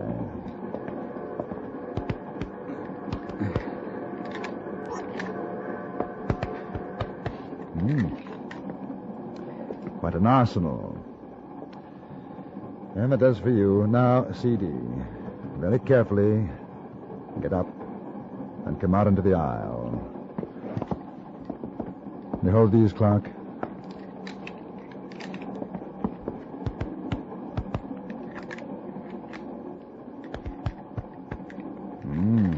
Two more. Ah, that's better. What about the gold? Yes, I was coming to that. Sit down, CD. Now, what about Mr. Clark's gold? We ain't got it. Oh? Who has? Jesse? And where is Jesse? We don't know. Do we, Billy? No, that's a fact. We split up. Did you? And where did Mr. James go? I told you, we don't know. Oh, yes, so you did. Which makes it rather awkward for you two gentlemen. Hey, now you gonna kill us? Look, you can't do that. Without the money you stole, you're not much use to Now, us. just wait a minute here. Hold on, I've got some. Here. Maybe 200 in gold. There's another 50 in paper. I got about the same. Hand it over. Sir, that leaves about 4,500 you owe us. Well, now listen, we can give it Shut to up, you. Billy. You were saying? Nothing. All he meant was that when we get to Cheyenne, maybe we'll raise the money there for you. Is that what he meant? Yeah. Yeah, that's right. They're lying, Kendall. I agree. No, we ain't lying, honest. We sure ain't. You want first shot, Clark? Sure. Not in the stomach, though. They make so much noise. Now that downright murder. Give us a chance. Stand up in the aisle, boys. We don't want to get blood all over the seat. Now, look. Wait a minute. You can get your money. Shut up, Billy. But just shut up. Kendall, I'll bet you $5 you can't take off an ear at 5 paces. Whose? Either one. I'll take Billy. You've got a bet. Which ear, right or left? Left. Left. Move over, CD. Billy, back up to the door. Well, now, look, fellas. You've got nothing to worry about, Billy. He's bluffing. Back up.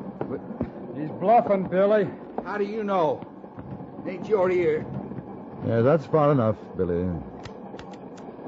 Ready? You ain't got the guts, Kendall. Don't worry, Billy. He ain't got the guts. Oh. Missed. That's 5 you owe me. Same bet. You try it. All right. No, I'll tell you. You shut up, Billy. You shut up. I ain't shooting at you. Frank Stack. In the next carriage back.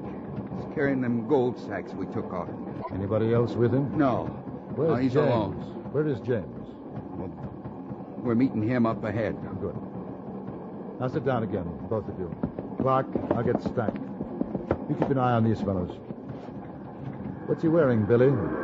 Oh, regular black sack coat, vest, bowler hat. He's about your height. Wouldn't you figure, CD?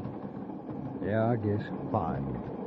If they give you any trouble, Clark... Well, we won't give no trouble, honest. I moved back through the carriage and out onto the open platform, climbed over the railing, and into the next coach. I looked for the conductor, but he was nowhere in sight. Then I spotted the man who answered the description of Frank Stack.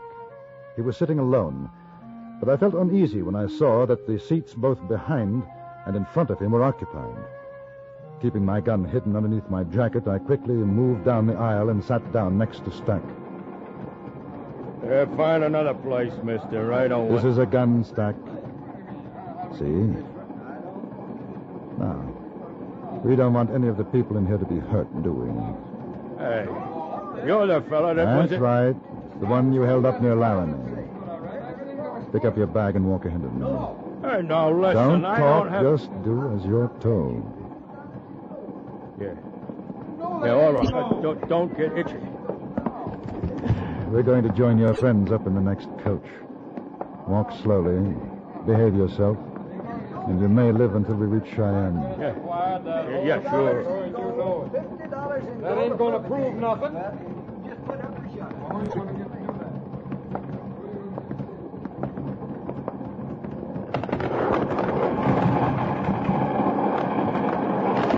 Climb over the railing. Well, that's dangerous. Man could get killed between the coaches. Man could get killed standing here unless he stops arguing. I'll hold the bag. No, you don't have to. Oh, yes, I do. Thank you. Off you go.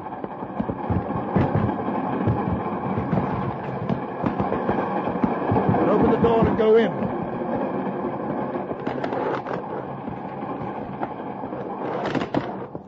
I thought you said... There ain't nobody in here. Clark! Clark! Keeping Stack in front of me, I walked the length of the empty car.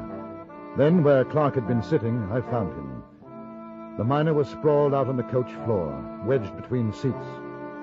An ugly cut on his head, a trickle of blood running from it.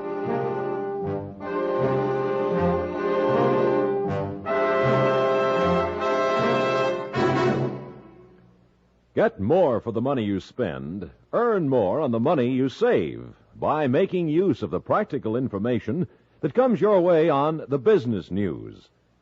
Throughout the week on CBS Radio, our business news brings you Walter Cronkite or Bill Downs with an up-to-the-minute report on price trends, marketing conditions, and everything else of a business nature that's likely to interest you. Join us on most of these same CBS radio stations when it's time for the next edition of the Business News.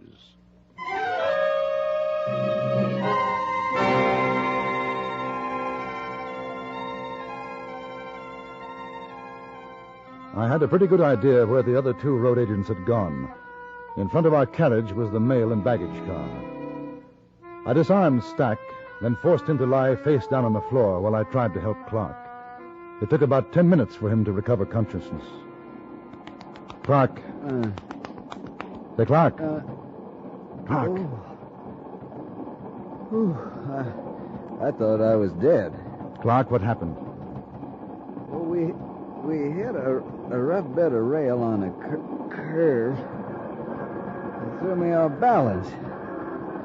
And the next thing I know, that CD was all over me. He got one of the guns we left lying on the seat. That's what happened. Ooh. Here. This might make you feel better. Open up the bag. Hey. What's he doing down there? You have to shoot him? No, he's just behaving himself. Hey! Hey, my gold! Let's see. 7. Wait a minute. There's only 7. Where's the other 3 sacks? You better ask him. Where's the rest of my gold, mister? Get up, Stack. Where is it? Jesse lost it in a poker game last night back in Laramie. He did, huh? Where are you supposed to meet James? No, don't worry. You'll tell me. Clark, go and find the conductor. Tell him the other 2 are in the baggage car. Right. Here, take his gun with you. Now, Mr. Stack, I'm only going to ask you once more. Where are you meeting James? More? No. You're waiting at Dale Creek Bridge. So that's the game. Train hold up this time, huh? How many with him? Just one. What's the plan? We flagged down the train this side of the bridge. CD, Billy Badger, and me'll clean out the baggage car. Then wait for the westbound out of Cheyenne. As soon as it crosses Dale Creek Bridge, we blow up the trestle and empty out their baggage car. I see. Single track, 2 trains facing each other, bridge down. The only way to go is Laramie. You fellas hightail it for the east, right? Yeah. Effective. By the time they're able to get to Laramie and telegraph the news to Cheyenne, I imagine you'll be well on your way to Dakota Territory. Well, we'll have to try to do something about this, won't we? He didn't answer. Just stood there, glaring at me. A minute or so later, Clark came back, followed by the conductor. I told him what was in store for us.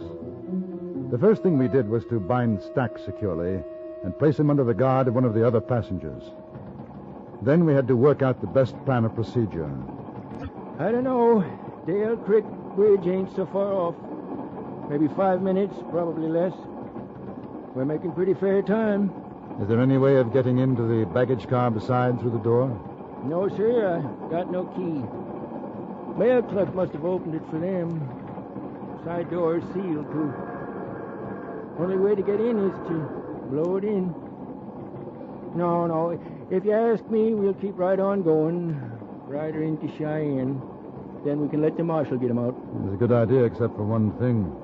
If James has already got the charge laid to the bridge, and we don't stop on signal, he might blow it up. Not with his own boys aboard. Well, I shouldn't like to risk the lives of your passengers on the supposition that James has a tender heart. How much gold are you carrying in the baggage car? 100,000? Mister, from what I've seen of Jesse James, for 100,000 in gold, he'd set fire to his own mother. He won't give 2 hoots and a holler about the rest of his gang. Yeah. Now, if they don't suspect that anything is wrong, when they signal you to stop, you stop. Well, there's only 2 of them. I want to avoid the possibility of one meeting the train and the other waiting to set off the charge. Once we can get them both in sight, we can shoot it out. Makes good sense to me. I'll go up and tell the engineer. No, you warn the passengers. Tell them not to panic. I'll talk to the engineer. You'll have to go over the top of the baggage car. I'll manage. Well, we better get a move on. We haven't much time. But it took longer than I thought it would to convince a highly suspicious engineer, so that by the time he agreed to stop the train, if so ordered, we were only a scant minute from Dale Creek.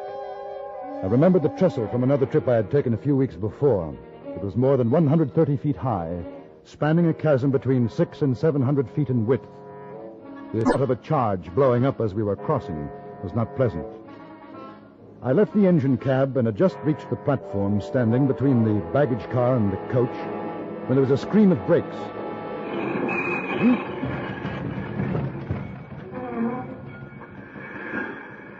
See anything? Not yet. Yes, there's one. He's on horse, standing by the engine. I can't see who it is. Nobody on this side. Well, unless they're going to blow up the side of the car, James is either going to have to get in through here, or CD and Badger will have to come out. Maybe they're waiting for one of the boys to get off. You figure there's some kind of signal we don't know about? I don't know. Wait a minute. There's another. Both of them now. Come over here. Yep. That's James on the black horse, see? Yeah. Keep back. Kendall, look out! Jesse, it's a trap! Look out, Jesse! Come on, Jesse, let's get out of here! Give me your gun, Clark! But it was too late. Jesse James and his companion were gone. When we reached Cheyenne, Frank Stack and the bodies of C.D. and Billy Badger were turned over to the marshal.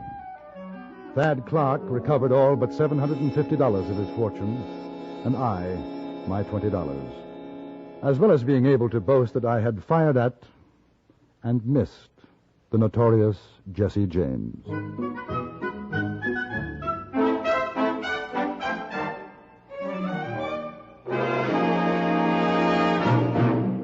Frontier Gentlemen was written, produced, and directed by Anthony Ellis and stars John Daner as J.B. Kendall.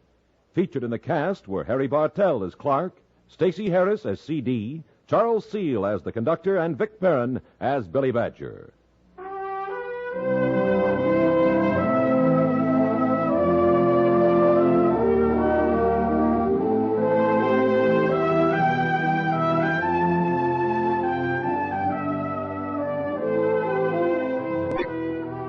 Join us again next week for another report from the Frontier Gentlemen. Bud Sewell speaking.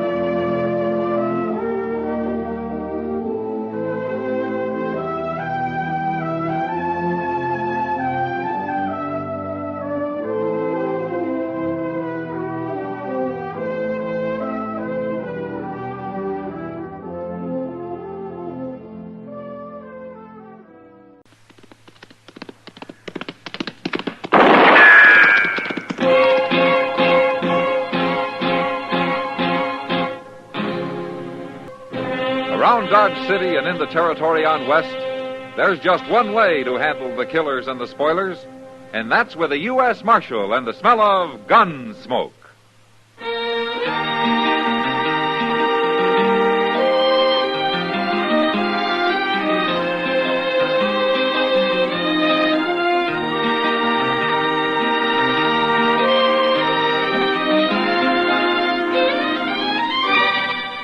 Gunsmoke, starring William Conrad. The transcribed story of the violence that moved west with young America. And the story of a man who moved with it. I'm that man. Matt Dillon, United States Marshal. The first man they look for and the last they want to meet. It's a chancy job, and it makes a man watchful. And a little lonely.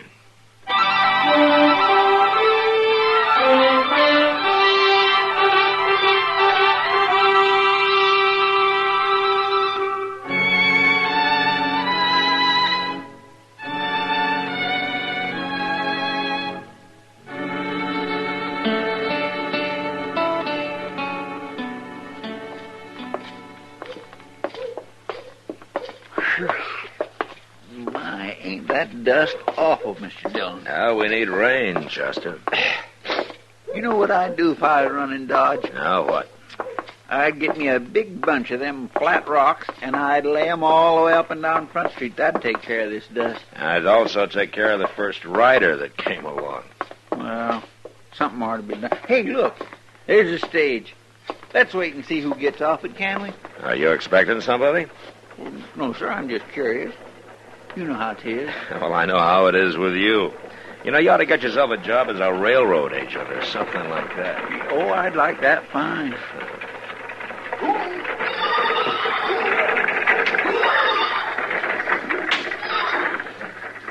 Hey, look, there's that little whiskey drummer back again. Oh, I wonder if he's got any more of them little samples. Is he the only passenger? Nope, another fella. Hey, he's a mighty serious-looking man, too.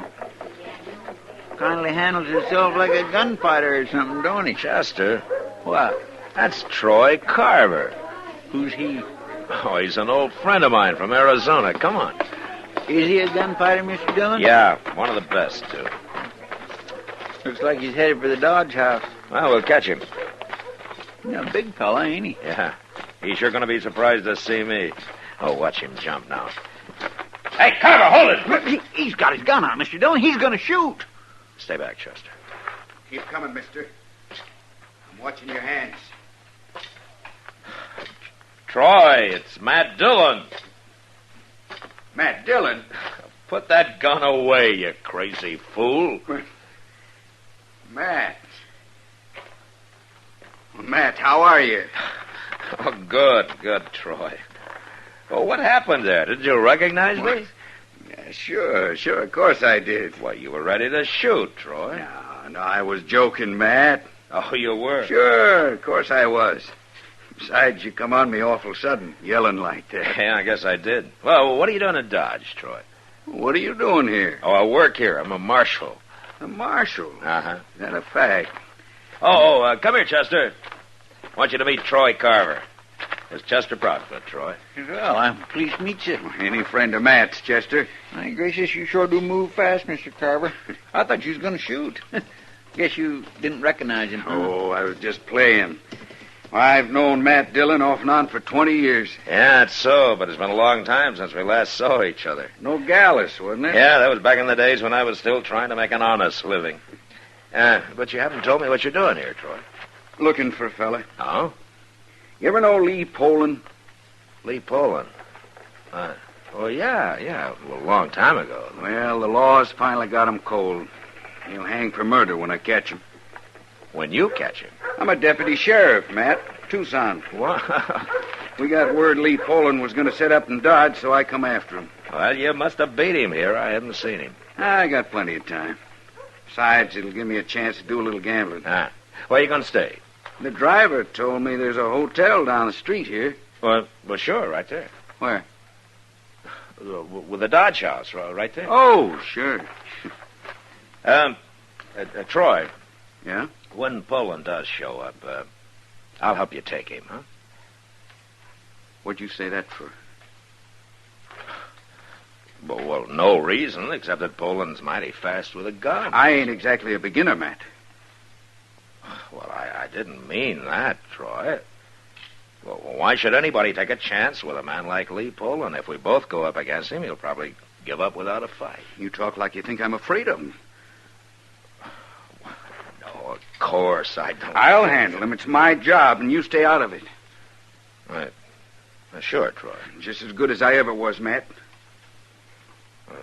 Sure. Yeah. Don't you go getting any ideas. You're going to find me that room now.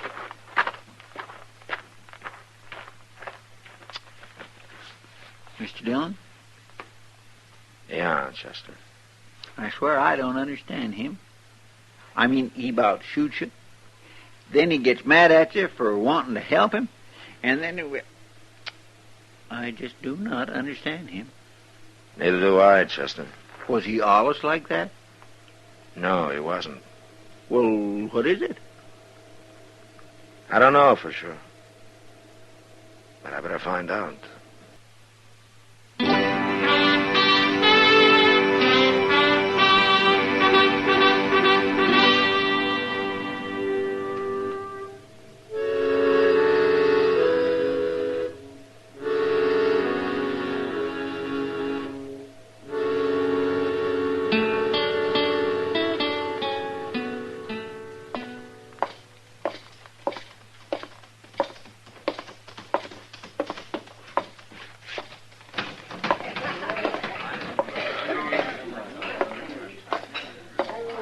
Evening, Matt. Sit down. Thank you, Kitty. Well, how are you? You want the truth. Is there something wrong?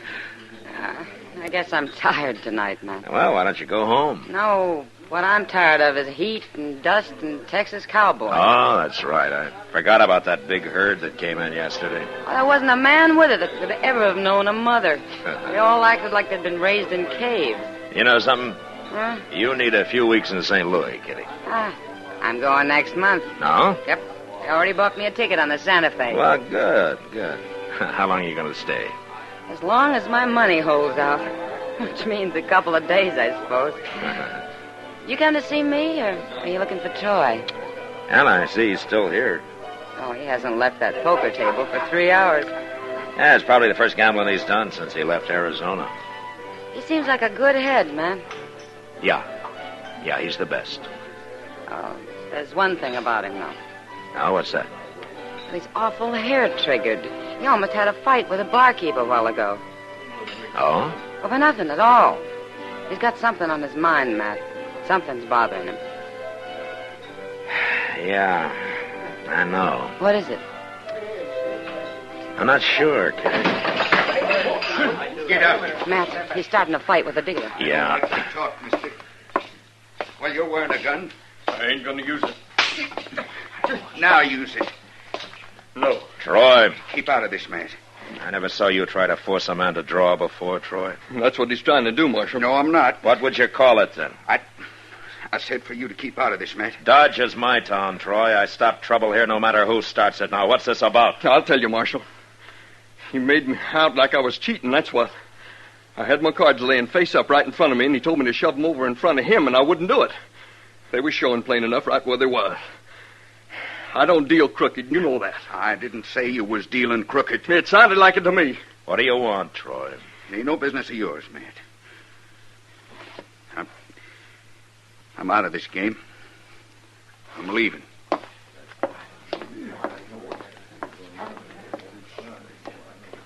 I don't know what's the matter with him, Marshal. He was getting on fine, then all of a sudden he blows up. Yeah, go back to your game. He'll get over it. He'd better. That fool coming in, breaking up the game like that, telling me what I can do, my card. What's that all about, Matt?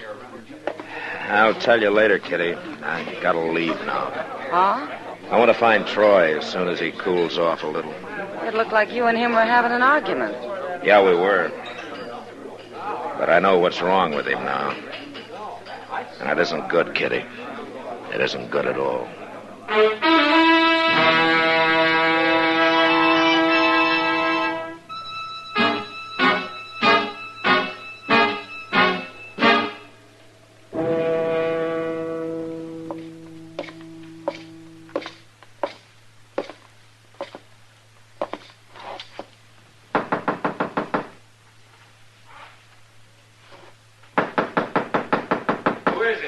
It's Matt Dillon, Troy.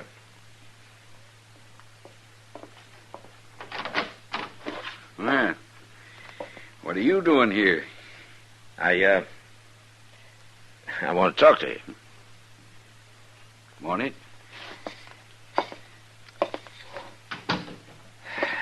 Well, doesn't the Dodge House supply lamps anymore? There's one on the bureau there. Light it if you want. Okay, I think it will. I like sitting in the dark. Nothing wrong with that, is there? Well, I didn't say there was, Troy. Okay. Well, is it all right if I sit down? Help yourself. Yeah, thank you.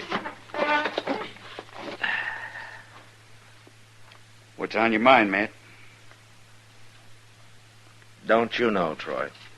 Wouldn't be asking if I did. Look, Troy, we've been pretty good friends in the past. I wouldn't be here otherwise. What are you talking about? Well, being good friends, I figure, kind of gives me the privilege of interfering.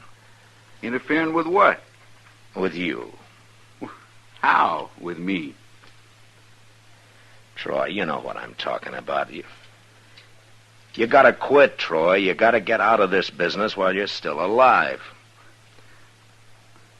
I don't know what you're saying. All right, I'll spell it out for you. I wasn't 30 feet from you on the street today, and you couldn't even recognize me. I should have known then. I was joking you. I told you that. Well, what about the sign on the Dodge House? It's a pretty big sign, you know. I hadn't even looked at it. All right, what about tonight? That dealer's cards weren't more than 3 feet away, and you couldn't read them. I got a right to check a man's cards if I want. You just won't admit it, will you? You're making things up. You get a crazy idea and you run away with it. How are you going to recognize Lee Poland when he hits town, Troy? Smell him out? I told you, I don't know what you're saying. Don't you? All right, then I'm going to say it real clear. Who ever heard of a half-blind gunfighter? Who ever heard of a man that can't see going up against somebody like Lee Poland? That ain't true. It's true, all right. Troy, you shouldn't even be wearing a gun.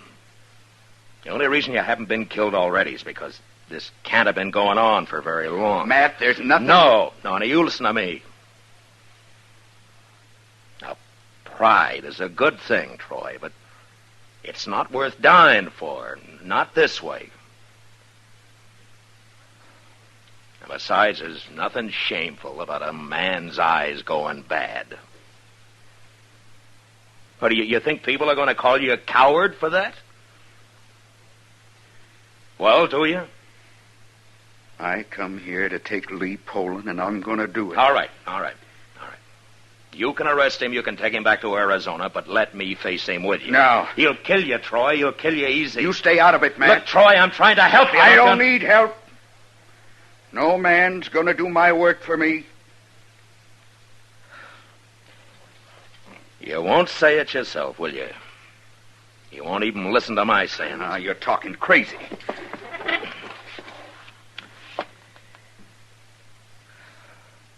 That's all you got to say, huh? That, and you keep out of this. I mean it, Matt. Now, you ain't leaving here till you promise. Go on, say it. You're a fool, Troy. There ain't another man in the world could call me that. All right. Now keep out of it.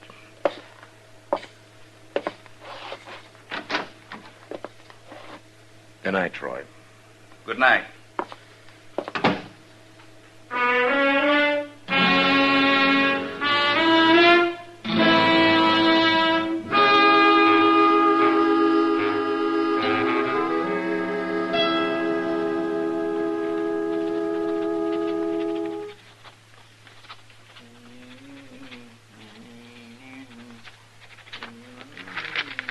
Oh, Chester. Yes, sir? Take a look at this, huh? What is it, Mr. Dillon? Oh, read it. All right. Lee Poland. Age 36. Black hair. Gray eyes. Scar on the right cheek. Walks with slight limp left leg. What's this for, Mr. John? Well, I put down everything I can remember about Poland. I want you to take it to the stage office and into the stable and let Moss Gremick read it. And tell him if Poland shows up, I want to know about it. And I want to know about it fast. But you said you promised Troy you'd stay out of this. Get going, Chester. Yes, sir. Oh, and you might walk around and keep your eyes open, too, huh? I'll stay here so everybody will know where to find me. Yes, sir. Well, hello, Doc. Yeah, Matt here. Oh, there he is. You can go in, Doc. I'm just leaving. Oh, well, I'm sorry to hear that, now, Chester. Yeah. How are you, Matt? Oh, fine, Doc, fine. Sit down. Oh, thank you. Well, I saw him. Oh, what happened? I went to his room, like you said, and I told him what I'd come for. Mm-hmm. How'd he take it? Well, at first I thought he was going to break my neck, but somehow I managed to talk him out of that, and I kept on talking, and finally he let me examine him. The only reason he did, he said, was to prove to you that there's nothing wrong with him. So? It's hard to say for sure, Matt, but my guess is his eyes won't get any worse. They're as bad now as they're going to be. Well, that's something. But they're not going to get any better. There isn't a thing I can do for him. Oh, I just don't have the knowledge, Matt. Well, did you tell him what you told me? I started to. Oh, what do you mean? Well, when I finished the examination, I started to tell him what I thought. But he wouldn't let me. He told me to come back here and tell you there's nothing wrong with him. And the way he said it, he meant it. I didn't argue with him. And I don't want him. I won't say anything, Doc. Good. Because Troy is the kind of a man who... Mr. Dillon? What are you doing back, Chester? I seen him. I was at the stage office, and I hadn't even gone in yet, and I seen him come riding up the street. Lee Poland? Yes, sir, it was him, all right. Where'd he go? He was headed straight for the stable. But there's something else, Mr. Dillon. What? Troy Carver was there on the street, and Poland yelled hello to him. Said he'd be back when he put his horse up.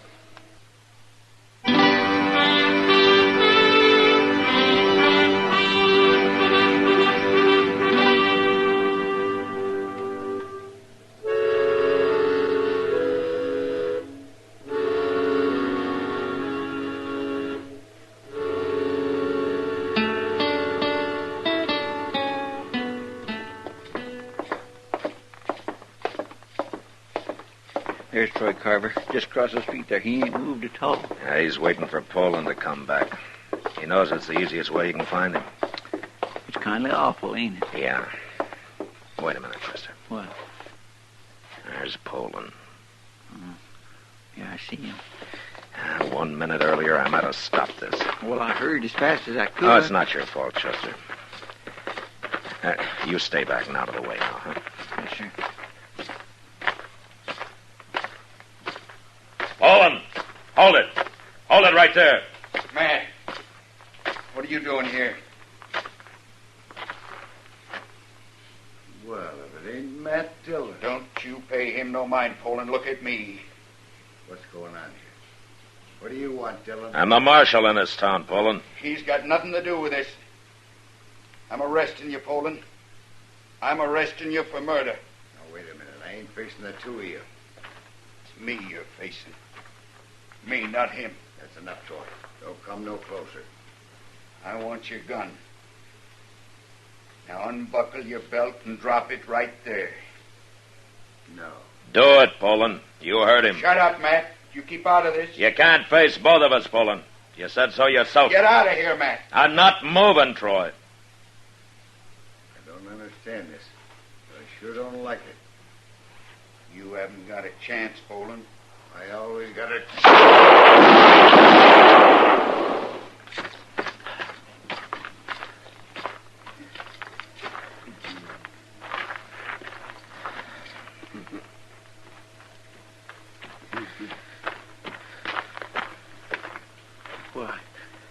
What? Troy didn't even shoot, Mr. Dillon. No, but he got hit. Let's get him up to Doc's. He's still alive. Lee Poland sure ain't. You hit him both times. Here, give me a hand with Troy. He's bleeding bad. Sure.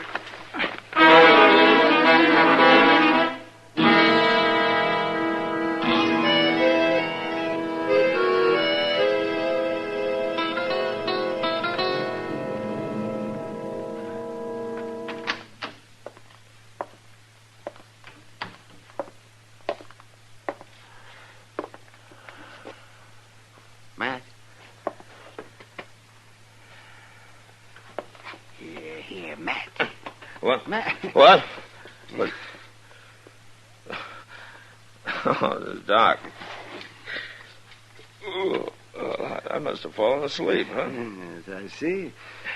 It's almost morning. Oh, is it? Oh. How's Troy? No, he's over the worst of it. He'll live. Oh, good. Good, Doc. Is he conscious? Yes, he's conscious. Can I see him? For a minute or two. Then I want him to go to sleep. I won't take long. When you're through, we'll have some coffee. I'll grind up some fresh. No, good, Doc. Thanks.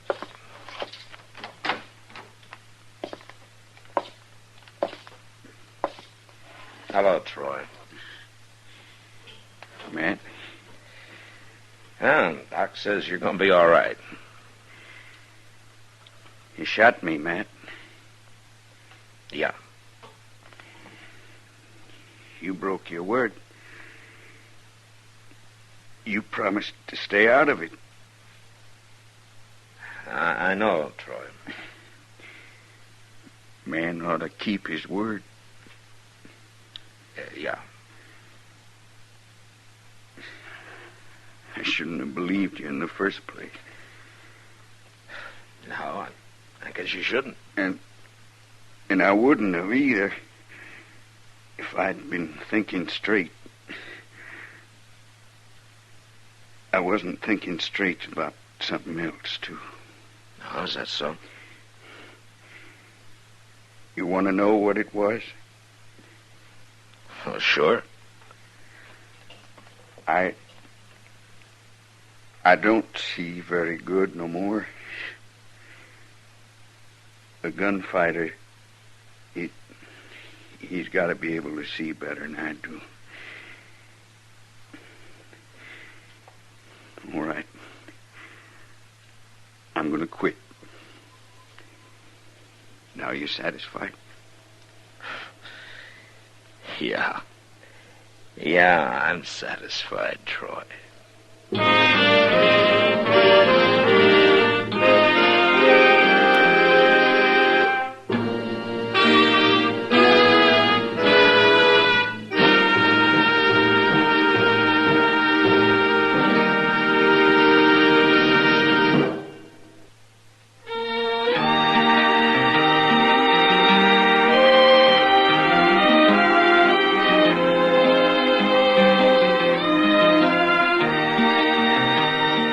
Gunsmoke, produced and directed by Norman McDonald, stars William Conrad as Matt Dillon, U.S. Marshal. Our story was specially written for Gunsmoke by John Meston, with music composed and conducted by Rex Corey. Sound patterns by Tom Hanley and Bill James. Featured in the cast were Vic Perrin, Joseph Cranston, and James Nusser. Parley Bear as Chester, Howard McNear as Doc, and Georgia Ellis as Kitty. It's a never-ending source of amazement to me what a woman will do for or to a man. This happened in Dakota Territory.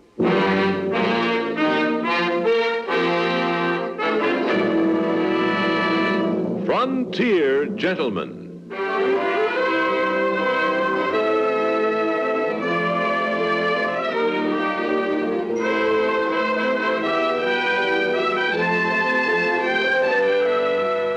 Herewith an Englishman's account of life and death in the West.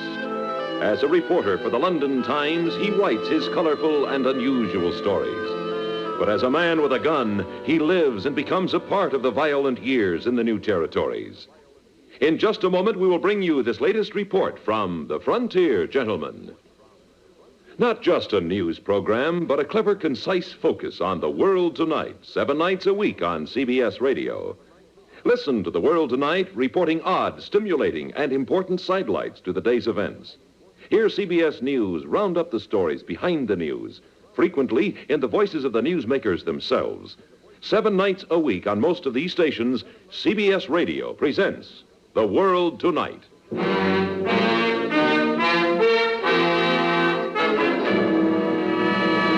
Now, starring John Daner, this is the story of J.B. Kendall, Frontier Gentleman.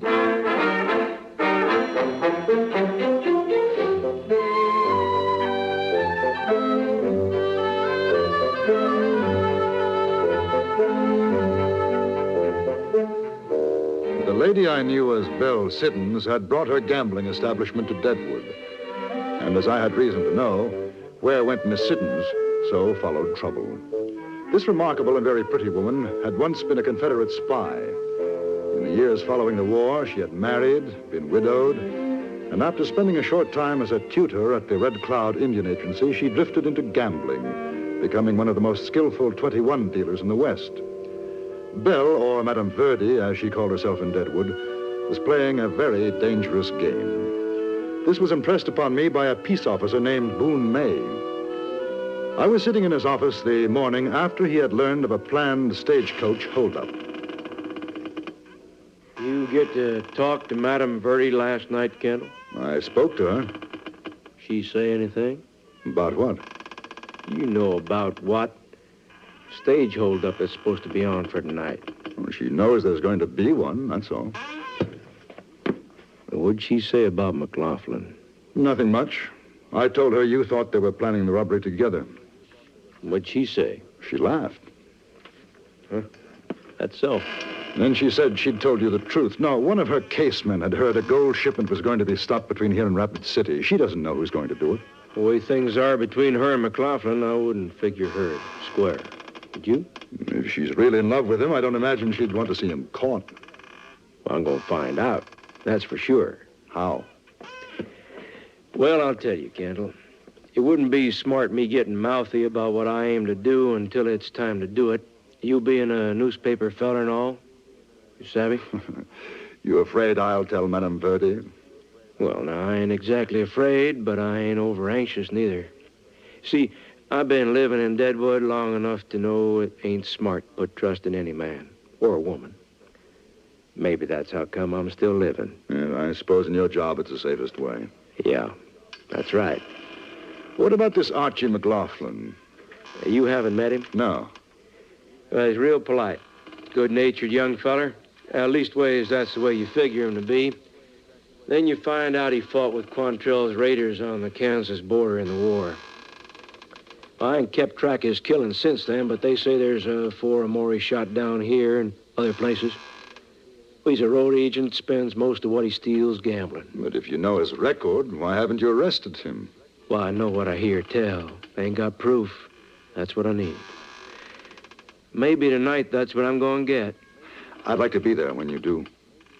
Yeah, I guess you ain't got a good feeling toward him at that, him taking Madame Verdi from you. You insist there's a great romance between the lady and me, don't you? I heard things was a simmering. A false rumor. How come you're so interested in McLaughlin, then? That's part of my job. I'm a newspaper correspondent, remember? Yeah. All right, Kendall, you come back here this evening, say about 6 o'clock. Maybe I'll have something for you to write about in that London paper of yours. I spent the rest of the day in my hotel room sorting out notes and preparing outlines of future articles. At 6 o'clock precisely, I returned to Boone May's office. He was buckling on a gun belt, smiled at me in his mirthless way as I walked in. You all set, huh? Yes. You seen the madam again? No. I know you ain't. I had somebody watching just in case. Javert. Huh? A French policeman. Man by the name of Victor Hugo wrote about him. You have a great deal in common. Oh. You got a gun? Yes. That's fine. Come on. Where are we going? Well, down to the stage station. Going to take a little trip. When we reached the station, I saw a coach with 5 heavily armed men standing near it. Each carried a rifle and holstered guns. Boone May nodded to them. All set, boys? Ready as I'll ever be. This feller's Kendall. He's riding with us to see the fun. Gold come in yet? Yeah, we already loaded it, Boone. All right, let's get going then. Sam, you drive. Davenport, you ride shotgun. Rest of us be inside.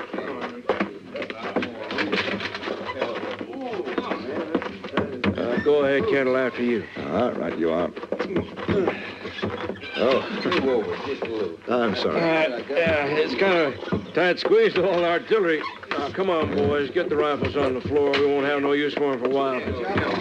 All right, let's go, Sam. You think it's safe to tell me about it now? Sure. No harm now.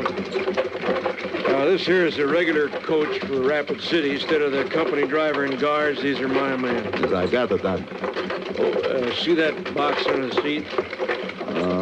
Yes? 50,000 in gold. That's what we're going to be stopped for. Ah. Don't mind a little shooting, do you? I don't imagine I'll have much choice, will I? That's a human fact. Oh, say, Kendall, that there French fella, a law dog. Javert? Yeah. Was he a good one? I suppose in some ways you could say he was. Gunslinger? No. He didn't have to be. We may have a fairish long ride. How's about you telling me more about it?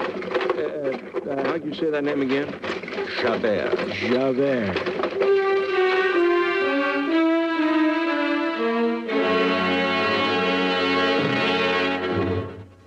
Henry Morgan is head man on CBS Radio's bright, bouncy Sunday night quiz called Says Who. Mr. Morgan's noted scimitar wit sets the stage for a guessing game that's sheer delight for players and listeners alike. The idea is for the stars to guess whose voices are being played for their ears. You may beat the players to the punch, or you and they may be tied up in hilarious knots later on today over most of these stations. Play along with Henry Morgan and company in CBS Radio's Says Who.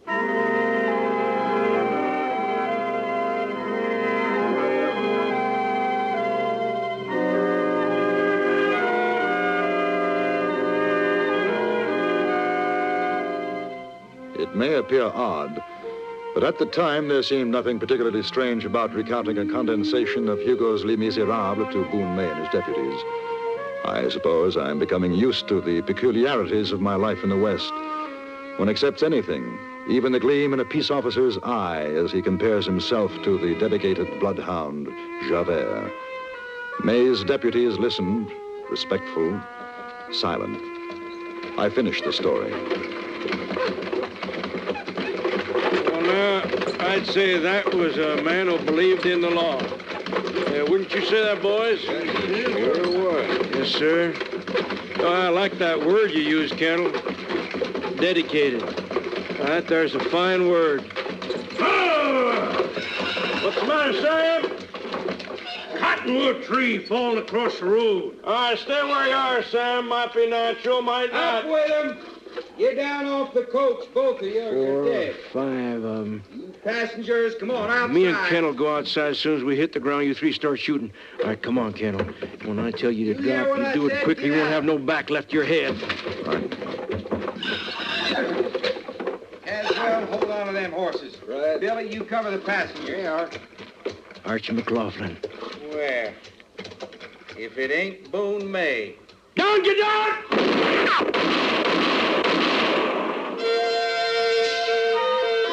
For about 5 seconds, the moonlit clearing thundered to the sound of gunfire. And then it was all over. Lying on the ground was the man named Caswell, a bullet through his head. The 4 other hold-up men were racing away on their horses. One we could see had been wounded as he held desperately to the horn of his saddle. We took Caswell's body back with us to Deadwood, and then Boone May suggested a drink. He led me to a saloon which stood a few doors away from Madame Verdi's gambling tent. You know why we come to this place, Kendall? I have a faint idea. I want to see the madam's face when I tell her. What makes you think she'll come here? Oh, she will. 2 of the boys are going to bring her in. Are you arresting her? Not right now. I just want to see her face. Maybe it'll tell me if she needs arresting. You still think she knew about the holdup? She might. Oh, there she is. I'll be obliged you don't say nothing outside of hello, Kendall. I'll take it as real unfriendly if you do, savvy? Perhaps I better go. No such thing. Well, now, Madam Verdi, this is sure a pleasure. Is it? Good evening, Mr. Kendall. Madam Verdi? Am I under arrest, Mr. May? Of course you ain't. These two men didn't give me much choice. I had to leave my table. There's a big game going on. Well, then, madam, you better get right back to it. It wasn't nothing important I had to say. I'll see you in the morning. If it was so unimportant, why did you have me brought here? Well, I never said to the boys to bring you, madam. I told them to ask you, polite. I surely do apologize for the inconvenience. Oh, by the way, there'll be some company money at the office for you tomorrow. Oh? Yeah, that holdup you told us about. You was right. They tried it a while back, and we plugged one for good. Another's bad hurt. 3 got away. We'll get them. Who were they? Archie McLaughlin and some of his boys. Oh. Yeah. Well, madam, like I said, I sure am sorry for the trouble getting you over here. That's all right, Mr. May. I understand why you did. Good evening. Mm-hmm. Good evening, Mr. Kendall. I'll walk back with you to your place if you don't mind. Not at all.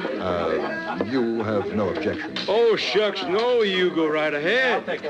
Oh, I drop around in the morning, Kendall. Maybe I'll have some more news for you.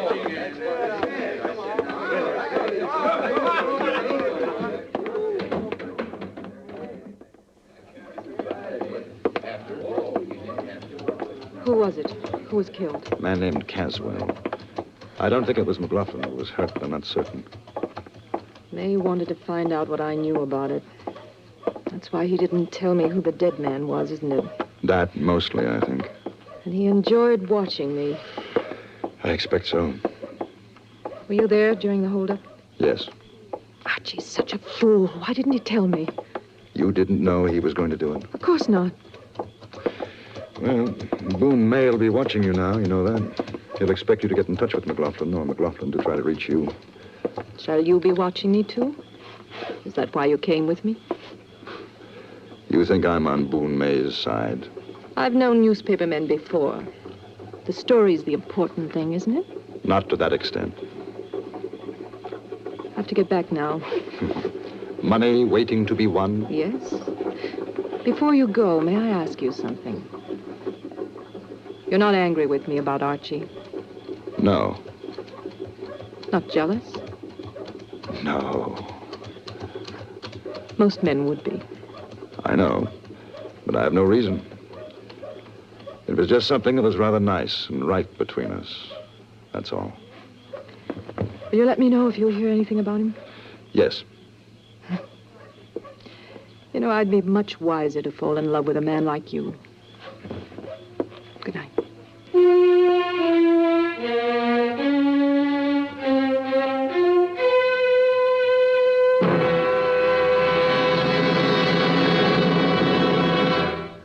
What forces are at work? Who are the central figures? How do the people involved feel and think as schools and communities move towards desegregation? These questions are uppermost in the minds of Americans in every part of the country. Tonight on CBS Radio, you will hear the answers, as most of these same stations present Virginia, Pattern of Resistance. Narrated by Walter Cronkite, Virginia, Pattern of Resistance is another special study by CBS News that goes right to the heart of what's happening.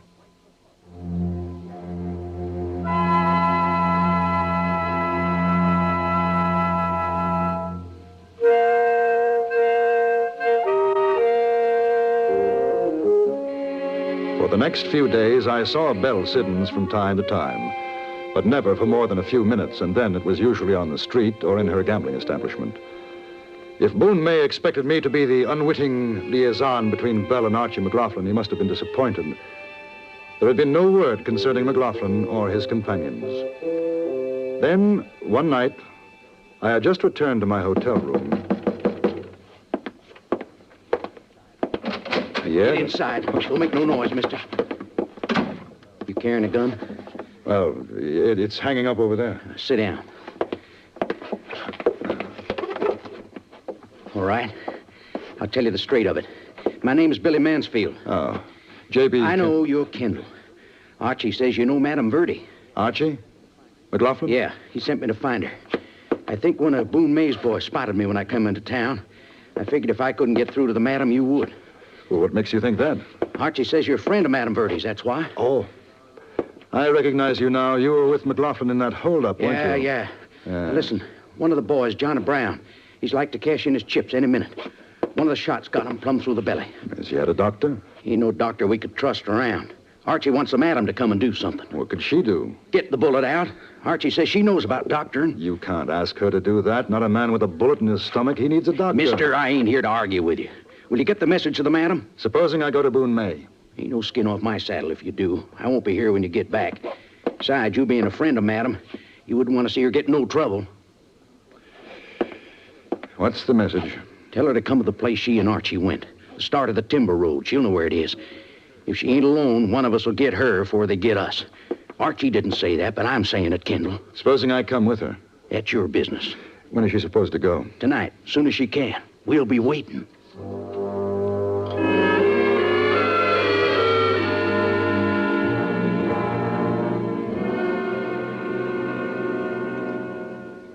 You'll be taking a big risk, Belle. If Boone May finds out, you know it'll happen. I've got to go. Why? It's not McLaughlin. He's not been wounded. No. But he asked me to. That's enough. All right. I'll come with you. No. Yes. I'll be safe. I'm sure you will. But if Boone May sees you ride out alone, he may be suspicious. If we go together, let him think what he wants. You don't have to do that for McLaughlin. I'm not. I'm doing it for myself. I want to write the story.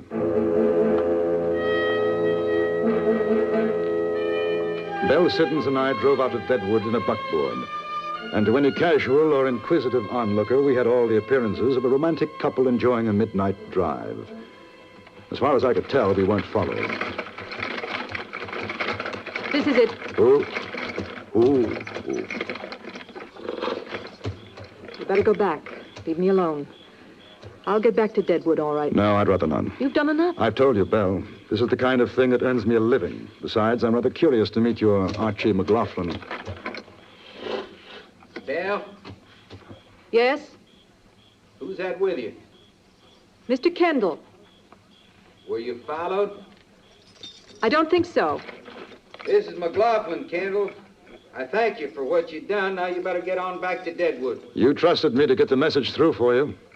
Why not let me stay? I'll see she gets back safely. You come into the timber with us, you take your own chances of getting out.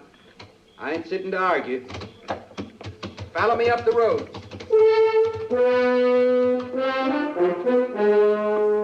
We drove along the diminishing road for 15 minutes until it became nothing more than a deep, rutted trail, and then was too narrow for our buckboard. McLaughlin swung Belle Siddons onto his horse. I followed behind. Another 5 minutes took us to a ramshackle shanty deep in the woods. A dim glow shone from inside. She's here, boys. Who's the fella? Name of Kendall. I told you he said he'd come. Don't give up easy, does he? Ain't nothing you can do. Better to put him out of his misery. Let me see. Sure looks ugly, don't it? Can you do anything? I don't know. How long's it been? 10 days. Well, I can't make him any worse than he is. You could kill him. He should have been dead days ago. Archie, find me a piece of wire. I've got to get the bullet out. Yeah. Jack, Billy, take a look around. Have you ever done this before? No. But I studied dissection with my husband. I've taken bullets out, but not like that. I'm afraid I'll be no help. Bring the lamp over here, will you? Right. Put it on the floor here. Yeah. I'd rather operate on that table, but I'm afraid to move him. What do you think? Better do it here. I found the wire. Give it to Mr. Kendall. Oh. Hold it over the flame. All right. Belle Siddons, ex-Confederate spy, gambler, doctor's wife. With that single piece of wire, she probed the terrible wound and extracted the bullet. And the man lived. She smiled at me, at McLaughlin. Now, I think I better go, Archie. Yeah.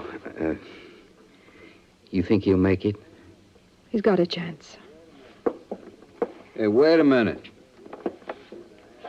You ain't thinking of having her and this Kendall fella going back to Deadwood, are you? Well, why not? Why not? So they can tell Boone May where we're hiding at? Well, Madame Verdi is hardly likely to, and I have no reason to. I'm not a lawman. I ain't for letting him go, Arch. Jack's right. It ain't safe. Now, look, she came as a favor to me. A favor to Johnny. And he's still alive, ain't he? Don't matter. She'll tell, or he will. I say plug him now.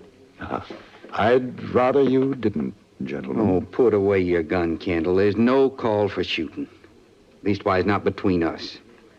I say you and Madam here, you both go. I figure neither one of you'll do any talking. Now, ain't that so? You know, Archie. How about you, Kendall? I'm rather fond of the lady, too. I don't think I want to see her strung up to a cottonwood limb as an accessory.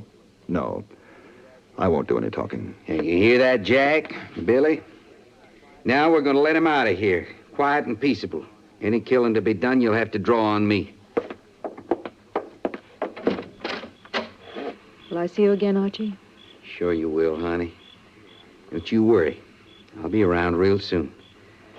Old Johnny there, he can't thank you yet, but I sure do. And one of these days, I'll prove it. So long, honey. I drove Belle Siddons back to Deadwood. Our escapade had apparently gone unnoticed, which was just as well, because a rather unusual message awaited me at my hotel, which I shall write about in my next report to the London Times.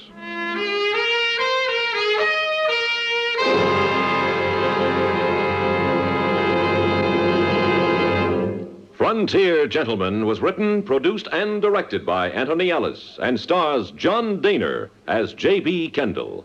Featured in the cast were Gene Lansworth, Jack Crucian, Vic Perrin, William Allen, and Jack Moyles.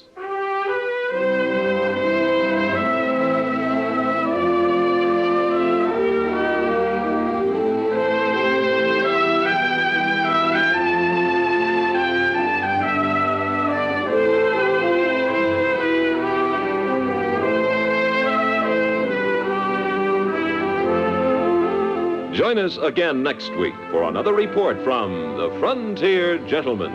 Bud Sewell speaking.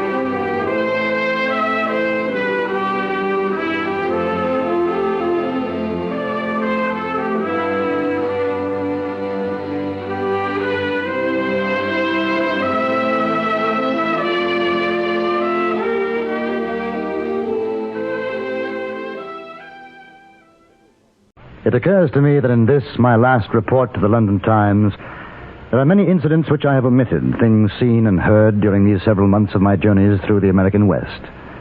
Here, then, some random notes.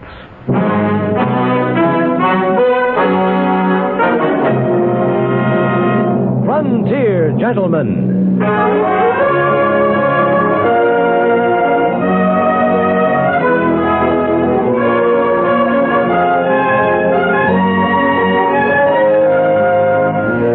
An Englishman's account of life and death in the West. As a reporter for the London Times, he writes his colorful and unusual stories. But as a man with a gun, he lives and becomes a part of the violent years in the new territories. Now, starring John Daner, this is the story of J.B. Kendall, Frontier Gentlemen.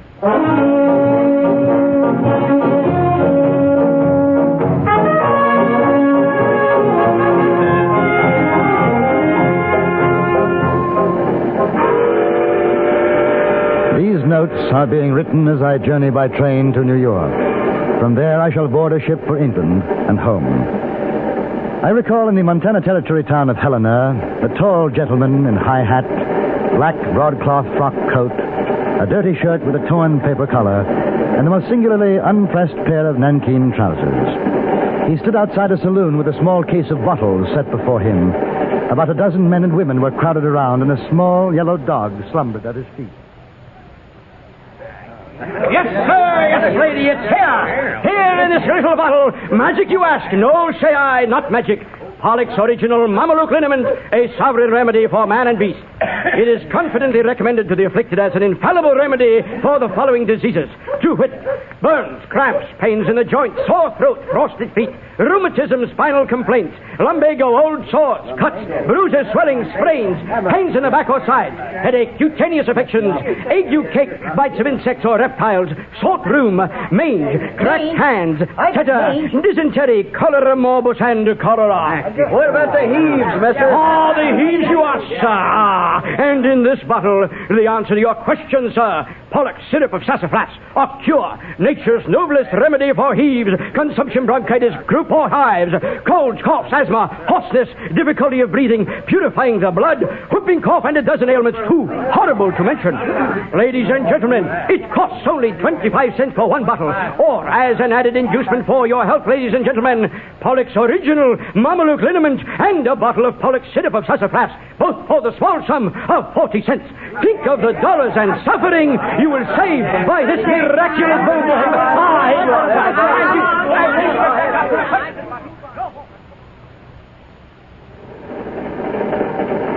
I remember the duel fought between two ladies, rivals for the dubious hand of a swaggering young Lothario named Court Thompson. The entire town turned out for the event.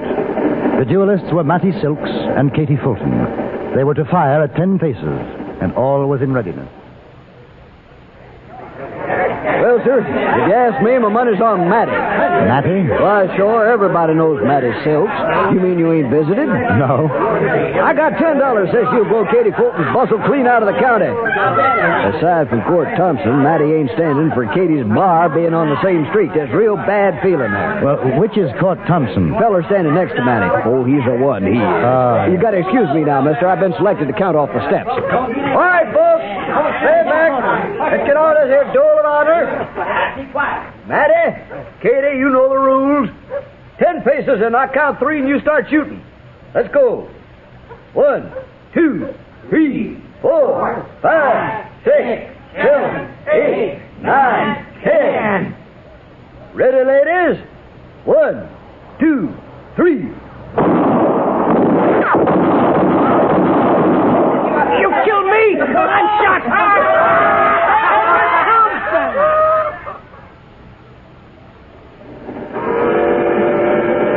It was Katie Fulton's shot that missed Mattie Silks and hit Court Thompson. Some said she'd done it purposely. Others argued that it was an accident. At any rate, Mattie took the wounded Don Juan home, and as far as I know, their love burgeoned from that moment on. I shall continue these notes after the next stop, which is Chicago.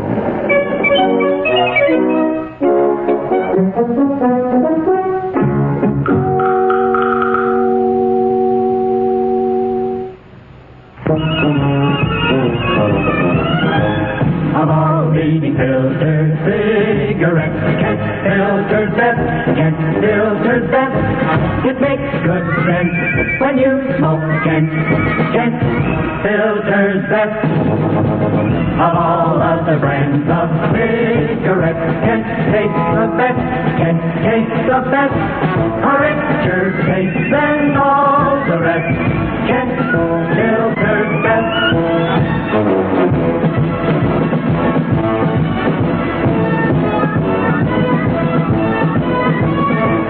Good sense when you smoke Kent. Of all leading filtered cigarettes, Kent Filter's best.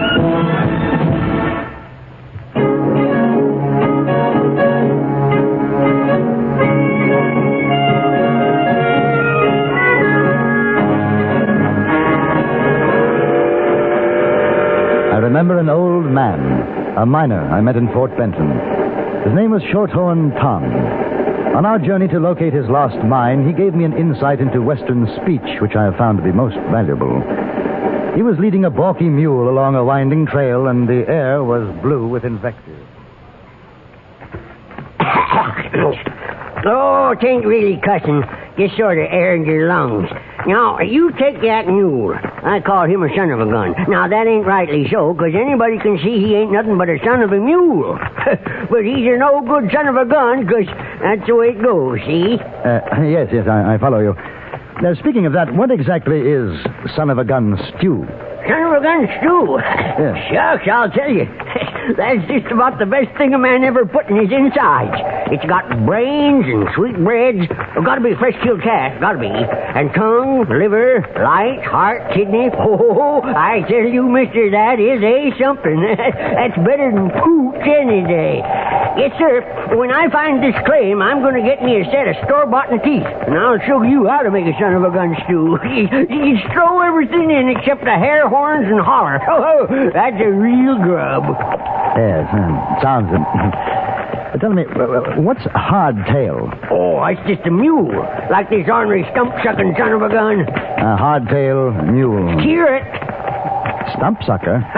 Ain't you never seen a horse getting his teeth against something and sucking wind? That's what a stump-sucker is. Oh, you don't want nothing to do with a critter like that. No, sir. No. I've heard the expression riding herd on a woman. Oh, that's courting. Riding herd's courting. Boy, you stick around old Shorthorn Tom, he'll have you talking smart as a bunkhouse rat. Gee, you know what we call a fella like you, green from the east? Tenderfoot, button, dude, prune picker, pilgrim, softhorn, greener. What about you? Me? What's a rawhide, coffee cooler, pocket hunter, river sniper. Of course, fellas call me a lot of other things, too. It don't really matter what they call you. It's what you are that counts. I take you for a good partner, mister. Real good. Shorthorn Tom never did find his lost mine. He died up in the Highwood Mountains. I was with him. Then there was the performance of Othello that I witnessed in Kansas, the Frontier Theatrical Players. Othello was a fine, powerful fellow with a broad Texas accent. A cowhand, recruited by the wife of a ranch owner. And needless to say, the wife played Desdemona. Unfortunately, Othello had a scant 3 days in which to memorize his part. The resultant scene I report verbatim. That handkerchief which I give to you, I'll give it to Cassio. No, by my life and soul, send for the man and ask him. No, I don't want no sweet talk, honey. Y'all take you to perjury because you aren't on thy deathbed. Aye, but not yet to die. Yeah? So you confess freely about all that sinning. For to deny. For to deny each article with oath cannot remove or choke. Something that I do grunt. Honey, you all gonna die. Mercy. Amen. And have you mercy, too. I never did offend you in my life. Never loved Cassio, but with such general warranty of heaven as I might love, I never give him broken. I saw, you know, the handkerchief, everything. I saw it. He found it then. I never gave it him. Send for him hither. Let him. He confessed. What, my lord? Well, you know, he'd been dealing off on the bottom. He will not say so. He won't for a fact. Honest Iago stopped his mouth. Oh, my fear interprets. What is he, dead? Had all of his hair been live. My great revenge had stomach for all of them. Alas, he is betrayed and I undone. Out trumpet. Weepst thou for him in my face? Oh, banish me, my lord, but not kill me. Down trumpet. Kill me tomorrow. Let me live tonight. No, sir. But half an hour. Being done, there is no pause. But while I say one prayer... It's too late. You take your hands on this food, sir, and I'll come up there and rip the hide off you.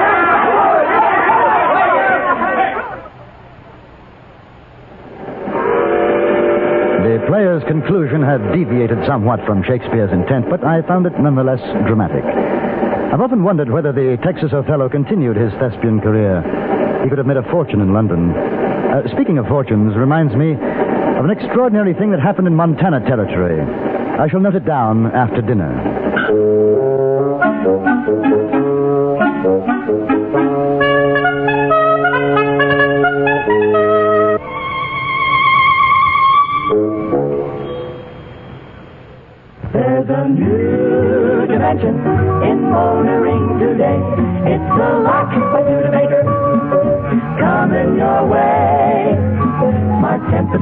wonder is it too? The perfect family car for you, the Lark by Studebaker. See it today. Now, at last, a U.S. car that's sized just right for the needs and tastes of the times. It's the Lark by Studebaker, your new dimension in motoring. The Lark gives you big car spaciousness on the inside, it seats 6, and small car convenience on the outside. It's nearly 3 feet shorter than conventional cars. Smartly styled, beautifully engineered, the Lark looks better and drives better than many expensive cars, yet costs less to buy, far less to operate. It's your new dimension in motoring today. It's the Lark by Studebaker. See it today. The Lark.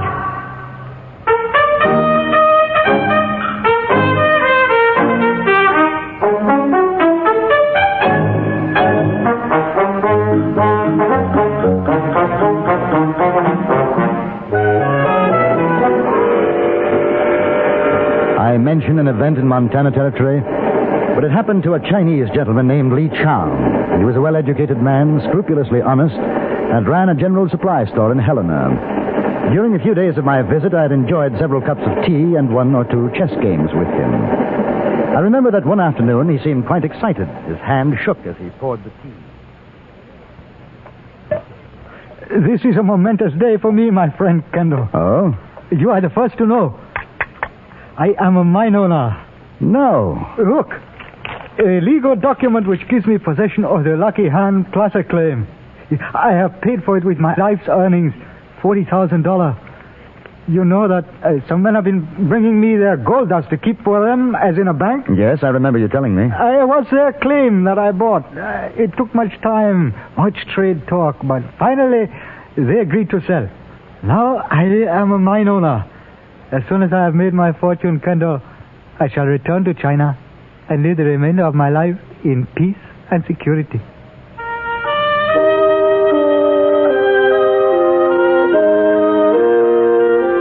Li Chao was evidently the last or next to last man in Helena to find out what had happened. I heard it 3 days later from the barber who was shaving me. Hey, mister, it's the biggest joke in Helena since old man Hornaday strung up that mule for kicking his wife. You mean you ain't heard? No. Yeah, a Chinese gent along the street, Li Chao, bought himself a mine. Yes, I know. You know it's salted? Salted? He's paid $40,000 for a salted mine. What the boys done was to take him a bag of gold dust every day to hole for him. Lee figures they got a whopper claim. He wants to buy in partners. No, sir, says they. And then when Lee's prying real good, the boys figures how they done enough work, they're ready to sell out. Li Chao buys for $40,000. The fellers take their dust and vamoose, leaving Li Chao with a deed to a vegetable farm. That's all it's good for. Well, does he know yet? If he don't, he's the only man in hell that ain't. Well, what about the men who sold the claim to him? Well, last I heard, they was headed for California.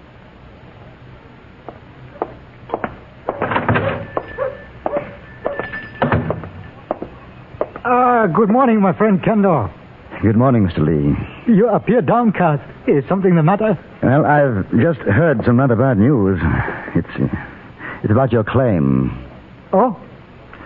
You've been cheated, Mr. Lee. There's no gold. The men who sold it to you knew it. So? But I do not understand. Yesterday, my boys who are working for me, they bring me a sack of dust. Here, see for yourself. It is the same as I have seen before. Your workers took this out of the claim? It is just as it has always been. I don't understand this talk of cheating. Neither do I, Mr. Lee. Here is my friend, Ji Ping. He very fine miner working for me. Good morning, Ji. Good morning, Lee. Good morning, honored sir. Good morning. My friend here, Kendall, he's worried about the claim. You worried? Why?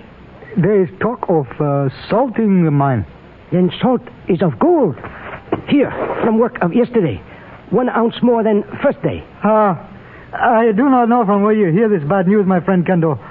But if the rest of my life is as unfortunate, I shall indeed be a rich and happy man. Will you take a cup of tea with me? Perhaps a game of chess? A day or so later, I left Helena and didn't return for about 3 weeks. Then it was only to spend an hour or so arranging for transportation to Fort Benton. I went to the store of Mr. Li Chao and found to my surprise that it was closed. I walked to the barber shop and over a hair trimming learned what had happened during my absence. Li Chao. Mister, you whispered that name around these parts. Say, ain't I seen you before? Yes, I came in for a shave a few weeks ago. Yeah, never forget a face. Well, what about Li Chao? Gone. China, they say. Well, what happened? Sold that claim of his. Oh, well, I'm glad to hear it. Yeah, maybe you are, but there's a passel of fellas around here who ain't. You know what that son of a gun did? What? Salted his mine. Ain't that something? Everybody figuring Li Chao an honest man, and he salts a mine. Shows you. Well, how? I mean, I thought the claim had turned out to be good. What do you call it, a bonanza? Yeah, that's what everybody thought.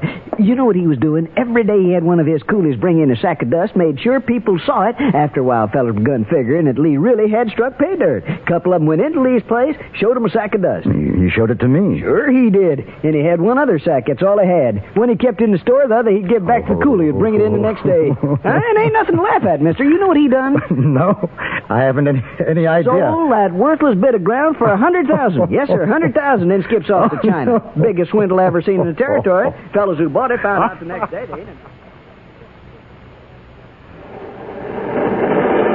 I have thought of the outlaw, Dick Gillis, and the interview I had with him in Virginia City. He had been convicted of holding up a stage and the murder of 2 men. We talked in his cell, the marshal sitting outside at his desk keeping a watchful eye on us. Gillis was quite proud to be the subject of an English newspaperman's report. Perhaps he colored his life for that reason. I'll never be quite sure. I'm 36. 36 years out of a mother's arms I never knew. She went up Salt River when I was born, Abby.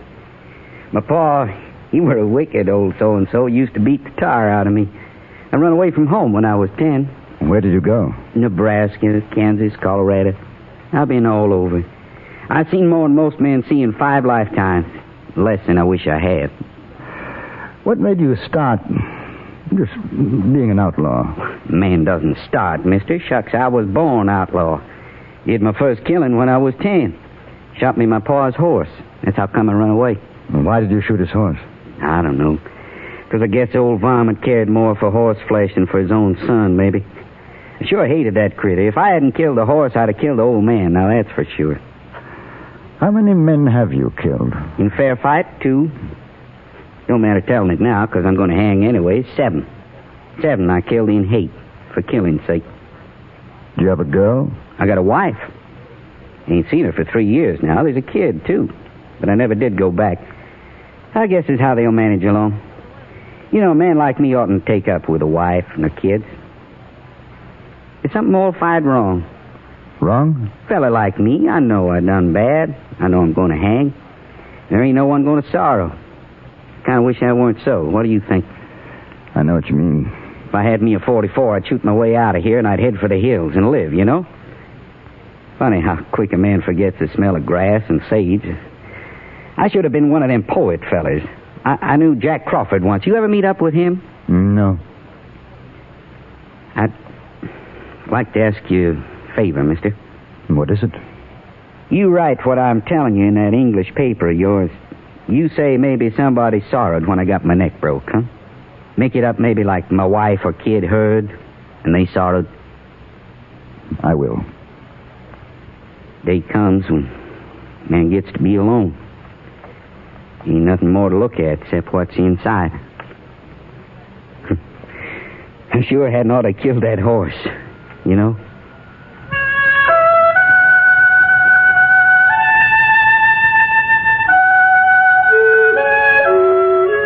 These are some of the things which I've seen, heard during my travels. I find myself despondent at the thought of leaving this country and its people, yet my sadness is tempered with the realization that perhaps someday I shall come back to the great American West, which for the past several months has been my home.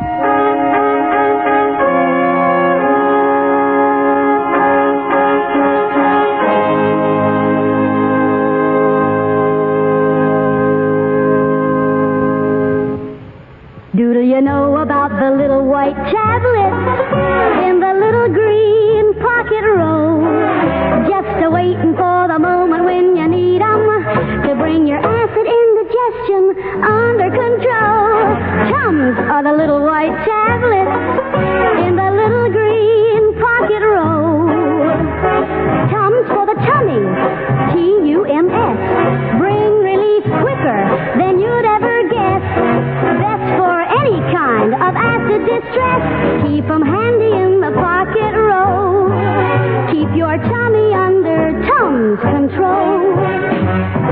Tums are fast, effective, and safe. Tums relieve the discomfort of acid indigestion quickly with no danger of acid rebound, sometimes caused by harsh alkalizers.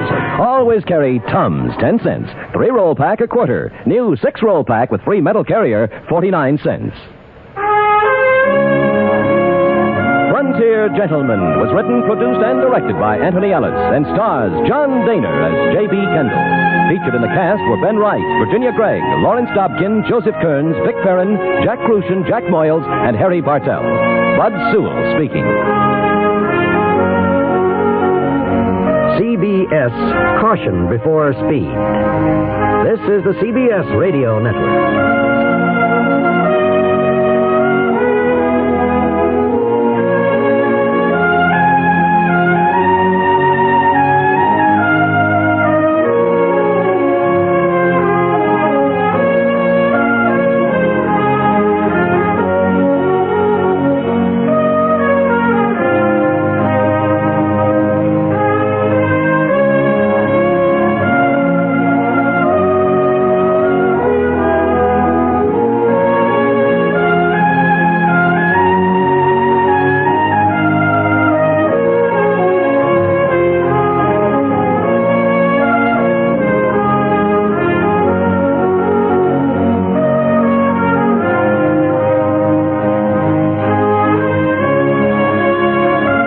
Sam Hobday was a very important man in Helena, Montana Territory.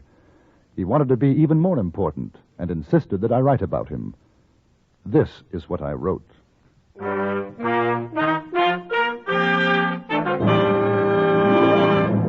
Frontier Gentleman.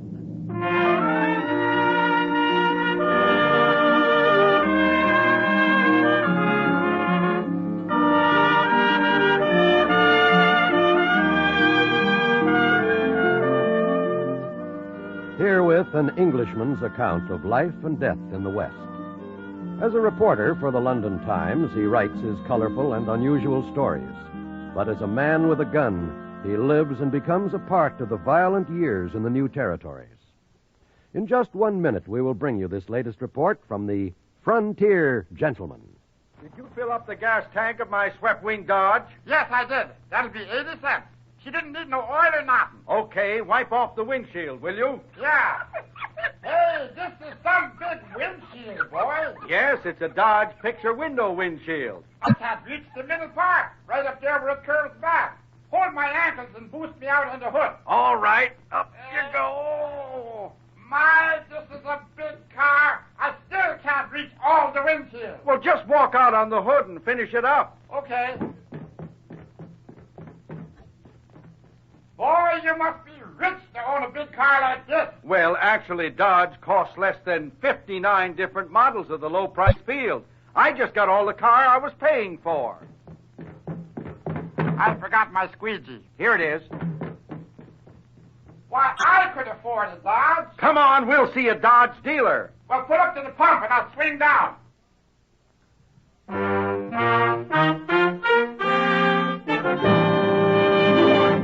Now, starring John Daner, this is the story of J.B. Kendall, Frontier Gentleman.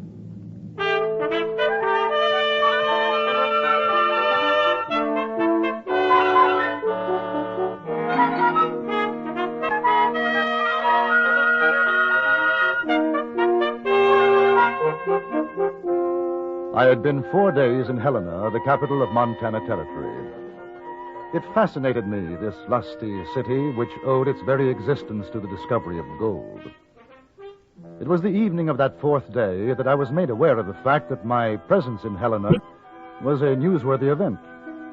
I was eating my dinner in the Hotel Colorado. Mr. Kendall? Yes? The name's Coleman. I don't think we've met. How do you do? I'm manager of the hotel. Thought maybe you'd like to see this. Rocky Mountain Gazette. Oh?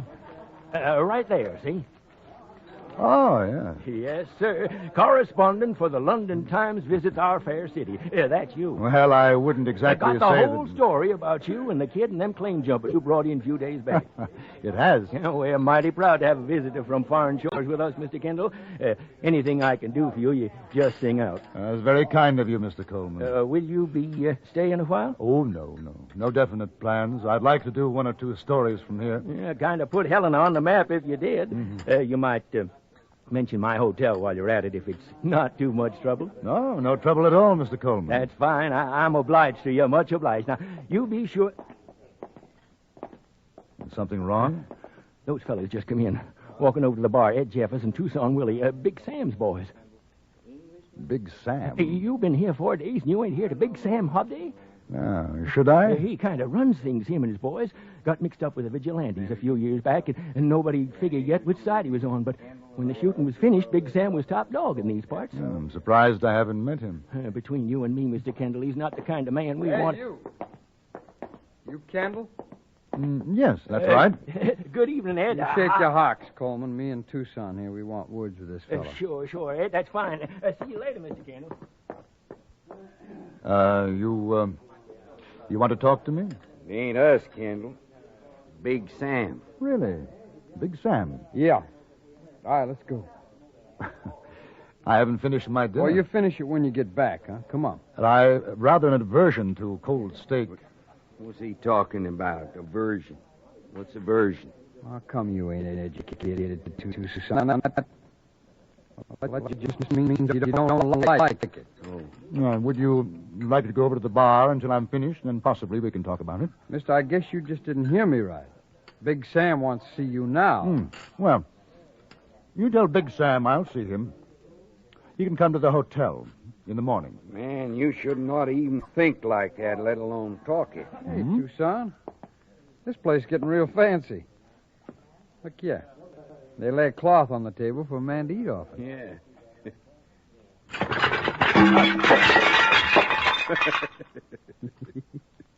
You know, I seen a fella do that once. He whooped the cloth off and not a dish was broke. It stayed right there on the table. I'm sorry you did that. Mister, you try and draw iron, I'm going to shoot you full of daylight. Tucson's got the drop on you, Kendall, for a fact. He's an awful fast gun. So I see. This friend of yours, Big Sam, he must be rather anxious to see me. Oh, sure. Big Sam just wants a nice, quiet talk. Ain't that so, Tucson? Yeah. So let's burn the breeze out of here. I was relieved of my gun, and we left the hotel. I noticed that most of the men passing by gave my companions a hurried nod and a wide berth as we made our way down Main Street toward a saloon. It was called a Bonanza, and from the look of the business that was being transacted at both bar and gambling tables, the name was a fitting one. I was taken upstairs and shown into a quite gaudily furnished room. Sitting behind a table was one of the largest men I've ever seen, literally shoveling food into his mouth. Lolling on a couch nearby, a woman of rather extraordinary proportions was sipping champagne. Oh, Kendall, you had your dinner? And I was having it. There was a slight interruption. What's the matter, you Jeffers? Ain't you got no manners? Well, it ain't our fault, Big Sam. He wasn't going to come. That's right. We had to persuade him. All right, go on, get out. Grab a chair, Kendall. All right, Millie, get a plate. Give Mr. Kendall some of them lamb fries. Best doggone lamb fries you ever ate, Kendall. Go ahead, sit down. This here's Millie. Best looking gal this side of Chicago. How do you do? Tell you what I want to see you about, Kendall. I figured you want to write something about me in that London paper of yourn. Here's your lamb fries, Mr. Kendall. Yes, thank you. Champagne, Millie. All right, see, the Rocky Mountain Gazette says you're in town, Kendall. That was a fine thing you done for that kid the other day. Fine thing, yeah. No good sister Bill claimed jumpers got what they had coming. Should have hung them, though. What'd he do? I ain't read the paper. Shut your mouth, Millie. Where's your champagne? Here's your champagne, Mr. Kendall. Thank you. Now go lie down and don't bother us. So like I say, Kendall, I'm a pretty big man in these parts, and I figure folks read your paper and want to know. Well, is there something particularly Interesting about you? I mean, aside from the fact that you own what is obviously a successful business? Hey, mister, it's down on the breeze when I tell it to. Ain't that so, Mel? Sure. That's right, Mr. Kendall. I got myself one of the biggest strikes in the country. Taking out better than $1 million. How's that? Congratulations. The saloon, that's just a sideline with me. I'm a man that's going a long way, Kendall. You write about me, it'll help. Savvy? In what way? Well, I've been thinking about going in for politics, maybe being governor. Now, a story about me written right, it'd look pretty good for folks here and in Washington, reading what you say about me all the way over in England. Well, I'm afraid I couldn't be of much help. Why not? I don't write what people want me to write. I'll pay you $1,000. I don't think so. Thank you. Oh, sit down. You ain't even tasted your lamb fries. Some other time. Good night. Hi, Kendall. You going or staying, Big Sam? Staying. Well, now you go on back inside, huh?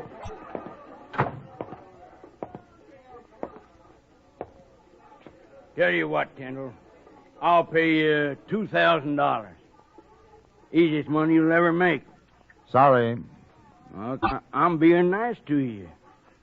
I ain't used to people saying no to Big Sam. I'd say now's as good a time as any to start getting used to it. Mill, go to bed. I ain't sleepy. Get sleepy. Kendall and me want to be alone. Night. Good night. She's a good gal. All right, what's your proposition? I haven't got one. 2,500. No. Listen, boy, I run Helena. You do what I say. Or? Ain't no use us whittle-wanging. I like you. Now, what do you want? A newspaper here in Helena? I'll buy you one. You're wasting your time. Maybe you ain't hurt. It don't pay to get Big Sam Hobday on the prod. Hobday. I'm getting tired of this nonsense. You might as well get it through that skull of yours once and for all. I haven't any intention of writing glorification of your political charms. Understand? And I'm going to have to teach you why they call me Big Sam.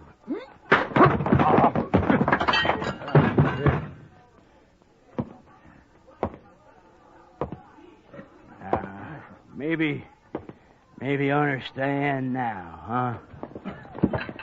I have an overwhelming desire to see if that stomach of yours is as big a piece of blubber as I think it is.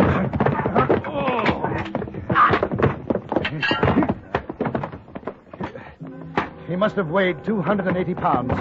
But I found out very quickly that looks can be deceiving. There wasn't any fat on him. He was as hard as rock, and so were his fists. I vaguely remember getting in a beauty on his nose. Then something sloshed me over the left ear, and I was finished.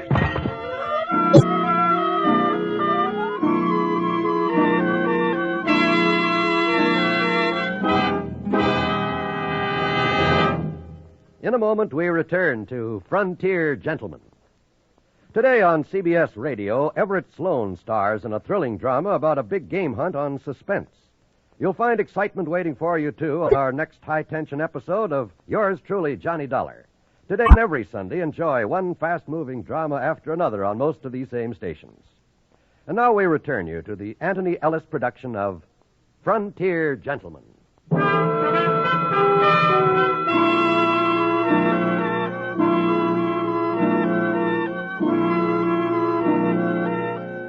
I woke up to find myself lying on a very large bed. The lady named Millie billowed over me, applying a wet cloth to my head. Behind her, I could see Big Sam Hobday. He had a fat lip and looked worried. Hey, you come out of it, huh? Yes. Yes, so I have. I feel. I've got a headache. That Tucson, he could have killed you. Tucson? And it wasn't you? Ain't you never been pistol whipped? Him and Jeffers come busting in just when we was going good. Kendall, I sure do admire your punch. I'm going to have a little talk with that gentleman. Oh, don't you worry none about that. I told him plenty. Yes, I'll bet that made an impression. Mill, go get Mr. Kendall some coffee. Sure. You just take it easy, Mr. Kendall. Millie'll be right back with the coffee. Sure glad to see you up. I thought for a while you'd seen the pale horse.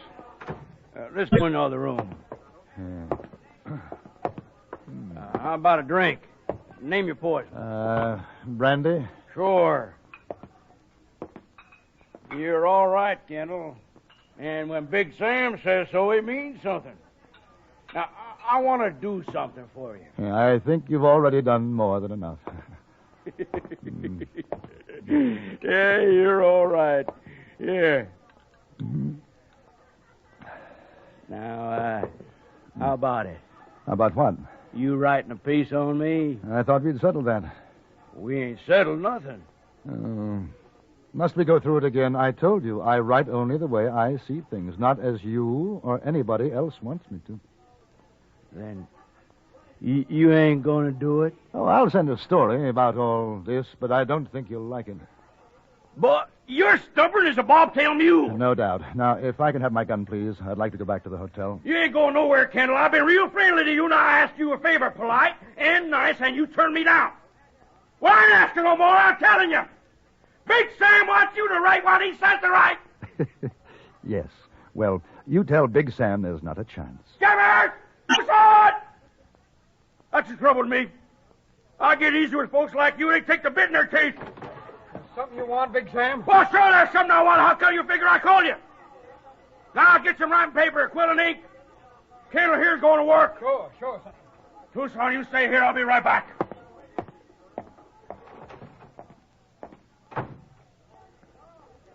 How about you sit down, Kendall?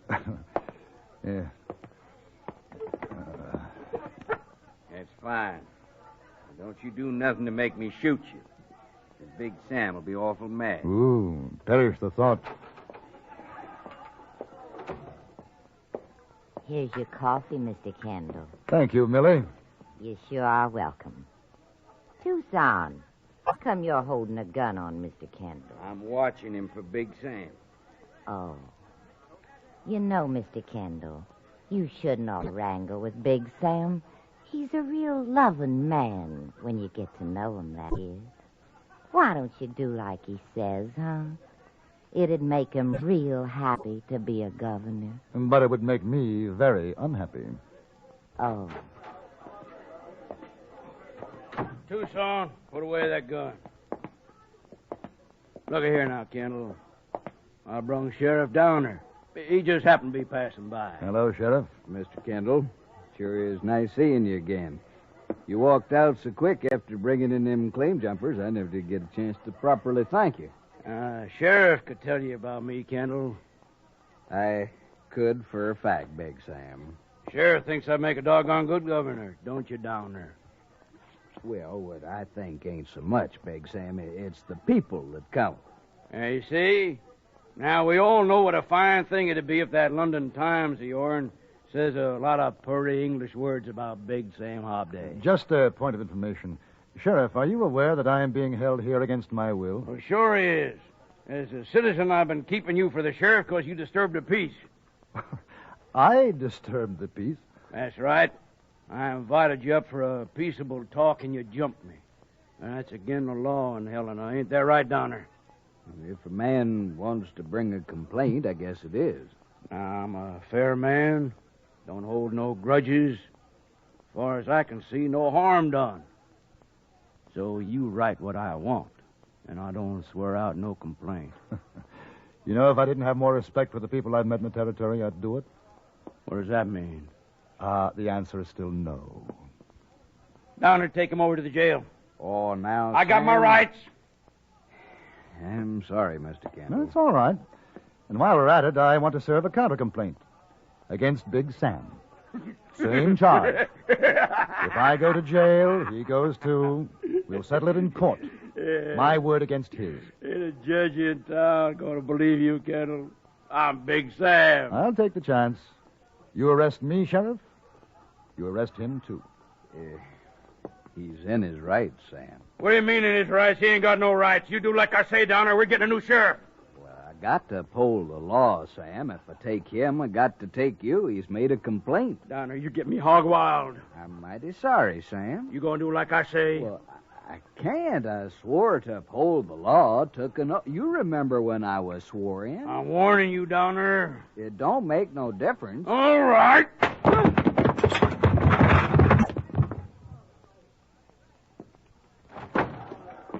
I found papers. Hey, what's the matter with the sheriff? You and Tucson lay him on the bed inside. Mill, go take care of him. Felt like maybe I broke his jaw, poor feller. Now, Kendall, you see how it is around here. Why don't you just fall off and cool your saddle and write your piece? The boys will keep you company. Javers? Yeah? I'm going downstairs for a while. You and Tucson keep an eye on things. Kendall, you have that finished when I get back, you hear?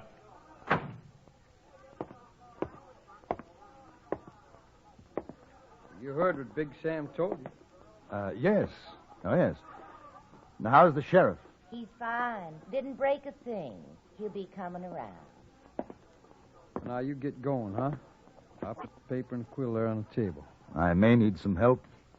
What kind of help? Oh, things about Big Sam's background, his past. Well, Tucson here can tell you. He's been with him longer than me. Good.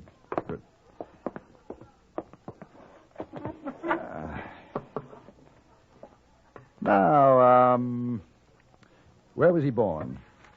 Well, Kansas, I guess. Near as I can remember. Kansas, huh? How old is he? Ed, how old is he? I don't know. Mill? He never said. What did he do before he came to Helena?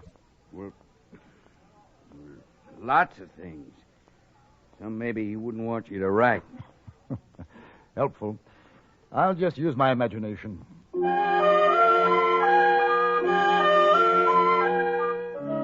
I began to write flowery, revolting nonsense.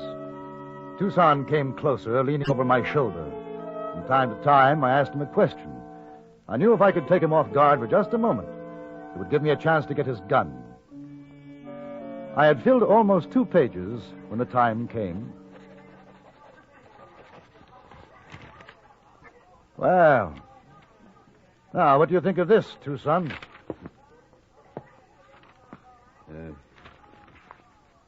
In Montana Territory, the flower of manhood has reached its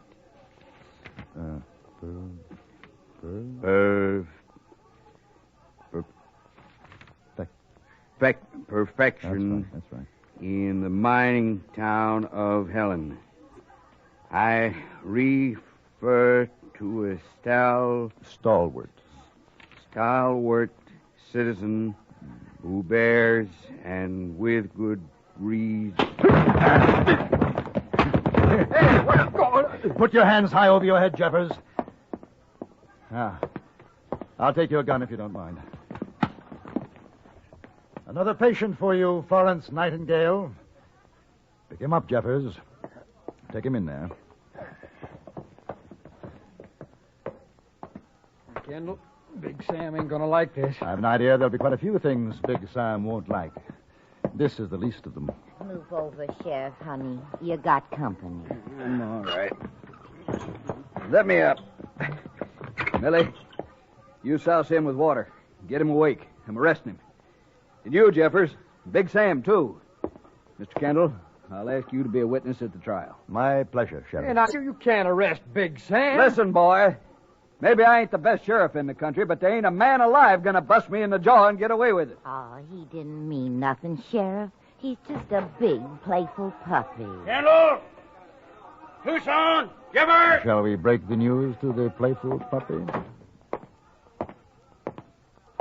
Sam, I'm arresting you for doing me a bodily harm. You're fired, Donner. I'm firing you right now. Roll your blankets and pull freight out of here. We'll let the judge decide that.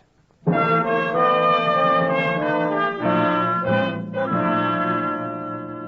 judge did decide, strangely enough, against Big Sam and his boys. 7 days in jail, and $200 fine. It was a small thing, but it broke Sam Hobday's hold on Helena. The whole town stood against him, and he knew it. I sent the story off to the Times, but I don't think that it will improve Big Sam's chances for governorship of Montana Territory.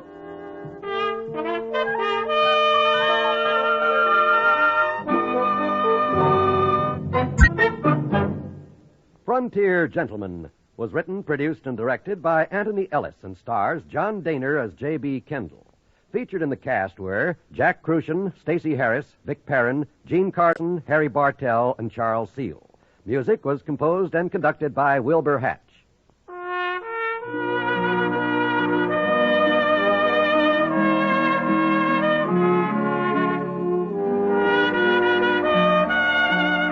Now stay tuned for the Ford Road Show, which follows immediately over most of these same stations.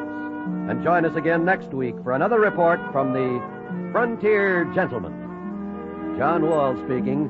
This is the CBS Radio Network.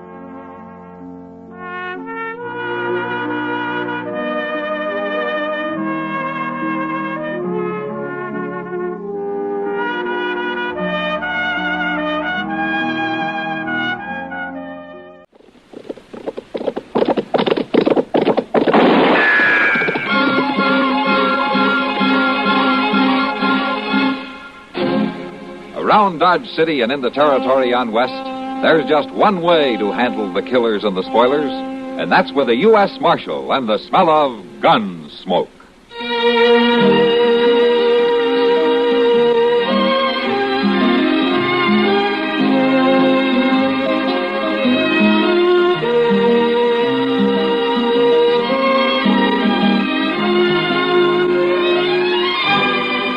Gunsmoke, starring William Conrad, the story of the violence that moved west with young America, and the story of a man who moved with it. I'm that man, Matt Dillon, United States Marshal. The first man they look for and the last they want to meet. It's a chancy job, and it makes a man watchful and a little lonely.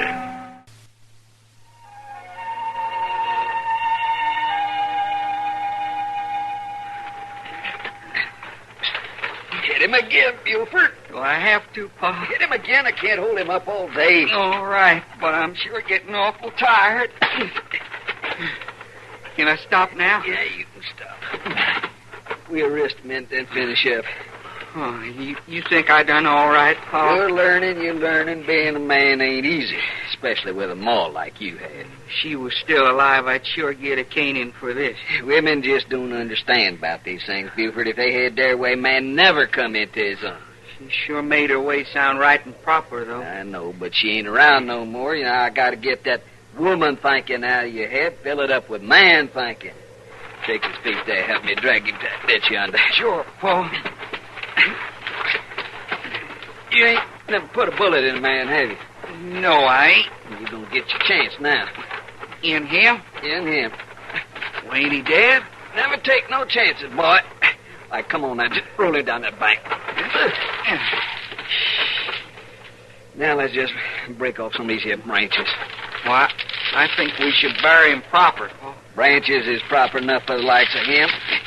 But in there like he done. You say so. Just put him in a pile here. Oh, that's plenty.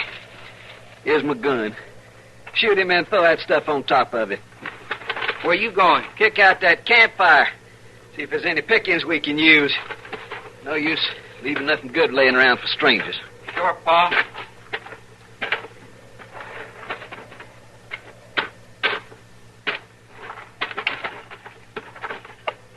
I ain't heard no shot yet.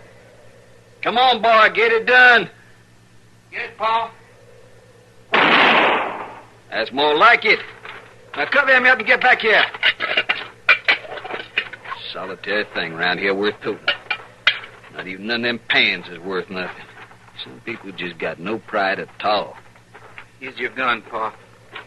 Buford, you're gonna be a man before you know it. Now we got one more thing to do. Over here in the wagon, get in front instead of the team. Pa, not another shooting. You ain't doing it, I am. No, Pa, please. sure ain't acting like no son of mine.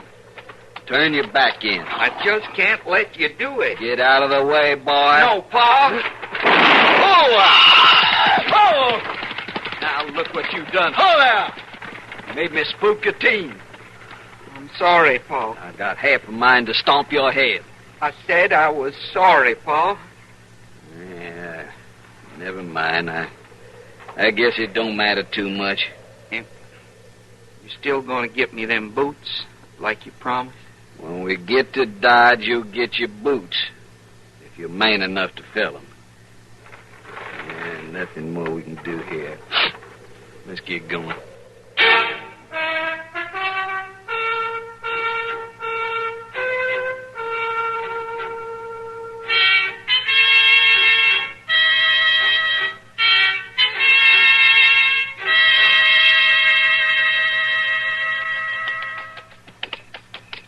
You was right as usual, Miss Dillon. How about what, Chester?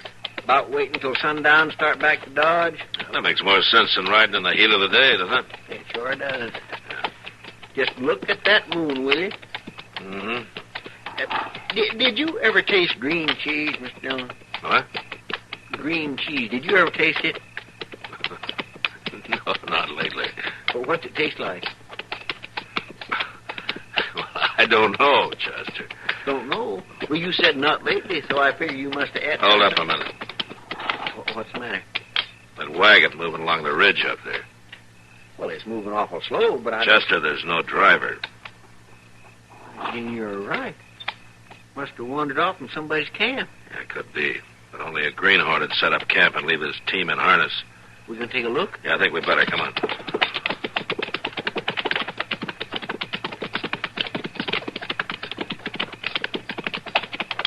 We'll come up on them slow so they don't take off, right? I'll get out in front of them, Miss Dillon. Boy. Easy now, I'll check the wagon.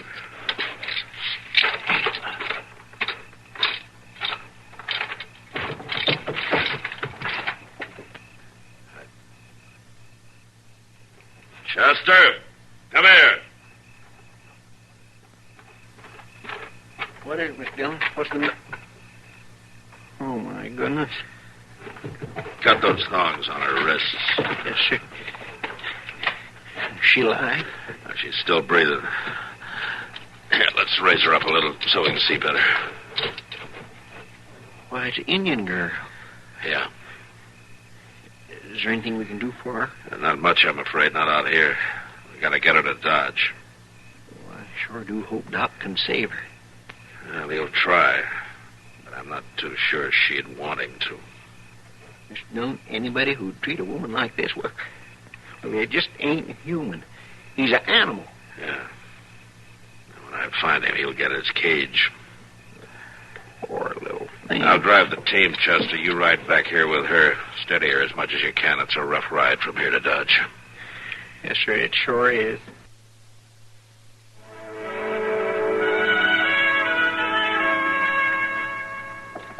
You think she's gonna make it, huh, Doc? She'll make it. I wouldn't have given you a plugged nickel for her chances when we found her. Wonder how Kitty's making out with her in there. And if she can even persuade that girl to nod her head, it'll be better than I did. Just stared. Wouldn't even look at me. Can't exactly blame her. You're a man. Yeah, I know. Oh, Kitty? She talked some. In English? Yeah. Doc, when can we move her over to my place so I can keep an eye on her? We'll see how she is in the morning, Kitty. She seems pretty weak and tired right now. I'll take her. Well, I'll check with you in the morning. Night. Night, Kitty. Night, Doc. Oh, Kitty. I need a drink. Walk back to the Long Branch with me. I'll tell you about it on the way. All right.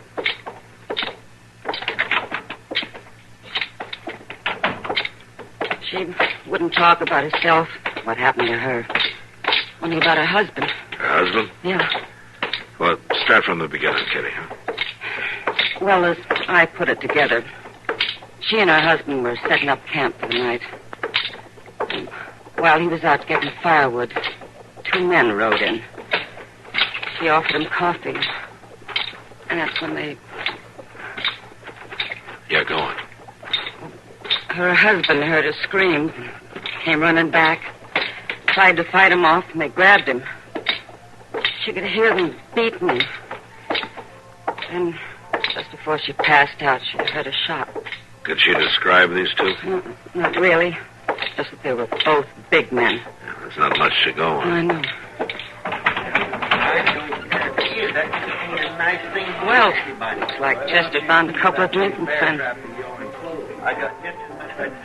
Doesn't sound like they're exactly friends, does it? I tell you, you go on. I'll join you in a minute.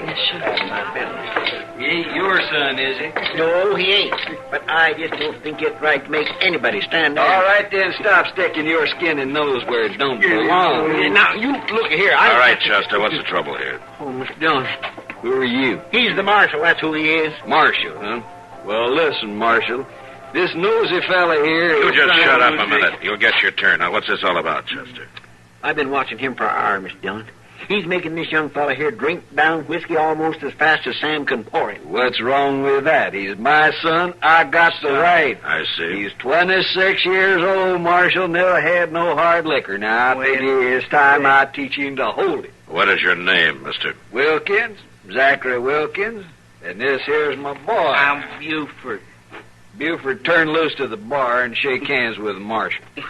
I can't, Pa. My leg bones is went so. You're all right, and I do like I say. Well, I'll try, Pa. Howdy, Marshal. Stand up, Buford.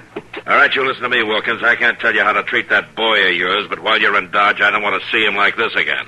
If I do, I'll put you both in jail just long enough to sober up, then run you out of town. Now, you get him out of here and take him someplace where he can sleep it off. You're sure high and mighty, ain't you? Come on, Buford. Fine thing when the law tries to stop a father from making a man out of his own son. Well, I reckon it's a good thing you come in when you did, Mr. Dillon. They're pretty husky fellers. Looks like you got nothing but trouble tonight, man. Yeah, it looks that way. Sam, Yes, Miss Kitty? set out 3 glasses and a bottle of rye, will you? Sure. Kitty, I've been thinking about that Indian girl's story.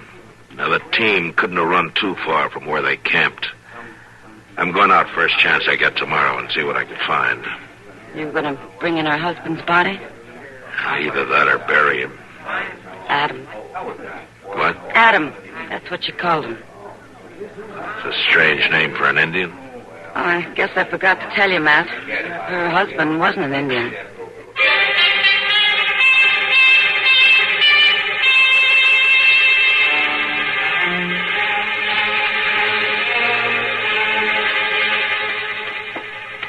I don't mind people taking their time, but I should have been closed an hour ago. It's almost 7 o'clock. We're paying good money for 'em, and we'll just look till we find the right one. Well, I showed you every boot I've got 2 times over. They gotta be the right ones, don't they, Buford? That's right, Pa. I sure am glad you're working late, Mr. Jonas. Well, what do you want, Chester? Miss Kitty told me to buy a dress. What? It's for that little Indian girl. Oh, the one you brought into Doc's last night? That's right. How is she? Well, she's doing fine. But her clothes was tore pretty bad, and Miss Kitty thought a dress would make her feel better. Well, let's see now. About how tall is she? Oh, she's just... about so high. Ain't much meat on her. You say these boots cost $7.60? That's what I said. We want 'em. Yeah. It's about time. And you. Me? Make your marshal friend real happy. Tell him me and Buford is leaving Dodge. Well, you made me kind of happy, too. I figured that. Buford, you go on down to that stable, get our horses, bring 'em up in front of that Long Branch place. I'm going to have me a couple of drinks there before we go. You know, take my new boots with me, Sure, take your boots. Now, there's a real pair of gents, huh? Yeah. Well, here, what do you think of this dress, Chester? Oh, that'll be fine. No, I got a couple of others. No, that's all right. Just put it in a sack. And Miss Kitty said to add it up to her bill. All right. Here you are. Thanks, Miss Jonas. Thank you. Night. All right.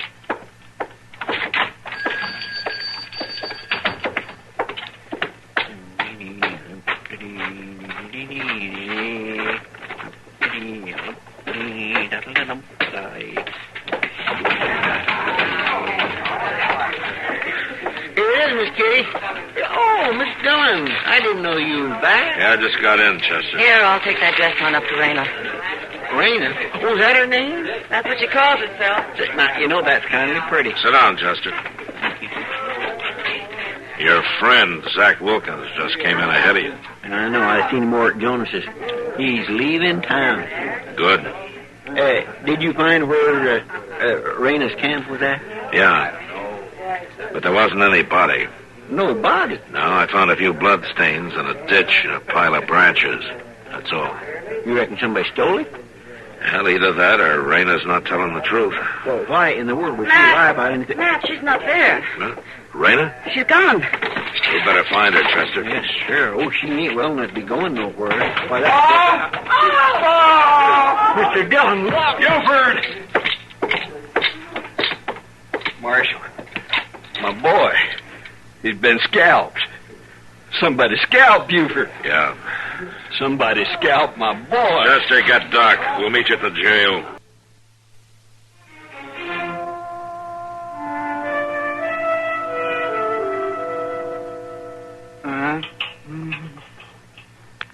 Well, I've got the bleeding stopped, Matt. You want to take him to my cot in the office? No, just leave him here in the cell. Better not to move him. You was right, Pa. You was right. I couldn't shoot him, Pa. He's delirious. I was woman thinking. I missed him. I missed him on purpose. Who, Buford? Who did you miss? The camp fella. The one in the ditch. You told me to shoot him. Buford, this camp that you're talking about. Miss Dillon? Oh, Chester, did you find her? Yes, I did. Just south of town. It said she was going back out to camp and bury her husband. I took her to Miss Kitty. Doc, are you about through here? Yes, Matt. I can handle him now. All right, if you need me, holler. Come on, Chester. I want you to go get Raina and bring her back here. Did he die, Marshal? Did Buford die? No, Wilkins, he didn't. Come on, Chester. Yes, sir. But he's going to, Raina. I don't think so. His head, it was so... Yeah, I know, but he won't be the first man to live through a scalping. Marshal, I'm going to kill the dirty Indian that did this. What Indian would have a reason? Well, Indians ain't like people. They don't need no reason. I know it was, Marshal. It was that girl. Oh, what girl? You know that Indian girl that Chester was talking about. I don't think so, Wilkins. I don't think she could have done it. She's not strong enough, but I can understand why she might want to. You ain't making sense. 2 men broke into our camp last night. Big men like you, Wilkins, and Buford. Well, it wasn't us. Well, Buford says different. That don't mean nothing. His head's hurting. I think he's telling the truth. I'm going to find her, Marshal, and I'm going to take care of her good. Excuse me, Mr. Dillon. Come in, Raina. Don't be scared. You done it. You cut my boy. I'm going to kill you. You're not going to do anything, Wilkins. Take his gun, Chester. Now, Raina, have you ever seen this man before? Yes, Marshal. He is one of them. She's lying. No, Marshal, he is one of them. You ain't going to take the word of a dirty little Indian over mine. You're saying that she hasn't seen you before. That's right. And you were nowhere near her camp last night? No, I wasn't. All right, I'll take your word. Now get out of here. Marshal. Open the door for Mr. Wilkins, Chester. That's more like it. Now, give me back my gun. But, Mr. Dillon... Marshal. Don't worry, Raina. If he's lying, Adam will take care of him. Adam? Who's Adam? It's her husband. Adam's alive, Raina. He's already cut up one Wilkins, and he's out there in the dark somewhere really looking forward to this one. Open the door, Chester. My gun, Marshal. I want it back. You say you've never seen this girl. You don't need a gun. Well, I ain't going out there unarmed, not with him looking for Well, you me. mean this girl isn't lying? I didn't say that. What are you waiting for? Get out of here. Get out of here, or I'll throw you out. No. I don't want what Buford got. She's right. I did it. Lock me up. Do what he says, Chester. Come on. Where is my husband, Marshal? I don't know, Raina, but he must be close by. If you find him, will you put him in jail, Marshal? Well, he cut young Wilkins pretty bad. They hurt him. Yes, I know. They meant to kill him. I'll still have to hold Adam for trial. And if he runs? I'll have to track him down. But I'll tell you one thing, Raina. What, Marshal? It'll take 12 men to convict him. And I couldn't name one in this town I think would want to.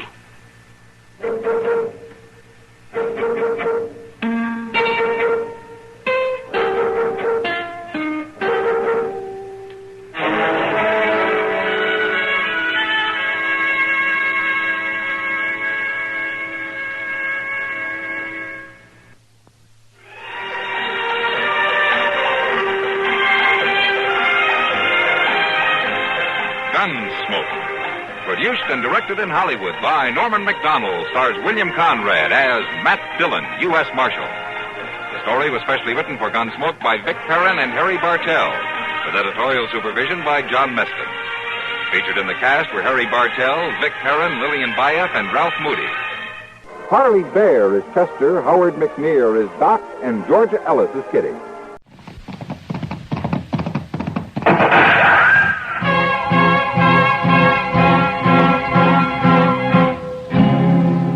Around Dodge City and in the territory on west, there's just one way to handle the killers and the spoilers. That's with a U.S. Marshal and the smell of Gunsmoke.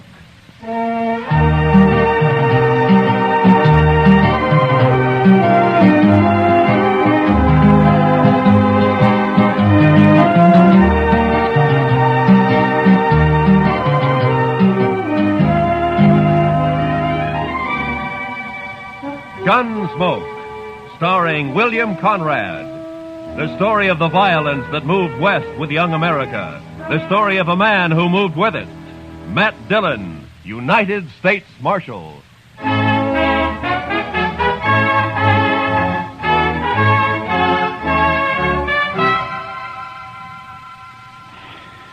Sure is hot today, Mr. Dillon. Yeah. Used to get hotter in Sweetwater, though. Texas? Yes, sir. But I wasn't there very long. No. What'd you do there, Chester? Oh, I was a salesman, Mr. Dillon. Salesman? Well, what'd you sell? Lightning rods. Lightning? Oh. Well, now, they're good things to have, Mr. Dillon. Why, I had a line of lightning now rods don't explain it to me, Chester. Too hot. Well, I'll go get us some beer. Maybe that'll help. I don't think I want any beer, Chester. Well, then, why don't you just go take a siesta, Mr. Dillon? I'll stay here in the office. Why don't you just leave me alone, huh? All right, Mr. Dillon.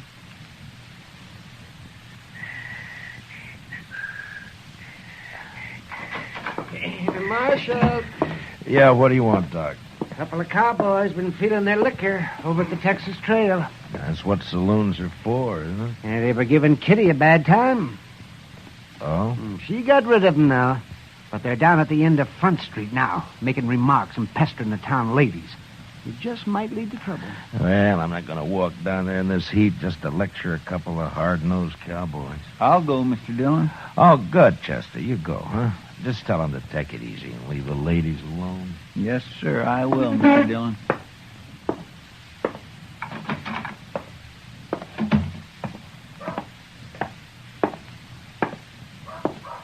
Hey, lady, you ever been to Texas? Real men down there. Not like these short-grass Kansas. All right, boys. Now, that's enough. Who's this? The preacher, maybe. Boys, Marshal Dillon sent me down here. And we're going to send you right back, fella. Mr. Dillon said you can have all the fun you like, but to leave the ladies alone. That's the whole dang trouble, these Dodge ladies. They've been left alone too long. Yeah, what they need is a couple of big-handed Texas men. Look, now, why don't you go over there to the Alfaganza? I'll buy you both a beer. You will, huh? Well, that's mighty thoughty of you, mister. We just don't want any trouble, that's all. Sure we don't. And I got an idea how we won't have any. Wait till I get on my horse here. Stay with our friend a minute, Trevor. Hey, mister, I'll make a bet. What kind of bet? What do you mean? Any kind. You name it. Come on. Well, but I don't... I got him! He spilled his gun, Trevor. Pick it up and grab your horse. Get this rope off of me. Maybe it'll wear off, mister. You're going for a ride. Drag him, Tobo, drag him. Let's go.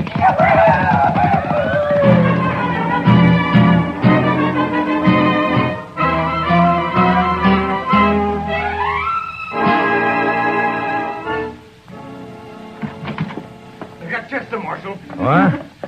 What? Who got Chester? A couple of cowboys. They roped him and dragged him out of town. Come on. What? Well, which way? West. I'm going with you. Hurry.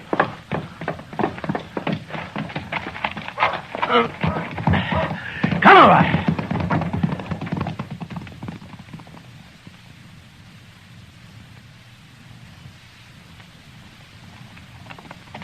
There they are, but they're not dragging anything. They must have cut him loose. There he is, by that sagebrush there.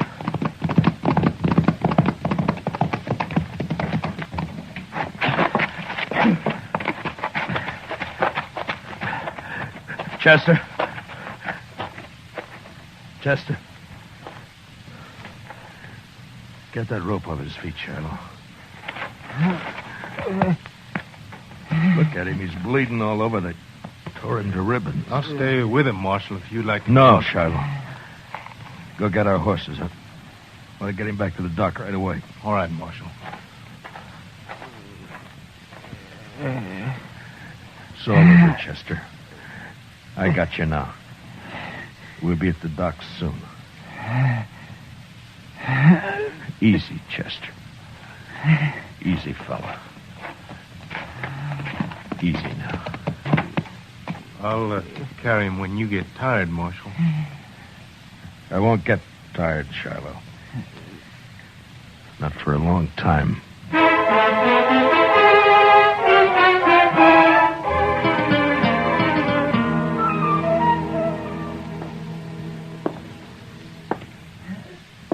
Well, Doc? Yeah, he's in bad shape, Marshal. The worst is something's bothering his breathing. I don't know what it is. We'll just have to wait and see if it goes away. If he lives the next few days, he'll pull through. Oh, Doc. I know. But I'll stay right here with him. Why did I have to send him? Why didn't I go? Oh, and I don't blame yourself, I Marshal. told him to go, didn't I? Yes, but... Doc, can I talk to him? No, Marshal, no, not for a while. All right, then. Would you tell him this for me? If going after those men, I'm going to bring them back. Alive. Or at least half alive.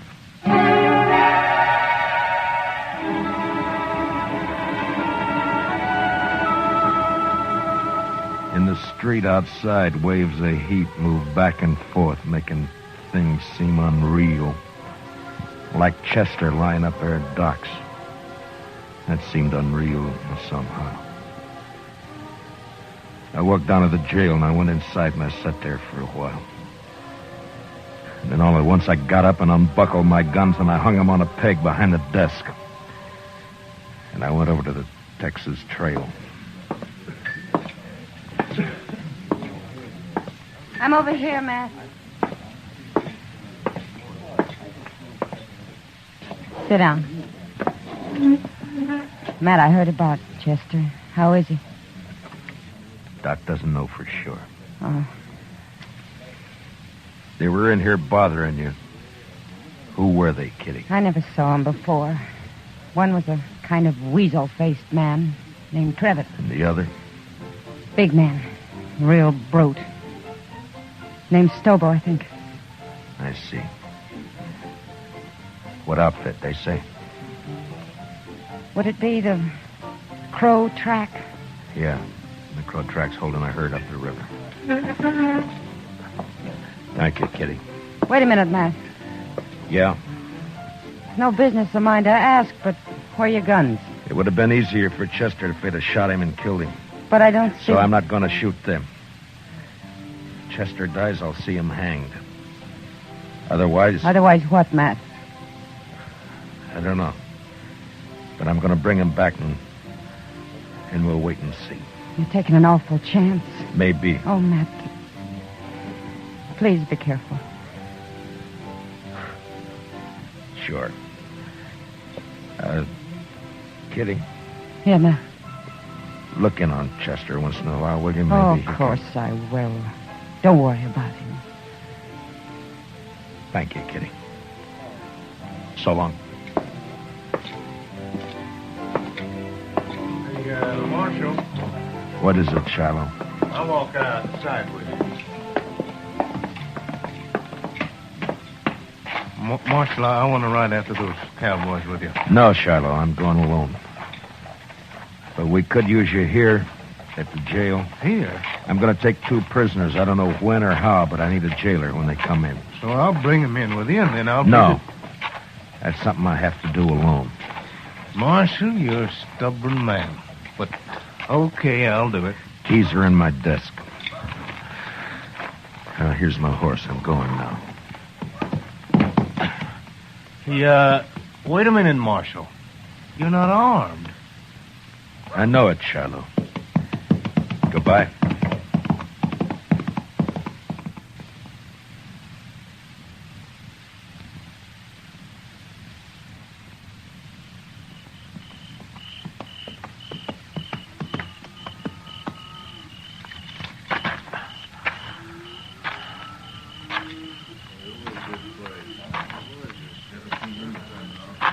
Who's the trail boss here?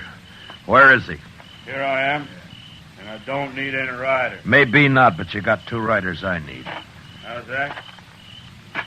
Just what do you want, mister? That's the Crow Track outfit, isn't it? That's right. I'm looking for a couple of your men called Stobo and Trevor. They ain't here, mister. And where are they? They come back this afternoon, picked up the gatherings, and left. Didn't even wait to get paid off. I'm telling you this just because they're no good, and I'm glad they're gone. Which way'd they go? I wouldn't tell you if I knew, mister. I didn't think you would. Who are you, anyway? I'm a U.S. Marshal out of Dodge. That's so? Well, I don't know what you want them for, and I don't care, but how you going to take them, Marshal? Put salt on her tail? You ought to at least take a club if you're going after that Stobo. He's mean, he's big. Besides being a Texan. We've hung Texans up here before, mister.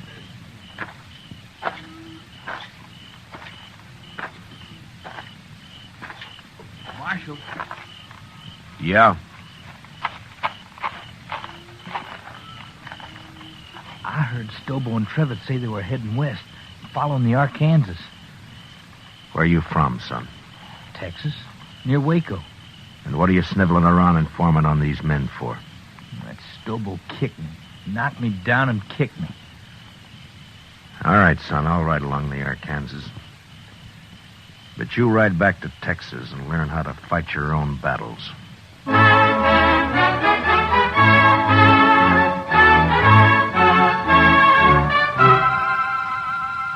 I cut straight down to the Arkansas and followed it west. I rode close to the water where I could use the sound of it for only my cover. After an hour or two, I spotted a hobbled horse alone. Stobo and Trevitt must have separated. I got down and followed the animal's tracks as best I could in the moonlight until I caught the dying coals of a campfire on the bank ahead. To one side, I could make out the huddled figure of a man asleep in his blanket. It took a long time to crawl to his head where I saw the weasel face of the man Trevitt. His gun belt lay on a saddle blanket in easy reach. I stood up and heaved it out into the river. And as Trevitt sat up with a snap, I kicked him back. Don't shoot! Don't shoot! You sit up again and I'll smash your skull, Trevitt. Don't kill me! Don't kill me! Shut up. Now, where's your rope? I told you to lie down. Now, where's your rope? Under my saddle there. You gonna lynch me? No. But you may hang legally if you live that long. Now, keep your arms in that blanket and lie still while I get you roped up here. Who are you, mister? Yeah, that'll do it. Let's just say I'm a good friend of a man you dragged out of Dodge this morning. Stobo was in on that, too. It was his idea. He did it. Don't worry. I'll find Stobo. You ain't gonna leave me like this? I'll be back.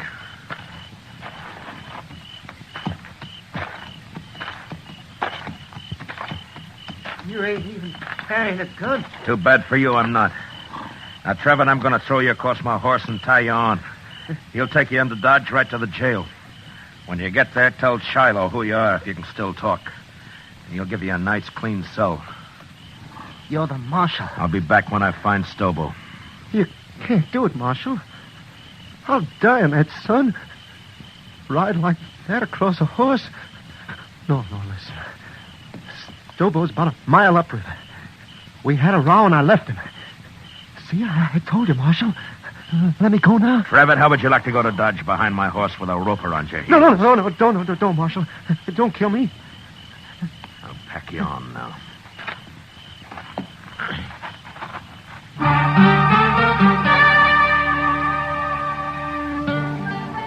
I tied Trevitt across my horse and started him off in the direction of Dodge, and then I forgot about him. Stobo was next. I rode west on Trevitt's horse. Dawn was just breaking when I saw him, crouched behind a campfire, cooking breakfast. His horse was saddled and stood nearby. I rode straight up, got down, and walked over.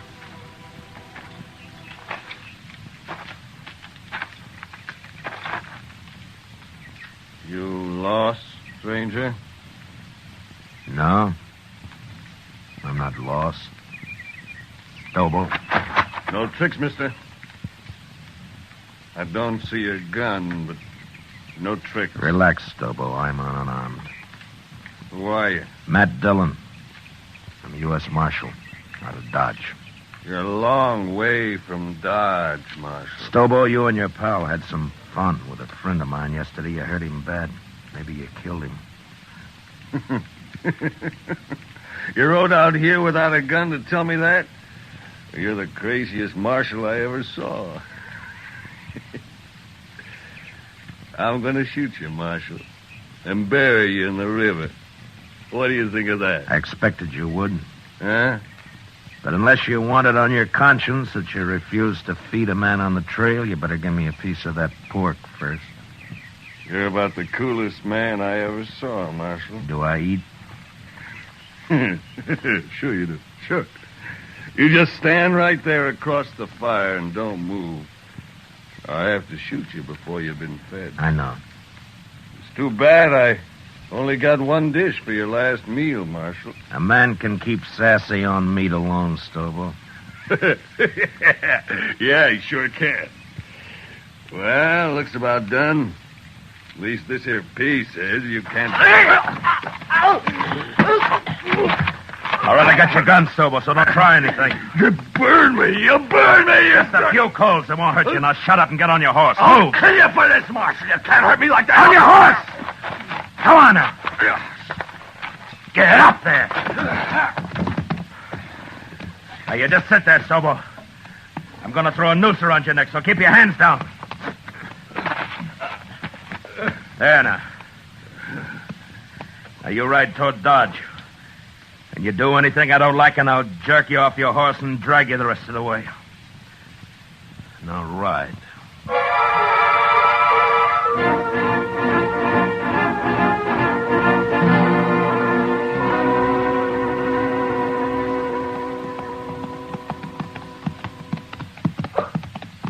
The jail's on the left. You see it? I see it. All right, pull up. Shiloh! Shiloh! Well, hello, Marshal. This other one? Yeah. Trevitt, get here. More dead than alive, but he's here. It was rough, Marshal. Real rough. Yeah. Shiloh, how about Chester? Tell me. Doc ain't sure yet, but he's alive. Lock Stobo up. I'm going over to Doc's. All right, you get down. And walk straight or I'll shoot you through both knees.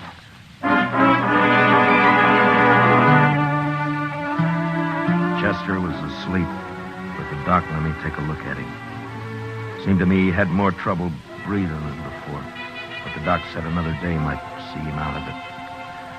And there was nothing I could do. So I went up for a steak and some sleep.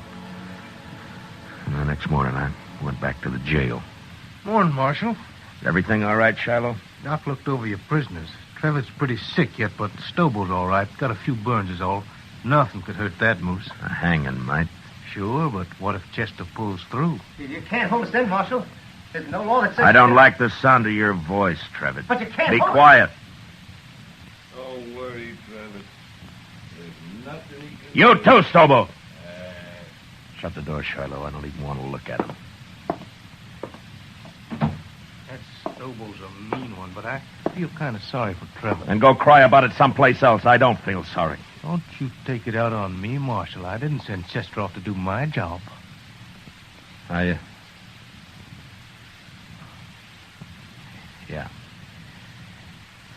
Yeah, you're right. I'm sorry. Go get some breakfast, huh, Shiloh? I'll wait here now. I'll be back later.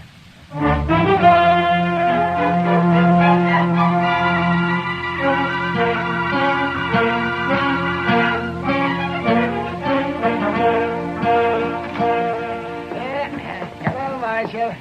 Doc? What? Well, what is it, Doc? Coming. Chester. He's going to be all right. You sure? Why, of course, Marshal. His breathing suddenly changed. The pressure's off somewhere. Oh, he's going to be fine. That's good. Of course, he'll be in some pain for a while yet, but... Yeah. All right, Doc, I'll come see him in a little while. I'll tell him for you, Marshal.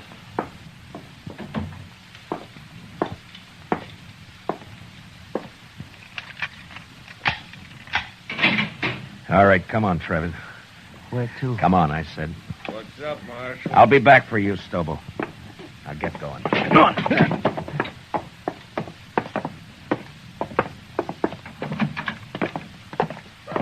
It was Stobo, did it? Not me.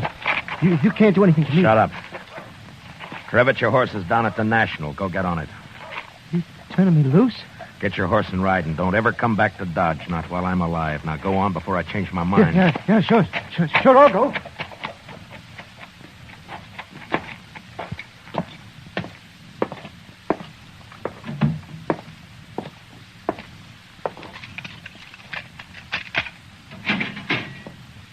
You're next, Stobo. What you do with Trevitt? Put a knife in him? I turned him loose. Now come on, get out of that cell. Am I free, too? You will be in a little while. So the doc, Marshal. Chester's... Hey, where you going with Stobo? Gonna shoot me in the back, probably. That right, Marshal? I'm gonna do what I should have done 3 days ago when I sent Chester after you. Bring him outside, Shiloh. Let's go, Stobo. Slow and easy.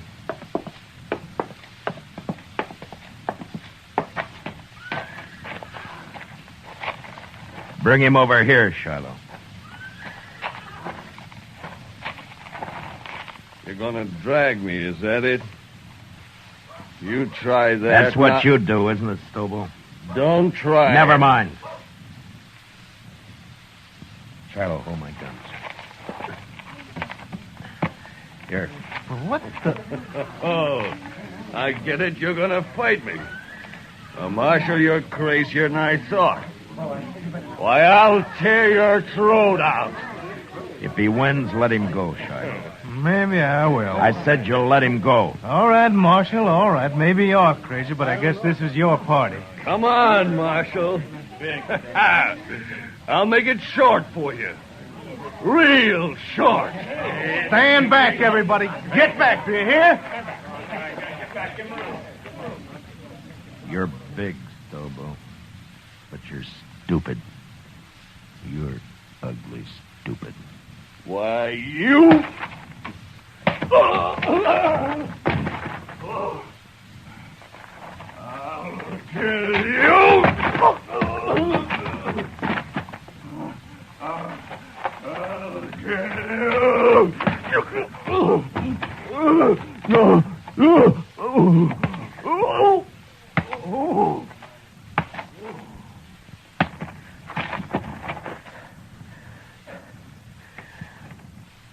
Give me my guns, Shiloh. Here. You don't look too good, Marshal. I'd better get that doc. He's hurt, but he isn't dead. If he can't ride, throw him on a stage, but get him out of here. If I see him again, I'll shoot him.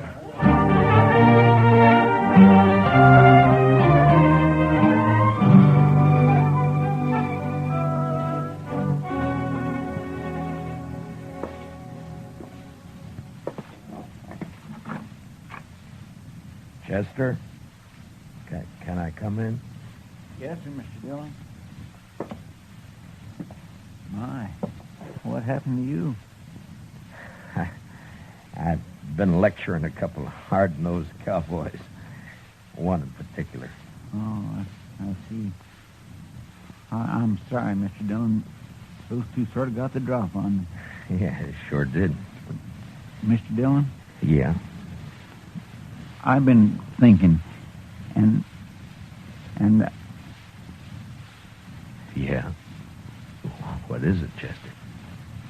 Well, Mr. Dillon, I'm not much help to you here. Maybe I better just... That's enough, Chester. Well, but I've been thinking... Well, just stop thinking. Yes, Mr. Now, look, Chester, I'm going to tell you something. I need you here. You see, you're the only man in Dodge I can really trust. The only one. Yes, sir. Well, you can trust me, Mr. Dillon. Yeah, I know. And I'm thanking you, Chester. But you're sure no help to me lying there, you know. No help at all. Well, I don't aim to stay here long. The doc says I'll be up and around again. Look, Chester, I tell you what. I'll go get patched up, and then we'll make Kitty come over and fix us some steaks, and we'll have some beer, too, huh? Well, what do you say? My, that'd be fine, Mr. Dillon. My, I'd sure like that.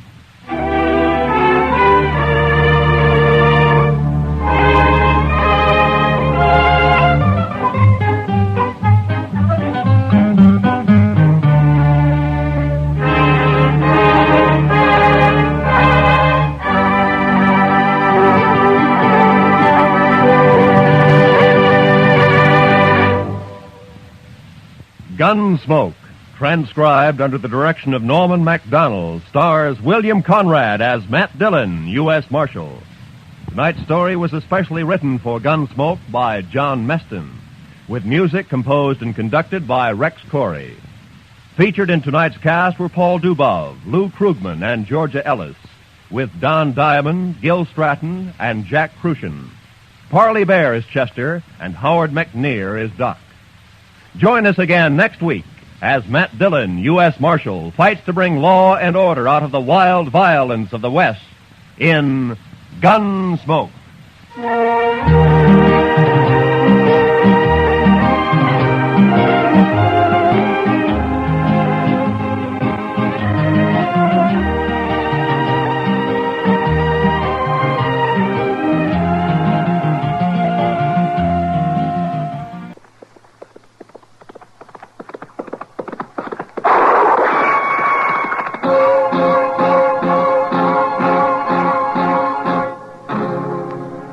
Dodge City and in the territory on West, there's just one way to handle the killers and the spoilers, and that's with a U.S. Marshal and the smell of gun smoke.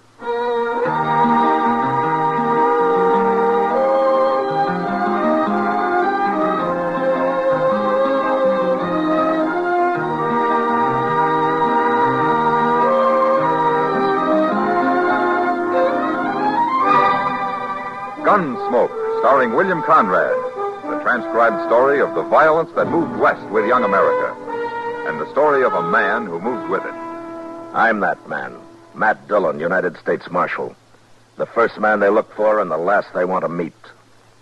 It's a chancy job, and it makes a man watchful and a little lonely.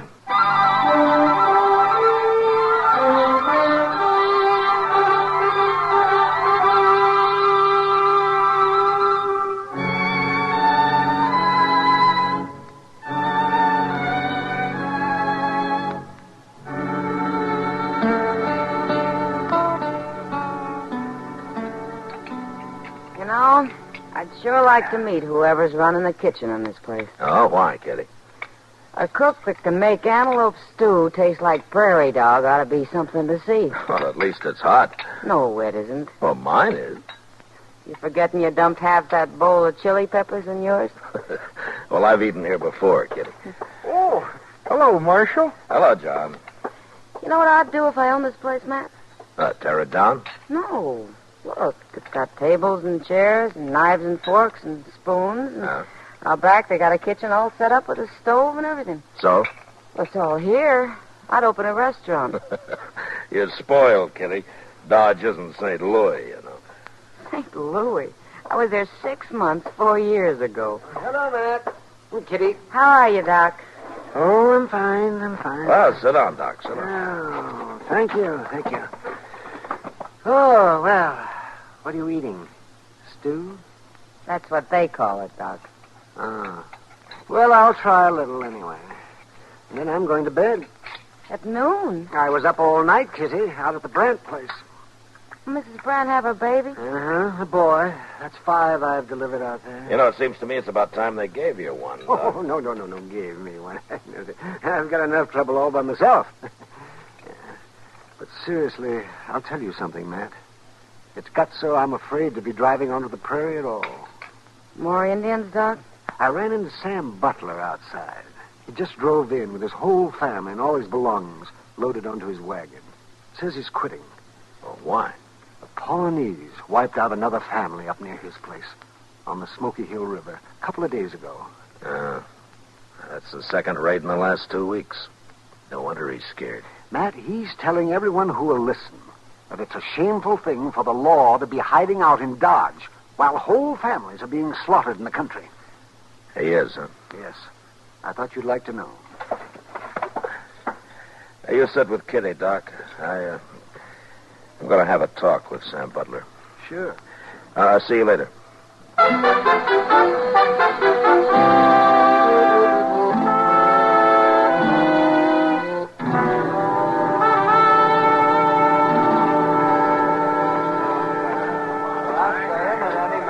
Stays out there and exposes his family to them murdering savages is plumb crazy.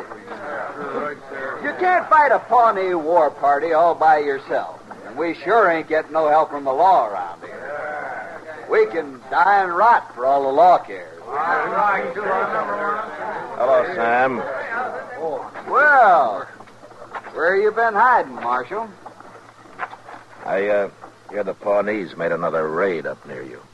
If you call shooting and scalping a man and his wife and their 2 boys a raid, well, those men never had a chance to fight, far as I see. Men? Well, boys, but they were coming on 14 or 15, old enough to handle a rifle. But they got caught outside and never even made the house. I seen them lying there with my own eyes, Marshal. And if you'd seen them, you'd be doing something about it instead of sitting around here and dying. I'm not hired to fight Indians, Sam. That's the Army's job. You ought to be out helping the Army. Every lawman in the country ought to. The Army doesn't need help. But there's something strange about those Pawnees. What's strange about them? They killed white men before. I'm sorry you're quitting, Sam. We need settlers out here. Not dead ones, you don't. No. No, not dead ones.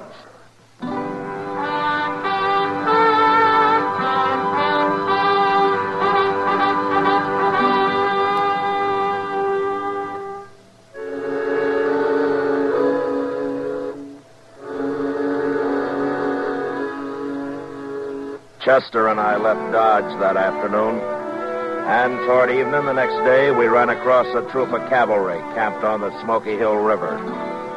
It was commanded by an officer who was new to this part of the country, a Captain Starr.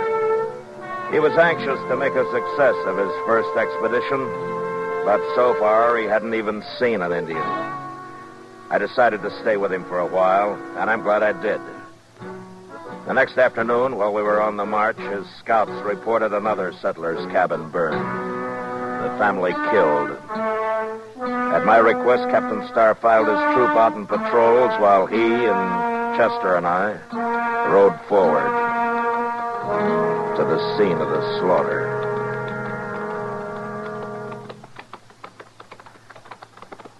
My scouts say these people haven't been dead very long, Marshal. This morning, probably. At dawn, Captain. Well, then those Indians can't be too far off.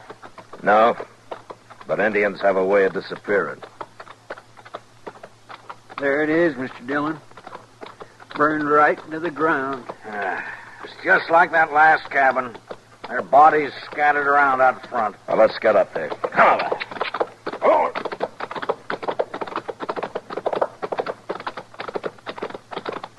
Ho, ho, ho. The whole family. Man and his wife and their boy. Look over there. Against the water barrel. Oh, my. It's a little girl. It's a little girl.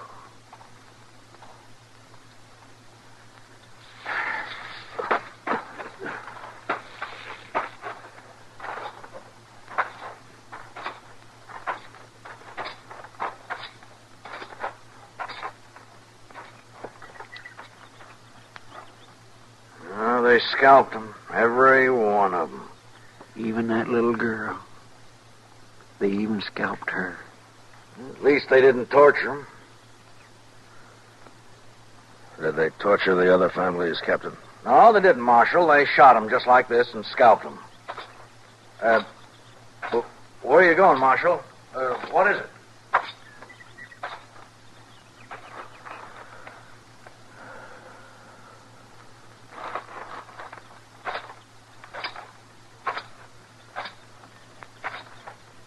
Captain Starr, last night you told me this is your first tour of duty in Indian country.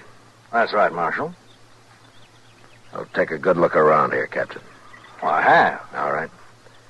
All three of these settler families were killed in the open, outside their cabins. Does that mean anything to you? Those Pawnees are pretty tricky.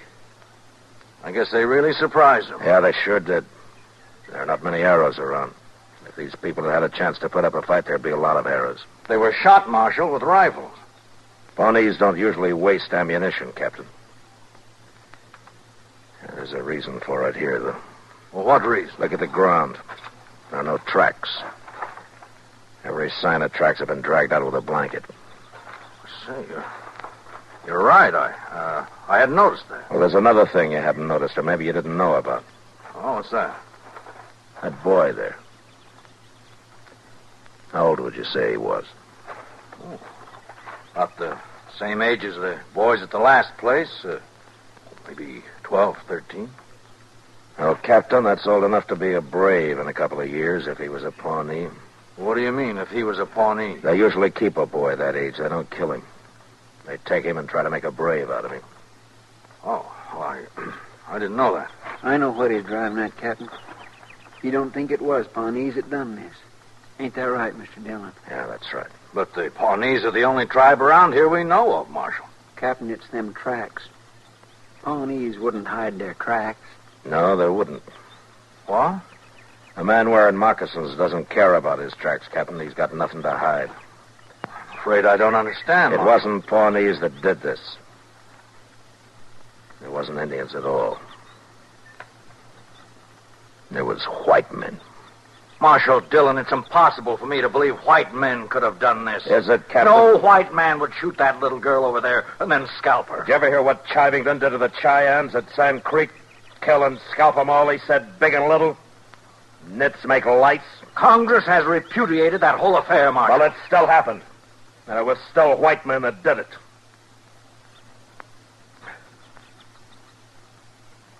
Oh. I suppose you're right. Yeah, I'm right. But why did they do it? Horses. You see that corral out there? This man must have had 6 or 7 head of horses. Yes, the other settlers did, too. They stole the horses and probably whatever they could find in the cabins, and right now they're sitting around camp somewhere drinking coffee and laughing at all of us Indian hunters. Well, I'll find them. Well, it's a big country, Captain. I got a troop of cavalry out there, Marshal, over 100 men. All right, suppose you do find some riders with a bunch of horses. How are you going to know they're the men you're after? Well, these horses are branded, aren't they? With what brands? I don't know, but they must be registered somewhere. Maybe. But while you're out finding out all that, some other family's going to be slaughtered. There isn't time, Captain. I didn't realize how new I am at this game, Marshal. Oh, what would you suggest? Well, there used to be a corral about 5 miles upriver from here. If it's still standing, we'll bait it with a couple of dozen head of good cavalry horses. And then they'll come to us. Good idea. And I'll have my troop deployed and ready to move in. No, that wouldn't work. You can't hide 100 men, Captain. You'll have to keep your cavalry clear away from there. But how? Chester and I'll be there. We'll wait for him.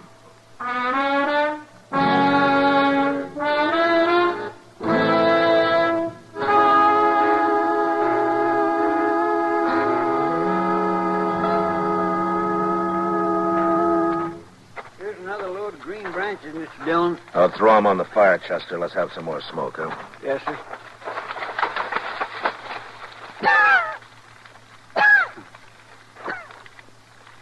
Well, stand back, Chester. Yes, sir. Well, they ought to see that if they're anywhere this side of the Rocky Mountains. They're sure to be scouting around, Mr. Dillon. They ain't stolen enough horses yet to leave the country. Besides, they're feeling mighty safe. They'll come. Mr. Dillon? Yeah. I've been thinking. Now, what's bothering you? Well, sir, there's only 2 of us. And I'm wondering how many there are of them. You want to go back and find the cavalry? I'd feel a whole lot safer. They'll go on, then. You didn't answer my question, Mr. Dillon. How many you think we're waiting for? There's no way of telling, Chester. Well, if there's a whole passel of them, how in the world are we going to take them? I don't care how we take them. You're pretty mad, ain't you? Well, I can't get that little girl out of my mind. Yes, sir, I know. Now, look up. Here comes somebody. He's all alone. Just some cowboy, probably. Maybe. Yeah, sure it is. He's seen the smoke from our fire, and now he's wondering what that old corral's doing full of horses. And he might be scouting it for the others. Those men don't take many chances. Well, how are we going to find out? Well, maybe we won't till it's too late. Heat up some coffee for him, will you, Chester? Yes, sir. I think I'll have a cup of it, too, huh? All right, sir.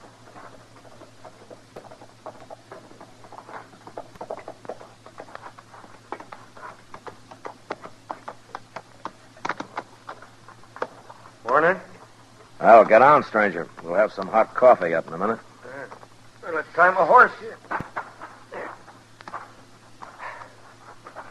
Whew. Could sure use some coffee. Had to make dry camp last night. Oh?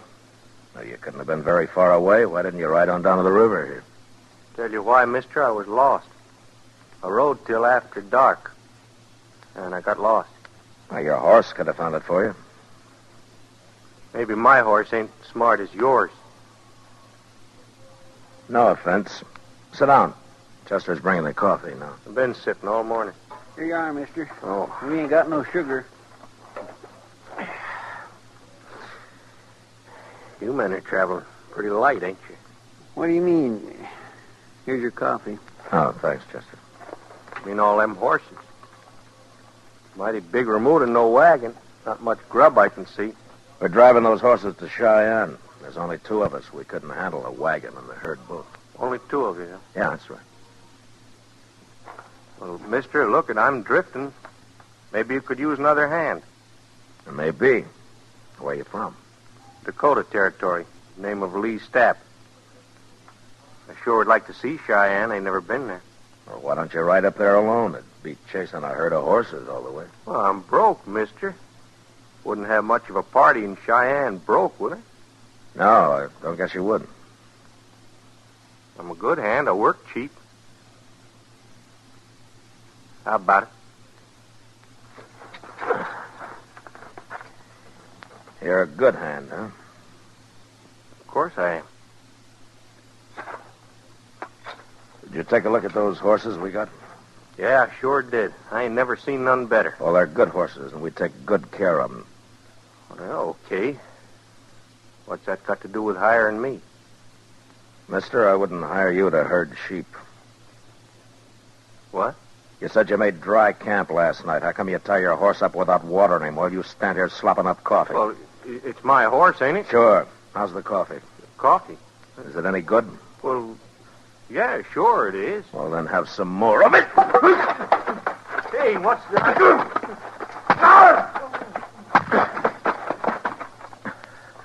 Chester. Yes, sir? Here, catcher's gun. Got it. All right, now go get some rope. We'll tie him up while he's still out. Yeah, but Mr. Dillon, you sure he ain't just a cowboy like he said? I was pretty sure, Chester, but this made me real sure. He was sticking out of his pocket. Oh, my. I'll get the rope, and we ought to hang him with it.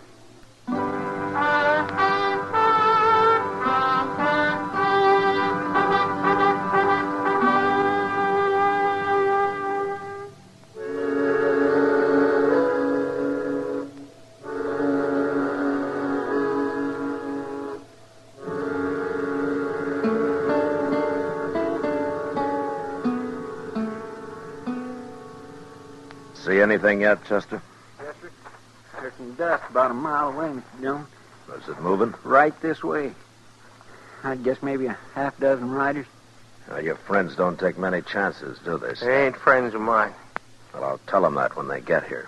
You better turn me loose, or else you ain't gonna tell nobody nothing. You mean they won't like it, you're being all tied up that way? You ain't got a chance, Marshal. By golly, he's about right, Mr. Dillon. How are we going to fight 6 men? You know, I've been thinking, Chester, we could use Stapp here as a hostage. No, Marshal, don't do that. I don't aim to, Stapp. They wouldn't care whether you die or not. Men like you don't have that kind of friends. But we can't stand up to 6 men, Mr. Dillon. We wouldn't have a chance. No, we wouldn't, Chester. I'm going to do something I never did before in my life. What? You'll see. But first, get a bandana and fix Stapp up so he can't talk. That won't do you no good. Shut up and get on your feet. Here's a bandana. Here, I'll do it. All right, on your feet. Stand you. Now turn around.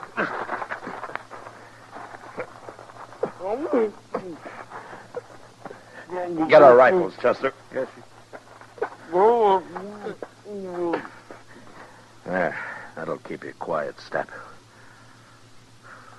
All right, now walk.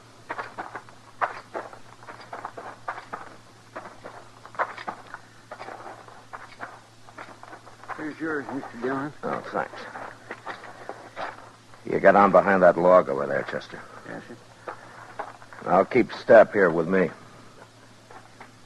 All right, lie down, Stapp. And if you make any noise, I'll split your skull. Now, go on. Lie down.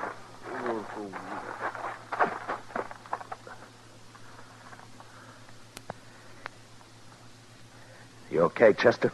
Yes, sir, fine. Well, keep the sun off your rifle. They're getting pretty close. Now, quiet. Mr. Dillon? What? What are we going to do now? Fight it out from here? Chester, I'd hate for either of us to get killed by men like them. When I start shooting, you start. Take whoever's on your side first and then work in. Yes, sir. Surprise them, huh? So they'll never know it. Shut up now. Here they come.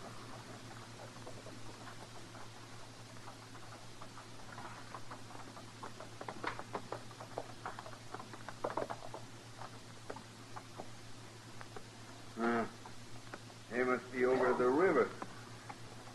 We'll get down and wait here for them. Maybe Stapp's done killed them already. We didn't hear no shooting, did we? I don't like this gig. Stapp should have been back a long time ago. Stapp knows what he's doing. Them sure fine horses, ain't they? Now, Chester!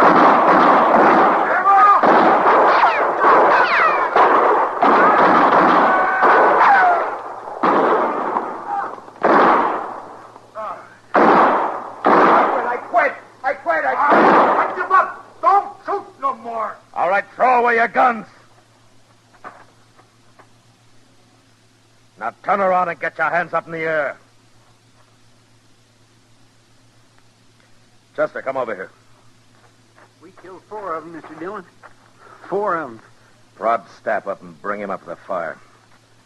I'll handle these 2.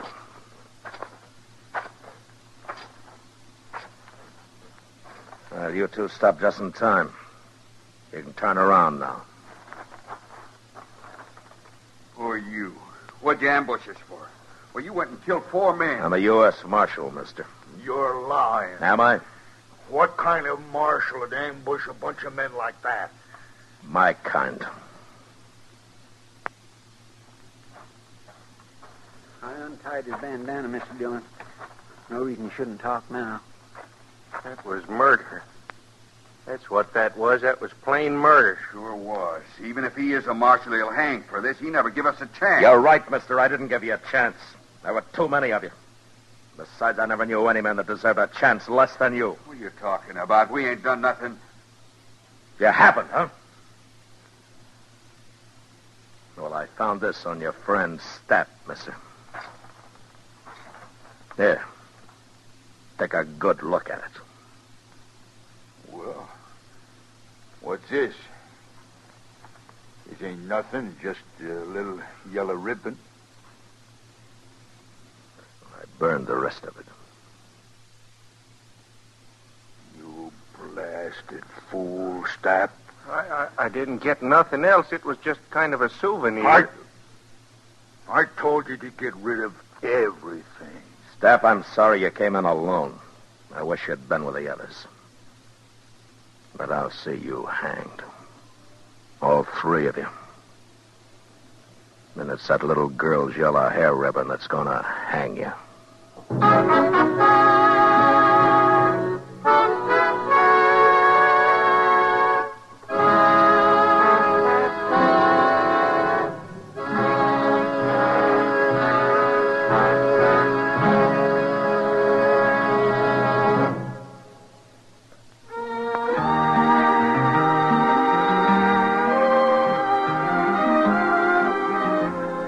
Gunsmoke, produced and directed by Norman Macdonald, stars William Conrad as Matt Dillon, U.S. Marshal.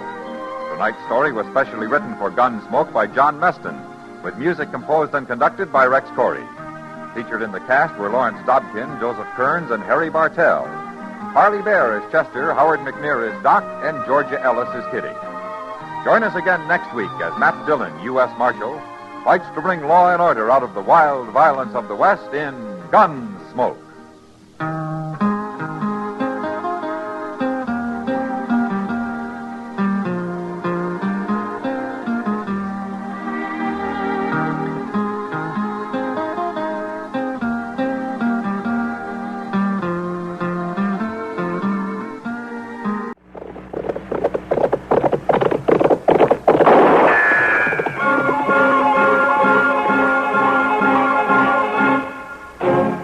Around Dodge City and in the territory on West, there's just one way to handle the killers and the spoilers, and that's with a U.S. Marshal and the smell of Gunsmoke.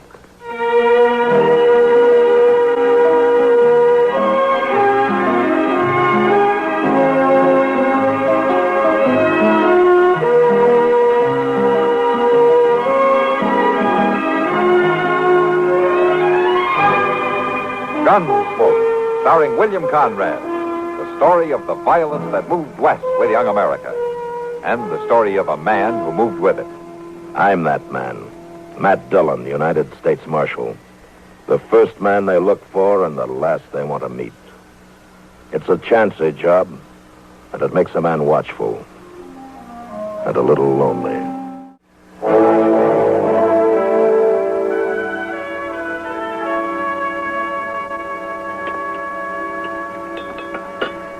Chester, if you put any more chili powder on those eggs, you'll go up in smoke. Well, I like eggs good and hot, Doc.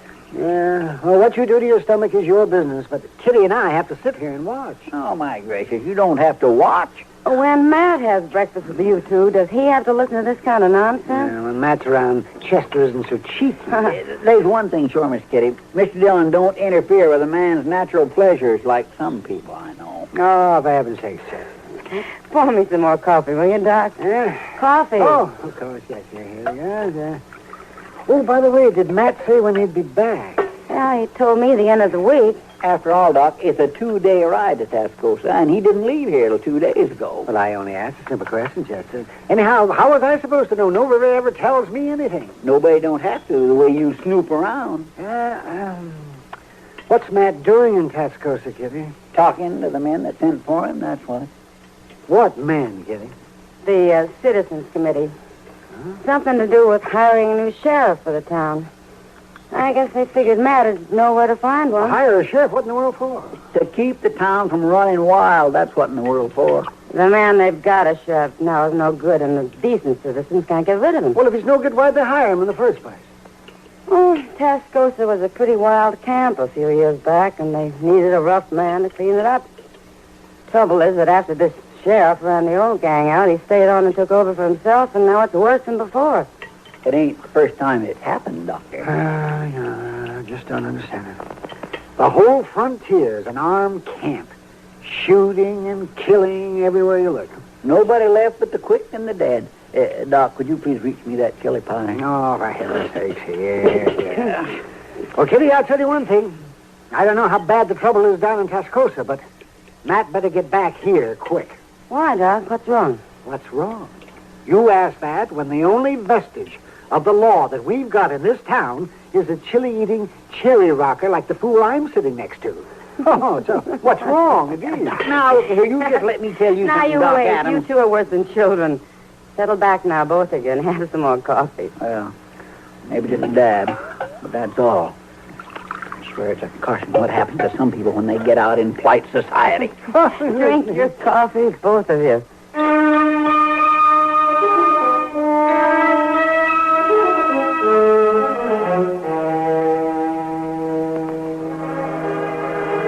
It was a 2-day ride from Dodge down to Tascosa. Now riding through the dust of the plaza, I was glad enough it was over. The town used to be shaggy at best, and as I rode along in the heat of the late afternoon sun, I could see that Tascosa was still a pretty wild camp. Some of the store windows were broken, others were boarded over to protect what glass was left. The busiest building in the plaza, and the one showing the least damage, was the Oasis Saloon. I tied up out in front and went in. What'll it be? I'll have a beer. You new in town? Uh-huh. You just traveling through, or are you going to stay? I don't know how long I'll be here. That'll be 25 cents, mister. 25? For a glass of beer? Pay to go thirsty, mister. Maybe I'll try another saloon. You hear that, boys? He don't like the prices we charge. He gives you any trouble, we'll shoot him in the foot. Might just shoot him twice to make sure. Are these friends of yours, bartender? We all work together here, mister. I see. And just who is it you work for? Clegg Rawlins. Sheriff Clegg Rawlins. Sheriff, huh? Well, that's a pretty good title to hide behind, isn't it? You never been in Tascosa before, have you? No, not since Clegg Rawlins took over. You act like kind of a troublemaker, mister.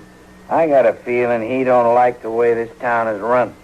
Where are you from, stranger? Dodge City. What are you doing down here? I don't think that's any of your business. Let's drag him out of town, Ponce. Good idea. I'll just take... All right, you. You drag your friend out of here unless you figure on doing something. No, I ain't gonna try nothing. All right, get moving then and take him with you.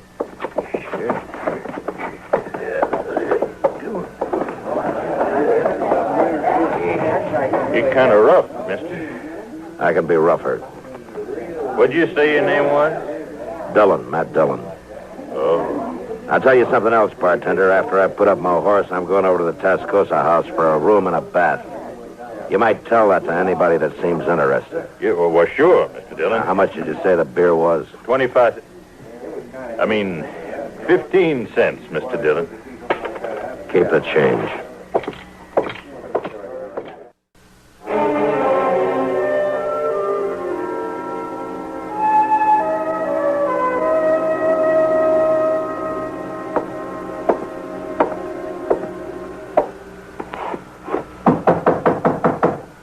Yeah, come in. Your name, Dillon? That's right. Well, you're that U.S. Marshal from Dodge. Uh-huh. Well, I'm Clegg Rawlins, Marshal, a man the Citizens Committee wants to be rid of. Yeah, I know. I talked to several of them earlier this evening. You've been busy since you got to town. Was here 5 minutes, you knocked the gold teeth up in Gil Ponce's mouth. Maybe he won't be so free with his talk for a while. I like a man like you, Dillon. A man that acts. Ain't all just talk. Why don't you come to the point? All right. I came up here to your room to tell you how wrong they are. Mr. Parks and Mr. Sykes and Mr. Stiles and all those men on that Citizens Committee. Oh? No, I know they paint a black picture. I want you to know I'm a reasonable man. Oh, is that so? Oh, sure is. In fact, people can do business with me. Real easy. Even you, for instance. Well, what's on your mind, Mr. Rollins? No, a while back, they brought me here to Tascosa to kind of clean it up some. Now, I did that for them. Now, all of a sudden, they want me out. I call that downright ungrateful, Marshal. Yeah. Go on. I suppose they give you the money at the meeting? Money to hire a new sheriff here? Yeah, that's right. Yeah. Well, Marshal, that kind of forces me into talking business. What I had in mind was, I'm a rich man. And a marshal don't make all the money in the world, now does he? I wondered how long it'd take to get around to it. Now, just wait a minute, Marshal. Wait a minute. You might be missing a good thing. The only thing I'm interested in is hiring a peace officer to come down here. You're through in Tascosa, Rollins. Now, you might as well make up your mind. Oh, a man don't always give up that easy, Marshal. You better, Rollins. You've got as much time left as it takes for the man I hire to get back here from Dodge. As short as that? As short as that. You know, Marshal, there's a lot of prairie between here and Dodge. I sure hate to see anything happen to you on your way back. Get out, Rollins. Oh, sure. But like I say, it's a long ride. There's just a few people around Tascosa might be real pleased to hear that you was dead. And it always seems kind of too bad when a man dies for something that ain't even his concern.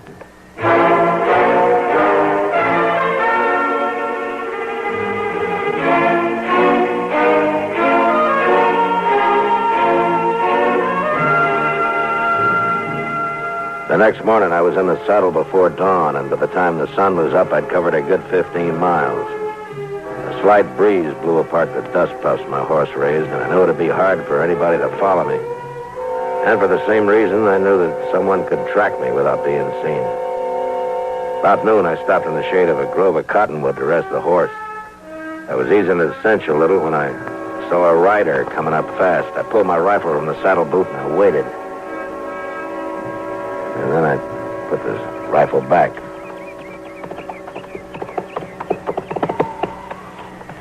I've got to talk to you. Please. All right. Right on in.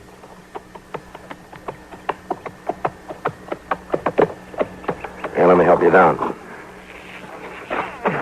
Thanks. It's a long way on the prairie for a lone woman, isn't it? Can I have some water? Yeah, sure. Here you are. Thanks. Thanks a lot. You haven't said what you're doing out here. Well, I followed you from Tascosa. You followed me? If you'd seen me sooner, you'd have sent me back, and I can't go back. Well, just who are you, miss? Stella Hockney. I'm one of the girls at the Overland Saloon. You know, I might have shot you riding up on me that way. It was the only thing I could do, follow you this way. Besides, I didn't think you'd ride out so early. That's just why I did. I know all about you, Marshal. And I know why they sent for you to come to Tascosa. Is that so? Oh. I'm Clegg Rawlins' girl. Rawlins' girl? That's right. Now, look, Stella, you better turn around and head back right now. I can't go back. It's too late. Clegg would kill me if he found out I'd tried to run away. How do I know you're not still his girl, setting a trap of some kind? Well, look. Here, look. My shoulder.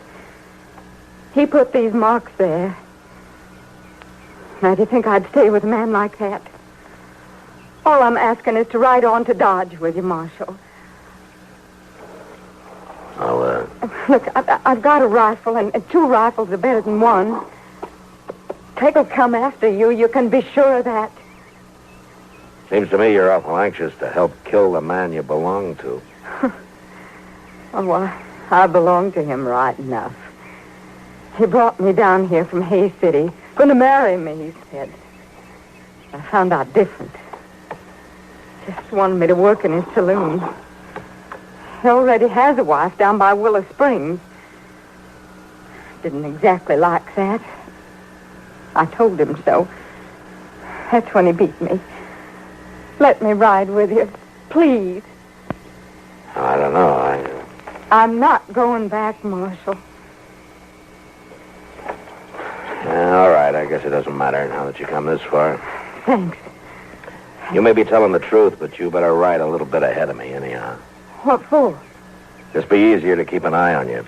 Like you said, you got a rifle. Okay, let's get started.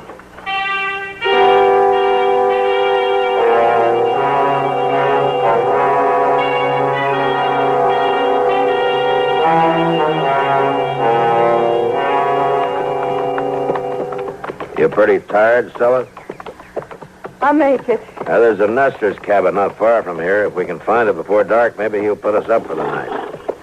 It sure feels good to walk around a little. Are you saddle weary? Well, dance hall girls don't do much riding, Mom. Get on. Get on the horse. Get on. Just lie still now and don't make a move. Where are they? Where'd they shoot from? Off to the left somewhere. It's Clegg. I know it's Clegg. Now, it's more than one man. They're probably in that box elder over there. Dirty coward. Well, I can't get him from here with a 6-gun. I can't get to the horses for a rifle. I knew Clegg would follow us. I knew. Look, if we play dead, maybe we can draw him out. Marshal, I'm sorry. You just lie still and don't talk. Yeah, here they come. 2 of them. You just hold still now. I've seen those men before. They work for Clegg. When I give the word, you yell as loud as you can. Scream, it'll throw them off. You ready? All right, now.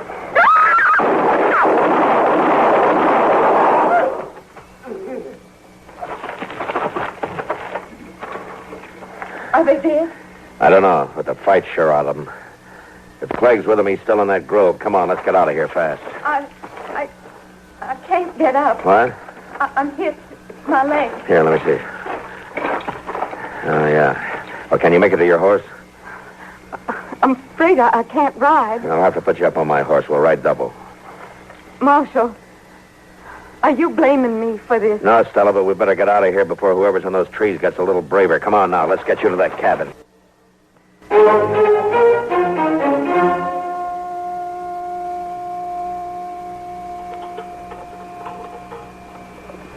There you are, miss. You just lie back now. The morning will be fit as a fiddle. Oh, thanks, mister, but that coal oil you poured on my leg like to set me on fire. Yeah, that's the best way to clean a wound there is, Stella. Less than it's whiskey, of course. Yeah. But that'd be pure waste, wouldn't it? You two can afford to make light of it. It's me who's got the bullet. Now, like they say, Stella, a bullet hole in your leg's not serious. It's too far from your heart. Well, I'm going out to feed my pigs. Having company like this has thrown me clean off schedule. I'll be back directly. Right. Having me along has caused you a lot of trouble. Slowed you down. Clegg's probably going to ride into Dodge ahead of you. He'll be waiting there. Maybe. And he won't go back to Tascosa without trying to kill you, for sure. Well, maybe he won't try again, Stella. After all, there are other towns for him to take over. Oh, it's more than that, Marshal. A lot more now that he knows I'm with you. He's a jealous man. He's crazy jealous. Now he'll think there's something between us. Between you and me, I mean. Well, let's not worry about that now. You just get some rest. It's foolish to think you might have any feelings about me, isn't it? Not knowing me any longer than you have. Stella... I don't suppose any man could take to a woman he'd known for only one day. Could he? Look, Stella, why don't you get some sleep? We've still got a long ride to Dodge. Yeah. I'm sorry, Marshal. Good night, Stella. Good night.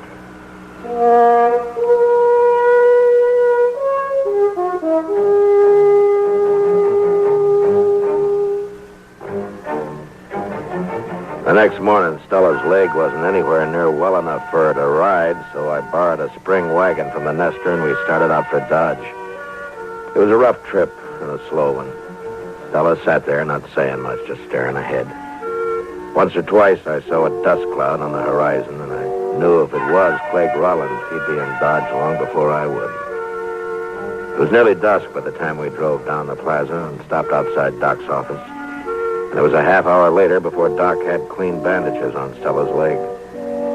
And then I waited with her while he went out on another call. Marshal? Yes, Stella. I had a lot of time to think today while we were driving in. That was a rough trip on you. Oh, not so bad. But what I wanted to tell you was I'm not going to stay in Dodge. Oh? Well, where are you going? Oh, I don't know. Abilene, maybe, or even St. Louis. You don't have to worry about that right now. Yes, I do. As soon as I'm well enough, I'm taking the stage out of here. But there's no reason for you to leave, Stella. Yes, there is. Clegg Rollins? No. Well, what is it then? It's not important. It's just easier if I go. Easier for me, I mean. Oh. You'd better go now. Doc will be back directly, and there's no reason for you to wait. Not any longer. Well, goodbye, Stella. Goodbye, Matt.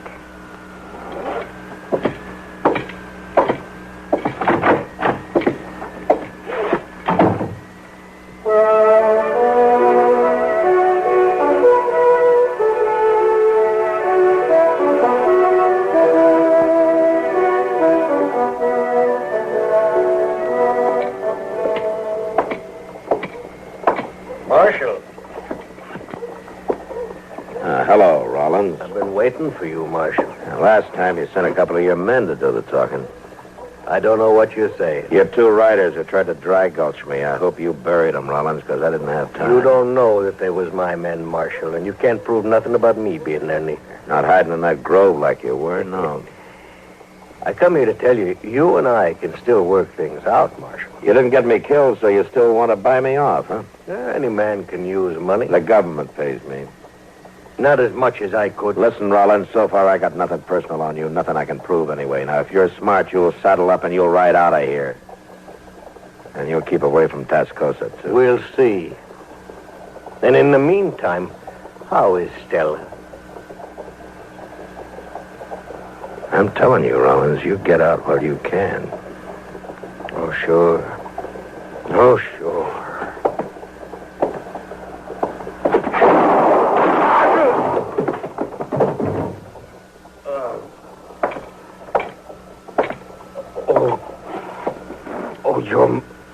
You're mighty fast, Marshal. You shouldn't have tried it. Yeah, I know that now. I just thought maybe...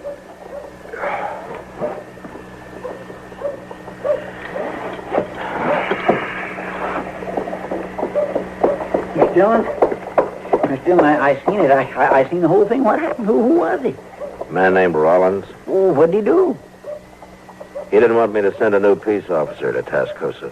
Well, my Land, that ain't much of a reason to die, is it? He figured it was. Look, you go tell Doc about this, huh? I got some business at Delmonico's. You gonna eat now? No, there's a man over there I want to talk to. Who? An ex-buffalo hunter I'm going to ask to take the job of peace officer in Tascosa. Who is it? Slim Trent? No, it's somebody who just got into town a while back. He's quite a ladies' man, kind of hot-headed, that he could get the job done. Ladies' man. He's got an offer to go up to Abilene, but I think he might take this job first. Well, who in the world is it, Mr. Dillon? Now, you don't know him, Chester. It's a fellow by the name of Hickok, Bill Hickok. You want to come meet him after you get Doc? No, I don't care about no Bill Hickok. I was hoping Slim Trent would get the job. Well, I'll see you later, Mr. Dillon. Yeah, sure.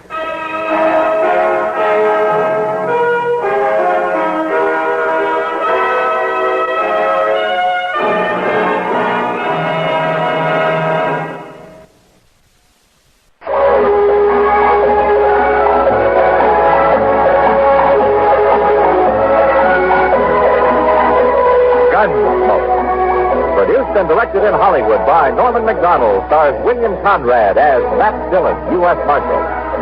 The story was specially written for Gunsmoke by Norman Macdonald, with editorial supervision by John Meston. Featured in the cast were Virginia Christine, Lawrence Dobkin, Barney Phillips, James Musser, and Vic Perrin. Harley Bear is Chester, Howard McNear is Doc, and Georgia Ellis is Kitty.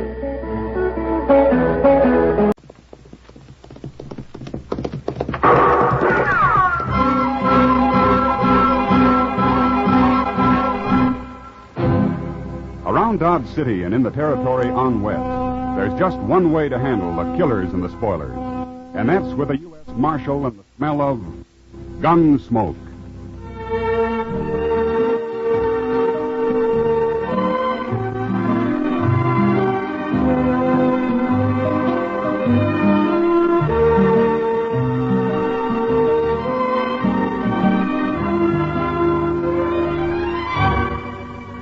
Gunsmoke, the story of the violence that moved west with young America. The story of a man who moved with it. Matt Dillon, United States Marshal. Gunsmoke, starring William Conrad.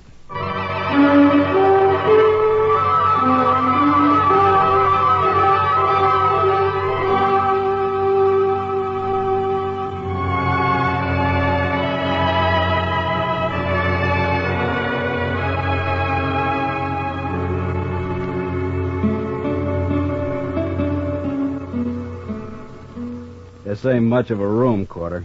Take a look out the window. It ain't much of a town. Would need a whole lot more dust down there. You couldn't see Dodge at all. That'd be an improvement. But things will work out. They always have, haven't they? You got a short memory, Quarter. Didn't work out so good up in Deadwood. Well, at least we didn't get shot. Now, things will go better here. I hope so. What kind of lawman they got here, I wonder? Well, we'll soon find out. Ought to be along any minute now.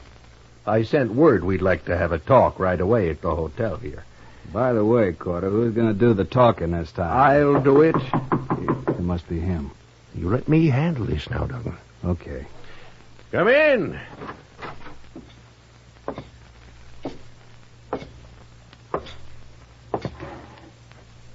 My name's Matt Dillon.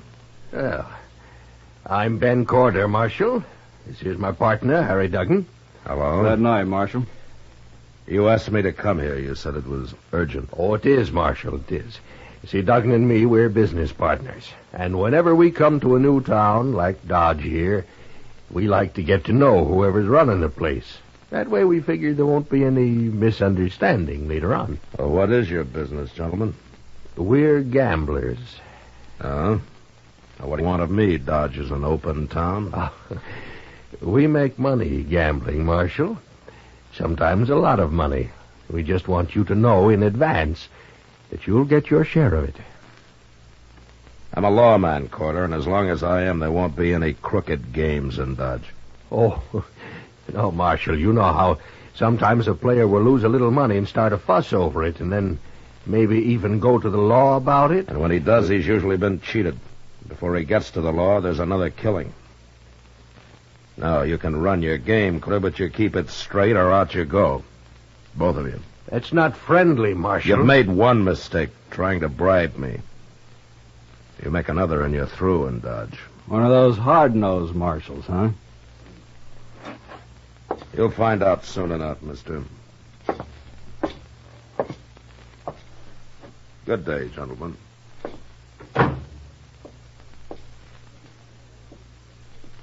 You handled him great, Corder. Just great. No, don't be a fool. He's no better than anybody else. And I got an idea we can persuade him yet.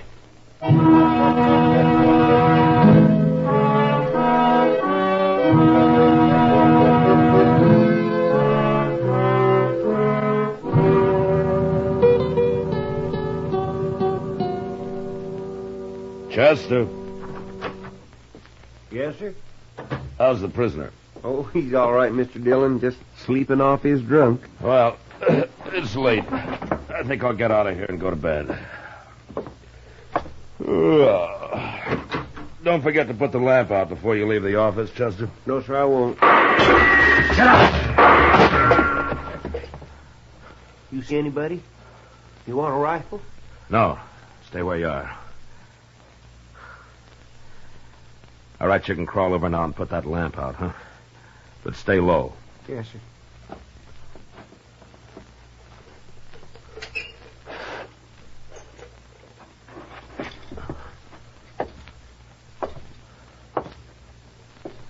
Well, he's through.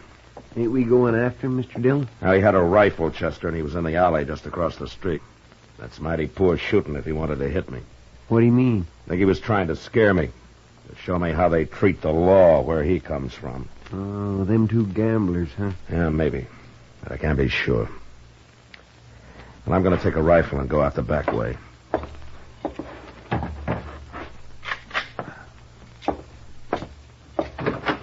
I'll see you tomorrow, Chester. Yes, sir.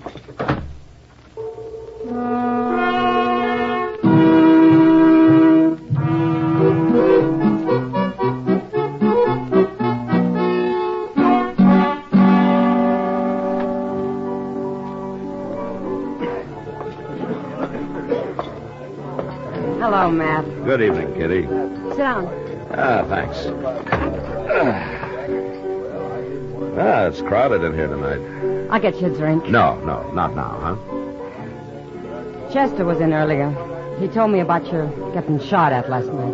Well, I didn't get hit anyway. But you might have, especially a man with a rifle. Well, Kitty, I'll admit I don't like the idea of being ambushed. I prefer to do my fighting in the open. Oh, Matt. Why do you have to fight at all? Why can't you live like other men? Well, somebody has to enforce the law, Kitty. Sure. Forget it, Matt. Any idea who was after you last night? Well, it might have been one of those two men watching us from the bar over there. Maybe both of them. Oh? They look like gamblers to me. Yeah, they are. The one who's headed this way calls himself Ben Corder. If there's going to be trouble... No, there won't be. Just sit still. Evening, Marshal. Hello. Ah, a right pretty girl. Say what you have to say, Corder. Sure do make it hard to be friends, Marshal. I just wanted to say that I heard you got shot at last night. So? Well, I'm sorry it happened, that's all. I sure don't envy a man who has to be a marshal. It's mighty dangerous. And besides, it usually don't pay very good. Well, what do you think I ought to do about it, Corder? Quit? Oh, that isn't necessary, Marshal. Why, if you were smart, you could stay right here and make more money and take less chances, too. I didn't know for sure it was you, Corder. But I know it now. What do you mean? There's a stage out of Dodge in half an hour. You and Duggan are going to be on it. Oh, no, we're opening our new game across the street tonight. Now, take your gun, Corder. Now, wait a minute, Marshal. You can't do that. Yes, I can do it. Oh, no, you won't.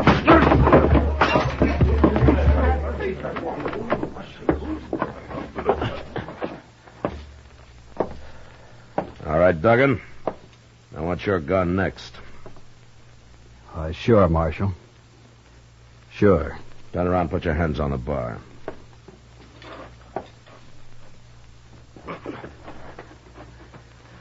All right, now go pick up your partner. You're riding the stage north tonight. Now get going, Duggan, and don't ever come back, either one of you.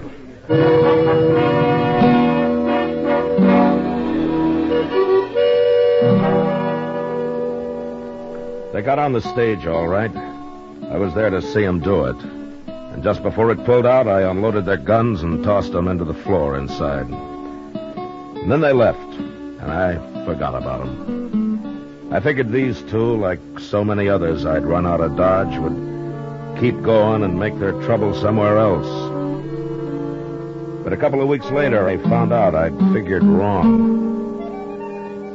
I was walking up Front Street one evening with Doc. That Humboldt woman was in to see me again today, Matt. Well, you're usually complaining about a shortage of patients, Doc. I know, but this woman's not a patient. She's a suicide. Doc, that might be said of anybody who comes to you. Eh? What, oh, no, I'm going to remember that, ain't I? Mr. Dillon? Oh, hello, Doc. Oh, hello, Chester. Say, they're right inside the Alfreganza there, Mr. Dillon. I just saw them. No? Who'd you see, Chester? Them gamblers, Carter and Duggan, and they got somebody else with them, some stranger. Oh, no. I'll see you later, Doc. Sure, Matt. Yeah.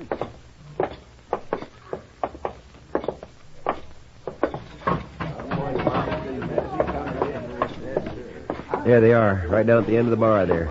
All three of them. Well, I'll be... Here he is. Here he is, Toke. This is him. Wow. We're back, Marshal. And we brought a man with us to sort of look after our interests. You won't buffalo him so easy. Hello, Toke. You really Marshal here? Yeah? Why didn't they tell you? I didn't mention no name. What are you two talking about? What is this? Toke Marlin and I are old friends, Carter. We worked and rode a long time together. We went through quite a lot, didn't we, Toke? Too much. Remember? Yeah, I remember. You've sold your gun to these two. Is that right? That's right. So you're here to kill me? Yeah. I'm here to kill you.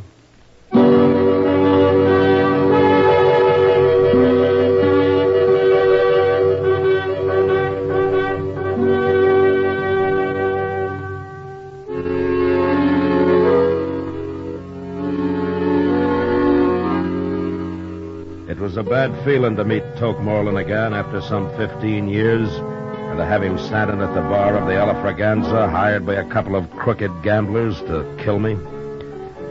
Toke and I had run horses together over in New Mexico until the night we rode into Silver City and got taken by a drunken mob and beaten half to death. It didn't matter who they were after or why. The next day, when they found out that we weren't the men they wanted, it was too late. Something had gone wrong inside Toke. And as soon as he was able, he rode off without a word. I never saw him again. Until now. How long you been a marshal? Long time, Toke. I never figured lawman for much. I want to talk to you, Toke. Come on over to the table. Oh, no, you don't, Marshal. Shut up, no, you... Carter. Come on, Toke. Sit down. Is this your profession now? Shooting? Oh, I gamble a little. Why do you do it, Toke? I don't like people much. Not after what happened in Silver City. You recovered from that beating? We both did. We were young. It was a long time ago. Maybe my memory is better than yours. No, that isn't it. We both changed after that, Toke. We sure did. But we changed in different ways. You hate everybody. I just hate mobs. I guess that's one reason I became a lawman. There was a lawman helping them that night in Silver City. He was the sheriff. There are good sheriffs and bad. Like marshals. I suppose. It's kind of too bad you're a marshal, Matt. You're going to go through with this anyway, is that it? I'll never back off from a fight. What if I won't fight you? You don't have to. I get paid anyway. But you'll have to leave Dodge. You think I'll do that? No. But I'll give you 24 hours to think it over anyway. All right. That gives you 24 hours, too. I don't change. Talk's nothing to me. Money is, huh? It adds to the pleasure. You'd, enjoy shooting me? You ain't Matt Dillon. You're a U.S. Marshal. No, Toke, you're stupid. You don't think. Maybe, but I'm a pretty good gunman. Yeah, sure. Matt, you can let Corder and Duggan run their game here, or you can quit. It's a crooked game. There'd be fights. Men would die. No, I got a job, too, Toke. 24 hours, Marshal. Okay. 24 hours.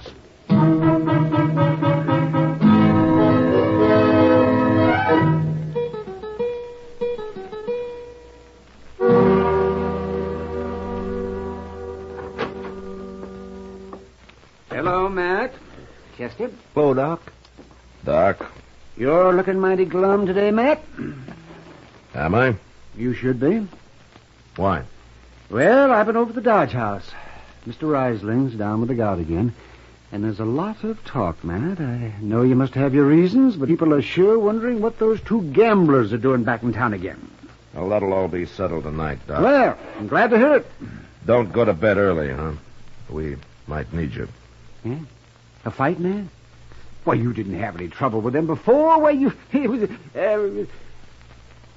Oh, that other fella they brought with him. Yeah, that one. Ain't there no way at all to stop him, Mr. Dillon? I've been trying to think, Chester. If there's anything in this world I hate, it's a paid gunman. I got no use for a man that can be bought for money. Money's important to Toke, but I don't see how... You know where Toke is now? Well, he was in the Texas Trail a little while ago. Good. I'll be back later.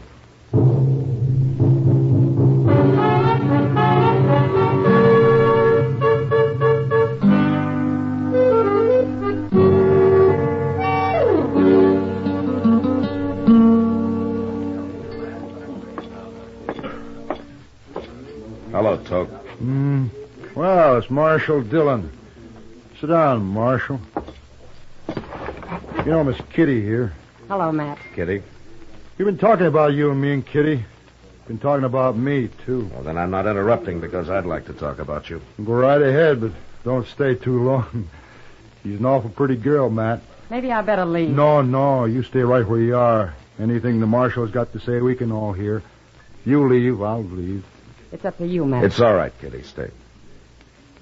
Toke, what are they paying you to get rid of me? $700. What if I give you $700? What, to shoot them? You don't care who you kill, do you? Don't matter much. No. All right, I'll give you $700 to clear out of here. Forget this whole business. You have changed, Matt. You sure never were a coward in the old days. Is that what you think? Well, so does Kitty, don't you, Kitty? Don't tell me what I think, mister. She's full of fire, Matt. She deserves a real man. No, I think I'll get my money from Corder and Duggan. I don't want to leave Dodge. Not till Kitty and me get a little better acquainted anyway. Now I am leaving. You're no good, Toke. You're really no good at all anymore. Wait till 8 o'clock, Marshal. We'll see about it then. Sure.